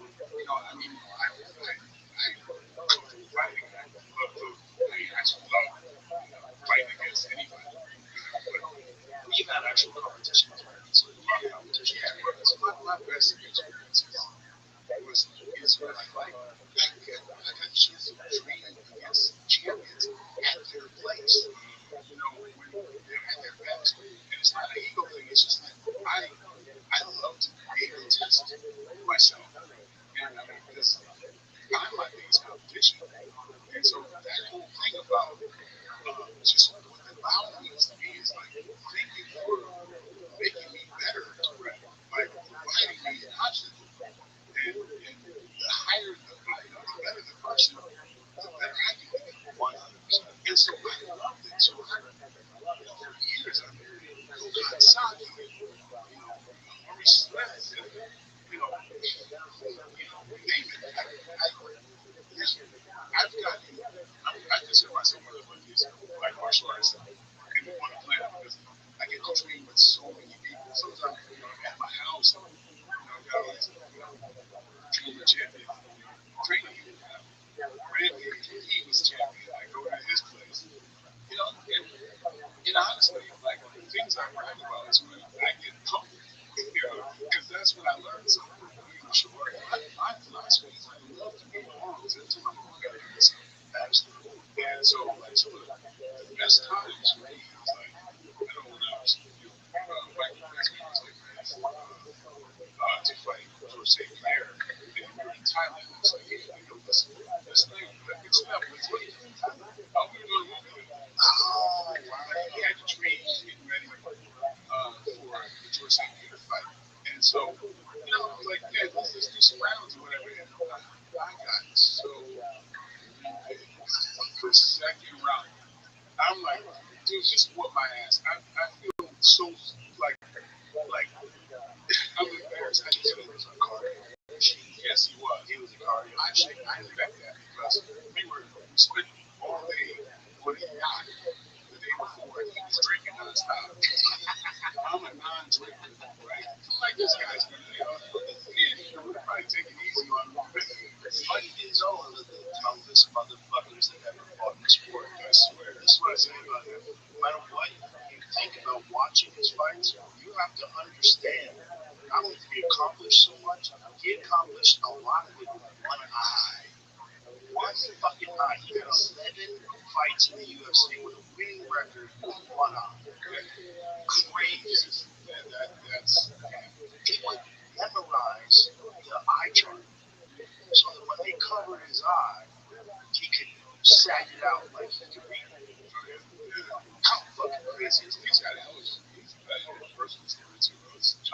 actually get that made. But honestly, man, I really look at these UFC's fighters and MMA guys as are my main heroes. They're our gladiators. And so, never had a chance, man. I always like to put them in movies and try to expose them to another kind of way, getting paid. Yeah, especially afterwards, because that's something it breaks my heart that their heroes when they get discarded sometimes. Not simply by the community they're with, but just by the fans. It's so fickle sometimes. Yeah, as well, the casuals, the people that aren't really martial artists. Right, yeah. So I just got I just did my third movie with Cowboy Cerrone. We just finished a little over a week. Oh, that's yeah, he's really good. I love that. That's a guy that can really legitimately transition to comedy. So. Yes. And he's had a lot of confidence. He's, like I said, the third movie. He did a Western. I'm a Jack Black guy. I wrote the Black guy. But I had Cowboy. I had Randy Couture in it. Oh, wow. And then Josh Barnett. Randy's done an amazing job of transition. Oh, absolutely. Expendables. He's great at it. Yeah, he has a great personality. Absolutely. Very calm. I remember one time he was fighting Tim Sylvia for the heavyweight title. And he came out there and he had a smile on his face. He looked over at me and winked. I'm like, how is this motherfucker so relaxed before his fight? He had an amazing perspective. He said to me, the people who love you will love you whether you win or lose. And he said, what's the worst thing that can happen? You lose. You've lost before. Yeah, it's no big deal. Yeah, top of his head, man. He had that heart attack while he was shooting my movie. That's crazy. And it's came back to set like that. I don't know what it was. I don't remember how exactly it was. And then he drove himself to the hospital. Yeah, man. Talk about American hero, man. I was there for his first fight. Really? Yeah, 1997. Yeah, I was there for his very first fight. Oh, shit. Huge, jacked him, took him down the mountain, beat the shit out of him. It was wild. It was like, that was the time when wrestlers had first started cracking this code, right? There was this code of, there was a lot of people that thought like jiu-jitsu was the only way, and then the elite wrestlers got in there. Mark Kerrs, Mark Coleman's, and Randy, and a bunch of these guys got in there. And I was like, if I can just take you down, get the fuck out of you from the top. There's not a whole lot you can do about it. Right? And then you realize, like, boy, that is the core. That's the true cornerstone of martial arts. The ability to take a guy down. Like, so what's harder than wrestling? It's the hardest sport in the world. The hardest sport in the world. The best sport in the world to get your kids into at a young age because the discipline and the mental toughness that they get will carry them through for the rest of their life. Yeah, tenacity, just stick to it as well. You want to call it. Yeah, that's just like, even high school wrestling. I remember wrestling in high school. I had already done martial arts, but I was like, I never trained that hard. I was like, I can't believe, and then it carried me over into my taekwondo career because I realized, like, oh, I'm leaving a lot on the table. Like, I'm not training like these guys. Running, I started adding all these things to my training that I wasn't doing before. I started doing a lot more calisthenics, a lot more different things. Like, I'm leaving something on the table because we were not training in the gym. We were sparring hard. We were doing hard rounds, and you get tired. It was not the same as what we were doing wrestling. No one trains hard. There was aerobic stuff. I got the rest of when I was a senior in high school, and my football coach was a wrestler in college. And he challenged me. I think we did this 2 years in a row. My junior year and my senior year. At the end of the year, we wrestled. We just go like, he and like I said, I was big for my age. He played football. I was for a very short time, but I wasn't designed for team sports. I ended up beating up football. Oh no. Yeah, I had the worst temper than anybody that I've ever seen. I mean, I used to go to the fifth grade. I was so it's like the whole, it's like chill out a little bit. Like I was just trying to be like, well, I'm 14. Yeah, you know what it is like I was growing up in a very harsh environment. And I didn't know I was an artist. I didn't know I was a writer, director, whatever. I didn't see those growing up where I am. And so since a kid, man, you can always feel karma. Like I was still playing Mike Tyson later on, and I understood it quite well. And if you're sensitive, anything that's precious, you put it in a lock it in a safe. It becomes a safe. And it's like I grew up, my brothers are completely different things. So things roll off different. But like for me, just I was just volatile. And luckily I had martial arts to kind of put my focus into. But like I said, like I was playing Mike Tyson, I understood a great deal. And even though you take the rider of this monster, it's only the high what's really deep inside. And that's why you would see if anybody's going to tears in front of many people, it's people like Mike Tyson. And you go, how does that fit the same person's brand? And so that's what I was growing up. I don't know if you know this, but I was a school teacher before I was an actor. Oh, really? Yeah, I taught EMP. I was a special ed teacher. So I focused on a lot of kids who were very much like me. I still, in a way, I consider it a job. Whenever I'm off doing work, on a movie or whatever, I go into the universities, I go into the radio centers. I do the moment that there's nothing afterwards. There's no better spending time and something like that. Because I was luckily saved. I have just the right times in my life, just different seeds planted. And so I'm confident that if those seeds were not planted, I wouldn't be. Because, like I said, I was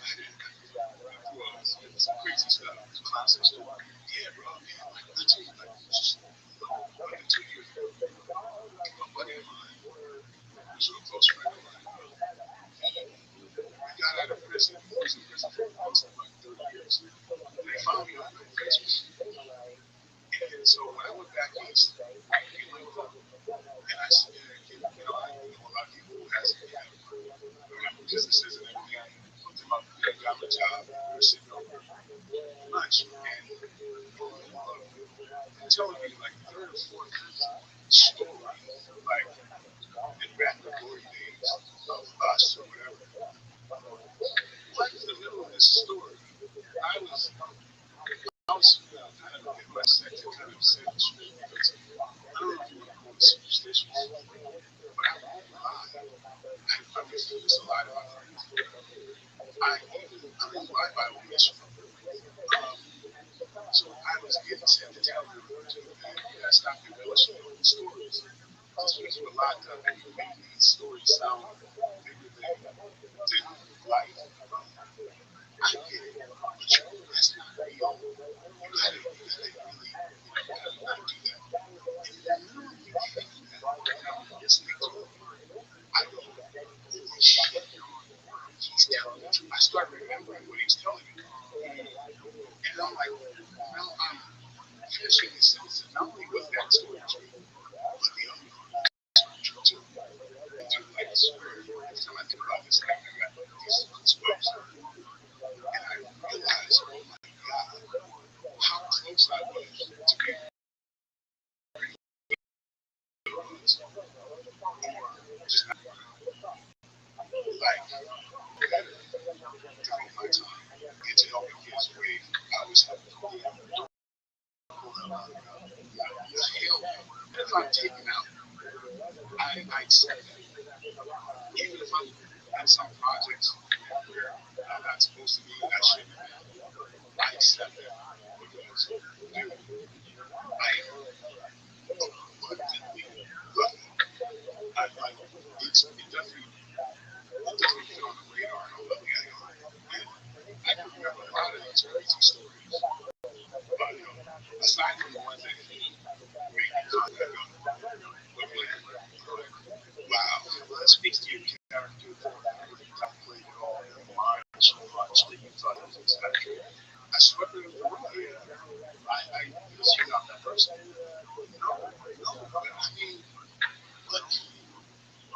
was so much. There was so many things that were, I just call it on a Wednesday that I came through. That is like, I don't know, like, I think I would trade it because I continue to be the happiest guy I know because of, I think some of that, just to appreciate what we're talking about. Yeah, and I should be slapped if I think about anything, right? You know what I mean? Like, what?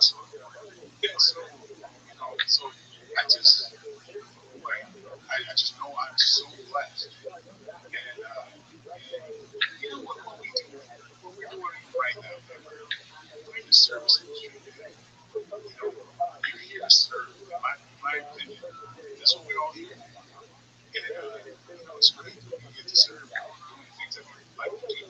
Just inspire. That's definitely a lot of it. I mean, there's definitely a lot of it, right? You entertain, but I feel very blessed that I've been able to expose to so many different ways of thinking, so much information, so many different human beings that have led so many different paths that can tell you about whatever discipline they're involved in, what we're working on right now, and what you can learn about the human mind, the body, ancient history, life, whatever it is.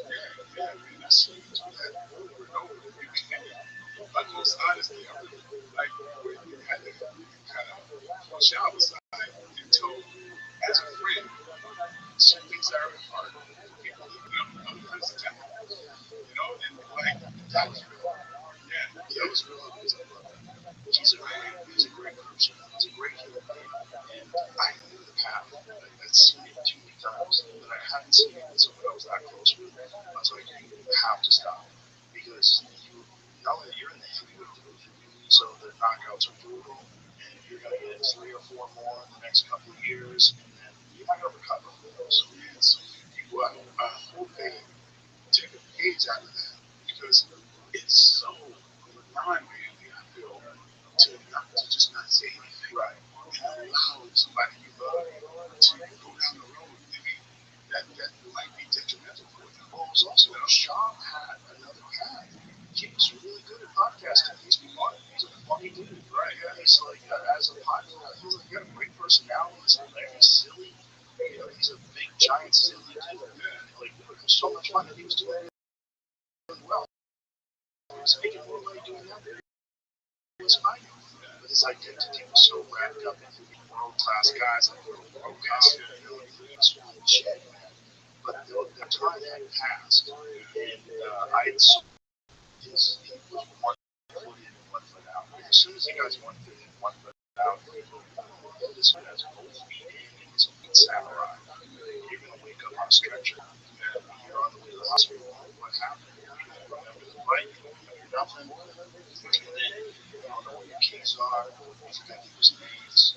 You tell the same story over and over again, and then you struggle to put sentences together. When you start seeing people slur, nothing's worth it. Because the time is only 35 years old. What if it was my family? You got another 49, 55 years of life. You can't do this. You can't sacrifice all these years for glory that will never be achieved anyway because you're not on that path.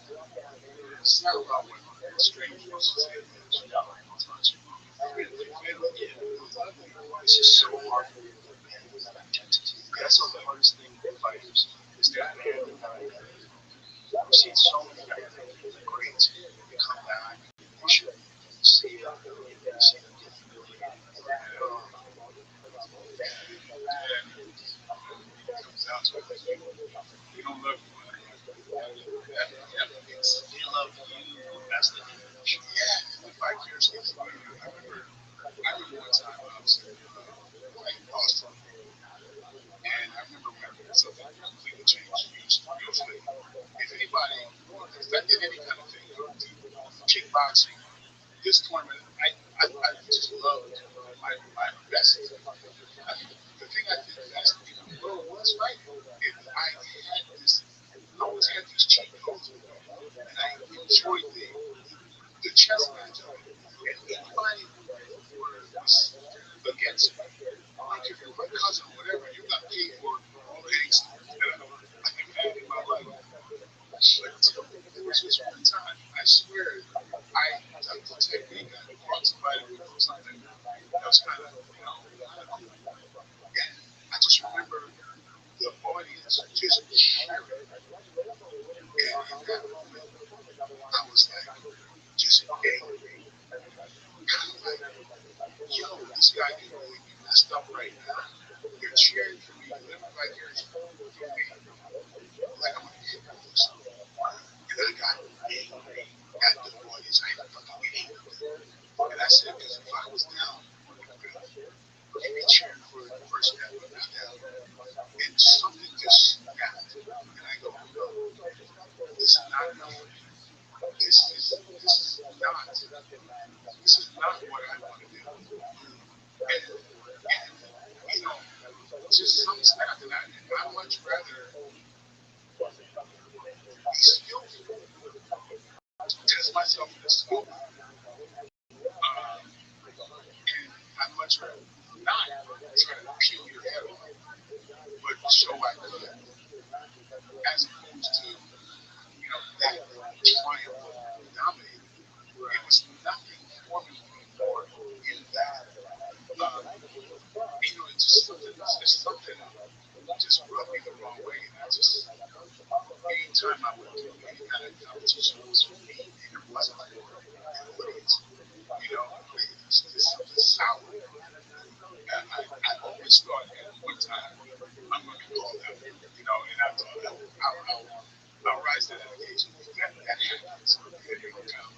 Kind of like wrestling. Which would have been, oh my God, that would have been terrible. But I always thought, hey, maybe, something. I think Wesley just that was one of those I've ever been. I think it was ever serious, but it was like I think we were in negotiations for quite a while. We had lawyers involved. Yeah, it's always easy to move like this. It's just like John Black's talking about, right? Jake Paul, right? Is he talking about the radio? It's just like, yeah, he's 50 pounds. You're like, come on, man. Come on. Is he really talking about that?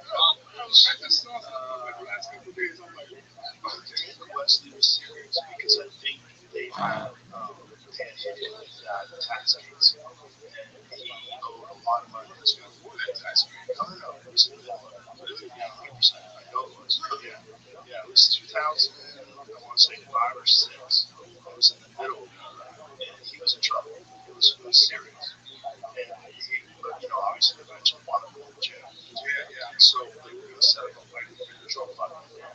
That was the first fight. Kevin McClain from the UFC was like, "This shit, you fight Trump, you gotta fight someone else." So he said, "Contact Joe Rogan." He called me out and said, "Would you be willing to fight Wesley Snipes?" And I was like, "What?" I was like, "Come on, really? What is this?" And so I said, "Let me think about it." I thought about it. I called him the next day. I said, "Let's fight." Yeah, I was training with Rob King in the mornings, and I was doing jiu-jitsu. I trained twice a day for 6 months. Wow. I was always tired. It's like, fuck, man, to be like, and I wasn't even a professional. I was training like a professional, so you can't believe how tired I am all the time. But, I think Wesley had never really had a fight. I don't think so. I think he was an accomplished martial artist. He had good technique. I trained with Wesley's instructors. Marcus Alvarado, and also Mark Thornton. Marcus Alvarado is a drug. That's the lineage that I believe that he's through. But I mean, I've known Wesley since way before he was Wesley. I was a giant fan of Wesley. Yeah. Also, why because I love Blade. Blade was like my favorite comic book when I was a kid. Yeah. I didn't think they were serious about it. I could imagine why Wesley. I always thought it was not. I think Wesley thought that I was just a grappler. He knew that I was doing jiu-jitsu. I don't think he knew the background.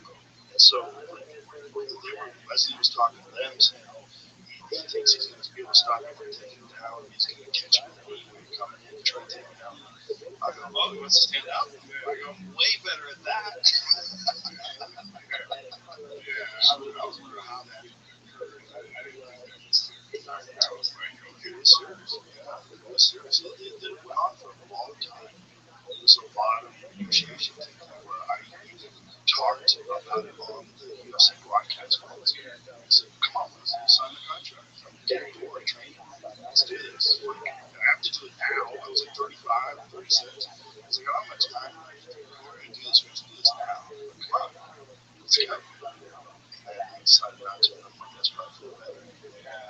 It was right about he was talking about the sovereign, being sovereign. Yeah, that's where they got that sovereign citizen shit. Yeah, and I was like, I wish I was friends with him. I was like, dude, I was super protective. I've always been that guy. And with Wesley, I was always like, I think it's that around him. Yeah, I'm like, we have like get-togethers at my house whenever I'm like, cars on the problem. Because there's people that just have no like, that kind of thing. And I was always like, hey, the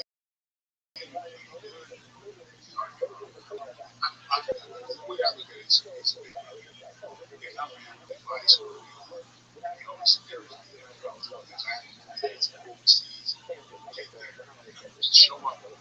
Those overseas markets that I know that they're down, you know. And I took that to heart. It helped me out. Like, you're a great dude. And so I look at it like that. I've never seen anything derogatory about it or whatever. So I mean, I just recently tried to reach out to him like a couple days ago, just to check him in because you know, I wish him the best. And I was like, and they start kicking ass. I would love to see that return this way. Yeah, that would be cool. Yeah, he can do it. Yeah. Blade, he can do it. Yeah. Fuck, he was good at Richard. That's that opening scene. That's one of the best scenes in any action movie of all time. It's that vampire party, and the sprinkler starts spraying blood, and they're about to kill that dude. And also Wesley shows up. Yeah, man, what really gets me is that, he's safe, and that movie saved Marvel. You know that, right? Oh, yeah. Even Stan Lee admits that. They were like in trouble to that. Isn't that crazy? Because superhero movies are the biggest fucking movies in Hollywood right now. I mean, when they have a big budget movie, superhero movies are the only movie that you can throw hundreds of millions of dollars and be sure it's going to kill at the box office. Whether it's the Avengers or Spider-Man or Superman or whatever the fuck it is. It's the only kind of movie that Hollywood's like, yeah, okay, we'll throw 500 million at this movie. Yeah, I'm not a big fan of those things. I know it's not. They didn't design it for people like me, right? So it's for the fan base, and to me, it's like, look, they tend to meld into each other. Right? They do. Yeah. They do. Yeah. There's only so many times you can tell the story. So but I still enjoy some of them. Okay. Yeah, I like when people are clean. Right. Yeah, that's not good. Yeah, so, I like the actors that have some quirkiness. It's the music, right? And so, I haven't really had a team. Every moments when I think it's simple entertainment. It's silly release, an escape. It's not great. There's no great films that are superhero films. Right, yeah. Because sometimes I'm like, oh, she's 90 pounds and she's doing the film. Like Charlie's Angels. Yeah, oh my god. Kicking ass and stilettos. It's like, anytime somebody lands in a three-point stance and then looks up, I'm like, I just changed the channel. Yeah, I was like, stop. Just stop. Yeah. When people love those things, I don't know why they have so much appeal, especially in the American market. People, that is one of the only movies that you can make that's guaranteed to be huge. Yeah, it's McDonald's, man. It's McDonald's, but I remember when that's I remember when it was like 300. That was like nobody really came on it, right? But it was just such a breath of fresh air because it looked like some badass that was great. You know what I mean? I'd like to see more of that kind of thing. Like, not this guy who's star power, but just somebody that you believe. Right. You know what I mean? That would attract me. Also, the style of that movie was so unique because it blended fantasy with reality, right? Comic history, too. But, look, I got some things in the works. Yeah, I got some. Oh, yeah. I've been blessed, man. That's something that I want to talk about. And some things that I know I'm doing. I'm in a place where I'm really shooting things that I want to producing and all that stuff. So, I have movies that have their body count, but also have a little bit of something to say. You know what I mean? What's that? Oh man. A lot of people, yeah. I forgot about Spawn. You don't hear about it anymore. Yeah, man. That was fucking great. Yeah, I have a lit most people didn't see the first adaptation of the first.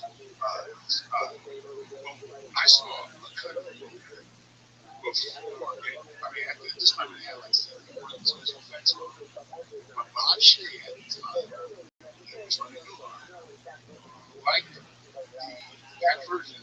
He just gave the director carte blanche to just add whatever he wanted. And the director was a special effects guy. So he started throwing special effects in there that was really killing the story, which kind of drove me a world of film. Like, I didn't really see why my character wanted to get back. You know what I'm saying? I liked that I wanted to get back to because there was so much special effects in it. Even when I saw the final version, I'm like, what the hell is going on? They were fine because they understood the character. But for me, it was like the story got all convoluted. But but I think people loved it. I think it was a thing for its time. But unfortunately, I saw a version of it that made you care about it. I understand, but I cared about the one that I saw. I felt like I don't understand how Spawn sort of escaped the zeitgeist. You don't ever hear about Spawn anymore.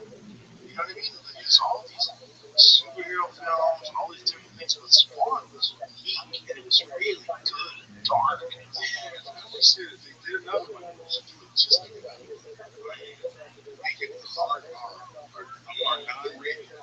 Because I mean, like to do this on PG, we got PG-13. It's like, what do you want to attract for Princess like Sonos or something like that? Like, come on, man, let's go hard. Like the cartoon. So you see, we can find a clip from Spawn. Because I feel like no one talks about it. It's kind of weird. They have to talk to me about it. It's good. What year was this? 97. Wow. Yeah. They're fucking great, man.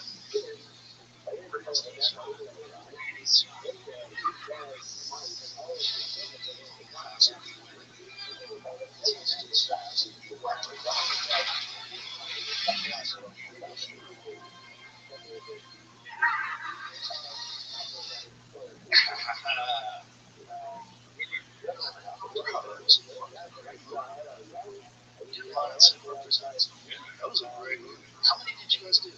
One. Just one. Just one. There was nothing else. Was there something else like a series? It was a cartoon first. That's right. Yeah. It's good. Oh, it's comic book. It's cartoon.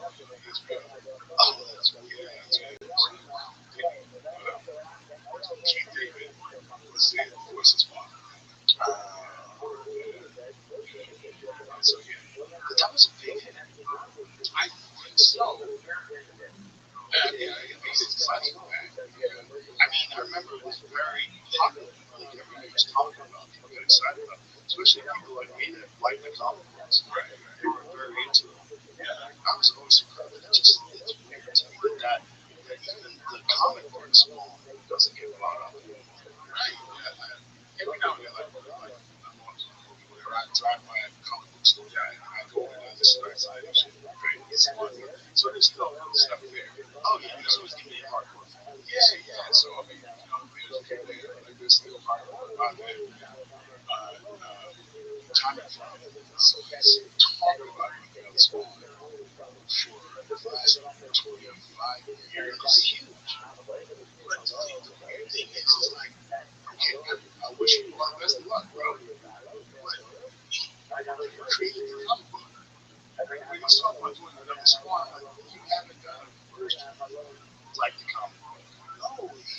not a director. Like it's just like Stan Lee hasn't directed a Marvel movie, right? And Tommy Farley was talking about doing it on Swan, but I'm like, well, that would be the first time a person that created a comic book directed and produced a movie that I know of, right? Because you know, he talks about he's going to do, and he had this concept that he's talking about. He said he wanted to do, I guess he wanted to use Jamie Foxx. He talked about this concept that Spawn would be, you can see him, and it's like drawing, you never be around, but these people get fucked up, and all of a sudden they're, you know, like mists will come in, like, people are destroyed. I'm like, good luck with that. You know, I don't know, but he's been talking about it for a while, and people say, "Oh man, you know, I'm sad that you're not the next one." And then using Jane, I'm like, when is it going to happen? He's been saying that for a long time, but I'm like, hey, maybe somebody is going to give him that amount of money to ever direct anything. Right. He hasn't directed anything. He visited set a few times because he created a comic book. Directing a movie is something completely different. You know what I mean? So I'm like, all power to you if that's happening, but it's like, I wonder why people believe. Yeah, that's a lot to bite off, especially a movie like that, which probably a large budget. Yeah. You know, but Then you gotta get the executives involved and fuck with it because they always have to have percentage. yeah, man, it's a miracle that movie gets done the way it's intended. Period. I'm like, a lot of times when a movie works, I think, how did some executive not fuck this movie up? Right. I'm always There's only a few guys that can get away with a movie with everybody sleeping on them. There's a few Tarantinos out there. yeah, Let them go, just let them go. yeah, He tried to make it once upon a time in Hollywood. The successful director. Some guy with the idea. So, absolutely. Absolutely. Luckily, people have leave me alone. I've been directing and doing my own thing. They go, okay, you got this. You know, like I say, I can be the body count, but now if I can put stuff in it, you know, what's going on in Jamie Foxx and Tyson? Because that's been rumored for a decade. that's another thing. It's like Jamie Foxx wasn't doing Tyson and Spawn. It's like, I don't take it personally. Very talented guy. But yeah, I think Jamie does a very good impression of Mike Tyson. Yeah, but he got a game like 100 pounds. Right, and then that's He's got to pack on that weight at 50. why. I just think I know why. But Tyson's life itself has been very, transparent. Right? And so you see the real guy documentary form and everything else. What story do you have to tell? I'm not trying to be a hater, but I'm just curious. The only thing that would be interesting is seeing the Jamie do it, seeing him over off Ray Charles, and seeing him evolve. That would be the one thing I want to see. My personal opinion, I think there's another. You got to tell a story. Right. Yeah, there's got to be something to tell a story. I mean, hell, you saw Titanic, you know how it's going to end, but you present the story there. Which movie is so versatile. Yes. There's very few guys that can do all the different things that he can do. He can sing, he can act, he can do stand up, and he can do all kinds of different characters. And I mean, and he's so believable in so many different movies. You want to watch it? Which fucking great movie that I forgot was so great is Collateral. Oh, yeah, man. Oh my god. Jamie had Collateral and Ray together. Like, it was, you couldn't have had a better. Right, two completely different Oh, my God. Yes, absolutely. You know, so, and he became those people. He became Ray Charles. oh, yeah, absolutely. Yeah. Yeah. And as good as he can sing, him singing as Ray Charles was insane. It's one of the best performances ever. Never. But so was Collateral. Yeah, He really played that in Collateral. You believed it. And fucking Tom Cruise. oh, my God. Tom Cruise really proved something to me in that deal. Because I never scared of the times that you put right and how convincing he was. He's a bad motherfucker. Yes. He is a bad. He's crazy as bad shit, but he's a bad motherfucker. You have to want it. You have to be that crazy to do all the stuff that guy does. When he's 60 years old, jumping off buildings and shit. Yeah, it's like Johnny Depp. I'm like, Johnny Depp, he did the Black Mass. I'm like, oh yeah, Daddy. Right. Shit. And just like with Tom Cruise, like, him having that character in it. There's a scene in Collateral, tactical instructors play. Yes. There's a scene The where double tap. yes. Whips it back. Double tap. Knocks the guy's head out of the way and pulls it out. And it's so fast and it's so so you can find that scene, Jamie. It's a scene where they're trying to take Tom Cruise's briefcase and he's in an alleyway. I played that over and over myself. The amount of times that he must have drilled that to get that, unholster the gun, pull it out, shoot him, shoot the other dude so smooth, and the way he did it, so professional, it looks like a legit hitman. Oh, absolutely. That was that character from start to finish. Like, to me, alive. Yeah, I mean, he embodied that guy. You know it is. My briefcase. Yeah, it is. Why? What? Yeah.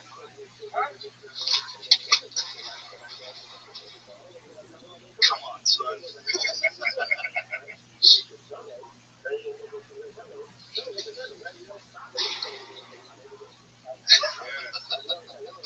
I actually visited that set. They were shooting that scene, but it was another day. And it was weird because they were shooting something and they were shooting Tom behind Tom Cruise's head. And he had 8 camera angles just looking at him. I'm like, and I'm looking at the video village where they made sure they had a choice of whatever perfect thing that they wanted. It was the craziest thing. Like, and I guess Michael Bay, he's known for like shooting a lot, but it was like 8 cameras. That's just behind the dude. That's crazy. Yeah.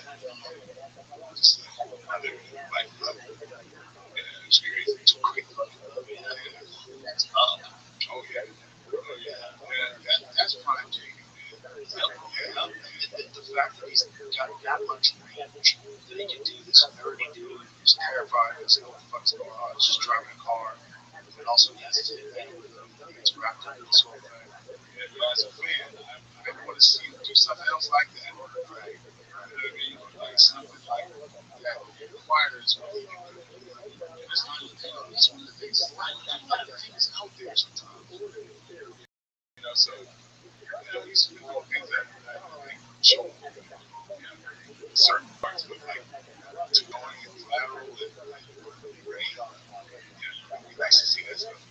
It's gotta be hard to find those rules, right? And when you find those rules, there's probably like 6 or 7 A-list dudes that they have like on a board somewhere trying to figure out who's the guy for this. Yeah, but I'm Who's gonna sell the most. you gotta create some stuff. Put it this way. Nobody's gonna write that like that. Right. You know what I mean? But my thing is, I take the creative out of the other side. Thanks, man. That's fine. Thanks, man. So, yeah, man. So, I enjoy writing. It's always that entertaining. I was fascinated about this industry. And I saw a lot of things as a writer separate from that. And so, just putting it all together is something that's like I really enjoy doing. How do you dedicate time to your writing? Do you just like have an idea and say, okay, for the next X weeks, I'm going to sit down and dedicate myself to this? It's all different. At times, I will see the entire movie. Like I did Black Dynamite. Dude, I was in Detroit, going set. I was in Chandler, and I was listening to James Brown's Superbad. And I just started thinking about it. I'm laughing, and in the back of this car, there's a driver wondering what the hell's going on. I'm seeing the whole goddamn movie, including a nutshot fight scene with Richard Nixon. And I'm laughing. And I'm starting jotting stuff down because it occurred to me, man, like, that's like, one day I was thinking, like, wow, man, growing up, we had Shaft, we had Superfly, Mac, and all that posters like that that we idolized. And I'm going, those were pimps. There's something wrong with my childhood. Why am I? I'm like, that's a hero. And so it made me really think about it. And I'm like, I'm looking at these movies, and like, Jim Brown and Fred Williamson are like killing like 60 people. And it's okay. Everybody's like this. They have a club. They got all these women, you know? And I'm like, this is actually hilarious. Like, do a movie that depicted it exactly like it is.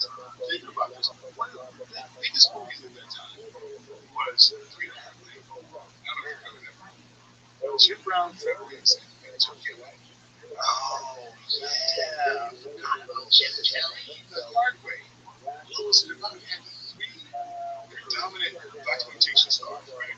And the movie was about a Dr. Feather who had these leaders of liquor that he was going to put in the water systems of LA, Chicago, and New York. And we're going to kill all the black people. It's not comedy. That's a movie. It's not a comedy. It's going to give sickle anemia to all the black people. Now, the conspiracy, and I've been a black man for a long time, and it is really funny because in the community, conspiracy is a big thing, right? So it's like that whole conspiracy, they trying to get you, that kind of a thing. Its engine was that paranoia that this leader of Liquid was going to kill black people. Well, there was so much evidence that those conspiracies were real. Like, let's get it. But of course, that's something that's like, it's on its feet, though. But right, come on. A leader, this is something that's big. In the water systems, that was going to kill all the black people. And that's not a comedy. That was a serious movie. When you look at it, that's hilarious. It's absolutely hilarious to think that you can do a movie about that. So to do a movie, I thought that really talked about that time period where it was kind of this overcorrection because you had in the 60s there were like butlers and maids and all that kind of stuff. But now you had these super overcorrected badasses that can just do anything, right? And I thought it was hilarious to look at it and treat it as if it were like back then they like the laws of movie. Actually, Tarantino was somebody I was talking to about that whole thing when I was putting Black Dynamite together. And he had certain ideas about that kind of about direction.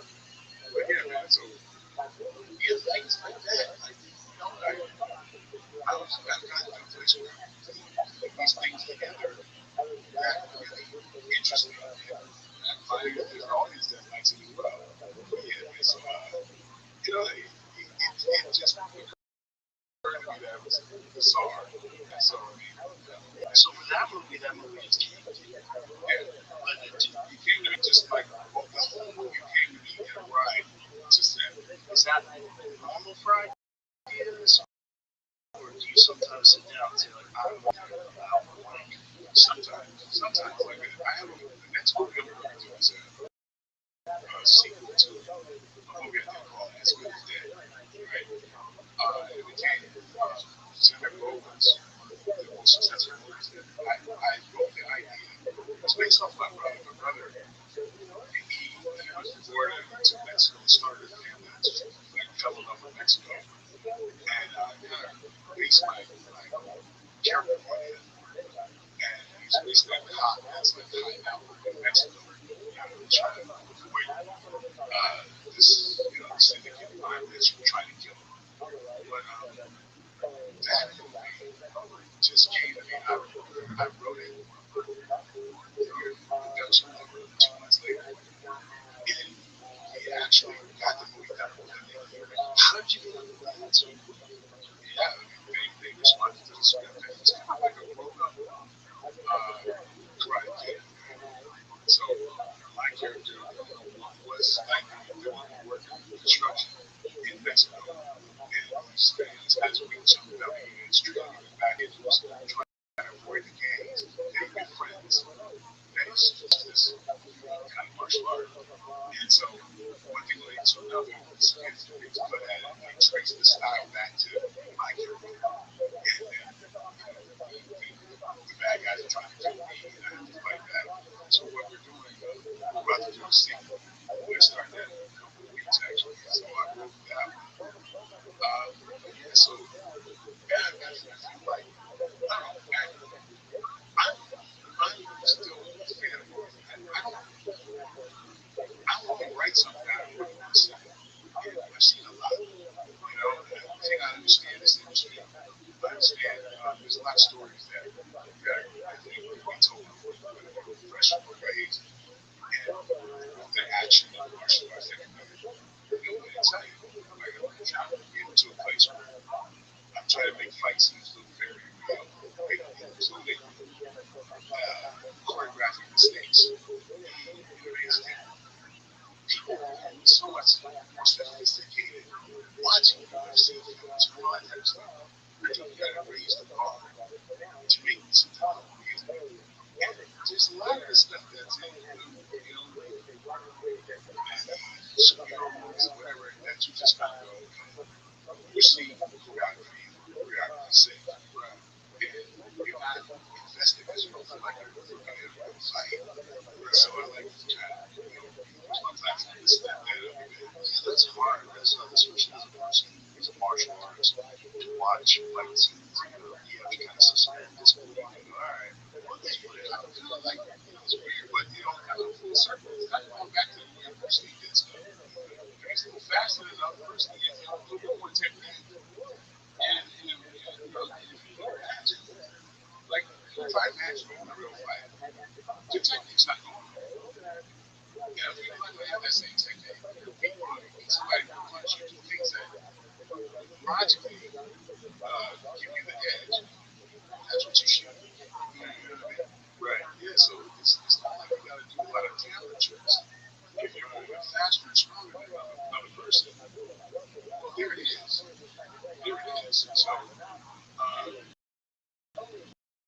luckily, I mean, kind of resemble what things might be like. You get the benefit of the doubt because you're in the position. It's just very hard. It's very hard to make it. Yeah, you turn it down.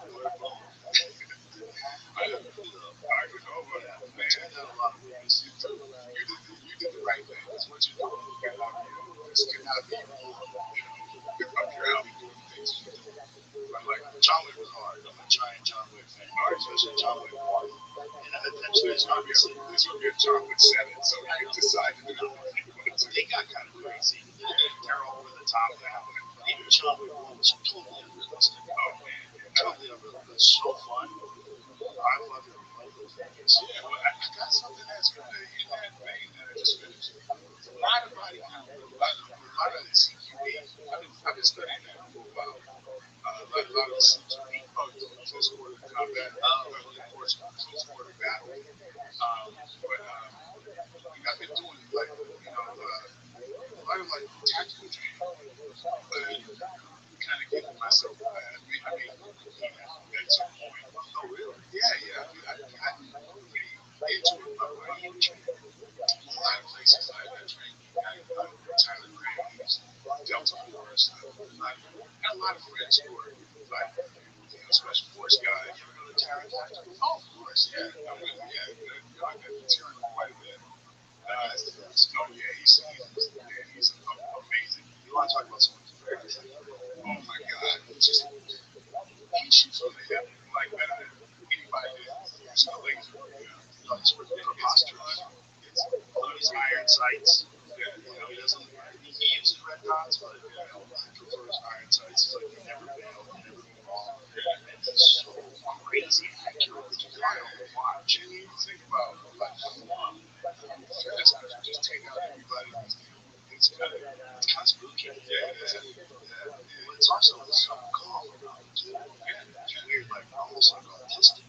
Weird. Like brain manish.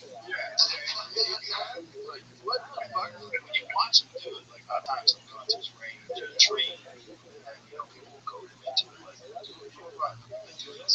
I'm like, okay, you can do this, you can do that, you can do this, you can do that, and that's not right here.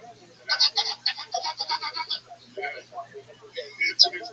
You're like, what the fuck did I just watch? That's crazy. And you see how many times he's won the championship? Oh yeah, ridiculous. And like, there's only a few people that won consecutive years. And he's got like 7 years in a row. Just chunks of like, this is crazy. Yeah, he's a very unique talent. Yeah, very unique talent. A buddy of mine, like Tyler Gray, he's with Delta. He's been he's decorating. Oh my God, his place in Vegas. He creates content. He's got like more in his arsenal than every gun store you can imagine. But like he's something out there. One of the most mellow people you ever want to meet in life. He's the guy, the consulting director of Navy SEALs for years. I got a lot of friends doing that. So my brother, he just retired from Secret Service. And Danny Hester, he was a former Mr. classical music. He's gotten into action. He's gotten actually Flex Wheeler. A lot of the guys are into the gun stuff. So we go set our stuff. Once you start training, you realize how difficult it is and how long the learning curve is. Because you think, oh, you point, you pull the trigger, which they did. But then you get into it and you see someone like Karen or someone that's competing and you go, oh, this is just like everything else, just like karate, like jiu-jitsu, everything. There's levels, levels and levels and levels. And you see people competing and you go, oh, wow, I'd like to do this. Great place for it. Yes. Yeah. Texas is a great place for it. Oh, yeah. There's just the power range to go to sometimes. It's awesome. There's different setups out there. Like it's a whole breast count. There's different like target setup. Different way to go. It's pretty badass. And John Jones is fucking scary. So you get past him, he's got his fucking dog Dutch. Yeah. Just he brings a Belgian Malinois everywhere he goes. Yeah. I know. Josh Burnett, he's a turn. So yeah, he's not scary. Yeah. And a very analytical, intelligent. One of the most scary well-read. He is like Jeopardy smart. Yes. And there's not many things that he doesn't. He's amazing. Watching you guys on the show, I was very flattered. You mentioned, I don't know where you started talking about how he was inspired by my son, wife. Actually got me a little choked up. I was like, what?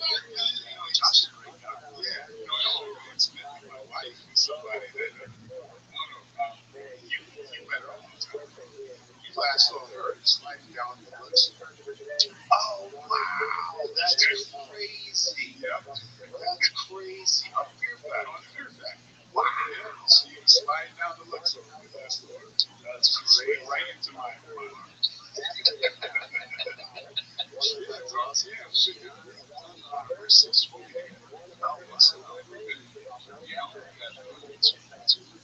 Our teenagers got one left. We got two left on the house. One in college now. So that's awesome. Congratulations. Yeah, man. It's wild how these things connect. It is wild. It is wild. Yeah. Josh is he's like one of the best examples to me of when people think of a martial artist, you think of a cage fighter, former UFC heavyweight champion, and you think of a guy like, oh, probably some So to have a conversation with him, and you realize the depth of his intellect and the depth of his knowledge, like how much he knows about Nietzsche, Nietzsche. Oh my God, he's so well read. He makes his own whiskey. You know, he's a very interesting guy. Man, what a Renaissance guy. He's a real Renaissance guy. We got the same birthday, so sometimes we throw parties together. Oh, that's awesome. Yeah, he's always in Japan. He's all over the place, man. It's amazing. It really is. Yeah, yeah. And again, one of the best examples, like when people have a stereotype of what they think a cage fighter is. And Josh was the youngest ever UFC heavyweight champion. Yeah. That's probably, I'd say more with him than so many people. It's just, what a great friendship. What a inspirational thinking person. So, yeah, he did, him back down, to Reed. He shot that Thailand. Oh, wow. Yeah. So the training titles. Oh, shit. Kind of hot. Yeah, like the brotherland of Muay Thai. Yeah, look at every style. There's strength and its weakness. A lot of things around and not straight, right? Straight, as far as the quickest distance between 2 points in a straight line. So it's not a whole lot of what they can do with a lot of boxing technique and some of those things. But man, it's about toughness, that kind of thing. It's kind of tragic. Like they shot themselves. By the time they're in their 30s, man, they're like really busted up. Well, they start fighting very, very young. Yeah. But it's also led to them training so intelligently. A lot of things about Thai training, they don't spar like a lot of Americans do with 85 inch. They play spar. And that play spar allows them to not get beat up by the time they get into the ring on Saturday. Because a lot of them are fighting every week. So they do tough spar. And a lot of people say, oh, you can't get good at touch spar. And you certainly can. Especially when you're fighting every weekend. That's probably the best way to do it because you're just working on timing, pattern recognition, and just getting your reps in. Just like with jiu-jitsu, you watch people don't muscle things, when the technique, let the technique do its it's so much better. Right. Yeah. And maintain so much better as well. Right. One of the best examples of that is inside shot. He's still not in the world. It's crazy watching that guy fight, but look at him, a very unassuming guy. He's not ripped. He's an older guy, but he's just his timing, the way he moves, it's very playful. But he's just fucking people up. I miss Thailand. I actually did a wedding ceremony in Thailand. Oh wow. Yeah, who was who officiated part of it was Tony Jaa. Oh really? Tony Jaa is the best part of our wedding. He did the water blessing, and he also sang.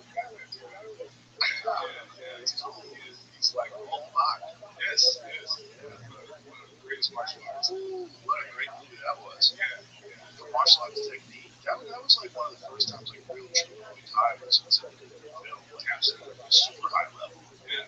Tony just, my God, like he do these incredible feats in front of you. Just unbelievable. He can do a somersault, hit you in the shoulder, and just tap you like that with his foot. Just that much control. Unbelievable. He was sitting with recently, but he's becoming he was a sealer. Yeah, I haven't talked to him yet. I just found out about it a couple weeks ago. So I know the guy's better, but I'm up there. He's better now. Excellent. Yeah. So It's so fascinating to me how different parts of the world develop a different style of martial arts. Thailand in particular, because of the fact that there was so much gambling, there were so many fights that they developed this very heavy leg kick, clinch, elbow style. It was just very different than a lot of the other styles. And for a long time it was really dominating in kickboxing. But then you started to see other styles, like particularly a lot of Kyokushin guys like that, just specifically out of Japan. Have you ever seen this kid Kyoza? Because in Kyokushin, yeah, Kyokushin guy out of Japan was dominating people. He fights very different, man. He's fucking up a lot of time guys with calf kicks. Okay. God, you know, I just officiated a Kyokushin tournament yesterday. Sunday. Was that 2 days ago? Yeah. I'm still connected with Kyokushin. We can throw that in. Yeah, since I was a kid. It's my whole thing. You have to find like 100 guys in a day. This year, I live in 30 days. I have that. Yeah, which is the toughest. Honestly, I love it. It's the toughest thing I ever had to really face. Because you come to a point where you want to give up. And you have to just kind of walk the line in sand. So this is like walking.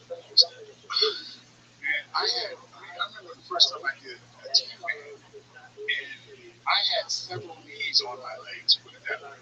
So because they destroy your legs so bad. Right? I did a 20-man one other time, and made the mistake of having I had like an interchange which is stupid because now my heart is racing higher than normal. And so what made it even harder. But somewhere around, inevitably, you get to a place where I remember the 12th guy, I'm like, what the fuck are you doing? Why are you here? You know? But you have to dig deep. You got 18 more to go. Yeah. So I'm like, man, what? Oh, it's such a hard style. Yeah, but man, there's something about getting, because you're going to be faced with yourself. You're going to be, you want to quit, and you have to just dig down and get through it. And there's nothing like it when you accomplish it. Because you know where you can go. You know that most of the time when you tell yourself you're done, you're done. What a valuable lesson it is to know that about yourself. And you can't, there's no substitute for that. And it's just something that you just benefit. I remember the last time I did this, we had a train out and we had, because usually these things are in Japan, and people from all over the style, they come and they train, they're like training 8 hours a day, you got these little lunch breaks, and I didn't think it through. This was like the last one was like about 5, 6 years ago. I wanted to challenge myself because I'm by myself. Most people come with family members and all that kind of stuff. So you're by yourself, you're a movie star. Yeah, I have a target on my back, but it's like yours. Yeah, it's like you have a training thing, and then you got a certain amount of time to go eat, but then people want to take pictures of it, and I'm the last guy to get into the lunch day, and then it's like, oh shit, I got 10 minutes to eat, and I got to get back to the next training session. Then full stop. Yeah, and then you got like, it kind of sucked, but I taught myself something. I said, you wait 3 hours in, I told myself, I just got here. And I dig deeper in that fight. And in the last few days, you just fight down to the last person. And, the people that, like, they get their eye on you because, they're fools on you. But the great thing is, like I said, I learned a lot. I learned from friendly players and dodging technique and that. The video key that's it abolishes my strength.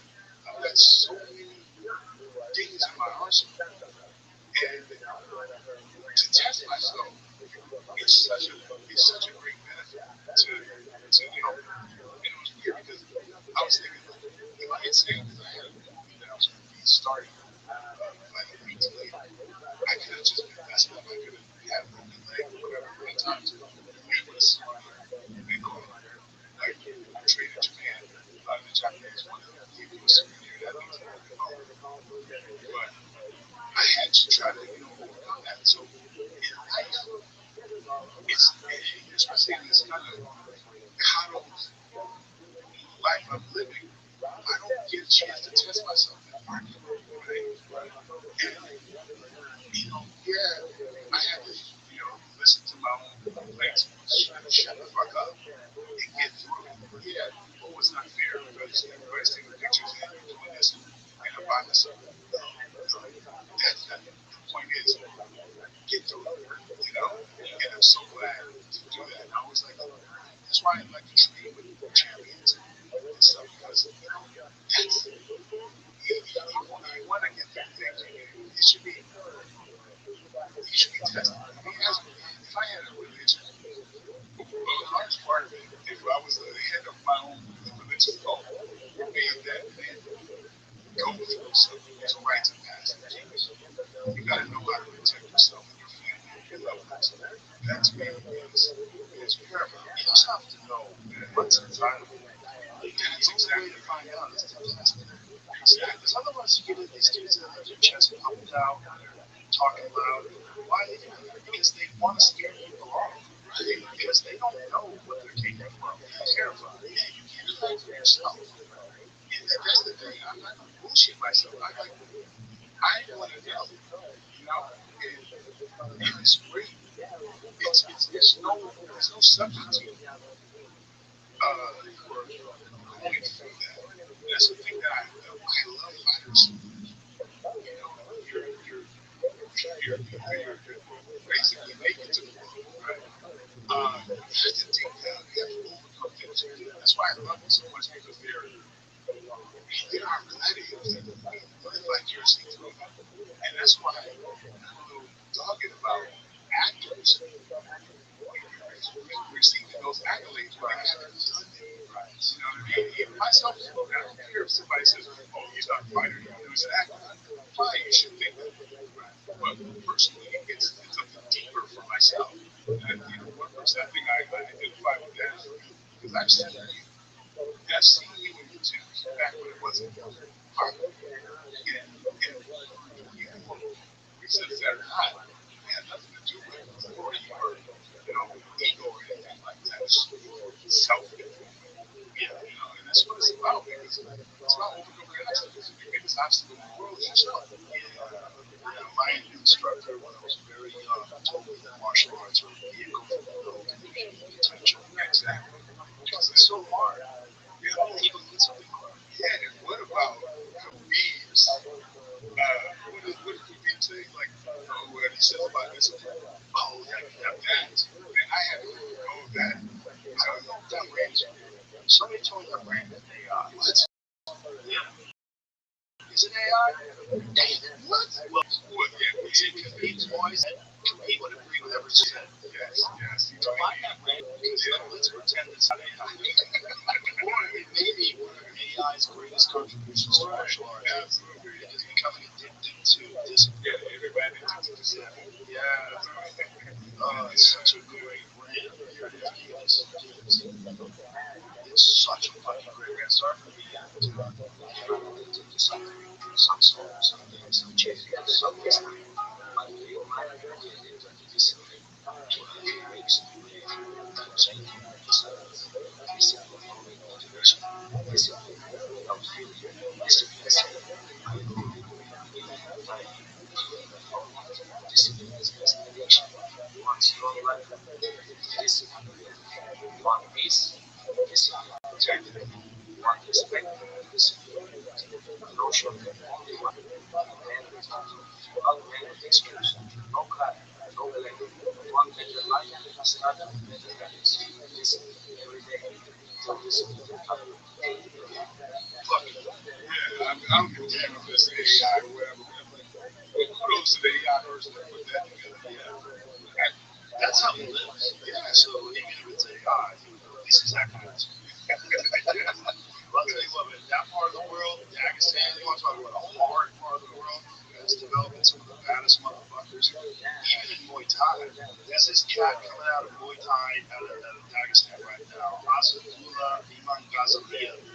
He's like 22 years old, and he is fucking everybody up. A Dagestani Muay Thai fighter. He has his own style. He's this tall, lanky dude. He's one of the most terrifying strikers alive. A lot of people think he's the best striker alive. Oh, man. But he's 22 or 23 years old. And he's just fucking everybody up. He fights for one FC. Give me a highlight reel of this cat.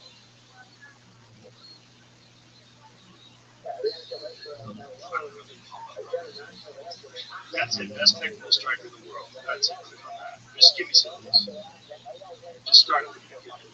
This dude, that tall dude with the beard, Azadullah Iman Ghazaliyev. Watch this motherfucker. What a style he has. I mean, it's just this long, tall, lanky dude, perfect timing and measurement, and he just starts piecing dudes up. Yeah, well, I don't think so. If you scoot ahead, I think he fucks this guy up pretty quick. I've seen this fight. This guy he catches with one shot. Some dudes not so lucky. Yeah, that was one shot. But it keeps going, and then give me the next fight. He just starts lighting guys on fire, including ties. They don't know what the fuck is going on because he fights different than them. I mean, he's a Muay Thai fighter. He's got that straight, he's more than effective because they got so much round technique. Exactly. A lot of front kicks up the middle, especially to the face. But also his spinning attacks. He's got wicked spinning attacks, man. And also comes off angle a lot. His head's never on the center line. Super fucking technical. But just lighting dudes on fire. And just an attacker, always attacking. And it has the benefit of that range, that long range. Man, dude is incredible, incredible. And again, 22 years old. Look at that. So he's combining like taekwondo techniques, karate techniques, and precision Muay Thai.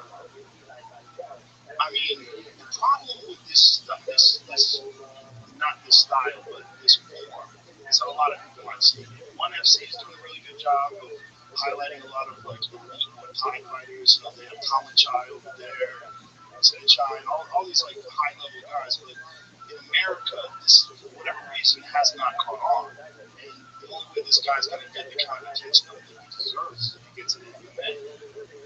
You know, an axe kick, his spinning back fist. Oh, yeah. Yeah, it's straight, right up, no joke. He's a laser. He's so focused. He's so good, man. So good. Yeah. So the Dagestanis are now entering into Muay Thai, which is a terrible sign for all these Muay Thai guys. Hard people start at a very young age. Also, Dagestanis now, because of Khabib and Islam, they all know this is the pathway to greatness. So there's heroes. Like, I mean, Ankalaev, there's all these guys that are world champions out of Dagestan now. So it's like you're seeing all these guys come out of there, and some of these young guys that are coming up are so good. They're so good. But this is fascinating to me that you take a guy who's adapted this Thai style, but then morphed it into something that's different. And again, like you were saying, a lot of straight techniques, especially when you're a tall guy like that. Weight class fights at 145, and when you're that tall at 145, you got those straight shots down the line. Like his right is just like, you can't really see it. Laser right direct. But it's also the hooks too. His hooks are coming around the guard. Like everything is precise. His accuracy is spectacular. Yeah. I'm a student, obviously. I watch every fight I can. I watch kickboxing. I watch Muay Thai.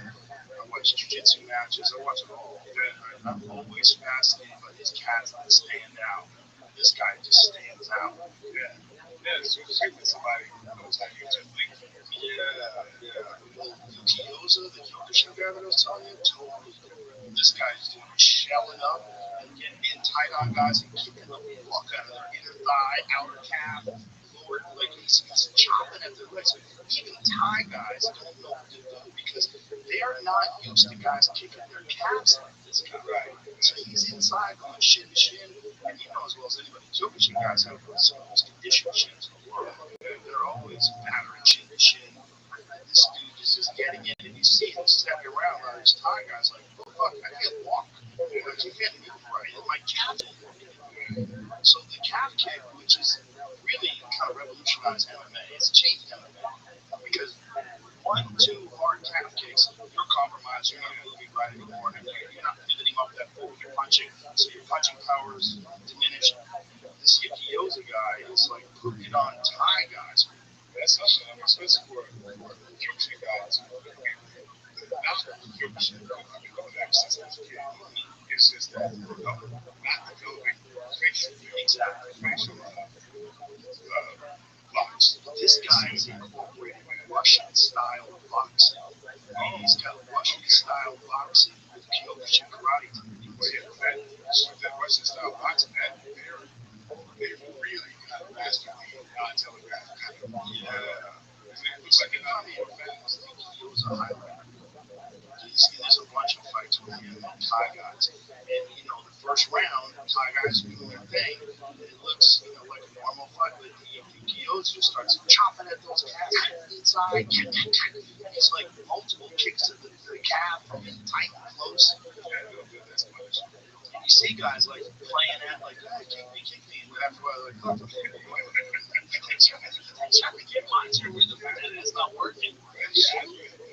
What would it take to develop like There's a few have just like your eyes? You see how he's like he's chopping, he's getting it tight. He's always how much he's utilizing like all the karate techniques, but also getting tight just destroys guys' legs. But also spinning back kicks, all the other stuff. Look, his boxing is excellent too. A lot of Muay Thai stuff, throwing people, but look at that. He's constantly kicking the inside of the leg, but they're committing to kicks. He's taking their legs out. This dude, one of my favorite guys to watch right now. Look, that's a Thai guy, man. He's just destroying their legs, man. And excellent movement. And he comes out of a very high level gym in Japan that's produced a lot of really Masasaki Mori. Another guy that's like that is a very similar guy to beat Tama Chai recently. Like these guys are just destroying people's legs.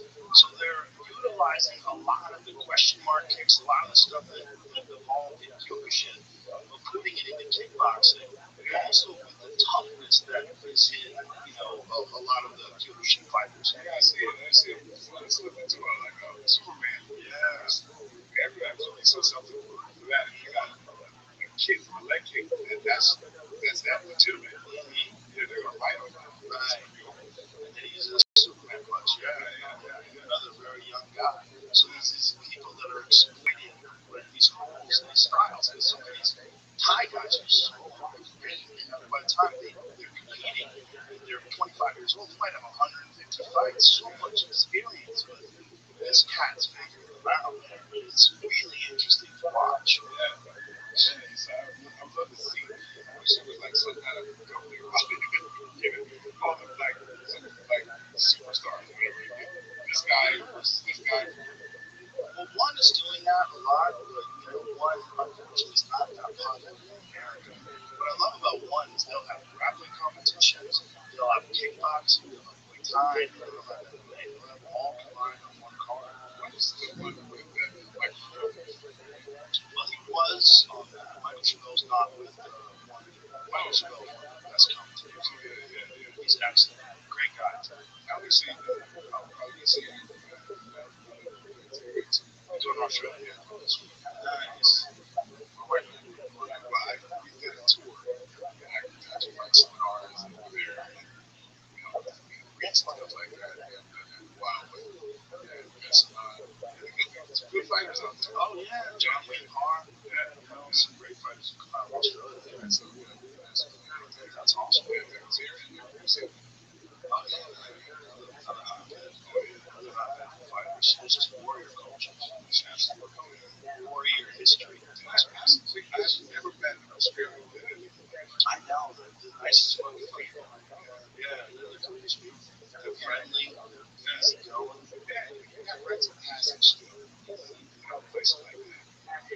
Yeah, I mean, that's one thing that it's sad about the United States, like not making it. Not a lot of them. When they are, they stand out. Yeah, that's why it's like a lot of times in these movies, if you have an alpha male, a lot of times that alpha male, that American alpha male is being played by an Australian or somebody from that. Because it's you know, it's like it's very rarely an American is that's so it's like such a trip, man. Oh, masculinity is demonized here. So strange reason over the last couple of decades. So I saw the beginning of a lot of things. You know, like I said, I was a school teacher, and I was right on the forefront seeing like everybody is trophy. You know, these kids, you know, it's about their self-esteem. They're taking it like, come on, and they're taking away competition. Yeah, I saw the beginning of that shit. And it's just so bad, man. These kids don't know how to deal with loss or right? They end up shooting the classroom. You know, dealing with loss is one of the most important lessons you can ever learn. If you want to get better, lose. Yeah. Losing is the best medicine because you lose, you know, out of everyone in your lab generation. Thinking about all the things that you cut corners on, all the things that you didn't do. What can I do differently to make sure that never happens again? I never feel that feeling, or I quit. Those are the two options. Either you get way better or you quit. But winning sometimes you don't learn. You go, well, I'm doing the right thing, I'm winning, I'm getting better, I'm developing confidence. That's good. But man, sometimes loss is the best medicine. Yeah, man. I realized something when I was, you know, I was born with some music. Okay, I think the one thing that got me in college is the gas. As a fluke, I jumped into a race against one of the fastest guys on the track team and beat him, right? And that was so fluke. The coach saw that. The track coach saw that and was like, "Oh my God, you're fucking right for the school." And I was like, "Okay." I was just like, I didn't have anybody, kind of adult that took a liking to me like that. And the next thing you know, I'm on the track team, and I started. I mean, I was feeling good. And then I wound up going to college because of that. And incidentally, that's the stuff that really kind of taught me to kind of evolve my martial arts. Because nowhere is there a benefit of like cutting off fractions of seconds in movement like track. Like when I'm doing shot put. Well, a lot of times I was competing against people that were ginormous, and all they had to do is stick their arm out, and their arm was going to be better than mine. Well, I had to generate enough power to go at a 45-degree angle, and inertia, all that to get past them. And with running, of course, if you shoot the gun off, all of your motion has to go forward. If you go backward, you're going to be a step behind everybody. So as far as efficiency of motion, all the things I had to do with track, I started applying in fighting. And that's what kind of gave me cheat codes into things to where being super efficient really helped, right? And so one thing would like kind of help the other. But like, yeah, a lot of my track thing was a great benefit, but I didn't learn that. I was kind of in a way like the Bo Jacksons of martial arts. I was gifted, and so when I would fight, I was a big guy that was fast, and that was kind of rare. So fighting was easy to me, but I learned that when I was the celebrated fighter, that was less of a big martial artist because then I kind of would flake off other things. Like I didn't try as hard as other people. There's another thing I don't know if we really see it, but it was a thing that he said about those gifted people. A lot of people who are gifted were not the best fighters. Yeah, that is cool. Exactly, and I took that, that same thing because I realized, dude, you're doing it wrong. I think my philosophy was like, I feel that the philosophy of, okay, say this kid Sean is 140 pounds, and here's me, and it takes me 1,000 fits to become fatigued, and it takes me 100 fits to become fatigued, and he pushes to 120, and I push to 1,00001. That's a better martial artist. He is. because he's pushed into his comfort zone. He's pushing himself further. What if he one day gets to 1,000? For him to go from 100 to 1,000, that's going to be a quality that I don't have. Me being the gifted one, right? I'm looking at it using computers as it saying, well, I mean, at the end of the year, I just kicked a basketball hoop. I was I had that ability. But when I started thinking about, well, when I compare myself with other people, that was a wrong thing. So I said, no, I want to be like Sean. I want to train to my ability, not in comparison to someone else. And that really taught me something as far as like again why I put myself through these things and the benefit of it by really like what the martial arts really teaches is the fact that yeah I have these gifts, but if I use those gifts as a crutch, I'm limiting what I can be. Right, you're limiting your potential. Exactly. And so oftentimes it's too easy for the gifted guys, and so they kind of slack off. Right. Yeah. So yeah, and I realized that's what I was doing. They also are not as comfortable with struggling. Absolutely. Being comfortable with struggle is a very important part of growth. Yeah. Yeah. It's massive because we start to admire the fake sometimes. As men, we celebrate the beauty of God. And that's kind of where you full circle to where, okay, yeah, I'm able to do these things, but is that really me? Is that the limit of what I can do?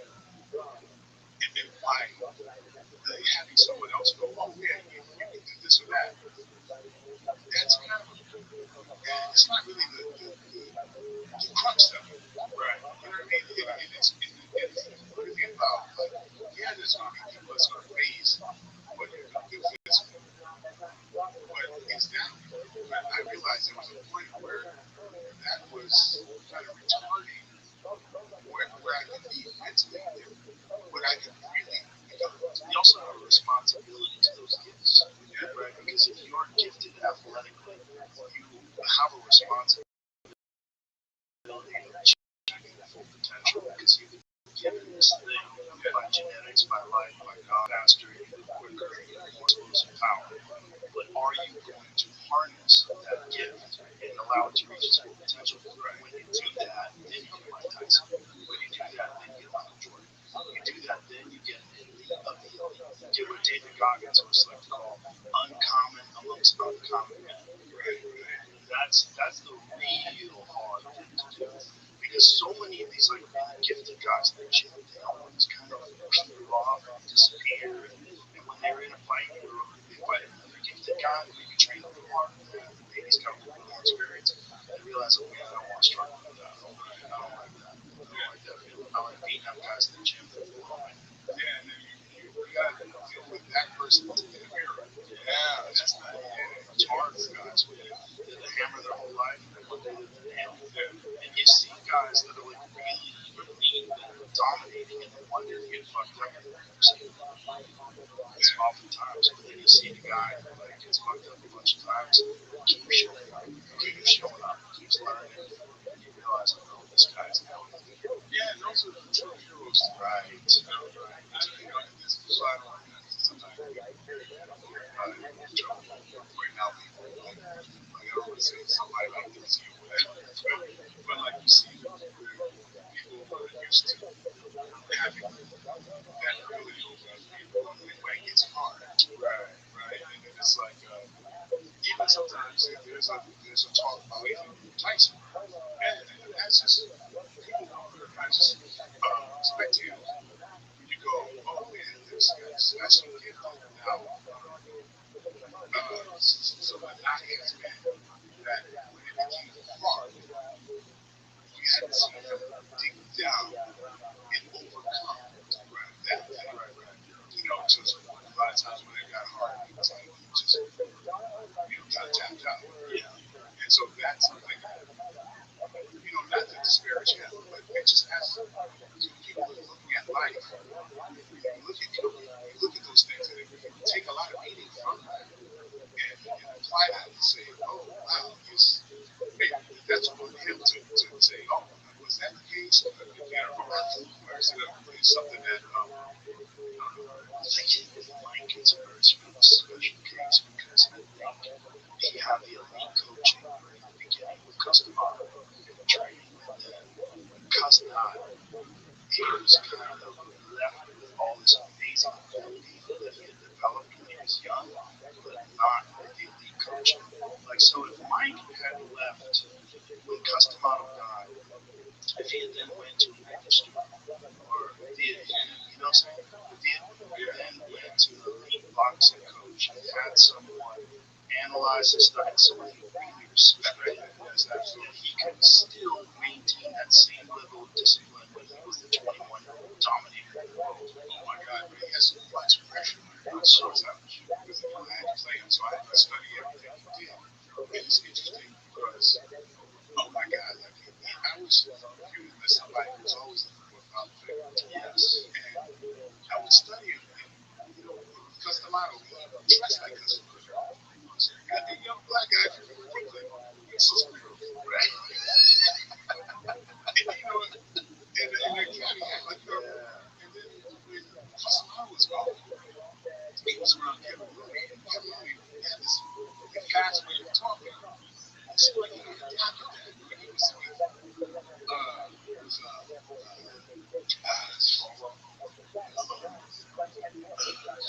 why am I blanking? The other trainer, the other manager for Jacobs, Jim Jacobs. You know, Jim Jacobs was married. I think marriage became important to him at that point because he was really under the umbrella of Jim Jacobs, and then when he was with, well, Don King. The N word is every third word out of his mouth, very much like Don King. He goes to prison. He's got two father figures. I don't say Tom again, and he's got Arthur Ashe on the show. And I just noticed that, like, even speech patterns change from him in that matter. But then as well, he was a guy that I felt like I identified with a good deal because coming from the same kind of place. But yeah, it's interesting because I think a lot of people don't know how much struggle he had to deal with. Because people think that Kevin Rooney was kind of a savior in that situation, but he wasn't. Kevin Rooney explained to me directly that he said, if you ever see Mike, please apologize for me because I mean Mike was married to Robin Gibbons. He didn't want to do this interview, and then turn around Kevin Rooney did the interview, and Kevin Rooney was like, I really messed up when I did that. And Kevin Rooney even told me that when the speech right along, Kevin Rooney, with the acknowledgement, he left that casino on Miami. Like two big changes. And so people thought, oh, Kevin Rooney is no, Mike was he had so much pressure on him. And I think with Don King trying to hire Mike's cohorts to help out and hang out with him anyway, to try to just he had so much this dude had so much pressure on him. It's unbelievable. And Don King definitely took that. I believe so. I know Don from because I was always at fight camps with Frankie Lodge. In fact, that's how I got to first meet Mike Tyson. Mike was in prison. Frankie put Mike and I on the phone with him. And so I would, do my kind of interview with Mike while he was in prison because I was going to be playing him. So I wanted the whole story. And I went to Catskills on my own, knocked on that door, and spent time with people he grew up with in that house. So I learned a lot. There's a lot that probably doesn't know, and that I think he was concerned about, coming out, and it didn't. And so it was really interesting. I was front and center on how much pressure bullshit this guy had to deal with. He had to kind of develop with the whole world on the movie show. Yeah, his name was Tony, which is crazy. Youngest ever heavyweight champion in the world. He's went from being a 13-year-old kid with no family to being adopted by this guy who's not just training him, but also hypnotizing him. And then he's got Jim Jacobs, who exposes him to this library of all the greatest fighters of all time. He's watching video footage of him. Okay. It's an extraordinary story because it's like unlike anyone else. It's like the environment that he was exposed to and the way it produced this guy who was unlike any heavyweight before. I mean, in his prime, I always point to the Marcus Frazier fight. I always tell people, you want to see like the scariest motherfucker that ever stepped out of the ring? Mike Tyson versus Marcus Frazier. He was just undeniable, just undeniable. But that pressure, the kind of pressure that no one can explain what that's like. There's no internet back then, so there's not as many famous people. So like, who's gonna relate to? Who's gonna tell him what this is like? There's no one like him. You had Muhammad Ali, you had a few other guys that could tell him what it was like. But for the most part, he's got no roadmap. He's out there in this world of superstardom where he can do whatever the fuck he wants. Everywhere he goes, people are screaming and cheering. And he's knocking everybody out in the first round. The pressure on that, you have to fight him. The guy who was more like Big Brother. That's where I was like, when it's professional. Because Holyfield was screwed, man. And Holyfield was that guy, Mike checked on him and all that type of stuff. He has to fight this guy because deep down, like, he's got to fight this guy who's he's got this reputation as a holy man, and he's all this type of stuff. And then I remember being at that fight, and I remember the press conference, and Mike was like, they manufactured this hatred. And I was like, that's not like, he's trying to dig down to really get this edge to really hate Holyfield. I was like, I thought that was a mistake. But and I don't think psychologically he was in his pain. Right. I mean, I feel a lot of damage on it. Yes. There's also the fact that the holy man was a big deal. Holyfield had this incredible belief in God. He really believed that God was looking out for him and he was going to go in there. Man, I mean, he couldn't be deterred. The third round, I mean, I studied all this stuff on Mike Tyson. Third round in that first fight, got chills because he heard something that he never heard his entire career. Everybody started chanting the other guy. Oh, yeah. I swear to God, I saw just the hair come out of his guy. And it was like, I've done all of this, and they're cheering for this man. And how gracious he was, how Tyson was at the end. I felt like that's not a new thought. You kind of had that opinion of him going into this. Well, that's right.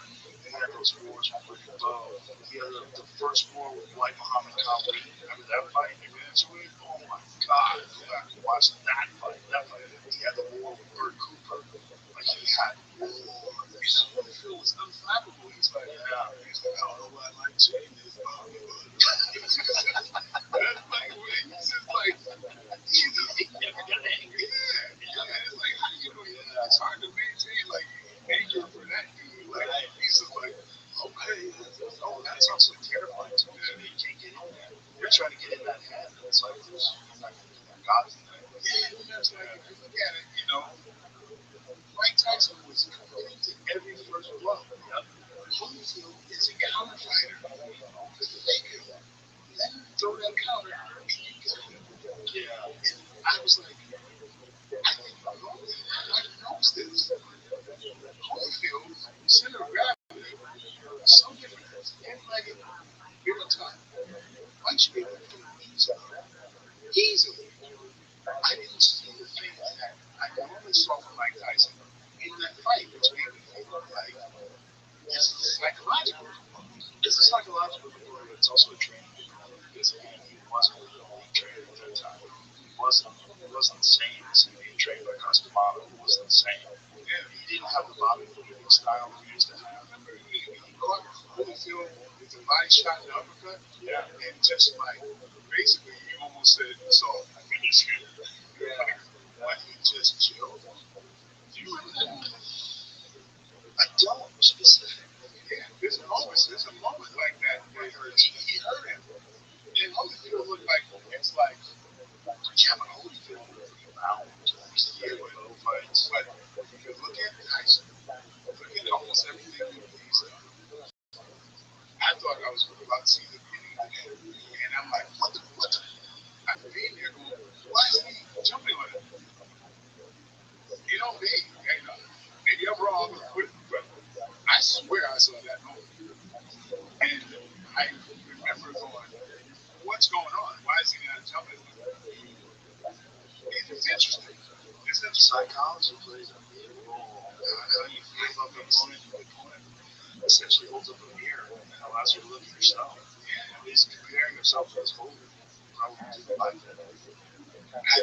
Joe, I think that's the way I thought about it. Of course, but this is my opinion. Those two, they have that kind of character, like Holyfield had at the time.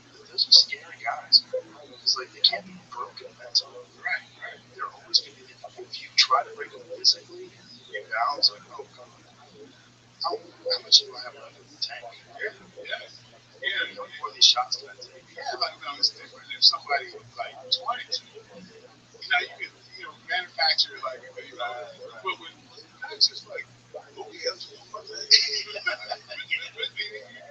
You gotta start going, oh, is it me? Because it's like, that's, you got Fedor's team. Somebody like that, it's just like this, it's like you just drown yourself. Stone, because I can't derive nothing from him. It's like, oh, he was the best. Yeah, yeah. Fedor was the best. Fedor would be in the middle of the most chaotic war and looked like he was just sipping a cup of coffee. Yes. No one like that guy. He's one of the most unique characters. I think we loved one of the greatest heavyweight matchups of all time when they never figured out how to put Cain Velasquez versus Fedor when they're both in their primes. Cain Velasquez is the scariest person I've ever seen, as far as I'm concerned. Like, there was one guy that I pride myself out again, but that guy, man, he's like, God, I'm tired. Man, he's had cardio. He had cardio for a heavyweight, marathon runner. Didn't get any sense. 240-pound guy that never got tired. Yeah, perfect technique. Yeah, and I think the fights with Chorito Santos, like that going each other. Yes. I feel like they go each other. Well, I think certainly go each other. Especially the second fight. The first fight, Junior caught. The first fight, Gene should have never took that fight. Gene had to take that fight because it was on Fox. It was a big deal. It was the main event of the Fox, first Fox card. It came to the so if you look at that fight, Gene's wearing knee brace. His knees were fucked up. Like his meniscus was torn. It was all fucked up. He couldn't anchor on it. He couldn't really post on it. And then he couldn't get out of the way. Junior caught him with a big right hand, cracked him, dropped him, stopped him. And he comes back. Here it is. Here's Tyson versus Holyfield. Yep. Yeah, but Holyfield's still there. He's still there. If I really had the chance right now, man, there's hurt. What it said, right? Yeah. Right away. The thing about Evander is always there. He had been through these kind of fights before. Well, I don't know where I am, but I was there. And something about seeing that, I felt like, oh, he's about to take him out. I think because Evander rebounded and Evander had a history of rebounding. Oh, sure, absolutely. Especially when they go, it still doesn't change the fact that I feel like there was an opportunity, and that was a very un-Tyson-like situation. I just don't think Tyson was Tyson anymore by this time. I think he was a one-punch guy by this time. He wasn't cutting those crazy angles, trying to slide off to the side, grip the body, standing right in front of guys. So he lost a lot of what made him special, which was the speed of combinations. And The movement is primarily because he could have never gotten that far if he didn't do that. show that Marcus Frazier. Show that Marcus Frazier. Tyson versus Marcus Frazier. Favorite Tyson performance.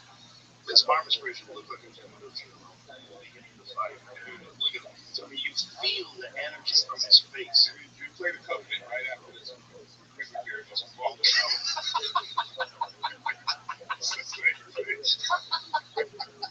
He's just all over Marcus like from the beginning. This was on ABC, Wide World of Sports. I remember watching this at home. But look at the vomiting and the weaving. It's not just right in front of him, it's angles. Like when he moved. Oh, man. That was when he was the champ. I mean, he wasn't the champ yet, but he was the champ. He was about to fight Trevor Berbick, and everybody was like, oh my God, he's real. Yeah, here's the thing versus Mike Tyson versus Muhammad Ali. It depends on which Tyson, which Muhammad Ali. The best Muhammad Ali wasn't Muhammad Ali. It was Cassius Clay. I think the best was when he fought Cleveland Big Cat Williams. To me, I always tell people, if you want to know Ali before they took his title away, before they put him on the shelf for 3 years because he wouldn't fight in Vietnam, watch Cleveland Big Cat Williams. Because Cleveland was a big, scary power puncher, and Muhammad Ali was just dancing around him, But was he dropping Muhammad Ali? That's the thing about Muhammad Ali. You don't realize he was like the biggest guy in the ring. You know, he's only 4 pounds different than you don't realize because he moves around. The way he moves. Back then. But in the Cleveland Big Cat Williams days, he was lighter. He was only like 215 or 220. And Cleveland Williams was Big. Look at the size of Cleveland. Look at his back. Look at his back on Cleveland. Yeah, but he was a power puncher, man. You watch somebody, look at his back. Cleveland was a scary dude, man. He might be lean. But Muhammad Ali's a big dude. Oh, he's a beast. I think Muhammad Ali's bigger than that guy. Maybe, but look at the movement. So this movement was absent when he came back 3 years ago. He never fought like this again. And when he fought Cleveland Big Cat Williams, Cleveland just didn't know where he was. He was like, this is 212, this is 210. The dudes are smaller back then. Like, think about Rocky Marciano. He was only 185. Yeah, but see, the thing is, you don't realize because he's fighting like a lighter guy. You're not a bigger guy. Hitting guys, especially people are coming in and that magnifies it. Yeah, sort of. They're basically the same size. Yeah, 212 is very small. This is smaller than Mike was when Mike was in his prime. 215, 220. Yeah, 221. Yeah, that's why it's interesting because Mike was 10. People who did the best against Muhammad Ali was Joe Frazier and Ken Norton. But Their heads. yes, but again, these are the guys after this 3-year break. This 3-year break, Muhammad Ali didn't train. He didn't train at all for 3 years. When you watch when he comes back after that, like, come on, son. The speed. Cleveland's like, what the fuck? Yeah, the speed and the bigger guy. That's the thing. That's the thing that's been like, you thought that this was that he was bigger than Muhammad. I did. Yeah, so but the thing is like people don't realize how big Muhammad Ali actually was. Because George Foreman, was a monster. And his legs are bigger than George Foreman's. Right? We know what the power is. Right? George Foreman, what did he weigh when he fought? 218 and I think Muhammad Ali's 214. It was like right. So the actual fight game, who was good. Right. But I'm just saying it's interesting because I got a guy the same size as Foreman, faster. Yeah, but he did win that fight. In that fight, he mostly laid on the ropes, remember? I mean, there's a lot of though. What I'm saying is There's a lot of that. He's laid on the ropes. 220. 212 to 220. Pretty close. Yeah, I've seen that different. I've seen It's just, he wasn't the same guy. If George Foreman of that time fought Cleveland, the Muhammad Ali that fought Cleveland Big Cat Williams, is a pretty good fight. Foreman's like he pieced up. Yeah, I mean, He pieced up on the outside, and Ali was just picking him apart, and Foreman swinging around. He was like nobody else before him, man. He was so different. He was so different. But those 3 years, when he had to take 3 years, and he didn't train at all. And he came back, and now he's 30. And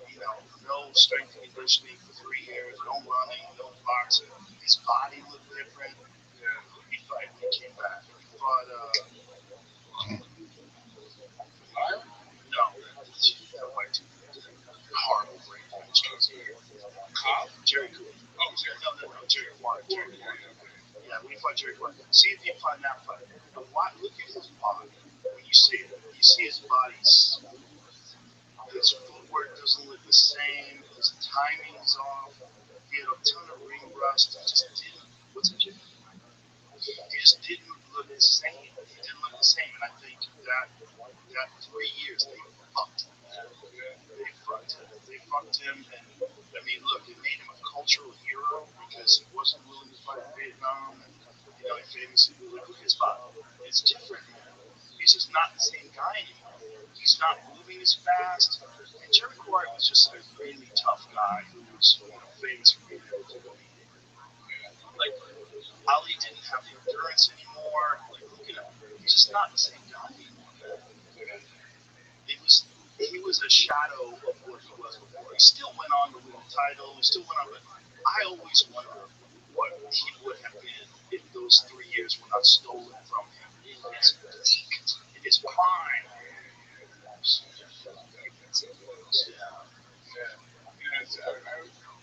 It's one interesting thing. Another thing we used to talk about album is like try to find one body shot. Right.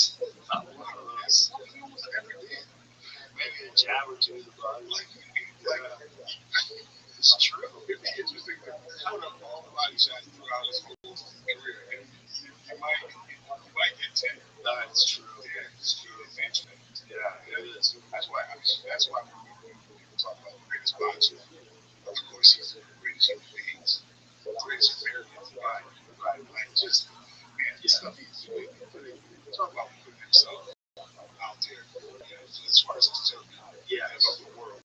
There's nobody, anybody compares to him. Also, the personality. He would go on talk shows, and he was just so fun. Sharp was So sharp. always things were memorized. One of my favorite ones was Howard Cosell said, "You're very truculent, champ." And he goes, "Whatever truculent means, if it's good, I'm that guy." I mean, he was just a different human being. He was not scared of anything. There's some stuff that some interviews that he's made real confident. He actually talk shit to people and talk about whooping their ass. So recently I've seen some stuff that I was like, wow, I didn't see this. Oh yeah, if anybody disrespected him, or if anybody if they would call him Muhammad Ali, they would call him Cassius Clay, they would fuck him up. What's my name? What's my name? He was a special person, and he was just culturally like one of the most significant figures ever in the history of America. Because at a time where the world was torn, like why the fuck are we in Vietnam? And this one guy says, "Oh, and then they're like, okay, we're gonna strip your title away from you." And for 3 years, he was persecuted, and the whole world was watching. And they eventually let him fight again. But then we realized that Vietnam was not a just war.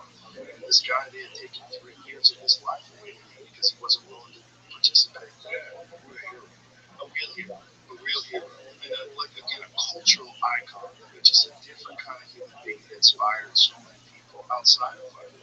My parents were hippies, and my parents wanted to watch the Leon Spinks rematch when he fought Leon Spinks. Like, hey, what is this? I said, "Oh," I'm like, I remember being a little kid going, "Hey, they want to watch this fight. This is so good to me. If they want to watch a fight, because that's who Muhammad Ali was. He was just different. He meant something to America in a way that no other fighter before or since has." And it's just even for equal rights, just for everything. There's so much. I really can't think of many people that's been more significant. No, and that's people think about like what you stand for. What do you mean? This guy, he could have easily just taken some stupid fucking desk job in the army or something. I did a movie last year in Louisville, Kentucky. And while I was there, I went and visited Muhammad Ali's graves. And dude, man, I didn't expect the message. I didn't see it. I couldn't talk for 2 hours later. I just sat in my car. Just almost got overwhelmed. Like, what this man really meant. He was just like, it jacked me up. I didn't expect that. Yeah, I can't think of another fighter that meant more, like in terms of like a cultural icon. Can't think of it. Yeah, he put his life on the line. It just was so, Yes, a caution cautionary tale for fighters too. Yes. About fighting too long. No one ever forgave Larry Holmes for beating him up. Larry Holmes, one of the greatest heavyweight champions of all time, never got his just due because people never forgave him for beating up Ali. It's just crazy. It's not fair. It didn't make any sense. Muhammad Ali was trying to beat him up, but everybody knew, even though Ali was fighting, everybody knew it was over. He wasn't the Muhammad Ali of old. He wanted to call it into the fight. Holmes was like, why am I doing this? Right? Yeah, that was sad. And he wasn't, Holmes was never that much of a likable presence. It's hard to come up with, like, right, he was never that kind of person. Damn. Oh, that's the best jab around. Larry, even when he fought Tyson, when he was popping with that jab, and it made you wonder, God, Larry would do that jab. So excited to see him try. Two of them? Yeah, so I don't think he'll be Prime Tyson. No. But it was wild. Tyson made his bones on like bigger guys who missed people. Yeah. So he looked up on, on his legs. A lot of times he's landing, he's in the air. Yep. Yeah, he's in the air, man. It was the speed, too. Weight speed in the heavyweight boxing. He was the fastest. Well, he was one of the fastest heavyweights, I think. This one guy, he was 6 foot fast. Oh, 6 nice. Yeah. Oh, man, what I talk about first night, it was funny. That's a funny dude. Oh, he's a character. Yeah. He was like on TV, too. And another guy was trained by the same guy as Lomachenko. Lomachenko's father trained him. Which is also why he's like a heavyweight loser. Heavyweight Lomachenko. He's got that woodworking movement and that Russian style, the Ukrainian Russian style. It's like those guys, they figured out movement, footwork, Ball has it. So, we're very fortunate that we can see all of these incredible human beings that have risked their life and their health and put it on the line, so we can see true lessons about character and technique. Yeah, just because heavyweights concentrate on technique a little bit, right? Well, maybe Usyk's changing people's perspective. Maybe they're realizing, like, wow, you can't just 1-2 everybody. Yeah, I think what happened is another thing in this country is like, I think it's a foul boxing. I'm not going to get into boxing. A lot of these guys who go for money and try to play football or whatever. Well, since Deontay, we haven't really had a heavyweight boxing champion in America. Deontay was our last heavyweight boxing champion. Yeah. Talk about technique. Not the best. But, he had what Teddy Atlas likes to call the eraser. Right, yeah, true. He can make all the mistakes in the world. He had that one eraser. Wow. Yeah. Deontay's one of the craziest knockout punchers that's ever existed. Yeah. He was nuts. He hit you moving backwards and flatline. Great 209 when he fought Tyson Fury the first time. 209. Yeah, I would shoot. Some kind of together. Yeah. Really nice guy. Yeah, I love talking to him on the podcast. Oh, yeah, he's great. Just work on his technique. He's like that. Yeah, I don't know, man. It's too late. I think he relied on that gift for so long. Because, look at the gift, though. At one point in time, he was like 39 knockouts out of 40 fights. Yeah. It was like, I know, nuts. But it didn't matter when it landed. When it landed, you couldn't do shit about all that sloppiness. I still wouldn't mind seeing AJ versus him.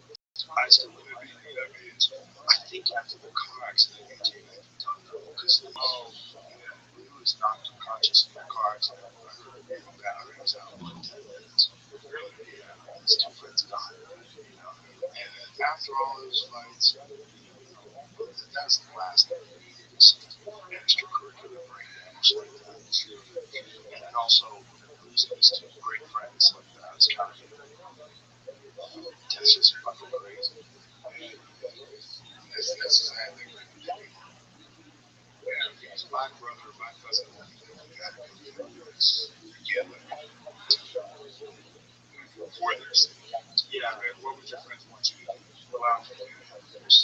Yeah, I was the best. We look at one of our warriors. We have was body, like on the line to the Lord's hands. That's how I'm a gladiator. I know there's nothing like a fight. It's different than any kind of sport. It's very different. The losses are way different. They're way harder to deal with. The victories are way greater. Yeah, one of my best friends, me and Frankie, man, so I got front seat to all of that. Frankie knocked out Roy Jones back then. Just, so I wanted to see him get his feet. He was WBA super middleweight champion 5 years straight. But it was a front seat to boxing life, fighting life. So it's a hard road. It's not one. There's no one there for you. I was watching this piece on Bob Chacon. It was a great fighter in the 80s. Oh my God, man, it was horrible. It's just horrible watching just the deterioration and the brain damage and for you. That's a lot of guys. Yeah, yeah. Your brain it doesn't regenerate. It only gets worse. Yeah, and if you're experiencing brain damage now without treatment, there's some treatments now they're able to use to help regenerate some neural tissue and things like that. But there's a certain amount of my back. I know my son, my son's he's been on what do they call it? This is like a stimulation thing. The magnetic stuff. Yeah, but he's actually helped him out a great deal. He kind of went kind of interesting, like kind of experimental with some stuff. Now he's kind of come back. He's turned him around. What happened? Yeah, he kind of was like getting high that route for a bit, but but he's gotten. I've just actually seen things turn around because I don't know why I can't remember anything, but it's this brain stimulation thing, and it kind of rewires you. Yeah, I think I heard you talk about IQ, EED, and those type of things. So yeah, there's things that are going on. There are things that can help, but then you got to be very, very vigilant. Yeah, there's something connected to a lot of the anti-aging protective stuff. We're getting fascinating. Yeah, it's fascinating. Sure, a good friend of mine, Rocco, I don't know if you know Rocco, Dr. Rocco. No. Yeah, he's mentioned there. He runs 8 4M. This is a conglomerate of doctors from all around the world that's dedicated to fixing causes of disease, not just chasing around the symptoms and stuff. And so it's like we're watching in the face of the pharmaceutical companies. They are really dedicated to taking care of big things from the source. And it's been going on for a while, man. It's like they have like about 6 of these things a year. One of the biggest ones is the Vegas. But like, look it up, 840. So that's Stallone, Arnold Schwarzenegger. They, it's been, deal with it. I've actually tried to Nick Diaz to help him because they're on the forefront of the medicine type stuff. So yeah, it's an interesting thing for you. A lot of doctors who have been given lectures on all of this wave stuff, all the newest equipment. That's just like this is the biggest kind of like rooms, huge rooms full of all the most collaborating. It's a good time to be an older person. There's a lot of science. You have to believe that you should be in your living to a healthy. You really believe that. If it's ever been possible, now's the time. Oh yeah, my doctor, Dr. Alan Bezos, not just 63, he looks like he's a bear. That's awesome. Yeah, 63-year-old guys in wheelchairs are basically dead. Yeah. They're just old, frail, feeble. Yeah, it's interesting, man. It's like, man, we're getting older. not one, man. I think very fortunate. Very lucky. Yeah, me too. This is a good time for you. Yeah, you look good, man. Me too. Yeah, I'm very. I think I'm old. How old are you? Yeah. I'm 58. Oh, well, yeah. Yeah. Well, you look great. Well, thank You you. look great. I feel good. Yeah, I feel very good. It's a really well. There's so much information now on how to maintain your body, how to maintain your health. So, Yeah. hey, brother, this has been great. Glad we got together. Me too, man. Again, man, I gotta tell you, man, how proud I am of Joe for this, doing this thing, man, in a big way, I'm man. saying about you. Yeah, thank you, man. This is a lot of fun. Yeah, man. Yeah, we'll do it again sometime. Yeah, we gotta do All it. right, for sure. Last one.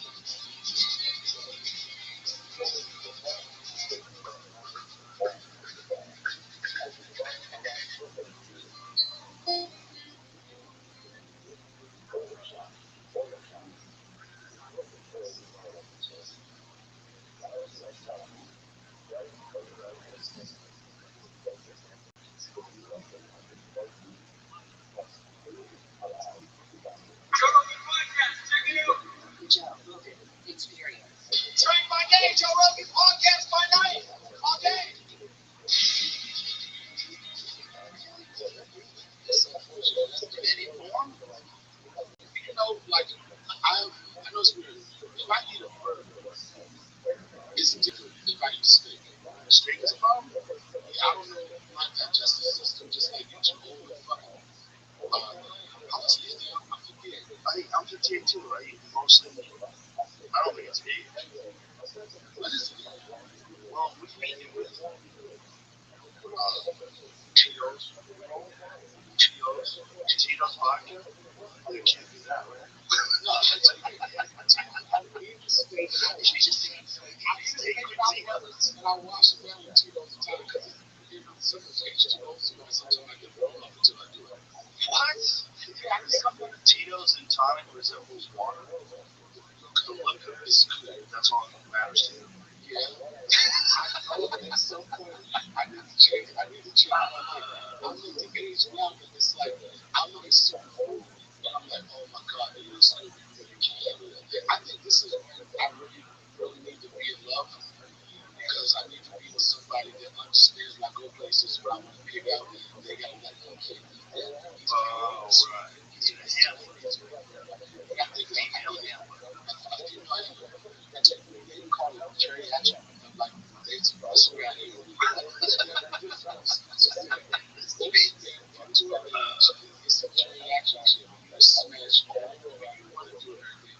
Now you don't have to worry about somebody helping with your meal diet, helping you with your dietary needs. So they say that's a lot of times when you fall in love. You need somebody to take you to your golden years. Oh, listen, when you about to be out of here, and somebody say, don't do that. You got to mash this food, you got to chop it up. But I'm having digestive issues sometimes. With steak, huh? Just maybe I want to say that I'm a fan of it. So if you eat like a bowl of pasta with the Tito's, no problem? That's not a problem. Interesting. It's definitely great. You should go to one of those doctors that checks people for allergies. Yeah. I don't know what it is. So, God, I mean, I don't think they like some shit. Things are really good. Oh, yeah. Listen, shit. I never had any of that. Is there any particular reason for not being is there any particular reason why I'm doing this shit? Like I said, No, you asked to come on. You reached out to me. I reached out to you. You could have reached out to me in July. I would have said yes. You got an open invitation. You know that. I know that you just this is where I don't know. I said I don't know. You said this is what you told me. You said I have a guest, and then you called back. I don't know if Jerry said you know what my list is, right? I don't know if he did. And you called me I right knew back. somebody. I knew somebody for you because I knew you were coming here on Monday. I asked him before. It's a Caucasian person. I don't remember. You know it was a white man or a black man. Oh, you know what? I can tell that Actually, it might have been Michael John White because he's here tomorrow. Yeah. So it's probably Michael. That's probably like that. But I appreciate you being accommodating because I felt like it was time for you to come back and have me. You can come on anytime. I really appreciate it. I got down. I hope that Come on, see that gum too. So Neuro gum? Yeah, that's good shit. I know. Whenever you say something, it's just Yeah. what can I do about my? I can't do anything about my diet. Yeah, you can. You just, you should go to a doctor and find out if there's there might be something particularly about you that red meat doesn't agree with you. But it might just be what you're eating with the red meat more than the red meat itself. That's what I would imagine. I would imagine it's not actually red meat. I would imagine it's what you're eating with it. Might be, and I'm going to check into it because there's this thing. I'm at that big age where you have to be considerate of what you're doing. So that's what I have to do. I have to Do you exercise at all? use it for sexual intercourse.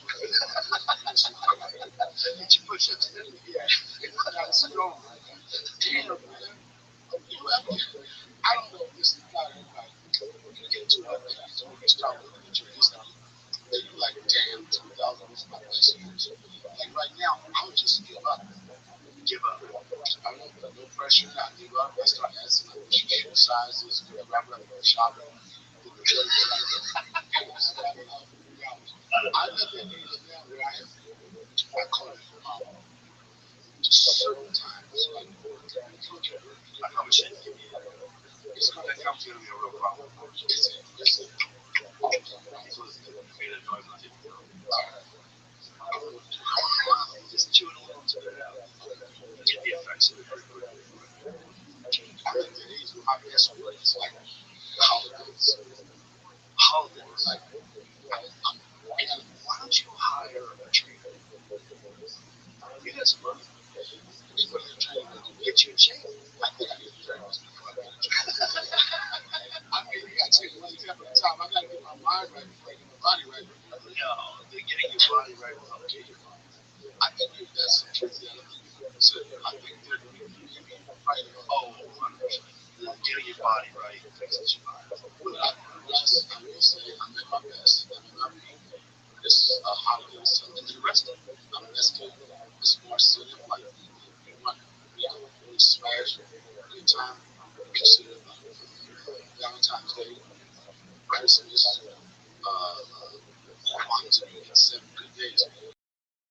But to expect me to be at my best on just a regular Tuesday or Wednesday, it's not my happening. Well, it's also like the trainer. Why would you say that? I know why you said it. Come on, see. Okay, Right. okay, then let's go for it. All right. Cigarettes. Right. That those are not good. There's just a small exercise. Podcast, how you explain what made you not want to smoke? Well, cigarettes are a cognitive enhancer. It's fact. Nicotine is a cognitive enhancer. There's no doubt about it. It's fact. And it does things to your mind, stimulates your mind in a way that very few other things do. That's why a lot of intellectuals, a lot of professors use nicotine, a lot of academics use nicotine, a lot of people that rely on their brains, a lot of writers use nicotine. And there's different delivery methods that have different effects. Unfortunately, smoking has a very potent instantaneous effect. And that's what people like, but it comes from the cost, the physical health, repercussions of cigarettes are well known. Yeah, not good. And also, you smoke we got a doctor on the other side that thinks that regular cigarettes are not nearly like American cigarettes are not nearly as bad for you as I understand that sometimes the American cigarettes, I'm not even they say that's supposed to be more natural. If there's such a it's thing. just tobacco. I believe. Is that a fact? No, it's in there. It's just tobacco. I don't know how this lawsuit ended up, but they got sued for the advertising of saying it's additive free. Oh, did they? What are the additives? I got this. Well, let's look at it. I tried to look. I mean, there's a big website about the lawsuit. What's the accusation? Lawsuit natural claims. Natural American Spirit cigarettes are made by Santa Fe Natural Tobacco Company, parent company Reynolds America, RJ Reynolds, they fucked with you. American Spirits has been sold in the U.S. since 1985. The original American Spirit. Organic. Unadulterated tobacco. Sue claims such marketing language is endeared American Spirit cigarettes to a core group of smokers who believe that the natural tobacco cigarette makes them a healthier alternative, despite sales declining 17% between 2014. American Spirit sales have increased 6% over the same period. Reynolds American's website states American Spirit is the leading super premium cigarette brand that's a top 10 best-selling cigarette brand, priced higher than most other competitive brands, and is differentiated from key competitors through its use of all natural and free tobacco, including style made with organic tobacco. Words like all natural, unadded, and free. American Spirit's labeling, the suit says, belies the fact that Santa Fe Reynolds adds ammonia to their cigarettes to maximize the amount of nicotine a smoker receives, with the result that American Spirits contains significantly more free-base nicotine than other major cigarette brands. So actually, you get high off of cigarettes. 100%. I get high off of them because I don't smoke all the time. So I only smoke, if I smoke a couple cigarettes a week, it's a lot. Newport's probably like 10 times worse than menthol cigarettes, probably 10 times worse. I was talking to Kat about that. I was asking him like why menthols, and he's like, he was speaking on behalf of the black community. He said we like things that are popular. I believe that that's part of it, but also believe that this is about. I don't know if I talked about this. There were certain brands that were communities. Yeah, I think Target. I don't know if it's a situation where it came out. They were spending more ad money on advertising and everything. I don't know if I shared this story with you, but Pepsi was a company that did that, but they targeted the black community.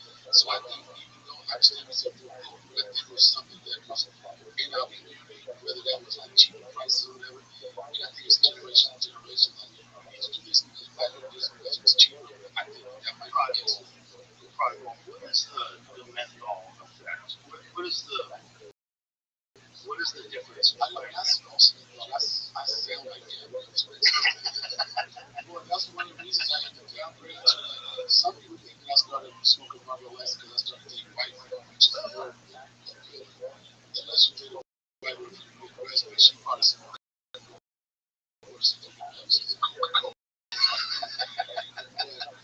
But I got so many. I need to change. Our sponsor, our AI sponsor, Complexity, says the menthol effect in cigarettes come from the chemical menthol itself, which is added to flavoring and a sensory agent to tobacco. Menthol is naturally found in peppermint and other mint plants. It can also be made synthetically in a lab. Menthol activates cold sensitives in the mouth, throat, and airways, creating a cooling sense of smoke. It's a mild anesthetic numbing effect that reduces pain and irritation from hot, harsh cigarette smoke, making it feel smooth. Menthol can suppress the cough reflex and dull early warning signs of airway irritation, which make it easier to inhale more deeply and more often. Menthol reduces the perceived harshness of nicotine and smoke. The minty taste and smell, plus the cooling feel, acts as a pleasant sensory cues that many smokers come to associate with satisfaction and craving. Menthol can alter nicotine metabolism and the way nicotine acts on brain receptors, which may increase nicotine's reinforcing addictive effects. In short, the menthol effect is not from nicotine, but from added menthol, which cools and numbs the airways, masks irritation, and can make cigarettes feel smoother and more addictive without making them any safer. So menthol cigarettes appeal to black people because it's a cool cigarette. It's cool. That's what's cool. It's so much just about a very cool cigarette because it makes you feel that right. That's why they call it cool. Damn, what white people do destroy my mental. Destroy it. Mild body makes mild pain. Cool and cool is. Oh, because that was like a take of just give me just some coolers. Like the cools exist anymore in jail. Only in jail. I don't know what to do.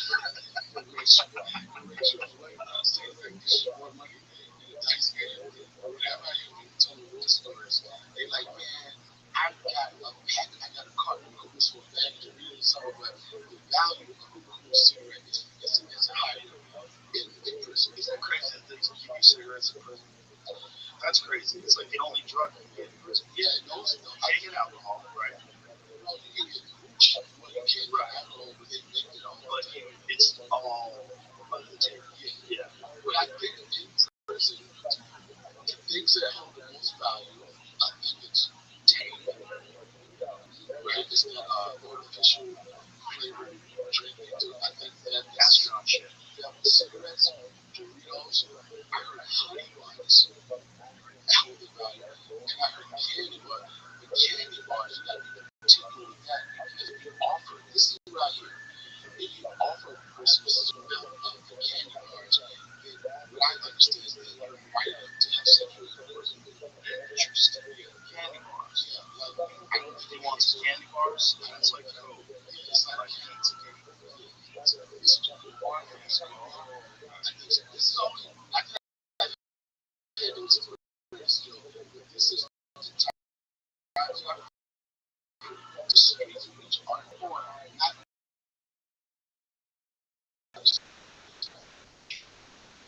and these facts are conversations. It's interesting how different brands market to different people. And how do they figure it out? Like, what do they work?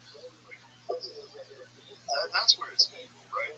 Like advertising itself, I don't have a problem with, but there is something weird about deceptive advertising that's illegal.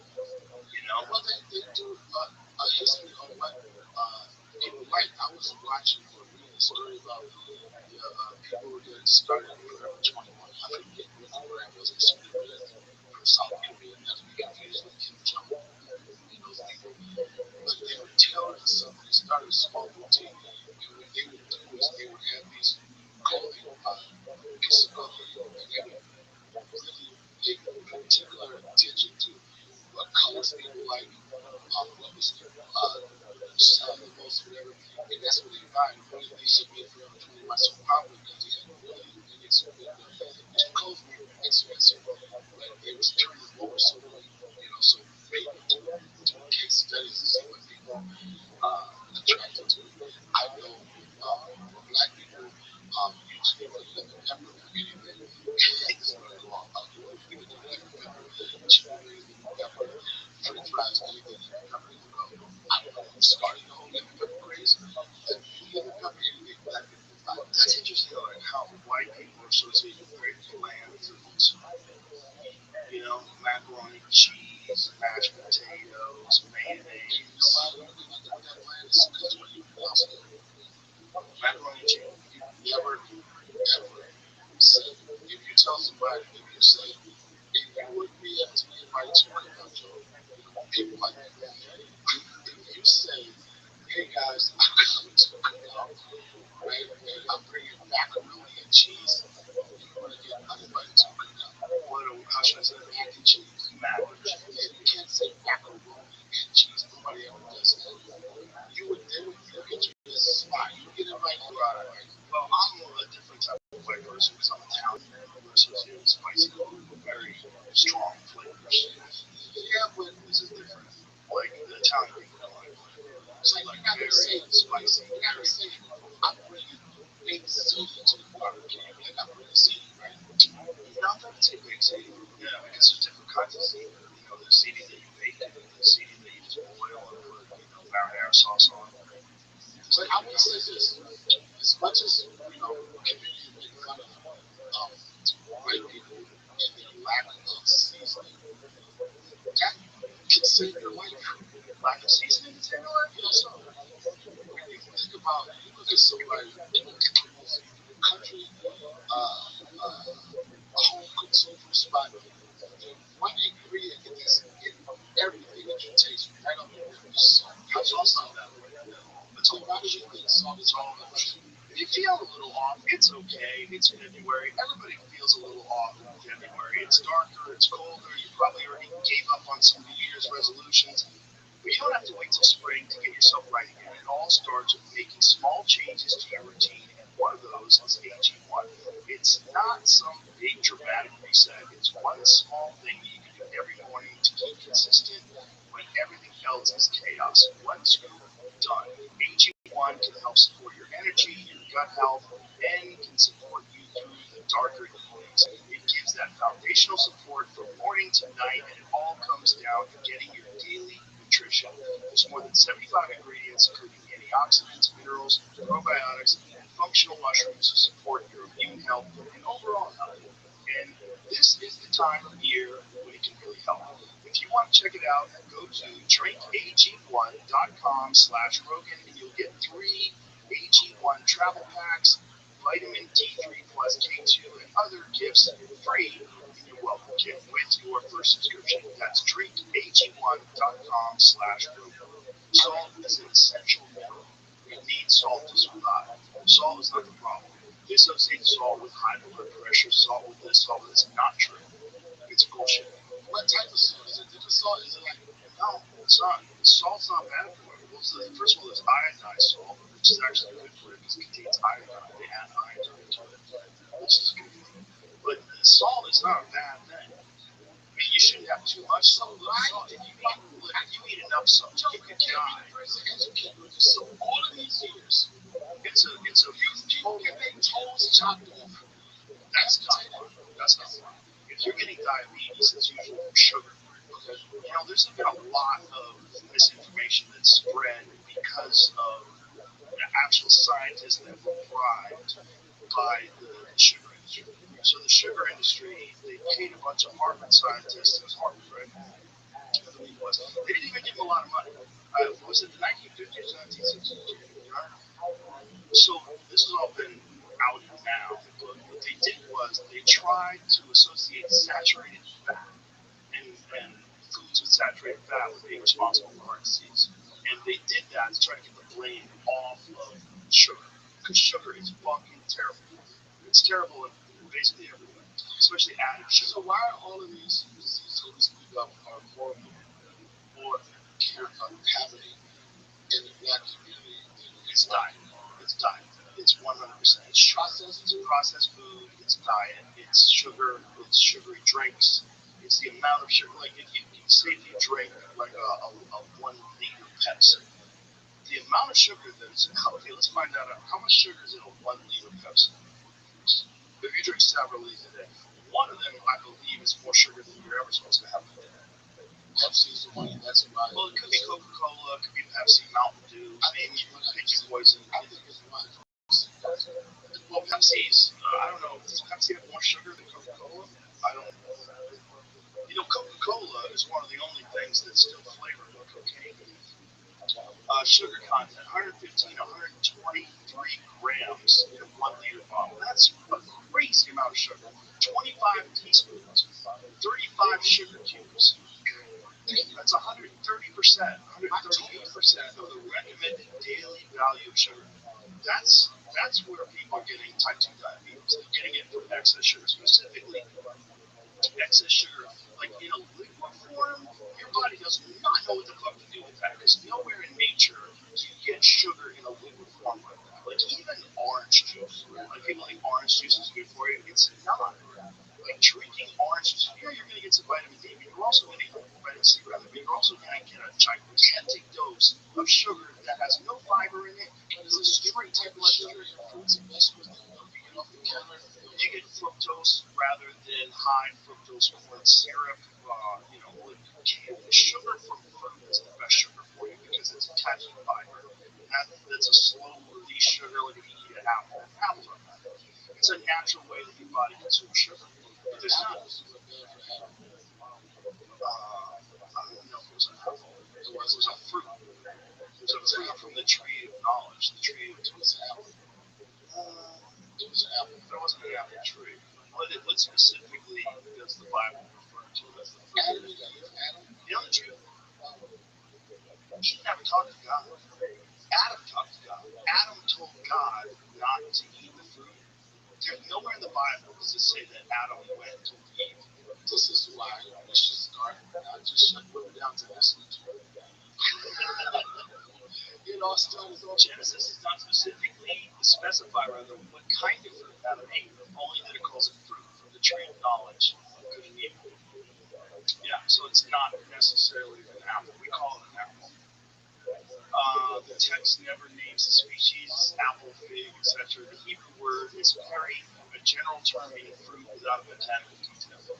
Where the apple idea came from over time, Jewish and Christian interpreters proposed many candidates, grape, pomegranate, Sichuan, and others. Now, common ideas that an apple developed later in European tradition, helped by wordplay in Latin and Old French, where the words evil and apple or fruit sounded or were spelled similar. So it's not necessarily. I really don't know. Well, like I did so much more information. Yeah. I don't know if you understand. Well, the crazy thing is that I found this out recently because I've actually been reading about it, that there's no reference whatsoever to them telling Eve you're not supposed to eat fruit from the plant with the knowledge of good and evil. I don't know. Yeah. It's just Adam just. What happened was God created Adam. This is what Genesis says. God created Adam and then told Adam to go and name all the animals. Then, when he was done with that, Adam ate it. But he never said, it never says in the Bible, Adam told Eve to not eat the apple. Well, the problem with the Bible is, first of all, that it was an oral tradition forever.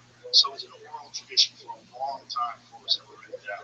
Then it was written down in a bunch of ancient languages. It was written down in ancient Hebrew, it was written down in Aramaic. And then when you translate ancient Hebrew to, first they translated it to Latin, and then they translated it to Greek, and all these other, maybe Greek first. I forget which one was first. Either way, the translations miss a lot of the language. It's a very complicated. Ancient Hebrew is a very complicated language, and the numbers double as letters in ancient Hebrew. Ancient Hebrew doesn't have numbers. All their words have a numerical value to them. What do you think makes people so connected to the Bible? Is it because of wanting to believe in something? Definitely wanting to believe in something, but then specifically, if you look at like the teachings of Jesus Christ, if you follow them, I think it'll lead to a better life. I think it makes you a better person, it makes you a better member of the community, it reinforces community. It's like a really good way to live your life. So I think people that live that way, that actually live that way, are better examples of human beings. So that makes it reinforced. But it's also people. There's a lot of other religions that people believe in that don't have those aspects to them. People want to believe things. People want to believe in things, even if you like Scientology. People deeply believe in Scientology. You know it was written by a science fiction author who was a bad science fiction author. L. Ron Hubbard wrote some terrible books. Like that guy would just bang books out. He never rewrote shit. Everything was a first draft. He wrote more fiction than any human being that's ever lived. And he also wrote Scientology. I think people, like you said, people want to, if your life is fucked up, they want to really say, okay, this is my sin, my belief, this is going to get me on the right track. And then with that, it's like, we just did a skit that went viral, right? And it was like, hey, it was making fun of the mega churches and everything. But these churches, like, they give these people something to believe in, make them feel better, and they charge them. Do you think there should be a separation? If I inspire you, if I'm writing you, my speeches inspire you to want to do something and change your life and be more financially secure, do you think it's going to be type of like, okay, almost like, hey, this is, if I get you the word, we'll get you this shit, you got to be off. The mega churches, is it so wrong for me just to pour all the money to the board? Are they giving these people something to believe in? If that's the case, do I have to get piece of that? I think they're preying on people's needs and things, and I think they're very predatory. And I think that's why they're flying private jets and driving Rolls Royces and living in mega mansions on giant ranches, and they're doing it all off the donations, and people can barely get by. That's a lot. I think it's a scam. It's illegal. I think if we were a just and righteous society, it wouldn't be legal. I mean, you're taking advantage of people when they need something to believe in, and you're asking for all their money. Like I remember I was watching this guy on TV once, like televangelists for the worst.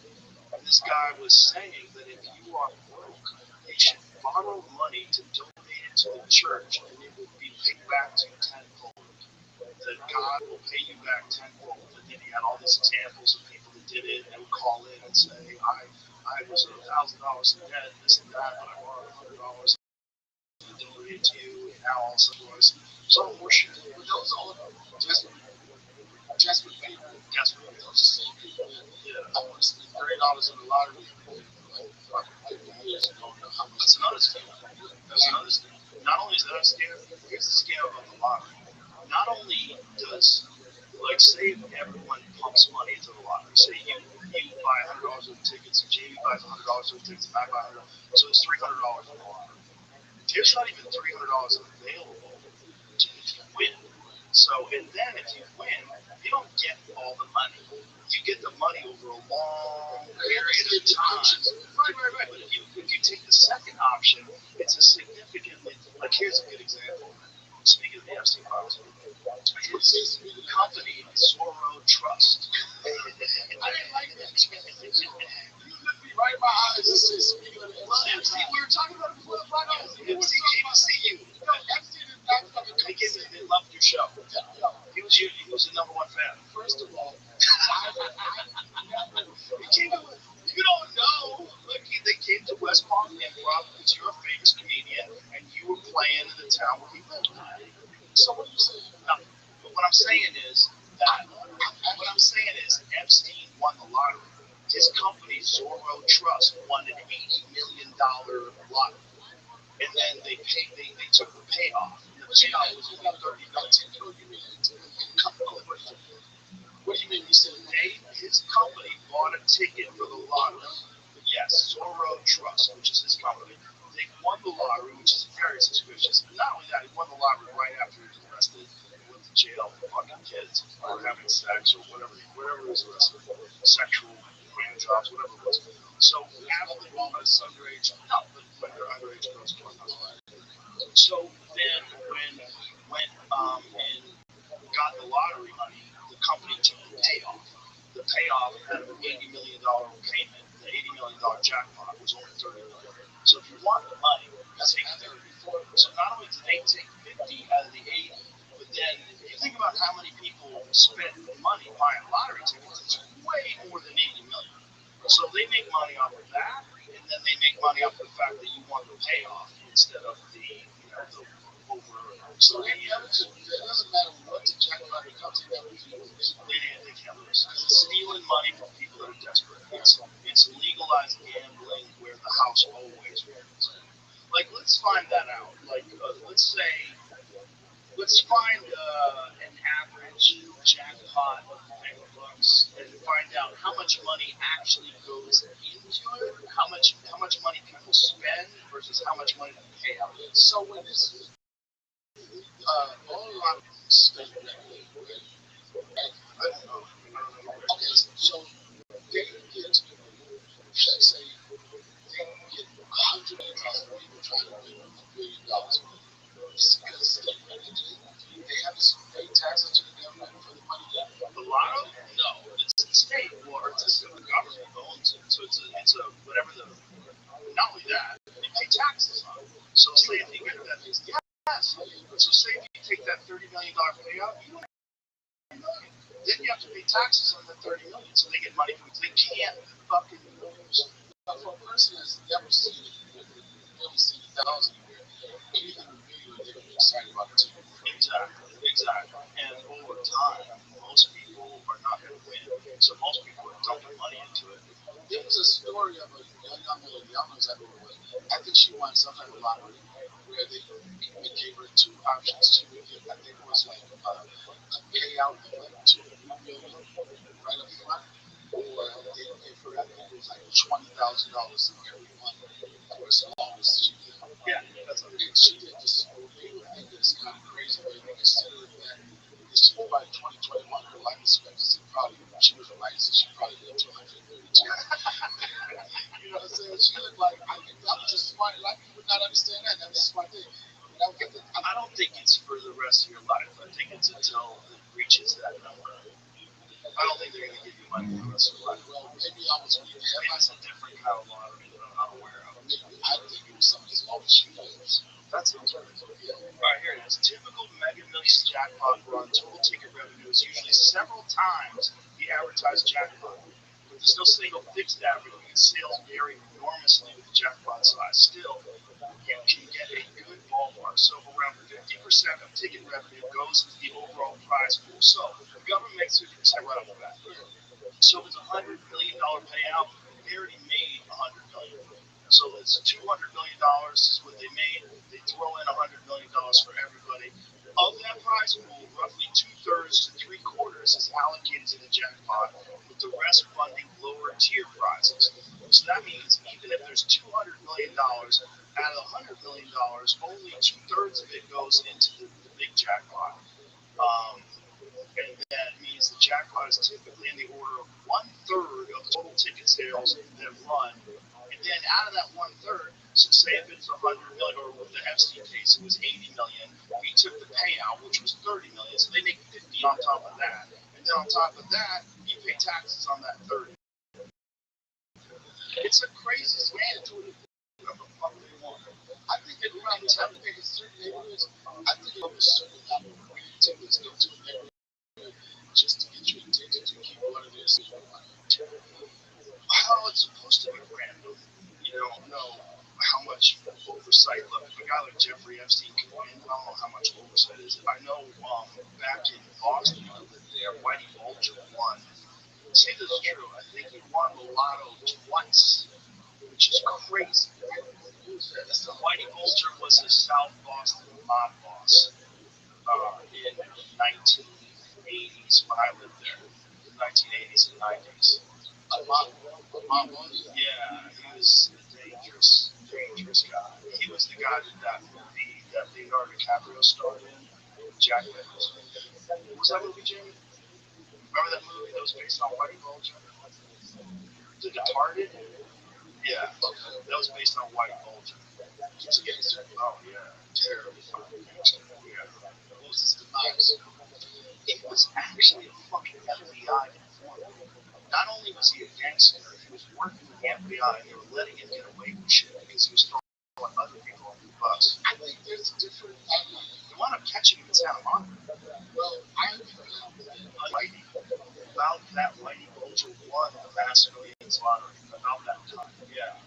Yeah, he won the fucking lottery, man. So, this is what it says here. What does it say? That was more of a scam than actually money, but that's a way to take money to highway to launder money. Yeah. Oh, 100% to win launder money. So the way it would work was, like, say if you lived in the community and you won the lottery ticket, maybe they would give you money for your lottery ticket, and then he would get it. And that way, it would show that this is where he got his income from. Like, these guys would all own businesses, but the reason why they would own businesses is so they can show why they drive a Cadillac, why they have a mansion, why they have this, because they have legitimate businesses. But really, these businesses were scams. My father convinced my family that he was a real estate guy. Found out he was a real estate. All we knew was excuses. Son was there. That's hilarious. So, and you were the real winner to sign the ticket over. With Whitey and two associates paying $2.3 million in cash, 50% of the winnings. Vulture himself paid Michael Linsky $700,000, although Linsky lost money in the deal. He really had no choice. It came down to selling the ticket or risking his life.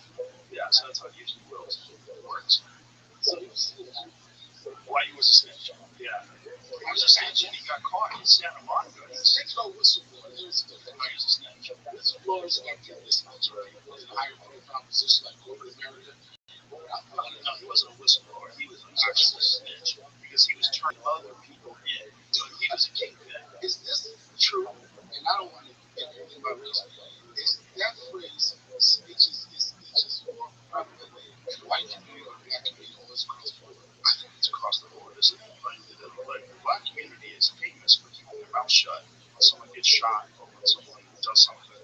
Like when cops come and question. I don't know if that's the truth anymore because what I'm not anymore. But that was the thing with the mafia too. The mob would never rat out. These guys would just go to jail. interesting now because now I see it like especially in black community, so many people like, yeah, I got to pay for it. And now it feels like that mob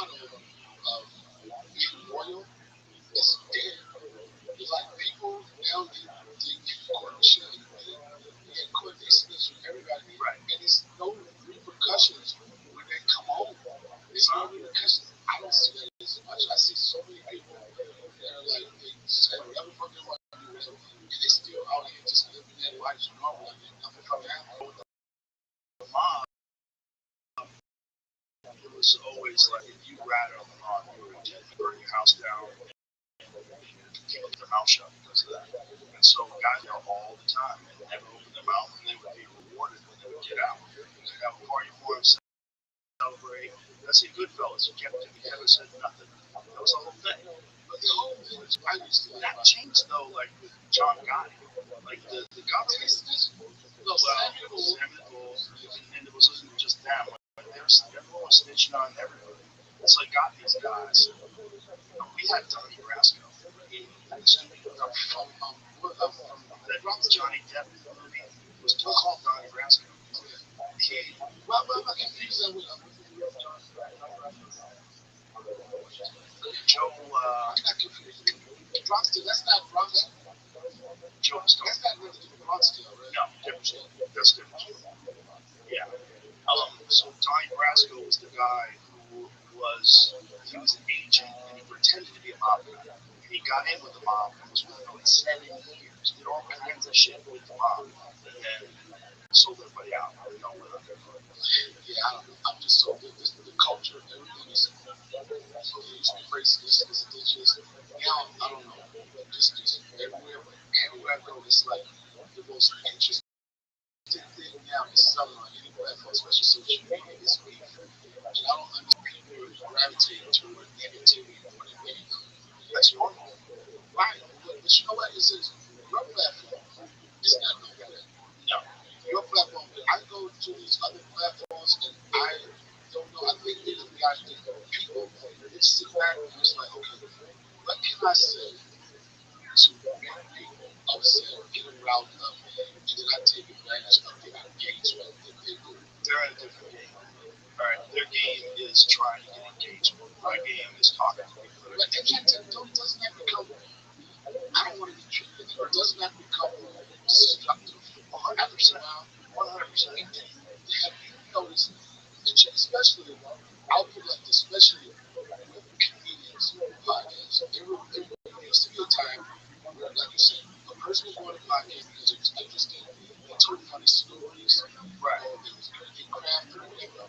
But now it feels like all of these platforms, and I don't know, that's just in my community, I see that in black people, it's like the only way I can find myself interested if I talk shit about people.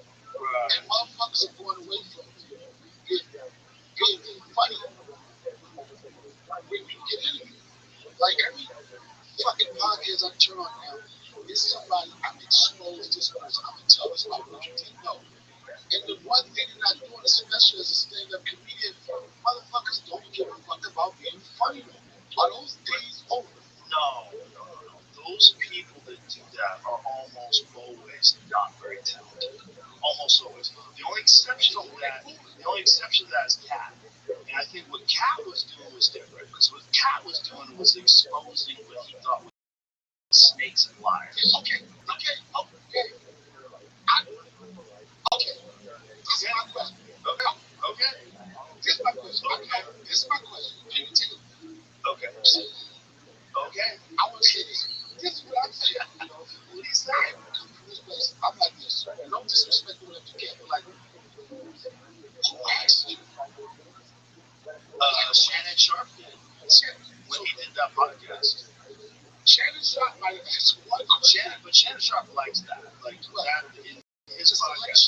He likes a lot of that. His people, they find questions. He's got a sheet of paper. What do you do with those truths? What do you do? We're talking about.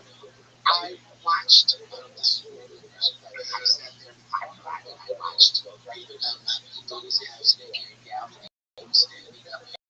I'm trying to figure out what the fuck do you get out of that?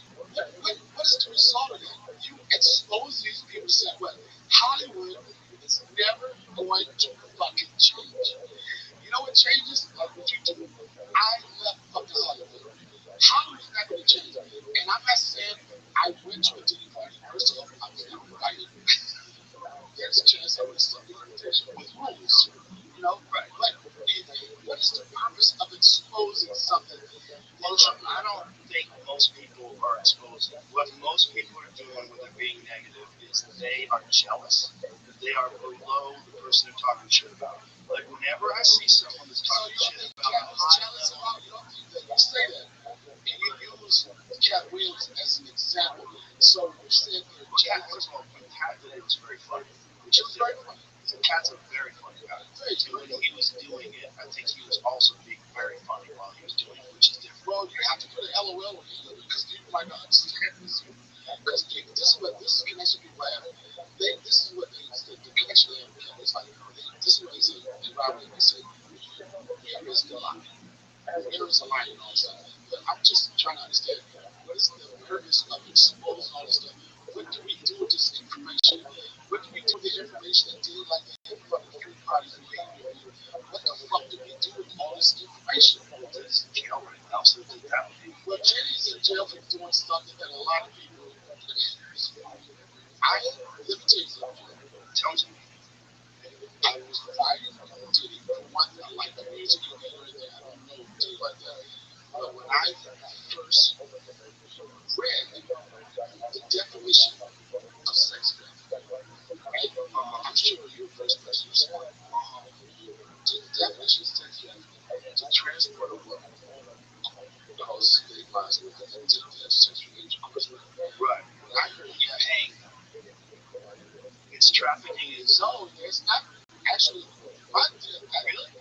This is my Jamie goes Wait a minute. So if you are dating a girl and she lives in Minnesota and you live in California and you fly her to California, that's sex trafficking. and I'm thinking about. I don't think that's true. I don't think that's true at all. I think that's flying a girl in that you have a relationship. It's called flew out. Yeah, but that's normal. Everybody does that. But that's the definition. Yeah, commercial sex induced by force, fraud, or coercion. Not coercion, it's crazy.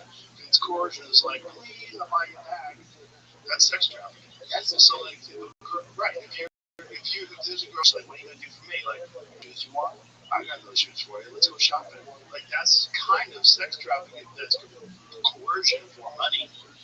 Like if a girl's thinking about coming out to visit you, and then you go, listen. What are you looking for? What do you want, Rob? I got money.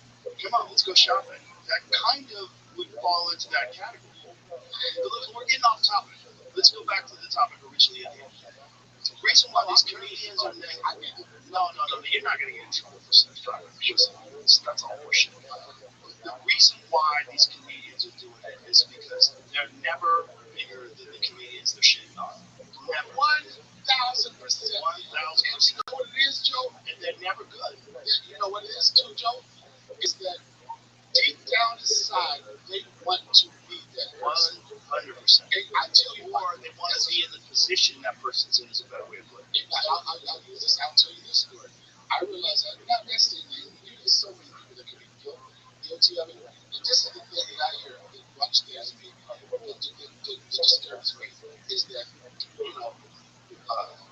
lot of these people that bitch the most, they at some point in their career they were favored by Hollywood. Yes. At some point in their career, they had these opportunities. At some point in their career, guess what?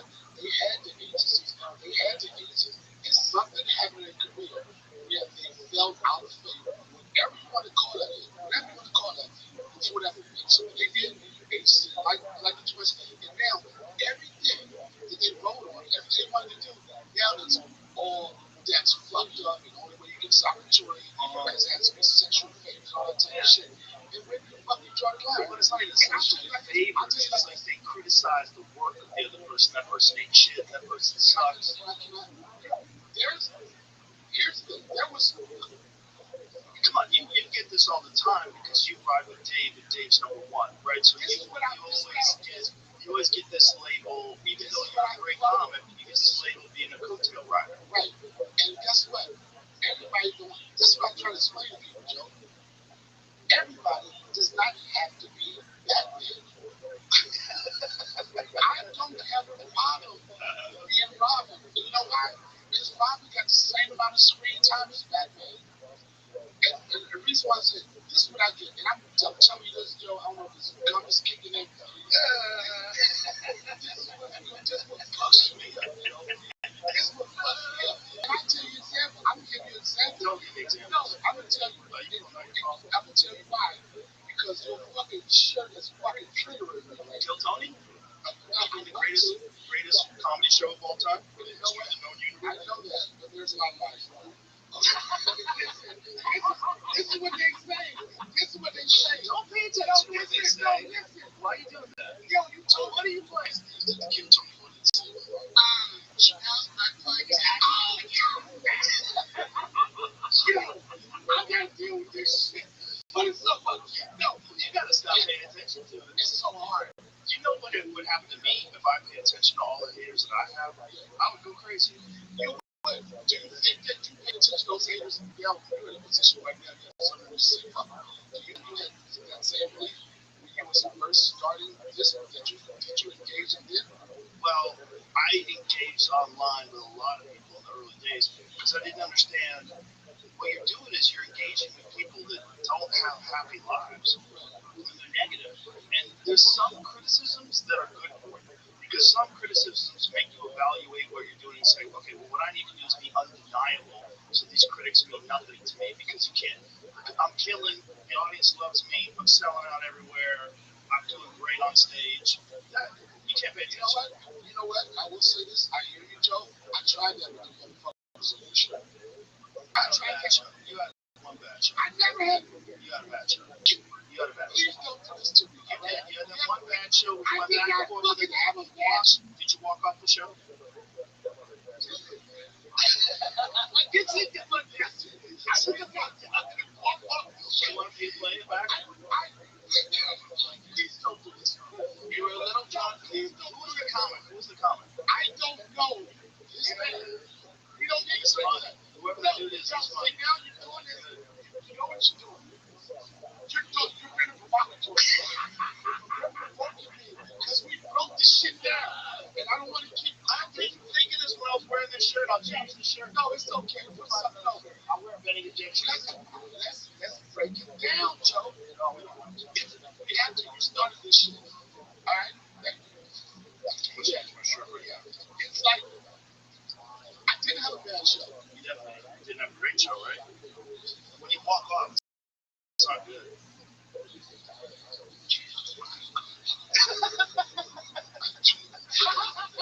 I feel like Carrie. They're all gonna laugh at me. They're gonna laugh at me. It wasn't. This for the last fucking time. And this is what's so fucking evil about this situation. It's something called a bad show. I never wanted to do the show. But you came back on, you had a good show, right? I want to go back this time. All right? And this is, you are part of it. Change my no more triggers. Shout out to Benny the Jet.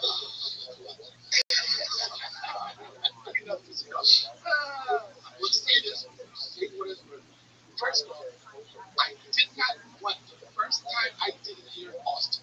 Right. I didn't want to do the show. And the reason why I didn't want to do the show, now you're not even paying attention. Want a cigar? Yeah, I'll take a cigar. I didn't want to do the show, and I'll tell you why. Because I was the street sales. You are a little sensitive. Can I have not have your opinion and just listen to me, please? No. They know I'm sensitive. It was during the pandemic, Joe, you remember, people would still come to do your podcast because they love the business. I know you had your thing going. They would come to your podcast and then they would buckle it up because they didn't want to catch COVID. And then they would leave Tony stranded and he had no guests. I was here, right? This one, I'm talking about the time when Tony had a black man. All black. There's a couple black people. It's mostly black, right? Okay. I want to tell you this is the last time. Deep Madness. I mean, This is the last time, Joe. I want to tell you. what's that? Yeah, I mean, there's like, look at the performance. A lot of them are black. It doesn't matter. This episode is brought to you by Black Rifle Coffee, the only coffee we drink here in the studio and I drink at home. You know it's real. Companies that stand for something from day one, not because it's trendy or because the calendar flipped.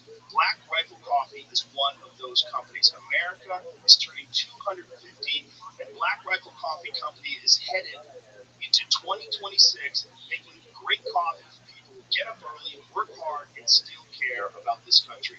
Roasts like Cactus Watch, Wake of the Neighbors, and Spirit of 76 are strong, straightforward, and not trying to be clever. Also, they have like really cool art on their bags that I love.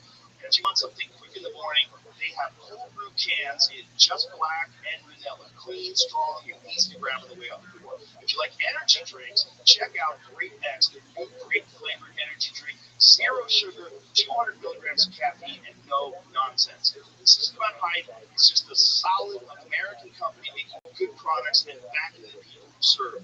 Go to blackriflecoffee.com/Rogan and use the code Rogan for 30% off. You also find it at Walmart, Target, Kroger, or your local Black Rifle coffee shop. Veteran founded, American roasted, Black Rifle Coffee is America's coffee. You get the whole thing. It's all, and I have protection on it. Tony was like, it's hard for me. Yes, but did you stay? Like, this is what you fucked up the last time. I did. Yes, you did. I wasn't playing fair. No, I'm telling you, you weren't playing fair. When was I not playing fair? Can you talk? Please. I don't know if I got a raise in my hand. I just want to be able to speak. Here's my mom. It's my so, Tony said, "Yeah, come on." I was like, and I stayed, right? And I stayed, I was on the show for 2.5 hours. I told him, this is all crazy. I told him I had something else to do. There was another black comic that was on the show. He started roasting. I had no problem with that. I had no problem with roasting, but I felt fucked up because it was only me and him, and I was trying to give this guy some sad advice. But the only way he knew this was up by fucking with me. So I was like, yo, why you fucking with me? We were the fucking same team. What they did was, look at the fucking video. Okay. You see, I want you to slow it down. Slow the video down. It's like a Zapruder film. It's back. You gotta left. You wanna left it before you get up to it, Joe. So that's what you're distracted. Just like one of these guys. So you look at this video, you see him saying something, right? And then when I leave, it's two different fucking comics on the fucking stage. It's the dude that I was roasting, and then they showed me the exit. And then these killed Tony bitch ass motherfuckers, I'm telling you, I'll get past it. They all down there walked up. I didn't walk up. I had some other shit to do. In the last episode, you and your boy, Tony, he caught him, and Tony doubled down on it. And he said, no, that's not what happened. Of course, the comment motherfuckers, the ones that come cringe on it, they rolled with it. Then I came back. Get back in an amazing show. Tony said it was one of the best shows he's ever done. Why? It was amazing. Because you were ready. I'm amazing. You are amazing, but also you wanted to get it back. Right? I didn't have, you know what? This is what Redman said to me. What difference? He changed too. I would tell you about it. I would tell you. I would tell you different between him. I would tell you similarities between him and Jamie and Rivera, right? Okay. How they're divas. And I know Jamie. My Jamie's a diva. Yes. Jamie was genius. The last thing from a book. I will defend Jamie to the bitter end. Maybe you don't know him. I don't know Jamie. Yo, let me tell you, this is Jamie. I know Jamie better than his mom. I do. But this is the Jamie I saw. And he killed Tony after sit down. You're not in camera. Okay. He had 11 jackets. Jamie had 11 jackets. He didn't call it 11 jackets. You own a leather jacket? No, we don't see wait. Colin was supposed to remember Joe. Colin was supposed to remember like Dice. Joe, if you know breaks the Joe, his shirt open to this button right here. Oh, right. Change. He was sitting, I don't know what type of movie sport he had no chains loose on his hair. Ponytail was popping. He had some type of moves or something, right? And then he was just looking. And I was like, what's up, Jamie? He was like, he had his hands in his mouth. It was giving, because they said he was giving Fonzie attitude. I knew it had a change. This is what Redman said. Redman, he said, after the show, he said, I'm like, the most epic comeback in killed Tony. I was like, well, the second episode was. You came back. Oh, you know what you're doing? I don't know. It was great. I'm trying to use the term. I don't think it's as rest of you fucking my mental. No, I'm telling you, you're a great comic and you're funny as fuck. And you came out just amazing. That's the second episode was great. This is the point I'm making of what you're doing. Right. The first episode was great. It was doctor. It was doctor. Here's the thing. She said, he said that was great. Comeback. I was like, it wasn't a comeback. Editing it was. It's just what I did. You're editing. This is what I did. And I'm not saying I think about she told me all this like that, but I thought about it. Because this is what I said. I was like, this is what I want to have you say. I'm a great guy. I know that. I said, you know what? I don't want to use my much opportunity to be fuck with you. So I did. Before I went to lesson, I said, okay, what did you do last time that you were different? But they would say that. I was like, the last one, we had some friends. I wasn't able to do anything about that because I had some injury. But I was like, I tried to address what their concerns were, right? Which, at the end of the day, it's not going to make a difference because I know that last episode. But this is what I didn't understand about Kill Tony. I didn't understand what they're doing before, but I don't watch it like that. First time I ever did it, I was interrupted for 1 minute apart. You know what I mean? Oh, okay. And Tony told me, first time I did it, he said, D, only 1 minute. He said, let them talk for a minute. I said, Tony, right now, this whole movie, like, shit, I'm going to break the rules. I didn't know that, right? But then, after I was like, I understood how important it was to let those comments get that minute. Right. So when I did it the second time with Rothschild'S, I didn't interrupt. Sometimes my criticism could have been too hard. I was trying to be more supportive than anything. If you watch the last one I did, I had nothing bad to say about people in a harsh way. Certain people I knew was up there just because it was giving. And there were certain people I was like, oh man, they really got talent. Like this one lady, she was an older woman. I think she was a regular there, right? I don't know what she was. But I told her, I said, you know, it's so awesome. I said, when I watch you perform, I see passion. I see somebody that's wanted to do a career later in life, which is the hardest thing to do. I made those points, like, and I wasn't trying to be an asshole. And even I got caught up in one of their brain with this shit. And it's a song that Fleur acts by the name of Money. Money is gender, what is it? Transgender? Yeah, you would have a dick with your girl still. Yeah. Yeah, transgender, right? So when she came out the song, she did the song, hey, good weed, you know, praise you, praise you. And I had a couple of friends, right? And I said, I was thinking like, but I said, oh, you can't remember that shit. Put your headphones on. No, listen, put your headphones on.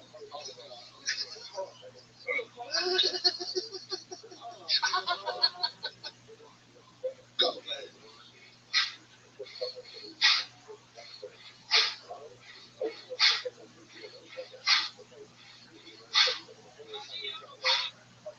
Wait a minute, that's Juanita's version? That's the written. Okay, okay. So you got Juanita's version? So this is what happened, Joe. So I had a couple, two, three, four, five teams, and I'm only looking at the audience from my point of view. I'm not staring nobody down. I got like computers or whatever. So the performer, I'm going to say that because I don't want to get anybody upset. The performer was like, here we go. Okay. Now look how I'm not paying attention. Right. You look right at it. Shut the fuck up.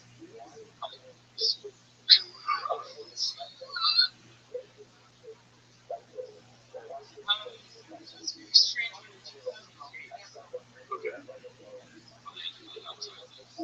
Probably the song. Yes.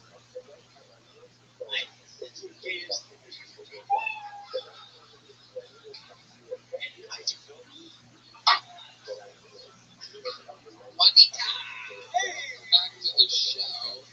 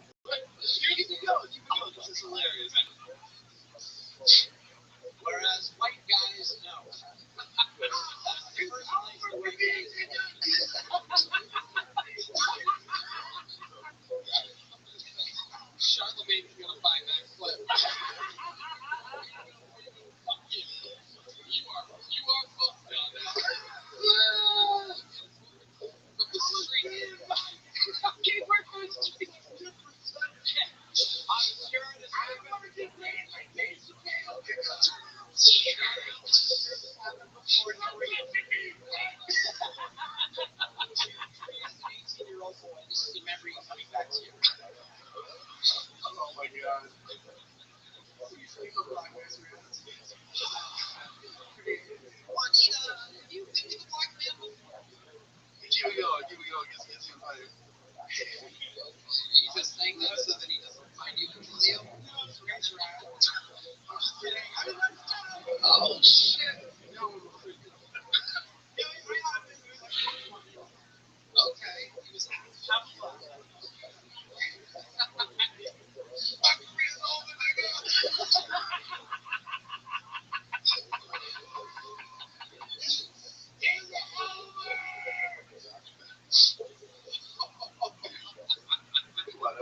No, wait a minute. It was funny. And I didn't take that. The funny thing about it was I had a couple of people. I just got I live in the Midwest, and when I really thought it, I know for women that look just like me. They don't have in the face is kind of like sketchy, like a college one to two. And I wasn't offended. It just caught me off guard. But going back to what I was saying about the kids on the phone, and this is another thing people say, well, Donnell, you said because Rob Schneider was moving or whatever.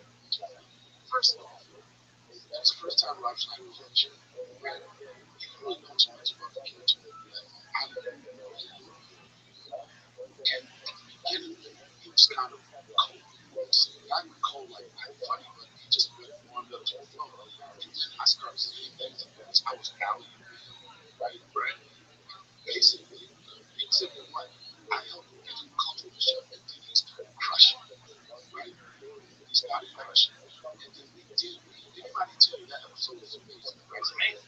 But this is what that platform is not amazing until how you really feel about the spot, right? And I owe Tony an apology, and I'll tell you why. When Tony did the Republican National Convention, whatever, remember we did the roasting? Yes. It was a very, very testy time. Right. Politics, everybody said shit for this money. I told him not to do it. You told me not to do the show. I'm not to do it. The Republican Party did it. And this is what, just for people that's listening, this is what happened at the end of the day.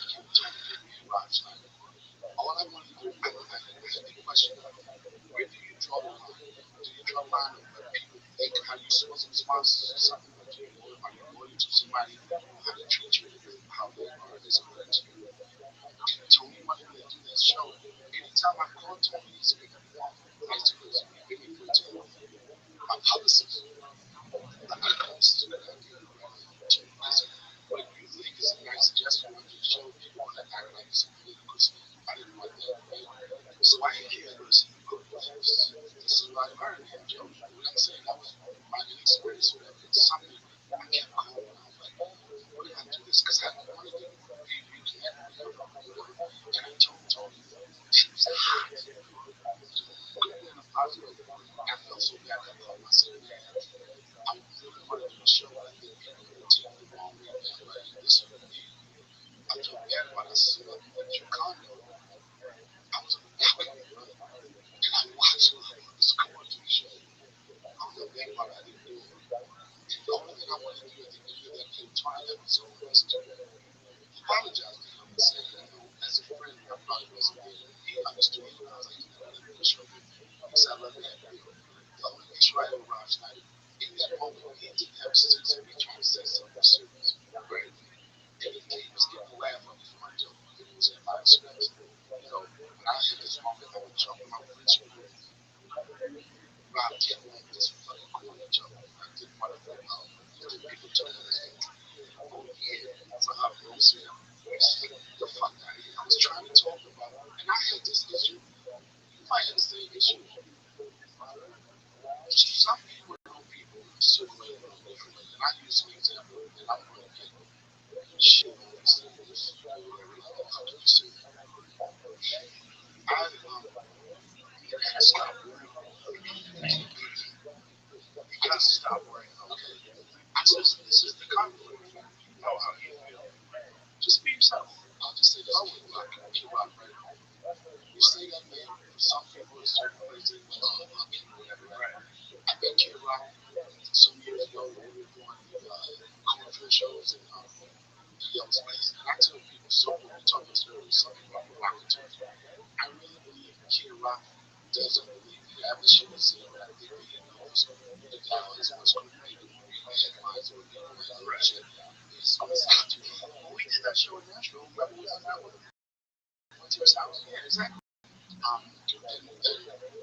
Yeah, even when he came to Baltimore, to the point where he says it was crazy. I don't like when he be around you like that. I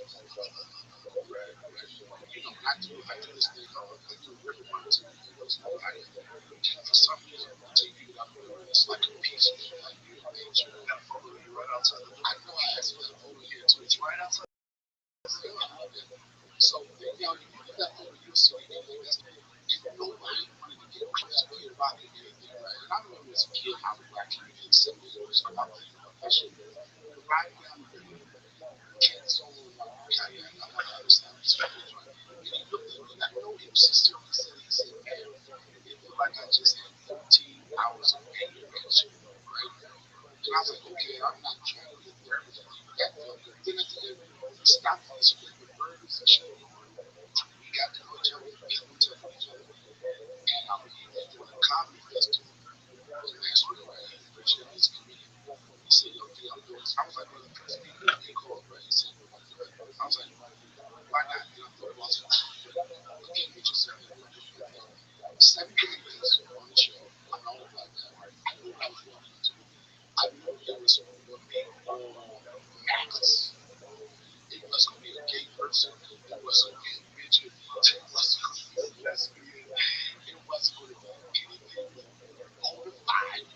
Real, real, red, white, blue flag motherfuckers. I said, I know, can you separate people of their gay form and be entertainment? Not shucking and jiving, none of that type of shit. I want to be the last person that standing ovation, right? At the end of the show, this is what everybody understand, and I'm not trying to defend anything. At the end of the show, me and Kid Rock, in this case, I'm going to say Kid Rock was backstage, Bobby was, right? And he said, man, he looked at me. He said, man, I think we just put this country back together, right? And I said, well, let's separate it, motherfucker. He said, okay. 2 weeks later, he just understood the shit. When Trump got elected, I know people went to his page to see what his response was going to be. So, go. Oh, God, this is America. He did this video, which I thought was so dope, because it showed 2 sides of him. It showed Kid Rock and it showed Bobby, right? And then how they both responded to it. Jonathan being elected. And Kid Rock was the crotch grab the motherfucker, fuck you, right? Then he came out, you find this, he came out his body with shorts and just no American flags, baseball cap, fucking weed glasses, right? And I thought it was dope. The dialogue that he had when he played with him, when he said, so we did win. He said, but this is our time to do. There's so much stuff that we need to do. He said, all sides are running into a certain place. We have to come on ideas of how we want to get there. I thought that, for whatever people want to think, I thought that was showing another side. And also, I told him, because I would talk to him before, I said, you know what song you should do? You should do Nina Simone's song, Listen to You. Right? Just say that shit. But I know you wouldn't want to do that because the bass didn't really splice or support it like the way he saw it. But I'm making it, even though with Tony situation, I consider Tony a good friend of mine for different reasons, right? That's why I wanted to have that moment to say that with Rothschild'S. As much as they say I took away from moments on that show, he took away from that moment. I wasn't trying to be a bitch. I wasn't trying to solve it. I wanted to say, I apologize, but sometimes friendships got to be stronger. That's what I was with. And as much as I don't need to kill Tony show, this is what I always say about that show. I said, there's not, that reminds me, Kill Tony reminds me of the Def Jam era, right? And when I say that, there's a platform, undiscovered talent, people you've never seen, for such a spectacle. Like the Def Jam, there was people that didn't have the skill set to fucking go ahead, right? But they was being said, same thing with Kill Tony, it was fun. So this is what I appreciate about the show, whoever likes it, whatever. It's a platform to get on. I traveled around the country. It used to be, you went back in the day, it was like, well, I need to be on left, I need to be on the car seat up. That is, I gotta never give to 100%. And in some cases, it's some good magic. There's some people that was ready for it. Some people like, you know what, you had 2 or 3 minutes worth of jokes, you know what I'm saying? You're not ready. But it gave people some hope. When I was getting to go to the other day, people travel across the country like the hopes of it, you know. So I know how important that show is. You know, it's a man place I went to like, oh, I can't wait to see it. But for me, I always, my whole career, so I always want to be around people in places that they think it's going to be before. When I started, when I was in New York, I wanted to get past to the Congress Center, not because I wanted to be a selling developer. I don't want to be a guy in the backyard and just every week and just sit back there and tell me what's going on. I was like, if this is where the best comedy perform, I want to be a part of it. I want to be past it. That's when I got past and it comes up. It wasn't like a black community. So it was Ray Wallace, it was Keith Robinson, R.I.P. It was Glenn Stevenson, Patrice, Dave Chappelle. It was like Barry Katz in the room, Boston Comic Club. And it was black people saying, right? It was black people, everybody that's in the corner saying, I got a smart celebration. How did you get a celebration? The way I got into it was working, I hung out, got a couple recommendations in this time. Sure, because at the end of the day, but the minute I got past the cellar, I didn't really care about working all the time. I just wanted to be validated. It's like, this is fine. Same thing, I get it. You know, same thing with the comedy store. Same thing with what you're doing here. Like, I get it. Greg Barnes, one of the most underappreciated talents in the country. But you know, I've known that dude for 30 years. He's a funny motherfucker. He's been funny forever. You know, it's so funny that you said underappreciated because, you know, when you know comedians and it's a phrase people use underrated. You gotta ask underrated. You didn't use those words when you said underappreciated. But he is. I don't know. Sometimes you gotta ask yourself. He's not underrated by comics. He's underappreciated by audience members for whatever reason. I think it's a social media thing. This thing he doesn't have a big presence on social media for whatever reason. He's a solid fucking comic. Always has been. And a solid guy and a good dude. But that's another thing. This is the area that we're in right now. It's like you notice this even more so now. The most talented people want to get these shots if you don't know how to evolve. Well, it's not even just that, because like look at Dave Chappelle, not Dave Chappelle, David Tell. David Tell, I think is one of the funniest dudes who's ever lived, ever, ever. One of the best comics ever in the history of comedy, and mostly does clubs, does like theaters and stuff like that. He's sold out arenas all across the country, but he does not promote himself. He's not into social media. He doesn't do much other than specials. I think Tell would be petrified. Not that he couldn't do it, and it was probably. Remember with the show he had, what was it, the late night show? That was pretty right. Yeah, the late night show, you know, bar and stuff like that. Insomnia. Yeah, Insomnia. Listen for everybody. I don't think that some people think they like think he's always going to make $1 million and whatever. But I think his comfort zone is like he's not a club actor, but he's a club comic. I think the best thing for him he ever wants to be is in front of 250,000 people. Well, he's awesome in that, but he does like when Bert does arenas, he does arenas, he murders in arenas. I think the real thing with him is that he's just focused on his craft only. And the props that he gets from other comedians on podcasts and things along those lines is what really fuels his popularity. And then when people go to see him, just word of mouth. Do you think some people might be afraid of a certain level of fame they don't want to have? There is that, because I don't think he's that. I just don't think he thinks about it. I mean, he doesn't even have a phone. He carries a flip phone with him all the time. He has an iPhone that he like stores away, and sometimes he uses it. When you text him, he texts you on like when you get a press conference, he doesn't want to be distracted. He's in the Yo, this guy is distracted. You need a further phone. You heavily in the Epstein files. No, I think he's only in the Epstein files because he was on a lineup that Epstein was going to go see it himself. I think David Tell. Who's Jake Owens? I think David Tell is like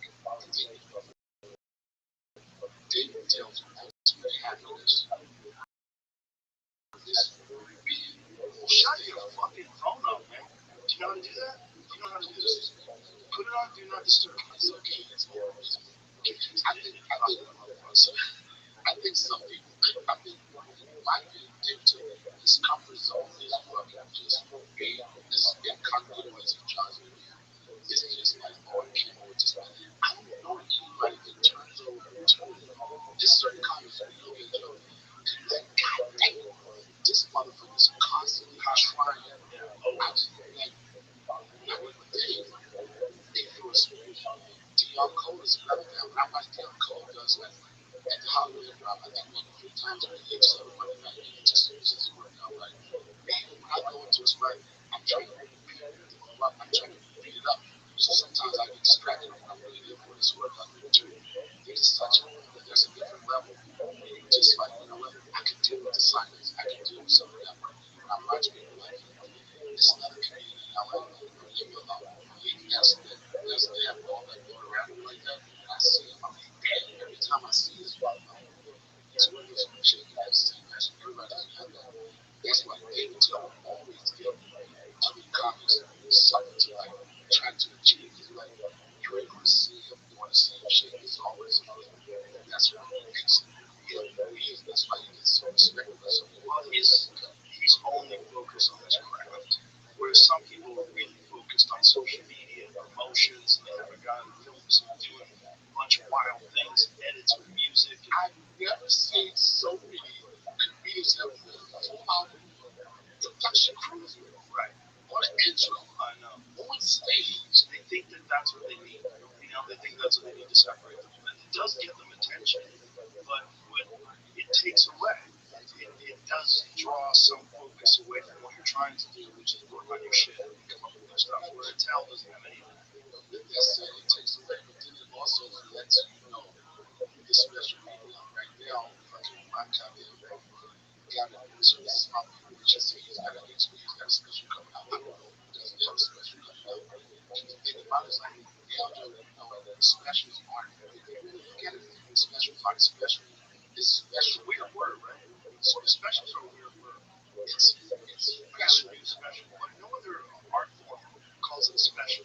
Like if someone like Taylor Swift puts out a concert video, it's a video of her performance.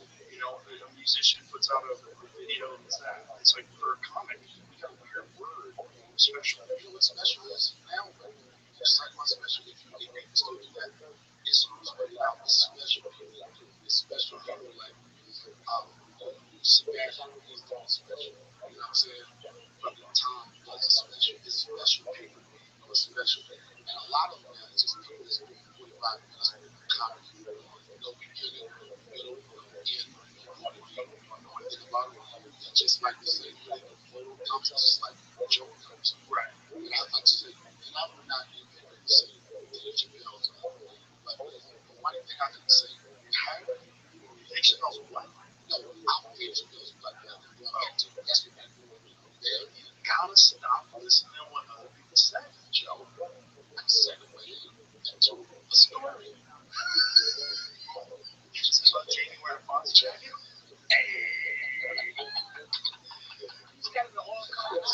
He's got it in all He's got a colors. red, white, and blue. You know, like He people, took it off before the show. people get so critical. At a certain point, people evolve. People that was born a certain way, they turn up their season 35, 40 years. People think that this last special, so and so, it wasn't like, but how long are you going to just be like, funny? Some people have a position where when they talk, people listen. And I look at it as an example. If you look at all the special, 20 years from now, right? You have Netflix and chill, if you play all the special that Dave ever did, you would know exactly what was going on at that time. You know what I mean? Right. You know what's going on. Some people put out singles and one, two, three, some people put out albums. He's one of those people. Sebastian is another one. You look at like you see how his his people get older. They have different perspective on life, and that's what you have to fucking accept. Right. And another thing, I don't know if this is prevalent in your community. When I say that my community is black, my community is just so much dumb people. And I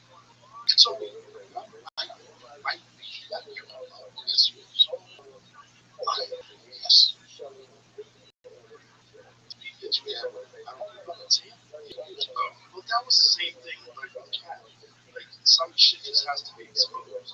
That was a real problem. You weren't around the store back then, but it was a real problem where he had that special, or that show rather, on Comedy Central after Dave left, which was basically doing his version of Dave's sketches. And he was, do you think it was his version of Dave's sketches? There's a lot of shit was. Like when he dressed like the white guy and had the white paint on his face and wore the white wig, it was basically the same character that Dave was doing. Yeah, but if you look at the history of sketch comedy, I don't think Dave was the first person to ever to dress himself up to look like that. Yeah, but it was right afterwards, right after the same slot. Anything that came after Chappelle's show, Dave was saying, Dave never talked shit about nobody. He was like, this motherfucker's doing my show. Dave could say, Dave doesn't talk shit about nobody. Right. It was, but that was only one of the problems. The real problem was he would sit in the back room, watch open mic nights, and take this shit. But they would flash the light when he was in the room, so comics wouldn't do material. They would start doing crowd work. So why did he get exposed before that? Why did it just come? Because nobody had the balls to do it. Because he was famous at the time. And he was doing what I look at. It cost me. I got banned from the store. I lost my agent, and I was famous. I was on Fear Factor. I was rich. I had a lot going for me where I could stick my neck out. But you came back strong, man. You really took like the same situation with Dave Common Sense, which as much as he really did. He took a 12-year hiatus and everything. So Dave showed that. He said he's a real artist. Dave just said, fuck it, I'm going to disappear for a while like a legend. He just disappeared. I remember when I was hearing stories about Dave doing shows where he would set up a speaker in Seattle in the park and just start doing stand-up. Like, what the fuck? For no money. People would just show up and he would just do street performances. But you know, with the kind of where you got it from, you've heard the term of the show, Charlie Barnett. 100%. We played Charlie Barnett on the show. I know Charlie. Charlie was like, everybody was funny. Whatever you go, this is what the art of the only people I believe who only got certain levels of success like Charlie Barnett and Michael Collier. Right. Like, people don't understand how Charlie Barnett, like, to go to a park, to see other artists with a park. You gotta gather around a bunch of people. You gotta listen to certain people. Not only that, you gotta hold their attention for one joke. Right. You gotta get them blah, blah, blah, blah, blah. Yeah. This audience up and get this whole. A lot of people don't know that Charlie got Saturday Night Live, but he couldn't believe it. Yeah, that's what it was so gangster. Like, they would be on spots because, he was probably a bit to deal with. Would go to the Boston Comic Con and yell at them, don't go in there, I'm doing my show in 5 minutes. The whole fucking club would come out. That's how much power he had. But then sometimes that we become victims of our own vices or destroy us. That's why when people talk shit about, like, Kevin Hart to be out of money, listen, you have money. But no, funny is everything. Just because you're funny, that's not you. So good, you got talent, but more importantly, it's your work ethics and how you take your guy that can tell me your passion and turn into money. To make everything. You probably could name a million sets or this or whatever that you like to listen to shit, but for some reason the business part all that together. And I'm going back, I'm probably talking to obsessively folks about my folks or whatever, these people that go on these platforms and talk shit about people. There was a comedian that was talking shit about Martin Lawrence, right? Well, I saw Martin Lawrence in the casino. It's really, it's not that funny. I'm like, this motherfucker, he's Martin Lawrence. Well, they didn't know him. Right? They started to follow Martin Lawrence as a person, particularly. No, if you just know Martin Lawrence, period, that's enough. Richard Pryor, before he passed away, he was in a wheelchair. Damn near rolled him out of the stage, sold out one of them. I followed him for 6 weeks. I followed him for 6 weeks at the comic store when he put it down. Certain people, Joe, I look at this business, I really, how dare you talk shit? Right. So that's a good way to put it. It's made that. Another thing, Joe, in this business, you can have early, right? But you have certain times when you had 3 years. Martin Lawrence, film star, movie star, comedy star. He had one period of time, 5 or 7 years, he It's just a part of everything. How dare you, as a person gets older, and you know here's a good man, a night one man, like, how are you to judge the way you're doing shit? How are you to judge a motherfucker? When I was coming up, Joe, every fucking black comic in the business was running an audition. Everybody Everybody wanted to start Joe because they knew that they would do it. So you judge a motherfucker years down the road, right? They basically, when Martin goes out, guess what? Martin ain't doing no tour saying I'm doing 45 years. So he's like, y'all want to see me this way? I'm 6 years old. You want to see this person? I'm putting people on. How dare you come out your fucking mouth to talk shit about this motherfucker? How dare you talk shit about motherfuckers? Talk shit about Kevin Hart? How dare you talk shit about a motherfucker that was right here doing David Smith, R.I.P. passed away. I remember when Kevin Hart was doing one of the motherfuckers doing those comment cards. All right, I'm doing this, email this, 1%. I remember fucking Kevin Hart had fucking 20,000 people on Instagram, on Twitter, and then radio. He was like, yo, Grace is doing this about me. I seen Hart. I see him not just come to fucking New York for black rooms. I'm doing black rooms, I'm doing white rooms, I'm doing all of this shit. I did. I'll just say this. Without answering, there ain't no beef now. Cat Williams said, this Cat Williams said about Kevin Hart. You're very strange that you just come to New York and then you have to take the show. How does that happen in New York? I'll tell you how it happens. You're on the biggest showcase in comedy. And you know what that is. Check that again. Just for that. Kevin Hart was a product of that. Monique was a product of that. Dave Chappelle was a product of that. No, Kevin Hart went to Paris in LA. But he happened to be on a showcase. Back in the day, Julie Jan Bell, and motherfuckers even there, they probably had $500 in the bank and he put $250,000 development deal just to do that. That's the era. So just because you work in LA doesn't mean you just work in payment. But I don't care. In LA, in New York, nobody is a stand-up comic. Brian as hard as a comic in New York wants to LA. And the reason why LA don't have that many stages. LA don't have that many stages. They will tell you all the time, stand-up comic. If you're trying to get active, whatever, go to LA. If you want to be a great stand-up comic, bang it out in New York. And this was the rule back in the day, Joe. That Hollywood called you. This is the move to LA to see somebody couch. Some people had this point, it was like, you're fine. And back then, everybody's got their own path.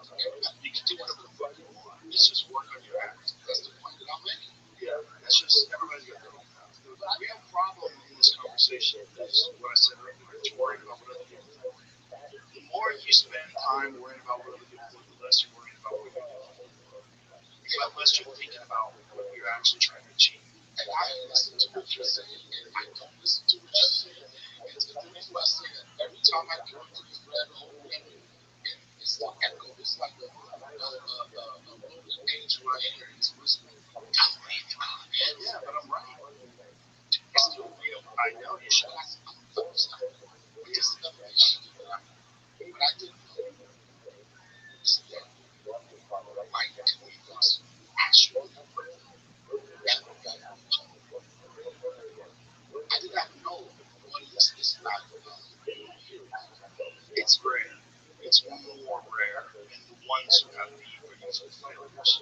They usually no. I got an example. I've exposed to this street. I have an example. And this is like this. I was in a comedy store.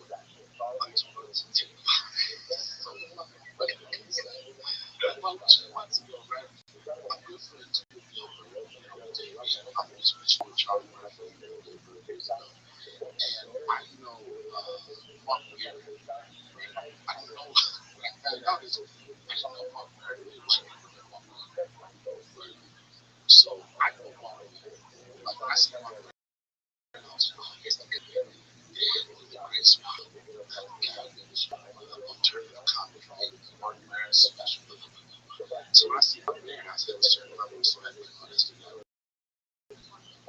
So I went to this show, whatever, right? And I love it. And I'm pretty so I forgot what sport was, but it was so I'm creating those. Bill is And then Marcus spoke about this, and I'm here to tell you, Bill, that was something that nobody was really listening to my jokes, right? Then all of a sudden, an argument about that. And it was like, it was right argument because it was so nice. They were so gentle to each other.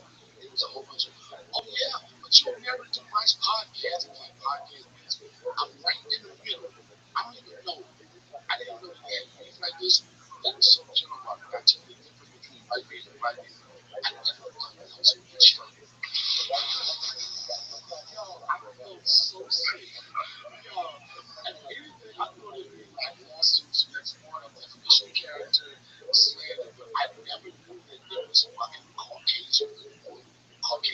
Like, listen, and it was entertaining. That's all. Mark Maron was doing really well at one point in time in his career. Now he's not.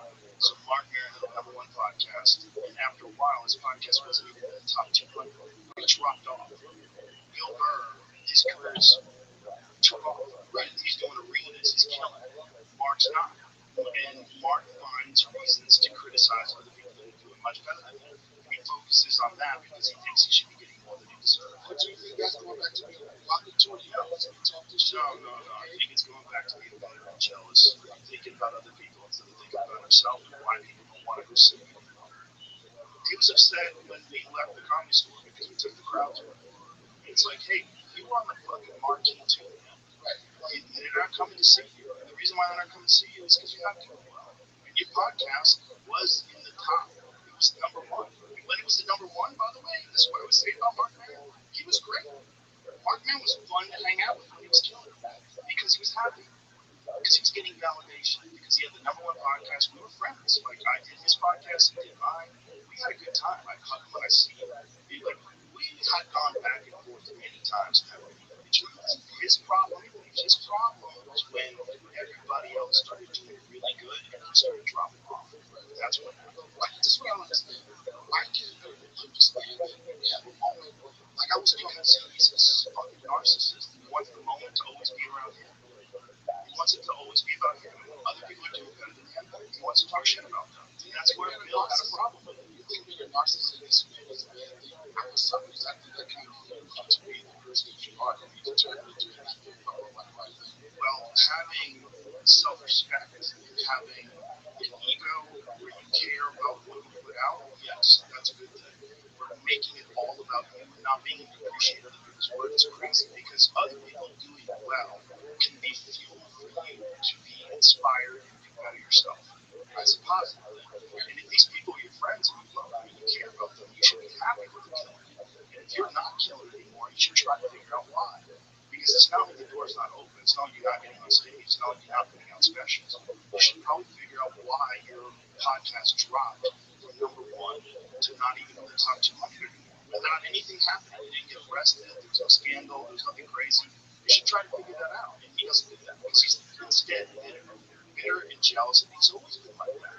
There's that story about Jon Stewart, and Andrew Schultz came on the podcast and told a story about Jon Stewart where Maron confronted Jon Stewart when Jon Stewart got some television show. He called him a fucking sellout, yelled at him all this different shit. When Jon Stewart left the show, and they hired Maron to do the same show. The same show that he was calling Jon Stewart for being a sellout. So how do you go from that to, okay, so you have one of these podcasts, at some point in your career, you had to be likable, or you just wasn't doing shit. There wasn't very many podcasts. The thing that killed Maron's podcast, my personal opinion, no hate, is that he has this rant at the beginning of his podcast that's not entertaining. I don't think it's good. The rant was long. He just rambled about himself. He was very self-obsessed. And I just didn't think it was good. And I think that was part of the problem. It's also the problem is how we interview people. We have very confrontational interview style, specifically some comedians that go in below him where they can pick on. You would think that that's how it would work in this game. No. People don't want always to be uncomfortable. They want to like you. They want you to be a good person. People want train wrecks. They want train wrecks for 15-second or 30-second Instagram clips. They don't want train wrecks to be their primary thing that they're listening to in traffic on the way to work. But people that used to this podcast and now like, I think people who listen to podcasts now are like this. Yeah, but they're not that talented. That's why they're doing this, because that's their home. method of getting attention. If they were entertaining and interesting and fascinating, then their podcast would be about that. It's all in what you're trying to focus on. What I try to focus on in my podcast is who I want to talk to. I never have someone on and go, oh, this would be great, it'll be very controversial, people will fucking hate them, it'll be crazy, they'll say wild shit. I never do that. My podcast is only about who I want to talk to. That's why I have a lot of people on that I don't even know who famous, because they're interesting. I find them interesting. I find the book they wrote interesting, the documentary they made interesting. I want to know something about it. It stimulates my curiosity. There's going to be a shift these selection videos. He said, I don't think about it. That's my key. It's so funny. I will say this, it's funny about what you said. I was with Dave a while ago, and he echoed the exact same thing. And I was having this conversation with him, and he said, Dave, I don't even think about this shit. I don't think about it. There's other things to think about. I've said this too many times, and people heard it before, I'm sorry. Think of your focus and your attention like a number. Think if you have like 100 points in a day to spend on things. If you spend 30 of those points thinking about haters, 30% of those thinking about bitter people, 30% thinking about other people that do better than you, that's 30% that you rob from the 100% that you have to focus on your life. I have things to do. I have a family, I have friends, I have loved ones, I have interests, I have hobbies, I have comedy and podcasts and UFC and all these different things that I like to do. And I think about those things. I don't think about negative, stupid things with people that have bitter, angry minds that are concentrating on other people's success and trying to tear them down all the time. Because they're trying to tear them down all the time because they compare themselves to them and they don't like how they stack up. They don't like the fact that person's doing better. They don't like the fact that person's more successful. So they try to take things either out of context or they try to misrepresent who that person is. They try to change the public perception of that person. They try to drag that person down. And it's transparent. The reason why it doesn't work is because people inherently know what you're trying to do. You might get people that go, oh, there's people like me. Those are simple-minded people that you're always going to attract. But you're not going to change people's opinions. It's a trick. It's a trap that you're playing on yourself. It's a waste of your precious resources. You only have so much time. My time I spend on things that I think are interesting or beneficial, or things that excite my curiosity. And I think that is the way I like to live my life. Now, if you like to live your life constantly engaged in being filled with anxiety and stress, you want to do that, okay. But those are bitter fucking people. I don't want to be a bitter person. And another like to be a therapist. Well, I majored in psychology for the brief amount of time that I was in college. That was what I was interested in. But I was doing that because I was fighting at the time. And I was trying to figure out how to manage my mind. So I was trying to figure out the inner workings of the human psyche. I know this is do you think your success made you a more calm person to not give a fuck? Well, it certainly helps, right? You don't have to give a fuck. If you have enough money, then you can just disappear off into the sunset and never figure out money. Because a lot of people are always worried about money, and so you're always constantly in a state of anxiety trying to get more. That helps. But it's like there's other things in life. I concentrate on my loved ones. I concentrate on my friends. I concentrate on things I enjoy doing. I'm fun. This life is short. You and I are 58 years old. We're more than halfway dead. Why would you spend time concentrating on people you don't like? Because one thing if someone's wronging you, it's one thing if you find out you have a business partner who's been stealing money, or you have someone who's lying about it. Yeah, no, I'm so sad. Brother, I know it's too. all brother soul formation. It's like this. Yeah, fuck. Yeah, it's very, very interesting. I'm at a place right now. I was with John Hill, right? Services, and I had just been showing the it was interesting. So I'm talking to that. He used to come out to summer camp, and I was out of the city. So we had pictures of each other. I used to just and this is after I just like this morning, so right? And I'm feeling like, and he said, John, he said, what is it that you're doing? He said, what is it that you're doing? So what kind of place? He said, no, I mean, what is it? Is it TV? Is it a TV show? Is it movies? I was like, John, I'm doing exactly what I want to do. for me to be able to wake up, not have to worry about it, call my own shots, make fair wage, take care of my families, enjoy my friends and everything. And it's me connected with a God-given talent. Anything else is a bonus. I don't look at it like I need the private jet or anything. Certain things are like, that would be nice. But I just look at what this life has given me, and I'm appreciative of it. I know some people that of my class, whatever, they won't do nearly as well as that. The ones that aren't, that don't know they're happy. You know what I'm saying? So when you ask me that question, I didn't think any bad of it. I was like, listen, I don't get caught up on it. Because somebody, they got this, they got that. I like this. Am I happy? Am I comfortable? Do I get to do what I want? So whether I tell you all this all the time, whether I get another film opportunity, whether I get another TV show or whatever, or any of that, I will give you some people's dreams. Yes, it's not my dream, it's my reality. Yes. And I also had to realize it's so easy for us to do. You can be so connected with somebody, and even with a situation where my connection with David, I'm huge fan of David, he's got great opportunities and everything. But at some point in my life, I had to say, you can't be caught up in somebody else's dreams so much that you forget your realities. My reality is whether I'm alongside of you or I'm doing, I gotta continue to be down there all the time. I gotta continue to support